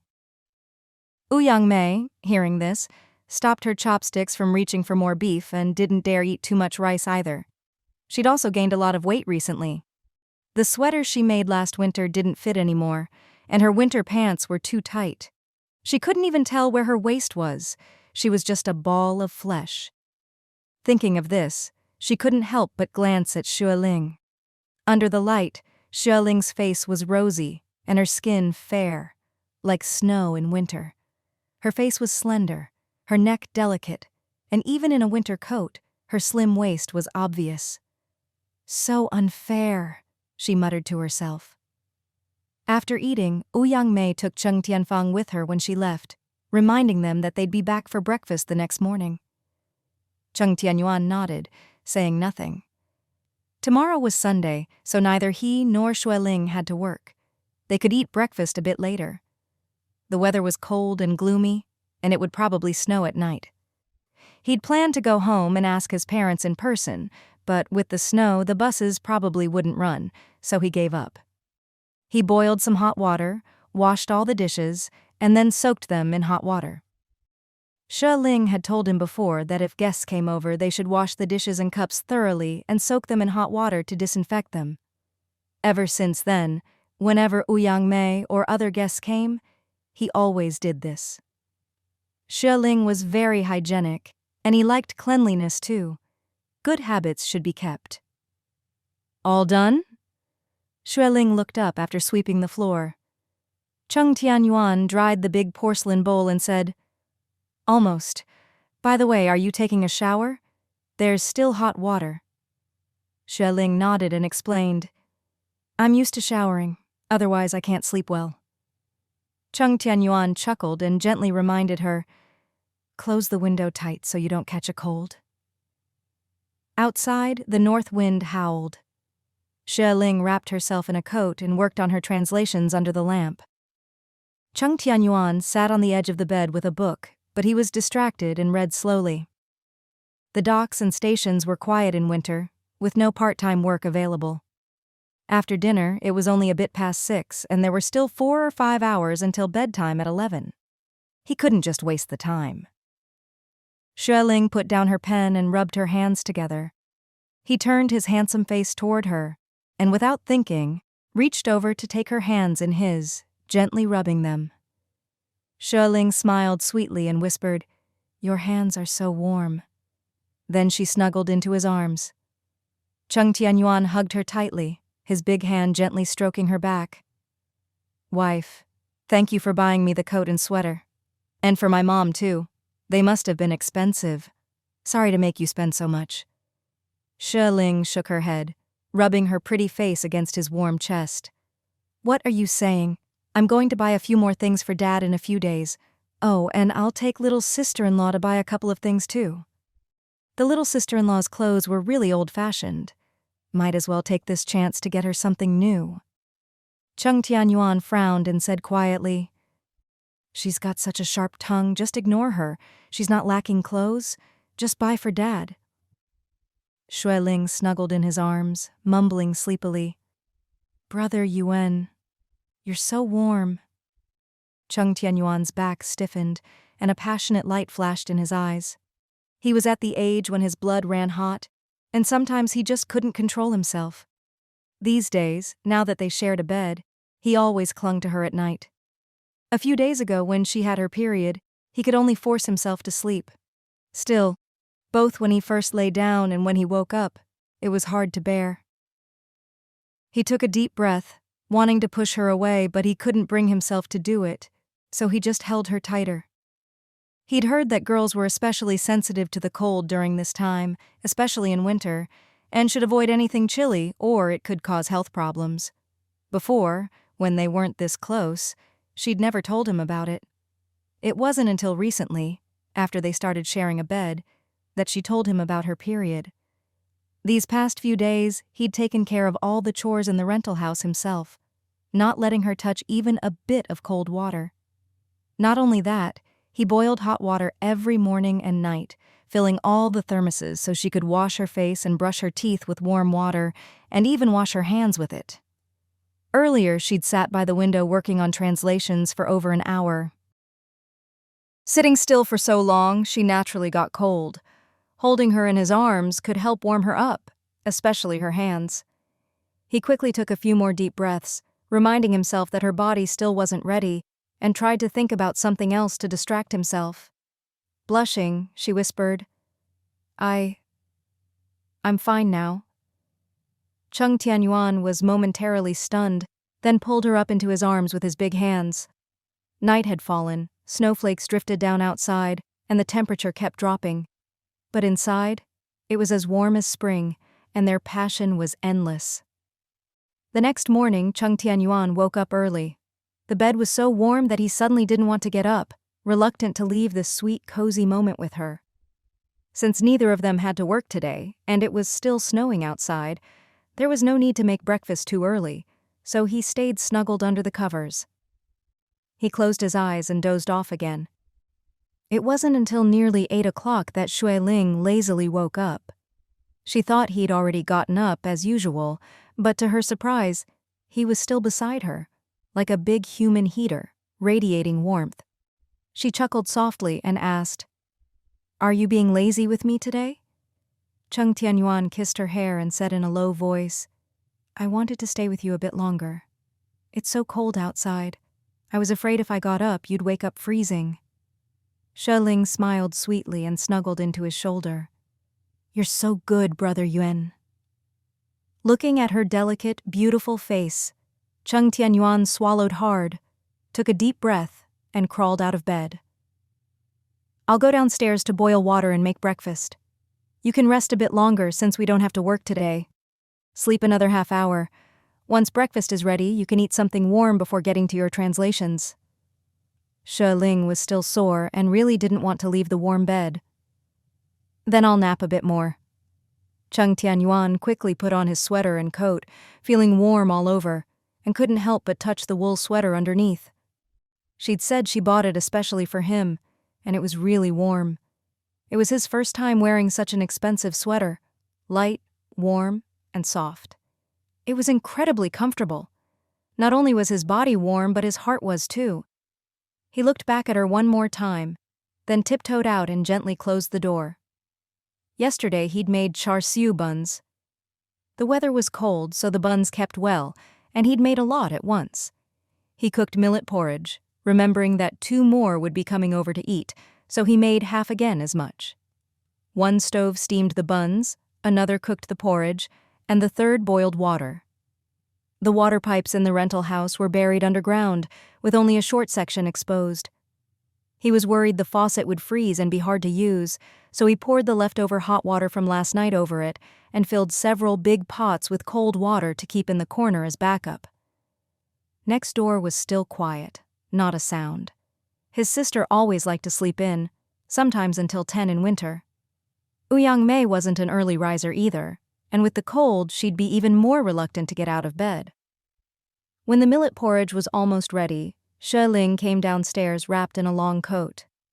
Cheng Tianyuan quickly carried a pot of hot water to the bathroom and reminded her, "Still use warm water to wash your hands." While brushing her teeth, Xue Ling asked, "Are you going out after breakfast?" "Yeah," Cheng Tianyuan replied. "I need to go to the market to buy more vegetables and meat to stock up. The deep winter is coming, and there aren't many vendors at the market, so we should prepare more at home. Of course, the most important thing is to call home and ask my parents about everything." He added apologetically, "Wife, my sister is just thoughtless. Don't take her words to heart. She's my only sister, and our parents have spoiled her." His sister always spoke harshly, never considering others' feelings. Before, Xue Ling didn't have to interact with her much, so he wasn't worried. But now, even if their parents didn't agree to let her stay in the county, they'd have to wait until the snow cleared and the roads were open before sending her back. Since she'd be coming over for all 3 meals, the sisters-in-law would naturally have more contact. Xue Ling waved her hand dismissively, spat out the foam and rinsed her mouth. "I'm not bothered. You always stand up for me, and I know it. She's family, and she's still young. I've never held anything against her."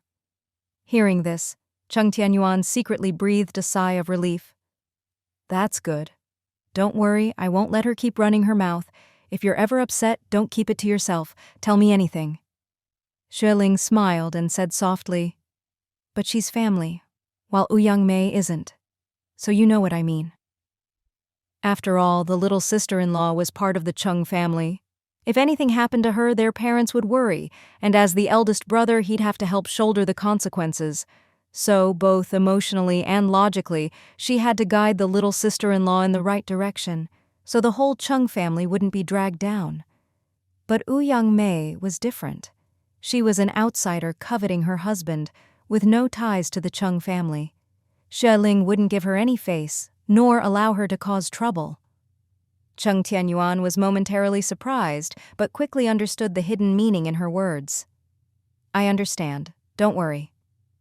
After the two of them finished their hot breakfast in the kitchen, Cheng Tianyuan got ready to head out. It was still snowing outside, and there was quite a bit of snow on the road. Xue Ling reminded him to be careful, helped him put on a hat, and insisted he wear the new coat she'd bought for him yesterday. At first, Cheng Tianyuan was reluctant to wear it and said quietly, "The new sweater underneath is already warm enough. I'll just wear my old coat." "No way," Xue Ling replied. "The new coat is waterproof, so the snow won't soak through if it sits on it for a while. We work hard to improve our lives. What's the point of buying a coat if you're just going to leave it hanging in the house for show?" Cheng Tianyuan smiled, unable to argue with her, and pinched her cute nose.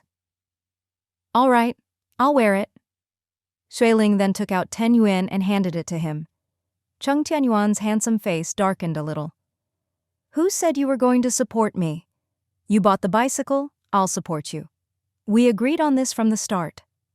Xue Ling smiled and shook her head. "No, I just want you to use this money to buy some beef and lamb and also some bones and maybe some snacks or sunflower seeds for your little sister. She's come all this way, so I want to treat her to something nice. Maybe it'll help smooth things over." The little sister-in-law was still a kid at heart.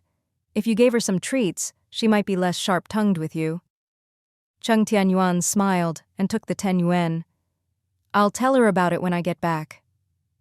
Xue Ling watched him leave, reminding him to ride his bike slowly, then closed the cold iron door and went back inside. There were 3 stoves in the kitchen, so it was warmer than upstairs. She went upstairs to get her English notebook and sat at the kitchen table to work on her translations. A little after 10, she heard shouting outside. "Brother, brother, open the door, we're freezing!" Xue Ling quickly closed her notebook and hurried out to open the door. She saw Cheng Tianyuan and Mei bundled up like 2 little meatballs, waiting outside in the yard as the north wind whipped snowflakes around them. She quickly let them in and led them to the kitchen. "Have some hot water first." She poured 2 cups of hot water. Cheng Tianyuan and Mei didn't stand on ceremony at all, picking up the cups and drinking as if it was only natural. Xue Ling didn't mind and brought out some buns from the stove. "This is breakfast, char siu buns and millet porridge. The porridge is still warming on the stove. Eat the buns first, then help yourselves to the porridge." They weren't children anymore, so she didn't need to wait on them. Cheng Tianyuan lifted the lid and immediately cried out in delight. "Char siu buns! Oh my God, pork, my favorite!" Mei was also delighted, grabbing one and eating in big bites. "Yuan's cooking is amazing. These buns are even better than the ones sold outside. I love them too." Cheng Tianyuan munched away, muttering, "So much pork in these buns, so extravagant. At home, even for New Year's, my brother only put a little pickled cabbage in the buns. Now that he's living in a big house in town, he's having char siu buns for breakfast." Xue Ling frowned but held her tongue. Cheng Tianyuan shot her a glare and continued grumbling. "My brother is so frugal. Someone must be making him do this. He only earns so much, it's not easy. Instead of thinking about the family situation, all you do is chase after comfort and good food." Mei snickered quietly, not saying a word. Xue Ling couldn't take it anymore and turned to look at Cheng Tianyuan. "Little sister-in-law, what I care about is making sure we eat enough and eat nutritiously. Your brother is calcium deficient, has been undernourished for a long time and works so hard. I can't bear to see him suffer, so ever since we moved here I've made bone broth and included some meat every day." Cheng Tianyuan snorted. "I knew it was your idea. My brother is so thrifty. If it weren't for you insisting, he'd never buy this stuff. Don't think that just because you can earn a little money, you can live extravagantly every day. My brother works so hard." Xue Ling shrugged. "Your brother does work hard and doesn't earn much. I'm not after luxury, but I do want us to eat well and not ruin our health. I don't make a lot, but I earn more than your brother so I can help out. At least we can eat our fill." Cheng Tianyuan eyed her suspiciously. "How much do you make a month? More than my brother? He makes 140 yuan a month." 180, Xue Ling replied, flipping through her English book. "I do some translation work on the side, which brings in a few hundred more each month. So, I make about 3 or 4 times what your brother does." Actually, she was getting better and better at translating, and if she picked up the pace, she could make about 1,000 yuan a month. But there was no need to let them know all that. Cheng Tianyuan stared at her, dumbfounded.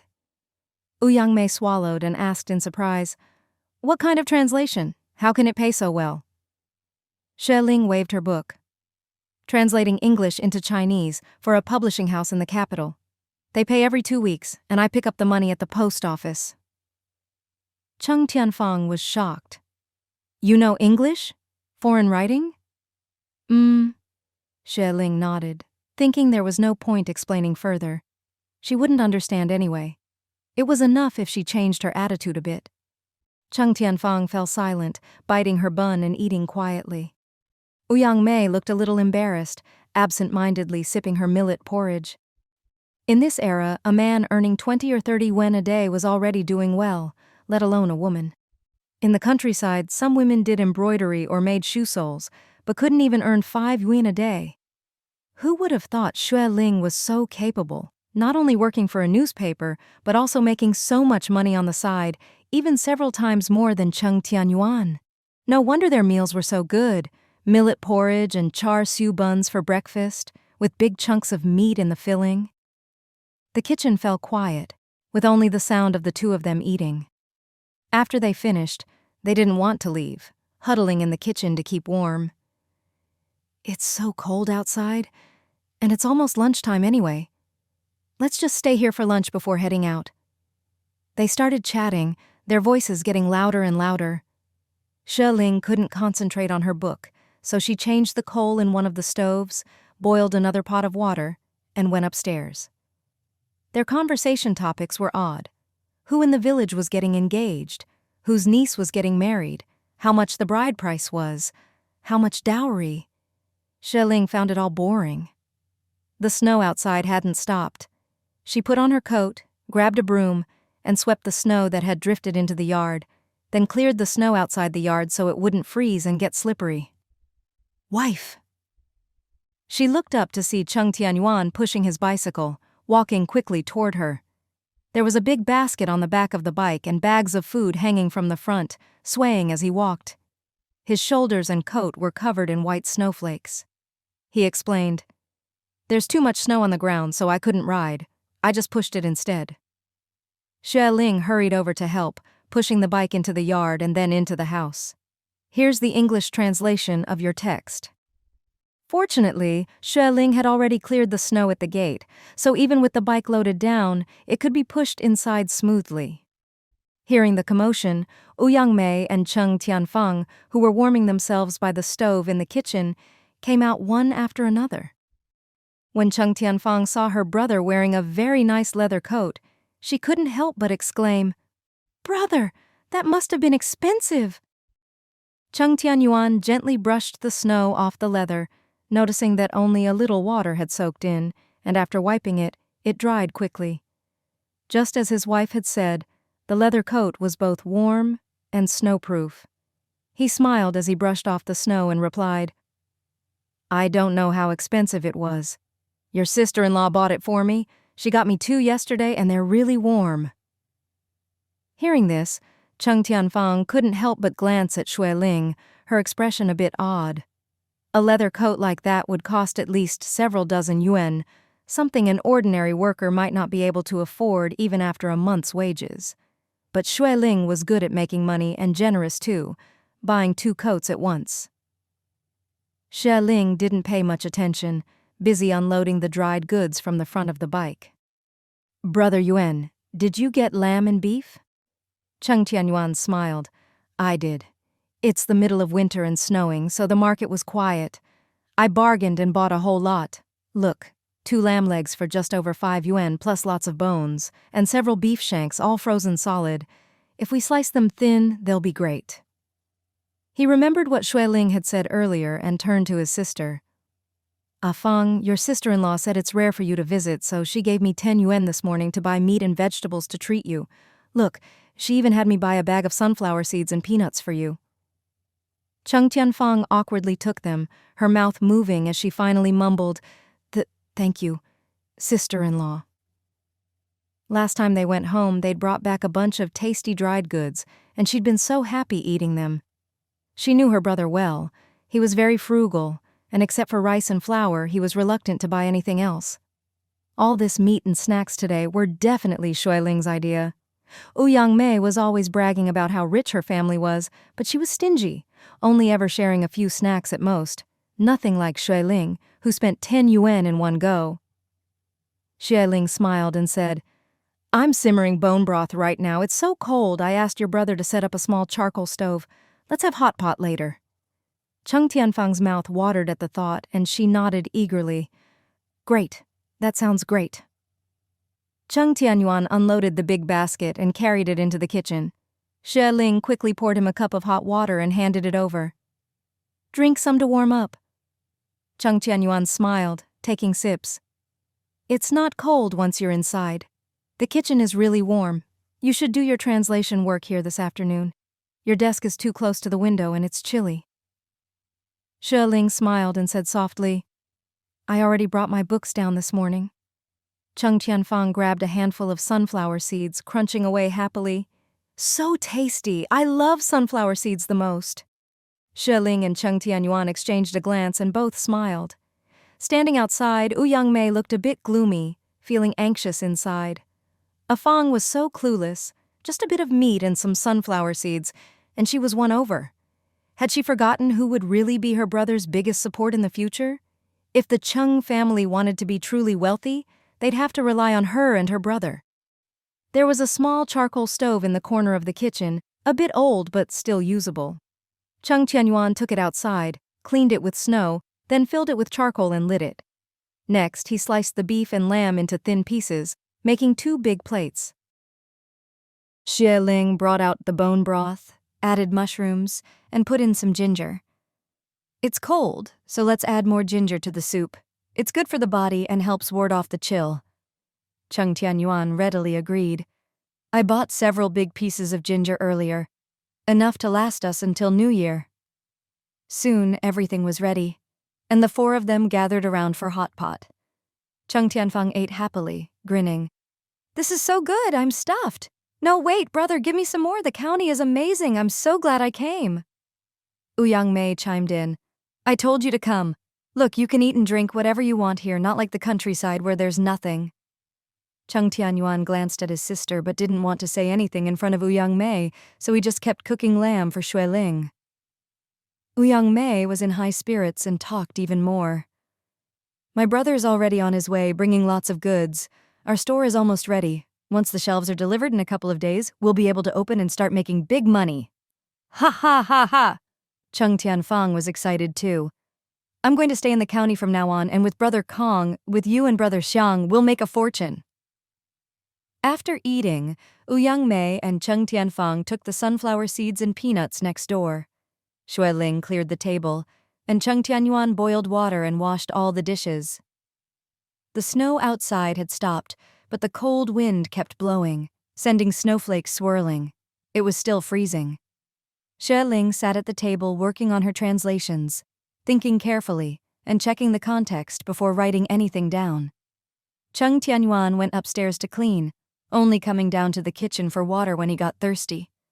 Xue Ling stretched and asked, Did you call home? How are Mom and Dad? Cheng Tianyuan replied, They're fine. Mom said the 2 hot water bottles you bought are great. Dad uses them every day. At night he puts one on his arm and shares the other with Mom to warm their feet. They love them. Xue Ling smiled gently. Next time we go back, I'll buy 2 more so they each have one for their feet. Cheng Tianyuan smiled too, lowering his voice. I'll go with you to buy them. Xue Ling asked quietly, Your little sister's staying here. Do your parents know? Did they agree? Cheng Tianyuan shook his head and explained. She told them Ouyang Mei is living next door and needs her help with the store for a while. She said she'd go back once things weren't so busy. She didn't dare tell the truth, just made something up to fool them. He added, If Dad knew she came to the county, he'd never allow it. That girl waited until Dad was out, packed her things, and left with Ouyang Mei. Mom couldn't stop her and couldn't catch up. Mom said Dad was so angry he smashed a bowl. Xue Ling sighed softly. Dad's worried she came here because of that Lin Kong. That's why he's so upset. A girl of 15 or 16 is still naive about the world. Of course they'd worry.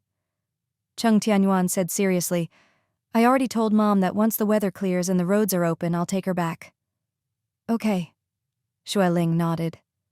That evening, the 2 girls came over for dinner, then went back next door right after. Ouyang Mei, having been put in her place by Xue Ling before and seeing that Cheng Tianyuan never gave her a warm welcome, didn't dare come over too often. But now, with Cheng Tianfang as an excuse, she really wanted to come for every meal. At noon, since both Cheng Tianyuan and Xue Ling had to eat at work, the 2 girls had to cook for themselves. But both of them were lazy, and even lazier in the dead of winter. At noon, they just ate some peanuts and drank hot water, not bothering to cook at all. Cheng Tianyuan and Xue Ling had to leave for work early in the morning, while the 2 freeloaders slept in until late morning, so breakfast was just kept warm on the stove. Since his sister didn't have a key to the rental house, Cheng Tianyuan had to give her his own, reminding her not to go upstairs casually and especially not to touch Xue Ling's things. Cheng Tianfang rolled her eyes and put the key away. Despite Cheng Tianyuan's instructions, she still went upstairs when they weren't home, opened Xue Ling's wardrobe, and wore her sweater. When Xue Ling came home and found the wardrobe half open, she was startled, thinking there had been a thief. After Cheng Tianyuan found out what happened, he scolded his sister, saying that taking things without asking was no different from stealing, and that no one should be so shameless. Cheng Tianyuan blushed, angry and embarrassed. "It's just a sweater. What's the big deal? I didn't bring enough winter clothes, and I'm freezing. Am I supposed to wear your old cotton jacket?" Afraid the siblings would start fighting, Xue Ling stepped in as peacemaker, taking out 30 yuan and handing it to Cheng Tianyuan. "My husband and I both have to work, so we don't have time to take you shopping right now. We were planning to take you out this weekend. For now, you can have this sweater. Don't catch a cold. When the weather gets better, you and Ouyang Mei can go out and buy a couple more sweaters." Cheng Tianyuan's eyes lit up. She thanked Xue Ling and slipped away quickly. Xue Ling closed the wardrobe and said nothing more. But Cheng Tianyuan was still angry. Ignoring the snow on the ground, he rode his bike to the bus station to ask if the buses were running. The staff explained that the country roads were full of potholes and no one had cleared the snow, so there were no plans to resume service for now, in case of accidents. When asked when service might resume, the staff just shook their heads. "No idea. No idea." He returned to the rental house with a cold, dark face. Cheng Tianyuan took the money Xue Ling gave her and bought a sweater, but spent the rest on snacks. The days passed quickly, and soon it was the weekend again. One day, Xue Ling was boiling water in the kitchen when she heard a noise outside. Thinking it was Cheng Tianyuan coming home, she hurried to open the door with a smile. "Sister-in-law!" Ah Hu called out, rubbing his hands. Xue Ling was surprised and quickly invited him in. But Ah Hu shook his head. "No need. I'm here to take you to pick up your money. I already got mine this morning, over 2,000. Xue Ling congratulated him. Ah Hu waved it off, saying loudly, "If it weren't for your generosity, I would have had to sell my land for a pittance. The difference between 200 and 500 is 300 yuan. If you hadn't helped, I'd have lost both my land and my money. Ha ha, now my mother's healthy, and I got over 2,000 yuan. That's great." Xue Ling thought for a moment. "My husband's out, and I don't know when he'll be back. I'm worried it'll get dark before he returns, and it looks like it might snow again. How about we go tomorrow instead?" "I'll take you," Ah Hu said cheerfully. "I got paid a few days ago and bought a new bike. Sister-in-law, you should get your money as soon as possible. There were a lot of people at the neighborhood office this morning, but now it's quiet. You have to work tomorrow, right? Both of you would have to ask for leave, which isn't convenient." Xue Ling thought that made sense. At the newspaper, all leave requests had to be approved by Deputy Director Jen, the Iron Lady, or there was no way to get time off. For some reason, she'd been watching Xue Ling closely lately, as if waiting to catch her making a mistake. Luckily, Xue Ling was always careful, or she might have gotten in trouble already. Just thinking about having to bow and scrape for leave made Xue Ling lose her appetite. "Would it be too much trouble for you? If it's inconvenient, we can go tomorrow." Ah Hu shook his head. "No trouble. I'm not driving today. I'm free. Go get your ID and put on some warm clothes. I'll wait for you outside." Xue Ling poured him a cup of hot water, hurried upstairs for her coat, locked the iron door, and left with Ah Hu. Ah Hu rode fast and steady, quickly taking her to pick up the money and bringing her back. "Sister-in-law, now that you have so much money, have you thought about starting a business?" Xue Ling explained, "To be honest, my father-in-law's arm was badly injured years ago saving my dad. It's never fully healed, and he's been sick ever since. My husband and I plan to take this money to the provincial hospital to get him a prosthetic so he can finally be free from pain." Ah Hu praised her warmly. "Sister-in-law, you're so filial. You and Ah Yuan are both good people. The elders in your family will be fine soon." Xue Ling smiled softly. Not wanting the conversation to stall, she asked about his plans. Ah Hu replied, "I've been driving a lot lately and the income's pretty good. I didn't dare drive long distances before because I couldn't leave my mother alone at home. She needed me to take care of her. Now she's healthy and even happily helping me look for a wife." "Then save the money for your wedding." Xue Ling laughed. Ah Hu laughed heartily. "I'm still poor, so I'm not in a hurry. Once I make big money next year, I'll buy a big house and then think about getting married. A man can suffer himself, but if I marry, I don't want my wife to suffer with me." A wife is someone to cherish and have children with. I need to be capable enough not to let her suffer. Xue Ling hadn't expected this big, rough guy to be so considerate of his future wife, and she admired him even more. You're absolutely right. So, are you going to keep driving? Ah Hu replied. Not necessarily. I think there's going to be a lot of construction in the suburbs soon, and there might be some business opportunities. I'm a local, so it's easier for me to get things done, and I know a lot of people. I plan to look for some business to do. Xue Ling's eyes lit up. I was thinking the same thing. Ha ha ha ha.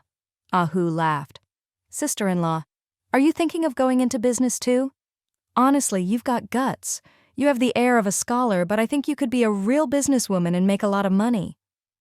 Ah Hu had traveled all over and met many people. He was a good judge of character. Xue Ling chuckled.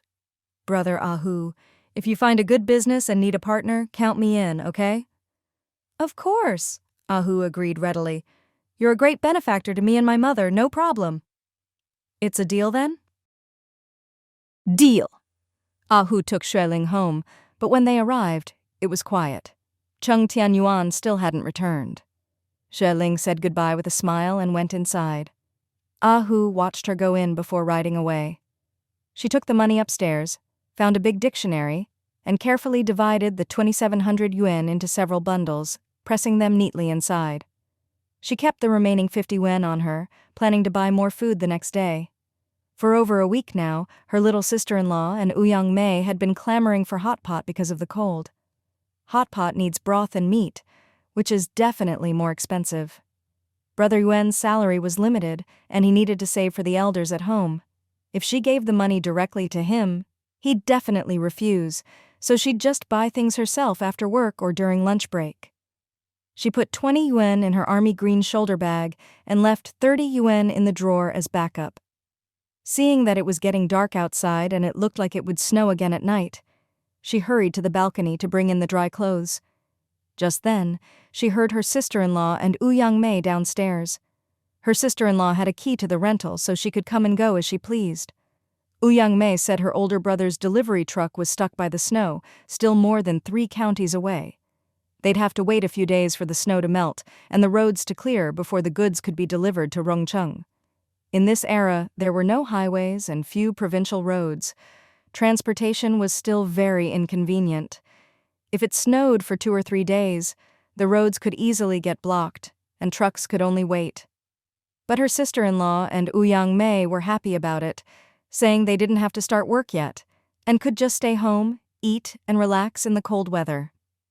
Brother Yuan was a diligent person, and when he heard them say that, he looked very displeased. The day before yesterday and yesterday, when it wasn't snowing, her sister-in-law and Ouyang Mei were out all day, only coming back in the evening for hot pot. Brother Yuan asked where they'd been, and her sister-in-law mumbled something about shopping. No one really believed it, suspecting she was hiding something. But with Ouyang Mei there, Brother Yuan couldn't scold her or forbid her from seeing Lin Kong. It wasn't until last night, after they'd been out all day again, that Brother Yuan kept his sister-in-law in the kitchen and told her she couldn't have any more contact with that man, or he'd borrow a donkey cart and send her back to Chengjia village, even if it meant braving the snow. His sister-in-law went back next door, red-eyed and angry. Today was Sunday and she didn't have to work. Brother Yuan said a friend needed his help, so he left in a hurry after lunch and hadn't returned yet. She'd been busy with translation work all afternoon, then went with Ah Hu to pick up the money, so she didn't know if her sister-in-law and Ouyang Mei were next door.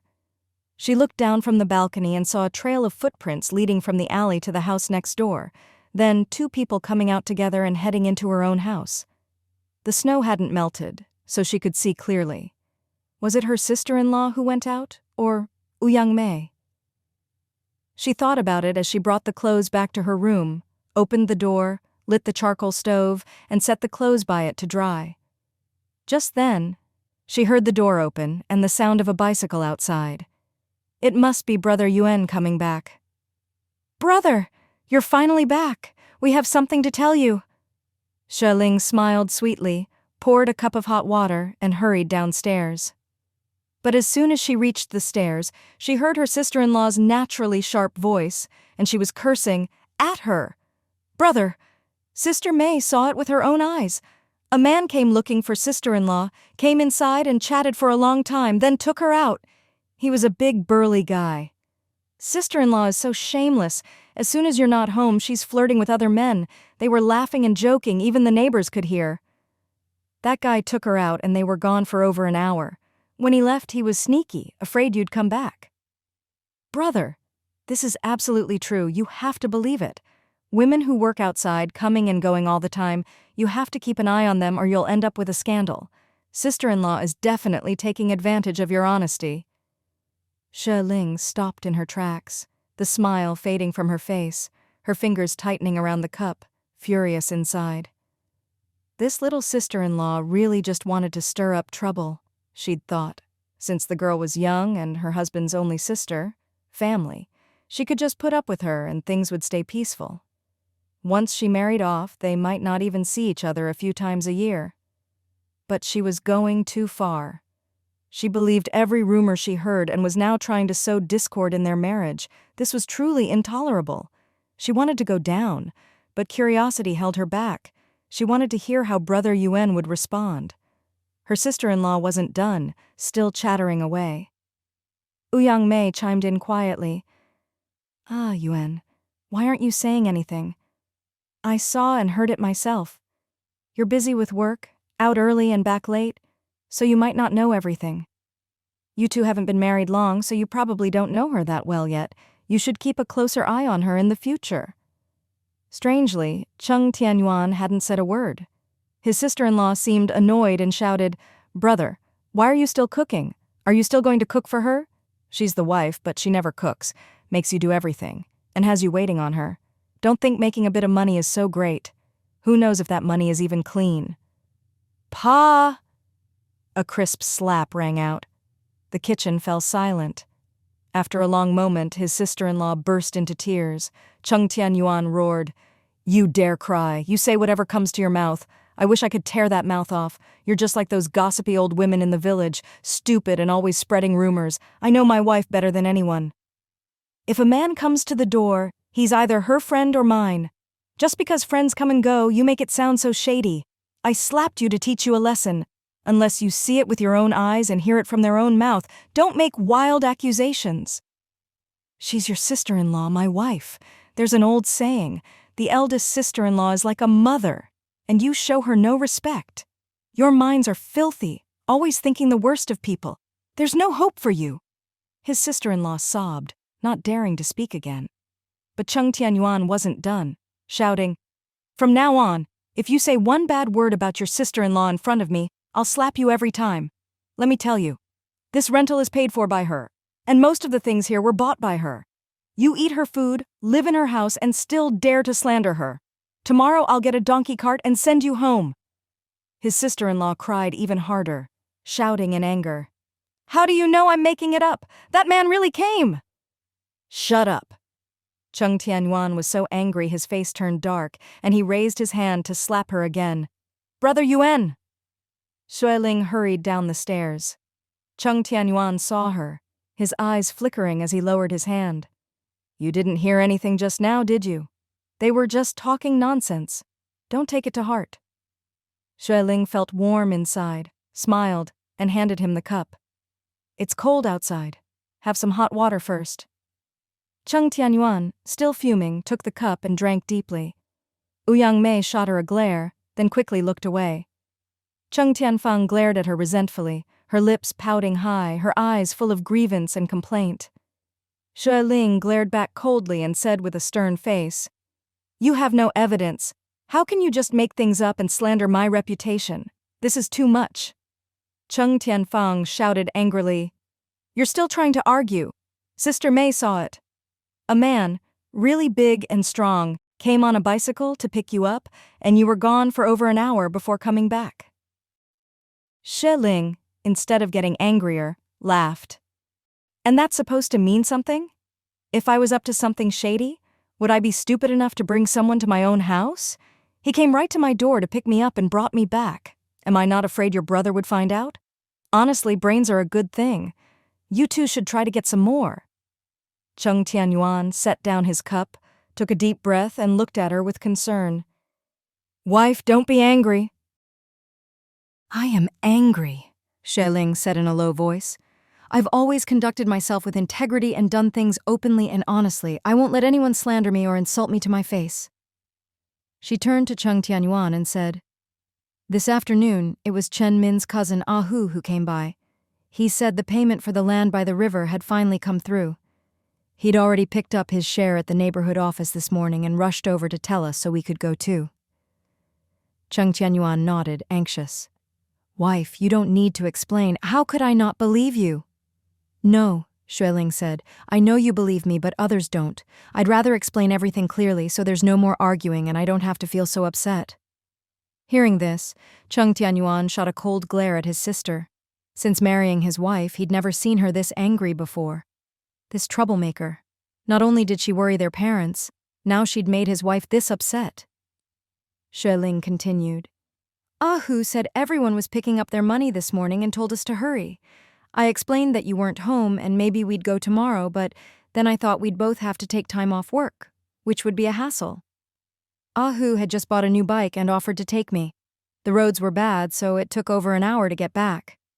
She glared at Ouyang Mei and Cheng Tianfang and raised her voice. He's our friend. He's been here before and we've had money dealings with him. I'm completely above board with him. Just because we talked and he kindly gave me a ride, you two start making up stories. She snorted coldly. Maliciously slandering someone's reputation is punishable by law. Do you understand? I have the right to go to the police and report you for defamation. Do you know that? Xue Ling continued. Not only can I do this, but Ah Hu can too. He has the right to protect his own reputation from slander.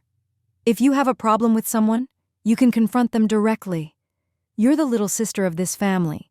Haven't you ever thought about protecting your own family members? If word gets out, people will just laugh at this family and laugh at you even more. I've always treated you as family, so I've tried to put up with whatever you say, but this time you've gone too far. If you dare to slander me again, I'll go straight to the police. You're almost an adult. You have to take responsibility for your actions. Ouyang Mei and Cheng Tianfang turned pale with fright, shrinking back. Xue Ling had always kept a low profile, but now her powerful presence as a strong woman was on full display. For two little country girls like Cheng Tianfang and Ouyang Mei, the word law was foreign. They had no idea what it really meant. Frightened by her, they trembled and huddled together, not daring to speak. Cheng Tianyuan stepped forward and took Xue Ling's arm. Wife, don't be angry. Once the snow melts in a few days, I'll send her back to Chengjia village. She's just thoughtless. Don't let her upset you and make yourself sick. Looking at the warm-hearted man in front of her, Xue Ling could only suppress her urge to keep scolding. But she really had no appetite for dinner, so she turned and went upstairs. Seeing her go, Cheng Tianyuan hurried after her. Wife. Xue Ling waved her hand and said softly, I'm a bit tired. I'll go lie down for a while.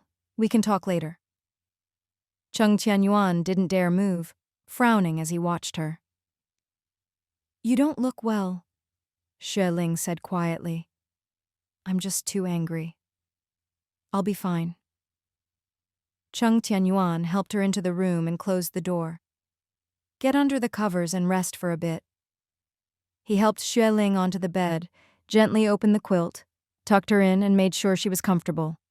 The little charcoal stove in the room was burning a bit too hot, so he opened the window a crack and put away the clothes. Xue Ling was so angry she couldn't sleep, just stared blankly at the ceiling.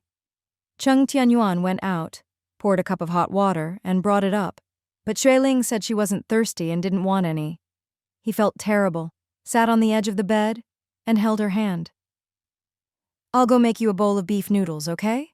There's still a big piece of beef you bought the other day. I'll make hand-pulled noodles with beef. You'll love it. Xue Ling snapped out of her daze and smiled gently. Wait a bit. I have something to talk to you about. Cheng Tianyuan sat up straight. Go ahead. I'm listening. Xue Ling said seriously. We have over 3,000 yuan now. That should be enough for Dad's prosthetic. I looked up some medical information before. There's a doctor at the first hospital in the provincial capital who does this. A prosthetic hand plus surgery costs just over 1,000, and with travel and lodging 2,000 should be enough. She'd been planning this for months, and now that they'd finally saved enough, she wanted to get it done as soon as possible. Cheng Tianyuan had thought she wanted to complain about his sister, but instead she brought up his father's illness. She'd only just married into the family, and his sister was always targeting her and saying nasty things, but she still put the family first, endured everything, and worked hard to help his father get treatment.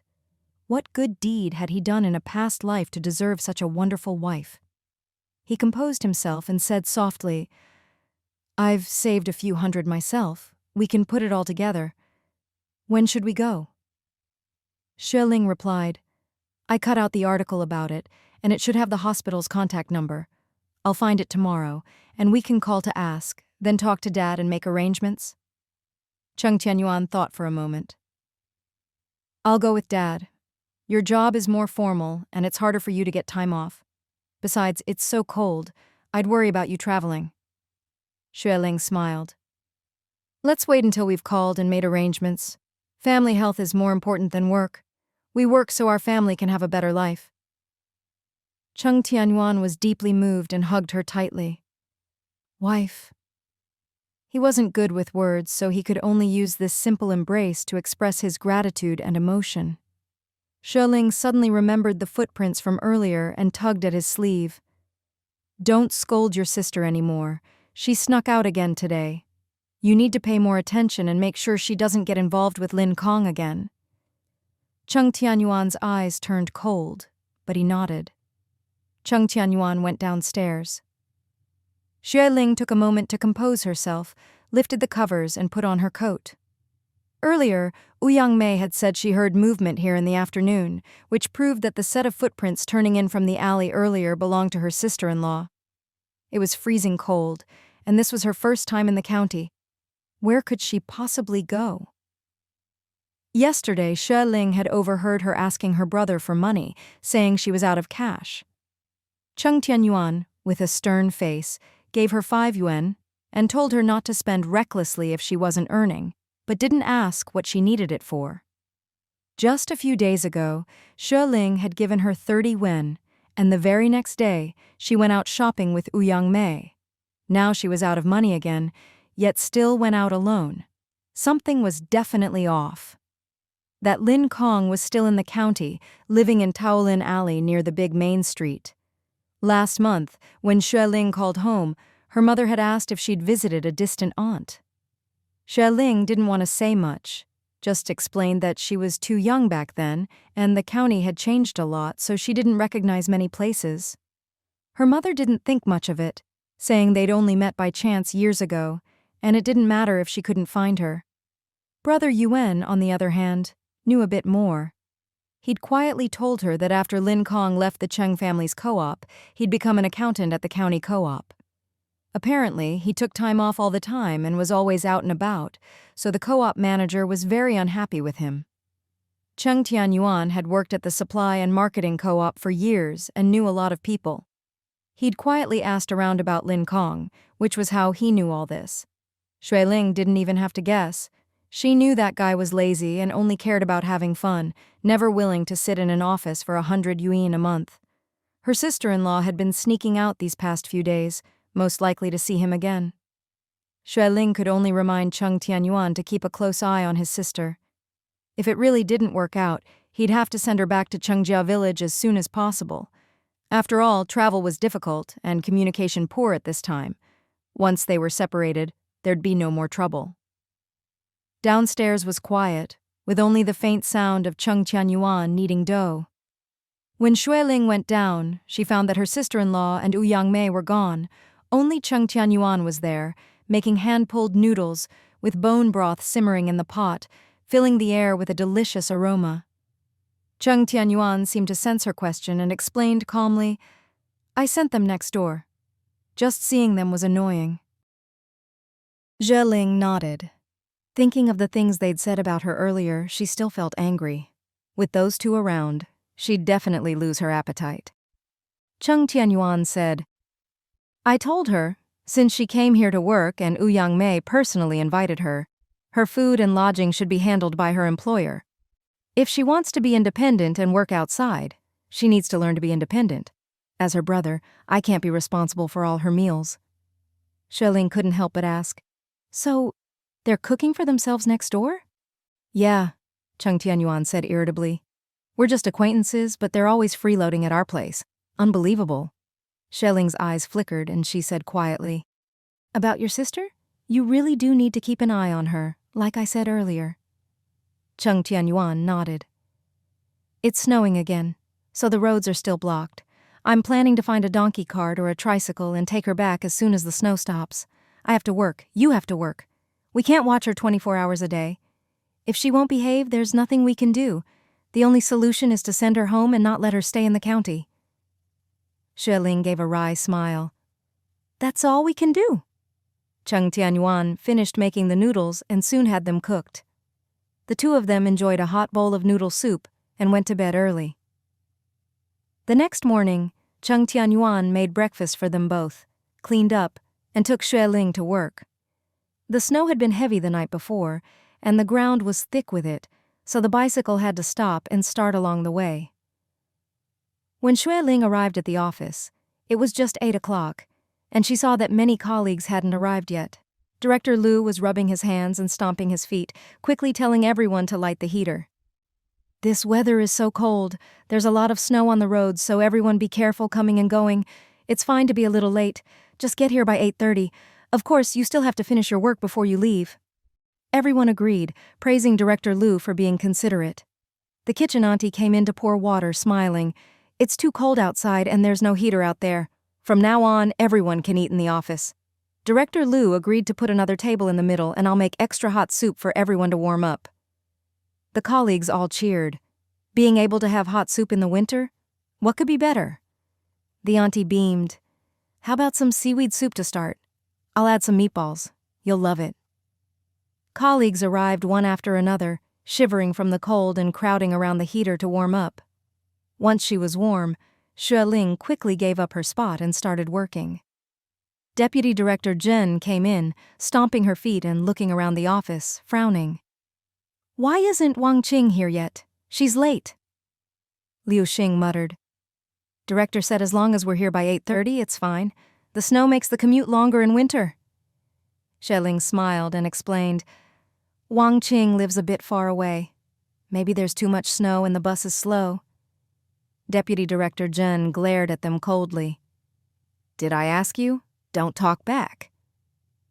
With that, she strode back to her office.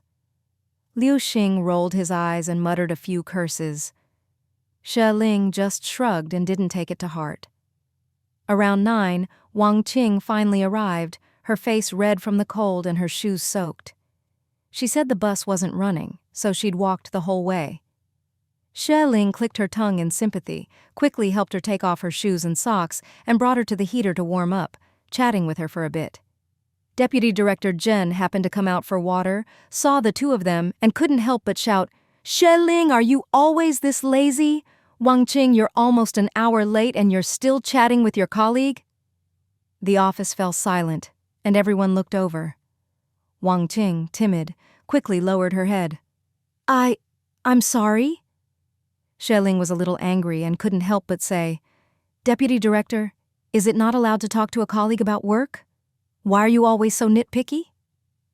Deputy Director Zhen was always strict, sparing no one but Director Liu.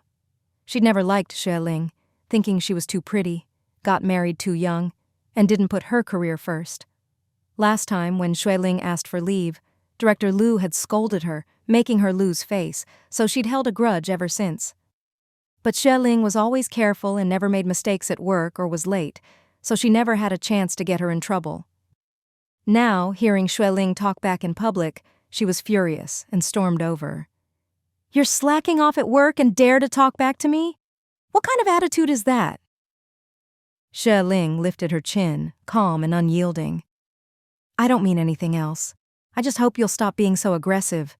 We're just colleagues, not your slaves. There's no need for you to always act so high and mighty."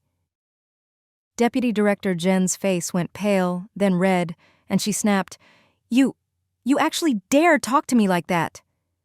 She had a university degree and was promoted to editor-in-chief not long after joining the newspaper.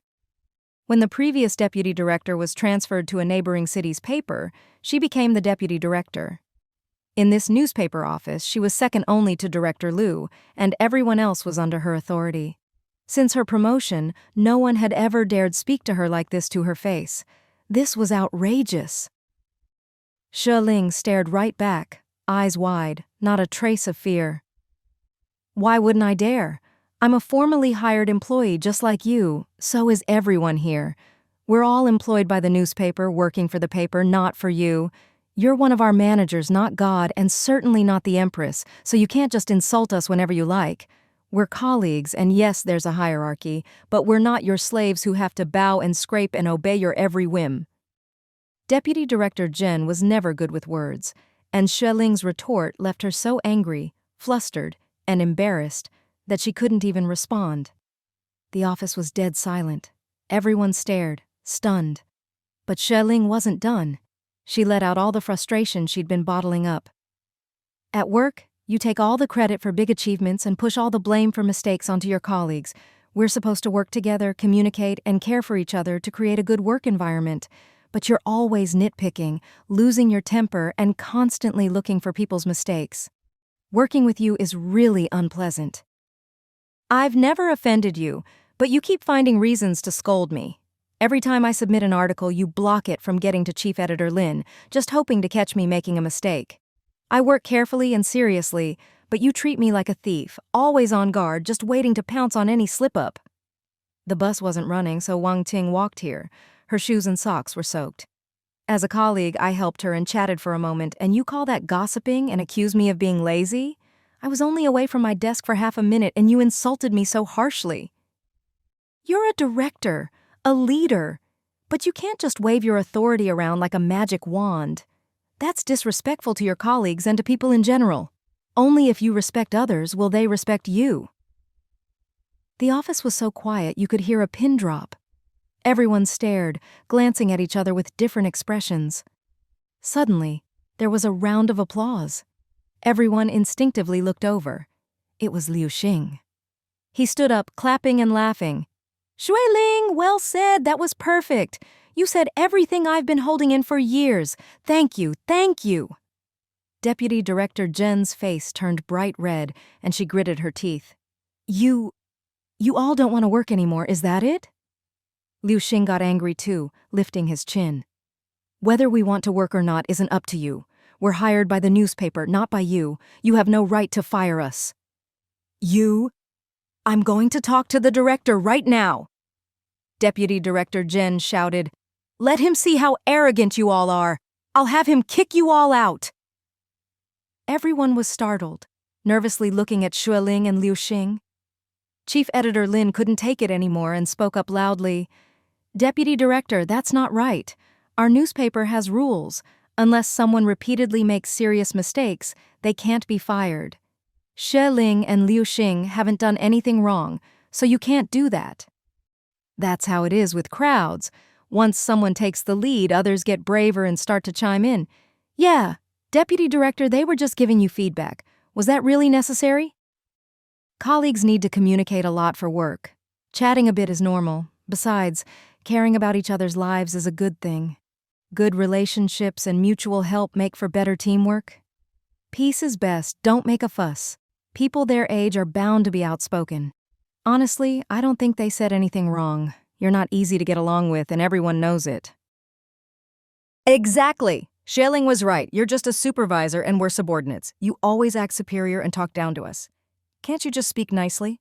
Why do you always have to yell and insult people? Sometimes it's really hard to put up with. Once one person spoke up, others followed, and soon the office was buzzing with voices.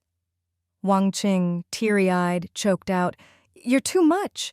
Xue Ling just helped me.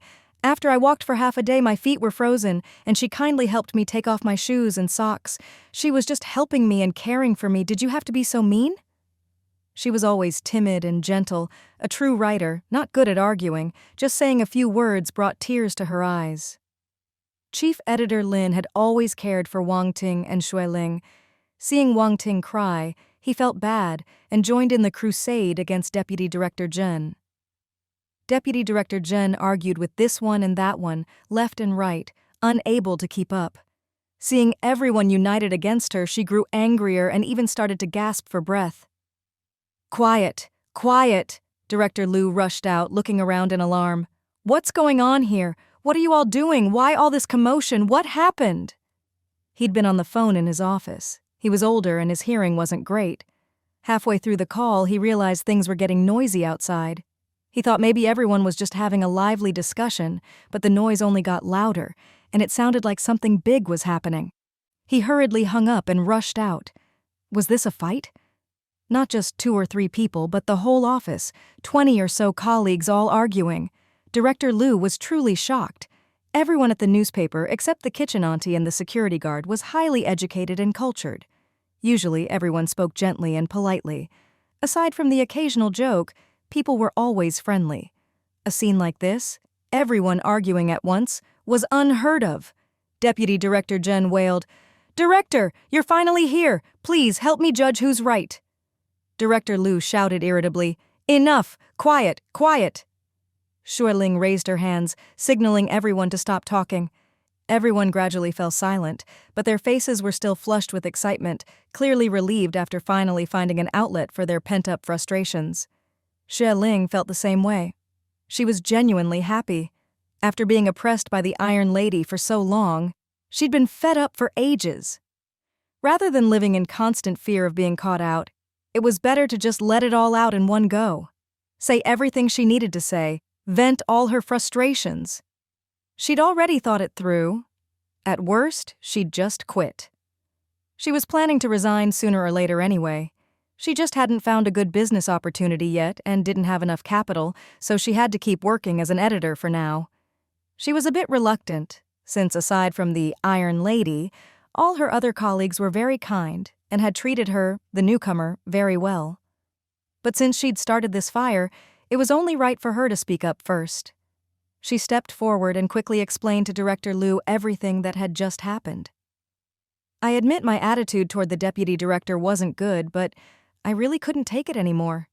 She's always so hurtful, accusing me of being lazy, forbidding me from talking to Wang Qing, and saying we were just gossiping." She then summarized what she'd said to the deputy director for Director Liu. After I spoke up, the other colleagues chimed in. They just couldn't stand it anymore and were probably stirred up by me. If you want to blame someone, blame me. Dock my bonus, my pay, whatever you want. Liu Xing shot to his feet, standing tall and saying loudly, "Director, I couldn't stand the deputy director's aggressive ways either. I had to say something or I'd suffocate. I'd rather quit than be nitpicked and scolded every day. It's just so undignified." Wang Qing, crying, choked out, "Director, it's all my fault. The snow was too heavy, the bus wasn't running, and my feet were frozen and soaked. Xue Ling just helped me warm up. The deputy director saw us and started scolding. It's all my fault. I dragged Xue Ling into this. Please don't blame her." Even Chief Editor Lin, usually the most easygoing, was angry. He threw his pen on the desk. "Director, you're a reasonable person. You always tell us to get along, help each other, and care for one another. But some people always act like a boss, constantly scolding and even insulting others. This kind of atmosphere is really stifling." Exactly. Stifling. We're always on edge, afraid of being caught and scolded. Director Liu, seeing that things might get out of hand again, quickly raised his hand. All right, I get it. Everyone calm down." The room quieted. Director Liu let out a long sigh and looked tiredly at Zhen Zhen. "Xiao Zhen, you can see for yourself. Your colleagues have a lot of complaints about you. I've told you privately many times not to act so aloof and stern. It's for your own good." Deputy Director Zhen kept her head down, face dark, and just grunted, saying nothing. Director Liu, as the top leader, was naturally skilled at smoothing things over. All right. These are all small matters, no need to make a fuss. We're all colleagues working together every day. Occasional friction is inevitable. Xiao Zhen is a bit too serious, but she's also thinking of the newspaper's best interests." He waved Deputy Director Zhen back to her office. "I've already criticized her and told her to be more mindful. She's strict and dignified, so people find her hard to get along with. She'll improve. Let's not stand around. It's rare we don't have a meeting today, and we'll have seaweed soup for lunch. It's cold in winter, but we have a heater and a warm office. How comfortable is that? The heater is for warming us, not for fueling our tempers, so let's all cool down. Xiao Wang, stop crying. Zhao Zhe, help her back to work. Don't let this delay things. Everyone's vented, everything's been said. So let's just move on and get along. With that, Director Liu smoothed things over, and the big revolt was finally settled.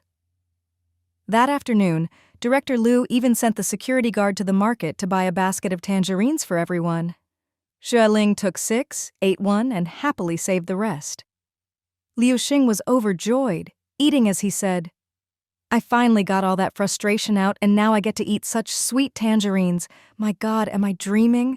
What a beautiful dream." Everyone laughed. After that day, the Iron Lady became much more low-key, and her tone was less harsh and overbearing. Everyone secretly rejoiced at how effective the collective revolt had been. Of course, the person everyone admired most was Xue Ling. She was the first to dare stand up to the Iron Lady, and she did it with reason and evidence. As Wang Qing put it was simply perfect.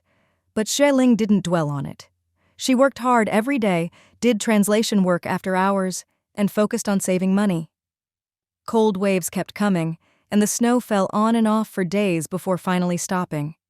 Since that evening when Cheng Tianyuan sent Wu Yangmei and his sister next door, Wu Yangmei hadn't dared to come over for meals again.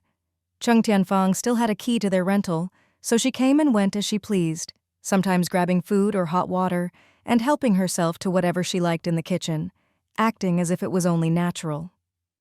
Xue Ling was busy, since Zhao Jiaxue had sent her a telegram saying the English booklet she was translating would go to print after the new year, so she should try to finish it before then.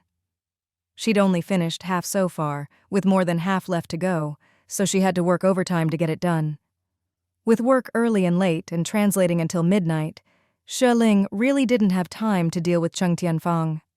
Cheng Tianyuan had wanted to send his sister home as soon as possible, but with the constant snow, the roads to the countryside were blocked. Neither big trucks nor donkey carts could get through, so he had to put up with it for now. But following Xue Ling's advice, he kept a close eye on his sister morning, noon, and night, not letting her go out. Xue Ling found the consultation number for the first hospital in the provincial capital and explained her father-in-law's situation to the doctor. The doctor said surgery could be done to fit a prosthetic, which would relieve his pain and restore some ability to work. The doctor also said they could come anytime, but would need a checkup first, then surgery would be scheduled based on his condition. If all went well, the surgery should be possible and the cost would be around 1,700 yuan. Xue Ling was delighted and told Cheng Tianyuan. He was thrilled too. "Once the roads are clear, I'll go home and bring Dad over. There's a bus to the provincial capital every other day. Leave in the morning, arrive by evening."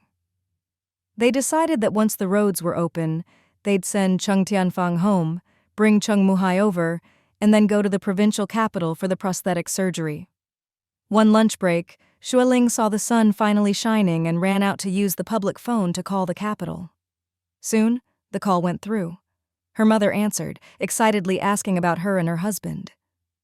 Xue Ling answered each question and asked after her parents' health.